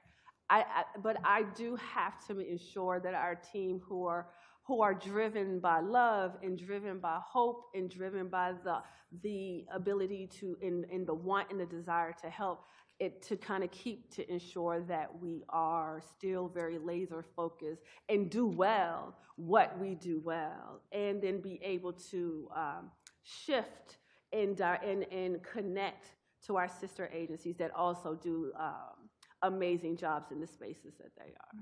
And they exist. So that definitely is one of the opportunities where we see a lot of connection with our sister agencies. And I really just cannot thank OVSJG enough for their partnership, as they are also a great connector for us in terms of a lot of organizations in the community. Do you have specific people whose job it is within ONSE to connect at-risk individuals with services that are offered from other agencies? That would be our case managers, as well as the community-based organizations. A part of our RFA was the fact to have resources within the community to speak to different needs that they encounter as they are working with our clients.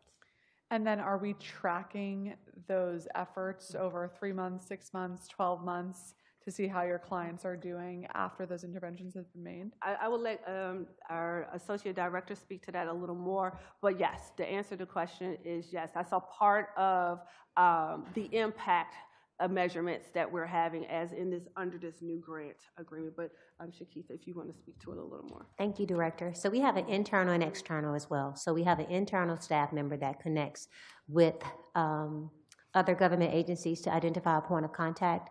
We've also developed a resource manual for our providers because we want to provide them the same resources and services as well. So for the second hour of our CDI strategy meeting, we provide resources to our providers by bringing in government agencies to let them know who they are, what they do, and how they do it. And as we begin to engage with individuals, we track and monitor that data to ensure that the individual is better off now than they were when they came in. And we can also do an assessment of what we're doing or what wraparound services and supports that we've put in place, as well as the goals achieved, where we are, and where we're going to support the individuals of the People of Promise, as well as our community individuals. Okay, and when you say to see if the clients are doing better than they were, what are some of those considerations? Sure. One of the things that we like to do is stabilize the individual once they come in. So each client is different. So we do almost like an individual assessment with these individuals to see what their needs are and how we can support them and to connect them with resources. So just say, I'm going to give you a case scenario. We had one young man that started in DOC when we start going to visit him inside of Department of Corrections. When he came home, we connected him with the Ready Center to help him get his driver's license, his ID, birth certificate, and things of that nature. Then we connected him to DHS to get the resources that he needed through DHS. And then we connected him to the provider who supported him with getting housing, and then they made a referral to Pathways. And so once the individual got his housing together, we reduced some of the barriers to get him in Pathways. He went through the 12-week program, 10-week program at Pathways.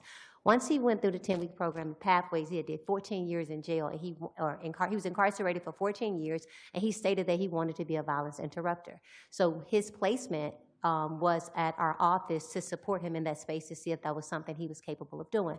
That individual went through our WEX placement process. He's now a DC government employee. He's been home, I think, 1 year on April 1st. So that's what success looked like to him based on what his needs were. He wanted to become gainfully employed. He wanted to stay out of the streets. He wanted to do better. So those were the steps we took for that individual. And as the director mentioned before, it took us 1 year, almost 1 year to get that done. Mm-hmm. Okay. And that's an amazing example. And in that example, why wasn't the Ready Center the one to connect him to housing needs? Why wasn't the Ready Center the one to go into DOC and say, okay, you're coming home after 14 years, and here's what we're going to do to help get you prepared? That individual was an individual that was assigned to us on the Nick Jr. list as a person of promise. So we worked with DOC to identify that individual to provide those wraparound services and resources to support with the transition. We are at the Ready Center once a week. Our team is there. So we work collectively and collaboratively. So some of those services that are offered at the Ready Center, when I say these are the steps that we took those steps alongside the Ready Center, or we took those steps alongside DHS, who's also housed in there. So it's a collaborative effort. It's wraparound services and resources. We do weekly case reviews with these individuals to come together to connect the dots, to ensure that we're not duplicating services. But we also have quick base that we chart in to help the other district government agencies understand where we are with that person or to see where they are with that individual. So if we're assisting or supporting them with housing, I'm just using us for an example, then the Ready Center, if they offer housing, they can pour in and say, hey, we can provide some additional support or assistance so that we can streamline the process. So it's almost like we have a needs assessment to support this individual, and we all come in together collaboratively to support this individual for the same desired outcomes, and we all report out on them. If I could just add one piece, Council Member, is that also too, a part of our People of Promise engagement was for us to really kind of go into Department of Corrections to establish those relationships. So when our clients return home or return to the community, there's already an established relationship there. And so they often do, even though we know we're a choice, we're mandated or anything of that nature, but we've invested the time on the front end to establish. So it is kind of most likely an alignment and also a familiarity that we've established. So once they do come home, they do tend to, for those that we have worked directly with, to kind of continue to work with us even once they are at home. Mm-hmm. Okay. In terms of the Pathways participants, what percentage of them or how many have gone on to become violence interrupters versus other industries? You want me to speak to this year? I can speak to this year, or last year and this year, because we started with the agency February. I started February 9th as well. For FY23, I would say we had a total of 2. And for FY24, 2 Pathways participants who became a violence interrupter. Out of how many? How many Pathways participants that has gone through the program? Well, in the same time period. So if you're talking about FY23, how many Pathways? I think the distinction in the question is because not everyone that's in the Pathways program wants to be a violence intervention or intervention. I know. I'm not making that assumption. Okay. Yeah. So I will speak to the VI side because that could be a pipeline for me.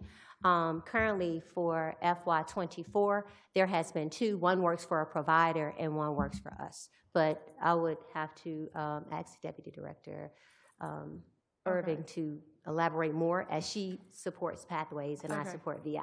Understood. Yeah, I'm trying to just zoom back a little. How many Pathways participants were there, let's say, this past year? Sure. So in FY23, we had, FY24, we had 82 graduates of our Pathways program. So we conduct a career assessment for our ambassadors, and through that career assessment, we're able to properly align them with an interest in a career placement, prayerfully an unsubsidized career placement. And of that, 2 of them voiced interest and also demonstrated the aptitude to move forward in the VI space. Okay. So then there are 80 people who went through Pathways who did not become VIs. That is correct. And where did those 80 people go? So it would be a myriad of opportunities that they had. Some of them secured employment with DPW because we still had the relationship with DPW at that time. Do we know how many? I think because we had 64. So it's probably about, last year we probably placed approximately 24 to 25 individuals with DPW because we had a certain allotment from DPW, so we were making that allotment of positions from DPW whole at 24. And then we've had other ambassadors that have gone on to work for clean teams. We've also had other ambassadors that have gone on to work for WMATA. So again, it varies. And then through our partnership with the Department of Employment Services, they have a work experience where they're introduced to the maintenance field, for instance. And in that situation, I know that at least 2 of our ambassadors, they were brought on full time with one of our property management companies here in the District of Columbia. Okay. And you may not have all of the specific numbers in front of you today, but just going back to my question from a couple of minutes ago of what we are tracking, it will be useful to have that information of, okay, how many people are going through this program, how many weeks they're in it, how many are then employed in what industries, and then we can back into where the gaps are. And how long people are staying employed would also be a useful metric. Yes, we're hopeful that we'll have that information now that we've fully built out our QuickBase database. That is something that we are beginning to track. Okay, how is the QuickBase database going? It's coming along, but it has really allowed us as an agency to see the intersection of the work that we do with families and individuals. And most importantly, it allows us to see on a daily basis our work. QuickBase allows us to have a dashboard. I know that our VI team uses the dashboard. In Pathways, we also use the dashboard, and it allows us to monitor our engagements. And by monitoring those engagements, it helps to set the stage for the course of work that we're going to take in the respective programs. If, kind of switching gears for a second, if we were to merge the Cure the Streets program with the Office of Neighborhood Safety and Engagement, do you feel that you have the resources and the support and the direction that you would need to take on the work that Cure is doing right now? Every day we're building and expanding the processes, the policies, the procedures. So I would say yes, with, of course, with conversation to see what that looks like in terms of timeline. I always talk about culture in terms of, I think the important piece is when you're merging and bringing together 2 cultures, I think that is something that we also have to be mindful of, and what that training and what that bringing together and merging would look like. I think that's also a very important piece for us to also consider if that is the direction that that is decided to go in or to be taken.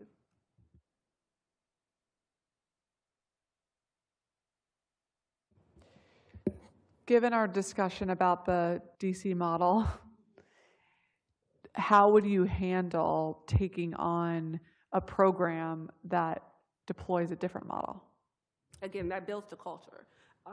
In terms, again, it is because you're also asking a group of people to unlearn certain things that they have been tied to and adapted to for a career of however long they've been with the organization. I think the synergy really comes into, there are pieces of that model that could be incorporated into our multidisciplinary approach, or probably exist within our multidisciplinary approach, if you will. But I can't overstate the importance of the culture and building a culture and understanding the culture that the organization could potentially be merged into, but also understanding what the new culture of both organizations coexisting together would look like. And I do thank you for that, Shakith. I think it is very important to acknowledge or to recognize that on the ground, I know we have these conversations up here, and it sounds very separate and apart, but on the ground, the men and women and the humans that are supporting these on-the-ground efforts work together all the time, and there's a collaboration and a space. It's just figuring out what the coming together would look like collectively. Okay. From your pre-hearing responses, I asked about the restorative justice program. And it is my understanding that it's no longer an actual program with dedicated staff, but is a, quote, operational philosophy. Can you elaborate on what that means? What that really means is that it was a settle-alone program that was deployed as needed. But what we have found is that restorative justice principles are one of the bases of the work that we do, and it's important that it is embedded in all of our programs across the agency. And so, like, for instance, just recently we've had a group of, how many was it, 19? 18 participants within our organization to go through this training as we're building and ramping up, because again, this is a baseline that we believe that's a part of each of our programs, but we also recognize that we want to have this train-the-trainer model to also to be able to go out into the community with it as well. Okay. People of Promise was merged with the violence interruption program right in August. Mm-hmm. Has the scope of the VI efforts changed since that merger? Yes, because I think the last time we've had a conversation, we were at a 22% achievement level, and I'm so happy to say that today we're at 74%, where we have, in terms of made connection, conducted needs assessment, and are in the East District Jail working to continue our relationship in building together. We work together to provide the support, and hopefully build a relationship so once they do return home, most of our people of promise that are within DC jail, or for those that are in the Federal Bureau of Prisons, how our connection looks a little different, but we make sure we send letters and we send books that kind of keep them encouraged and also allow them to understand when, in fact, they do return, we are here as an option.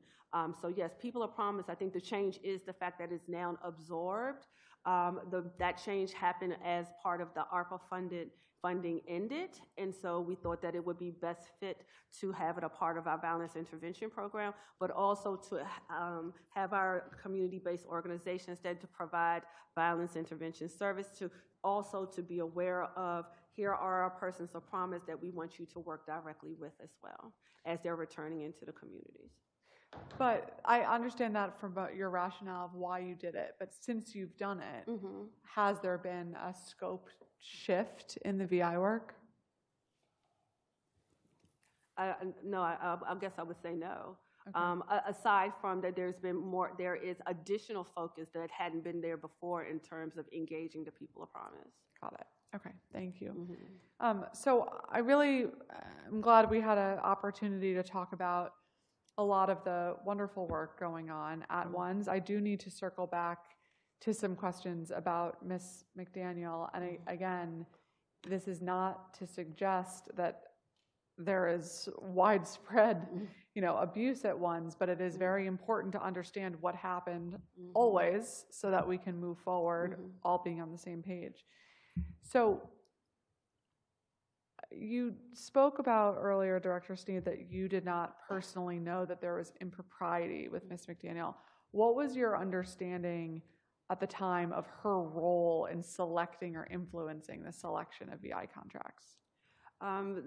They were already the ones, upon our arrival, the ones agency was already in the midst of their grant that had already been predetermined, selected.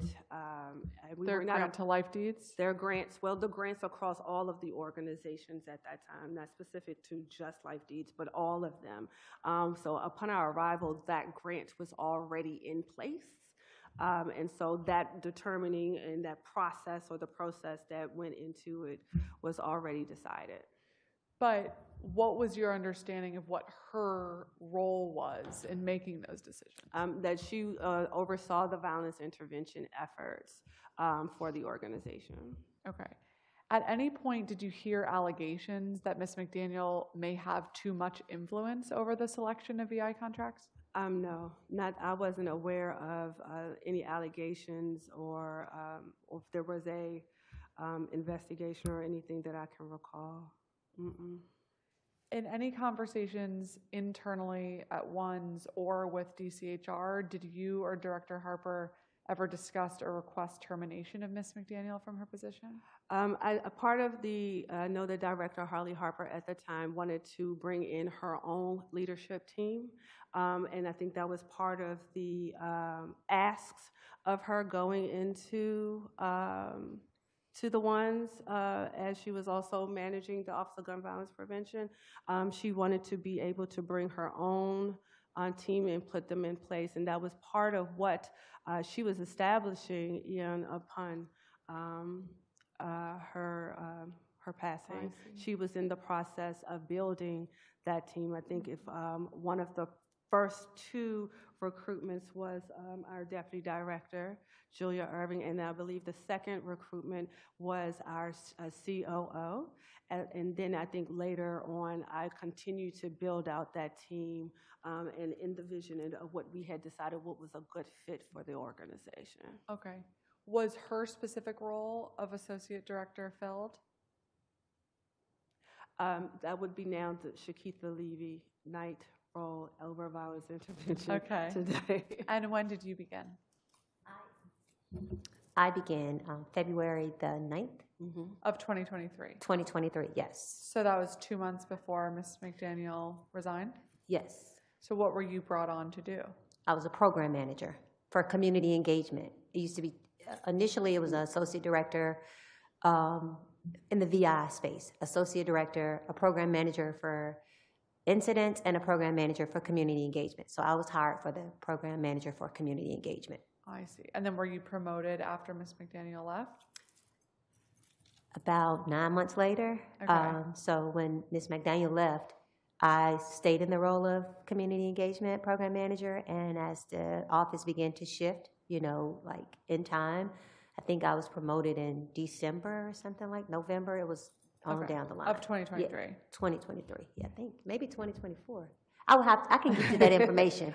I can get it back to you. I can get it to you. I don't know. So if it was 2023, is it correct that there's no one who took on that role in the interim? No, not that I can recall. Okay. Mm-mm. And did the role change at that point when you were coming into it of what the confines of authority was when it came to contract selection?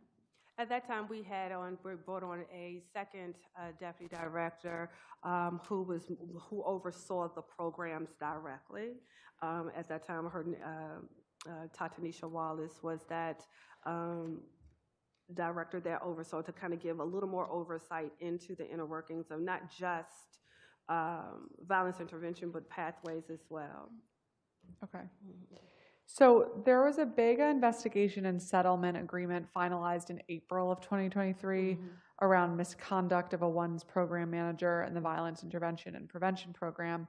Vega found that the program manager approved payments to a contractor, communicated with the contractor, was responsible for monitoring the contractor's performance. The program manager was separately employed as an independent contractor by the contracting organization.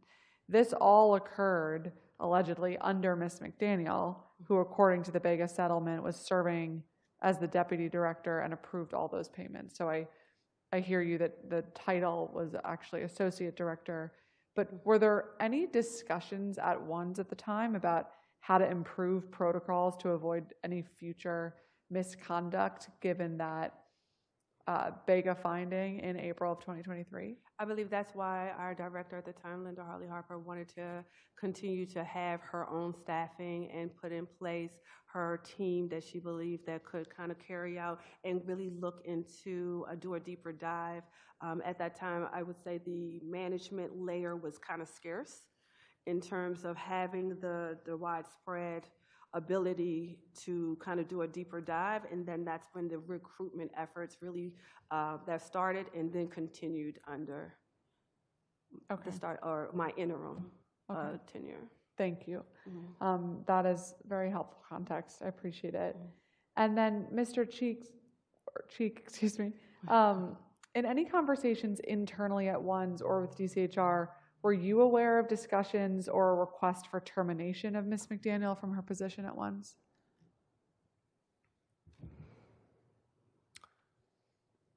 I'm trying to recall. So I came over to ONSE. I think I came over to ONSE in April of 2023, or April, but yeah, April. And so my time before that, I was actually at DCHR. And so I believe, I'm trying to think, I think there were, I'm trying to recall, I believe that at the time, while I was at DCHR, we did receive termination requests for Ms. McDaniel, but as far as like what that entailed, I can't recall. Okay. Yeah. I appreciate that. And it goes back to my earlier question, which I think, and I'm not trying to play gotcha here with anyone, I think it's just important moving forward that if there is any agency that has an individual with suspected misuse of taxpayer dollars, that we need to make sure that information is shared with DCHR so that we don't hire that person at another agency. I mean, you know, we're one government. And so that's what I'm trying to understand, so that going forward, we can build in those kind of notification systems or additional designations, even if the person, in this case, kind of beats the termination and resigns. Technically, then it's not marked as a separation, is my understanding, but we should think about how we can make those behavior concerns known so that our own government can stay ethical and can, you know, do the best we can. I think that was also a part of Linda's approach coming into the organization, if you will. I guess, you know, the best way to describe it is this clean slate, if you will, not really knowing if what's true, what's accurate, or if there's anything, but really just kind of coming in with your own team that you've built relationships with to kind of work towards seeing where the needs are and how to begin to move and usher the agency in a different direction, but also just usher it into under a new leadership and understanding what that looks like for at that time for Linda. So I think that's a very much important piece that, you know, this recruitment efforts that were going on, looking at the talent from within to see who is capable of leading a team or leading the different divisions and programs, but also bringing in recruiting from the outside to bring in more talent to kind of help shepherd us into a new era under her leadership. Okay, thank you. Just a couple more questions. Let me go back here. So I understand that OGVP's Building Blocks website tracks the locations where VI work is being done and statistics for crimes committed there. Why is that work not being done internally at ONSE? I think that's just, it was always a partnership. We sit with the OGVP data team to kind of go work in in tandem, in collaboration. I don't think it was not to have it with ones or not to have it, but I think because we knew that at that time, especially with Linda having both, it would be a natural synergy that just has lasted beyond it, that still works for us.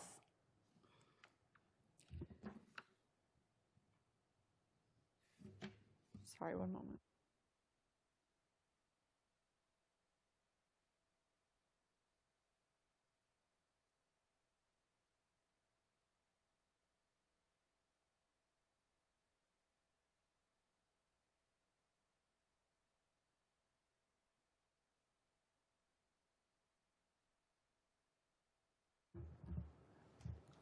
Council member, if I could just also add, our deputy just kindly reminded me that at that time too, the Office of Gun Violence Prevention did have the capacity to do the data capturing that was needed for that time as we were building out the infrastructure.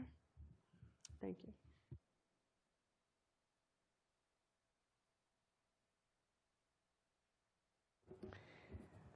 So I just want to return to QuickBase improvements for a moment, because this is something I've heard a lot about in recent weeks. How does ONSE's adoption of QuickBase improve its ability to track program outcomes, and are there plans to integrate additional data tools? I know there's been a lot of discussion too around privacy and how we can balance the need to make sure this is a trusted system so that someone knows the information they're sharing isn't going to be shared with the police or shared with some other government entity, that they'll be in trouble when they're trying to get services, but also balancing that with the accountability for the people doing the engagement so that we're all on the same page of what's going on. Thank you for the question. I'm going to ask our deputy. Deb works very closely with the OCTO team and as those that are building it internally to address.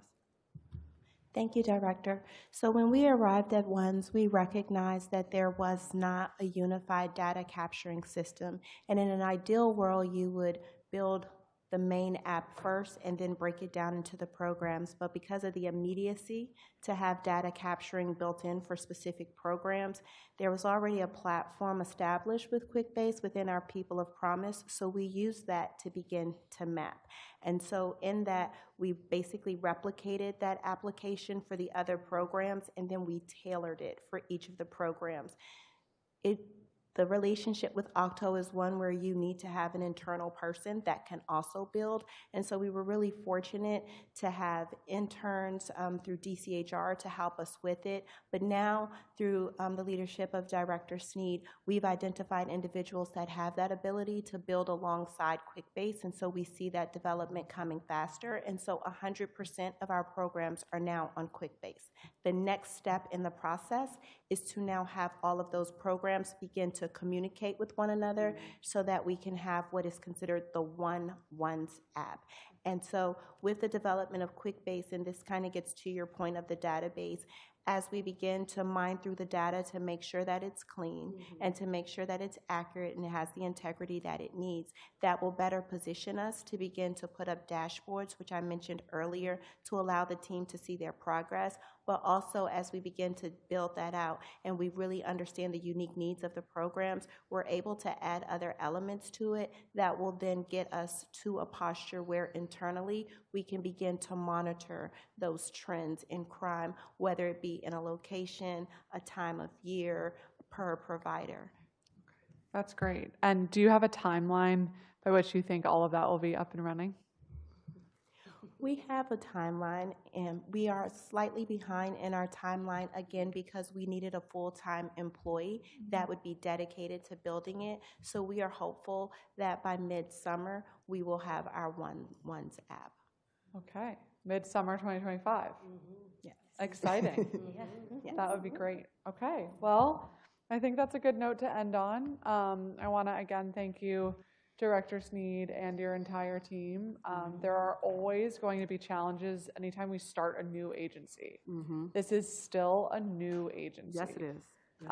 And so I really appreciate the efforts that you have been engaged in to really professionalize this agency and to make sure that things that happened in 2023 or that happened with my colleague, not only don't ever happen again, but if someone tries to engage in that behavior, we quickly are aware of it and can root it out, because we have no time for corruption. We have no time to have people engaged in efforts that are in pursuit of their own personal financial gain when we have violence to prevent and people's lives to save. So I appreciate you and the vast majority of the people doing this work who are so committed to violence interruption and setting people up for success. I want to give you an opportunity, as always, if you have any closing thoughts or want to highlight something that we didn't have a chance to talk about today. I just wanted to say to the humans that wake up every day in this space that you are valued, you are appreciated. I, as the executive director for the Office of Neighborhood Safety and Engagement, I am extremely proud of where we are today. Each year, as I sit before, whether I'm in the interim capacity or in this, I feel supported, and the information that we are able to present to you, council member, is because of the hard work of the men, women, or the humans that work at the Office of Neighborhood and Safety Engagement. And for that, I want to say thank you to each of them for their hard dedication and their hard work, and to not giving up even when there are challenges and times when they feel like this work is somewhat challenging to the point where it's a dark cloud. But I want them to know that they are that bright space in time for us, and I appreciate everything that they're doing, and I appreciate all of the support that you have given to the Office of Neighborhood Safety and Engagement to date. So I appreciate you as well. Thank you for the opportunity to discuss. Thank you very much, Director. And, you know, I don't know all who's watching this hearing, but I think that it is a important message to continue sending consistently throughout our city, that if you are in trouble, if you feel like you have nowhere to turn, if you feel like you've got no option than to pick up a gun and protect yourself, there are so many people in this city who love you, who want for your safety and success, and we are here to support you. You do have other options. Thank you for that. I'm sorry to keep you. There is a public witness who still needs to testify. It's my own fault. We had some miscommunication earlier. So Ms. Seegers, if you are here, we'll give you an opportunity to testify. I'm speaking very slowly. I think you're going to be joining in a moment, and then we'll hear your testimony. Thank you for rejoining us.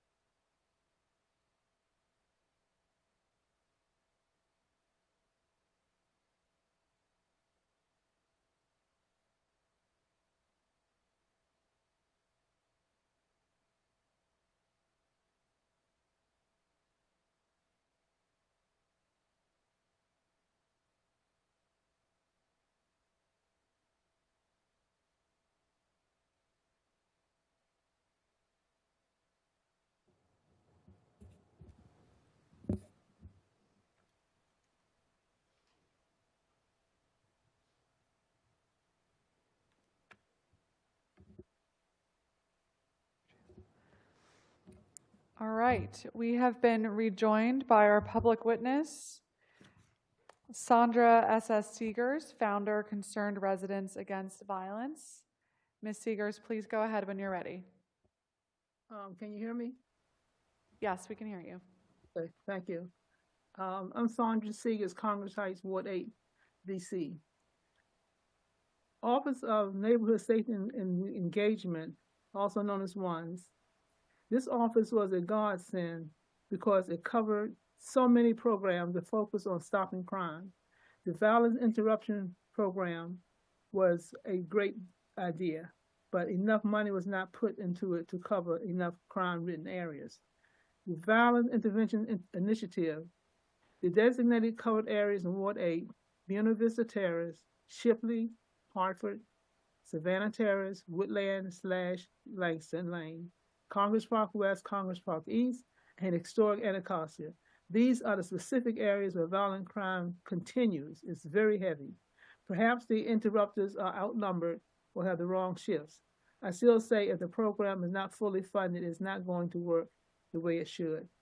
I would like to point out some of the programs that are well-serving and should indeed be fully funded. The Family and Survivor Support. This program ensures connections to a broad spectrum of district services and support for impacted residents when a violent incident becomes a homicide or a shooting or stabbing involves a juvenile or is believed to be gang and or crew related. The People of Promise mission. The first director of ONSE, Dale McFadden, said instead of calling them criminals, they called them people of promise. This program provides the services and resources people of promise need to overcome their hurt and trauma and stabilize their lives and the lives of their families. The initiative partners with other district government agencies and community-based organizations to prioritize people of promise for accelerated service delivered and program opportunities. The initiative is focused on 7 services and resource domains: mental and behavioral health, physical wellness, education, employment, financial, family, and legal and community creativity. And the Pathway Program, this program offers employment for individuals between the ages 18 and 35 identified as being at risk or participating in or being victims of violent crime. This is exactly what is needed to get a person headed in the right direction. Get a person headed in the wrong direction. The OAG school-based initiative is ONE's Leadership Academy. This program selects specific schools and focuses on students, attendance, behavior, credits, course, and performance, and safety passage. All home lives are not the best, so this program forms relationships with caring adults, engaging youth, and experiences that promote growth and personal learning, and creating environments where youth feel safe and cared for, which is the must for a young person to function in society. If they start wrong, they more than likely will end up wrong. And this this agency is doing a great job, and the new director will be on first Friday in a couple of months, and I think next month. And we appreciate your service, and we appreciate you, Councilmember Pinto, for having these hearings. Thank you. Thank you, Ms. Seegers. Really appreciate your testimony, and thank you for sharing your experience and perspective on ONES. That's certainly helpful, especially as we head into budget season, which I can't believe is almost back. So with that, thank you. Thank you to all of our public witnesses today. Thank you to ONES, NHCMA, and OAG, and thank you to my team for being here with me and the building team for being here this late evening. We really appreciate it. With that, the time is now 7:33 p.m. and we are adjourned.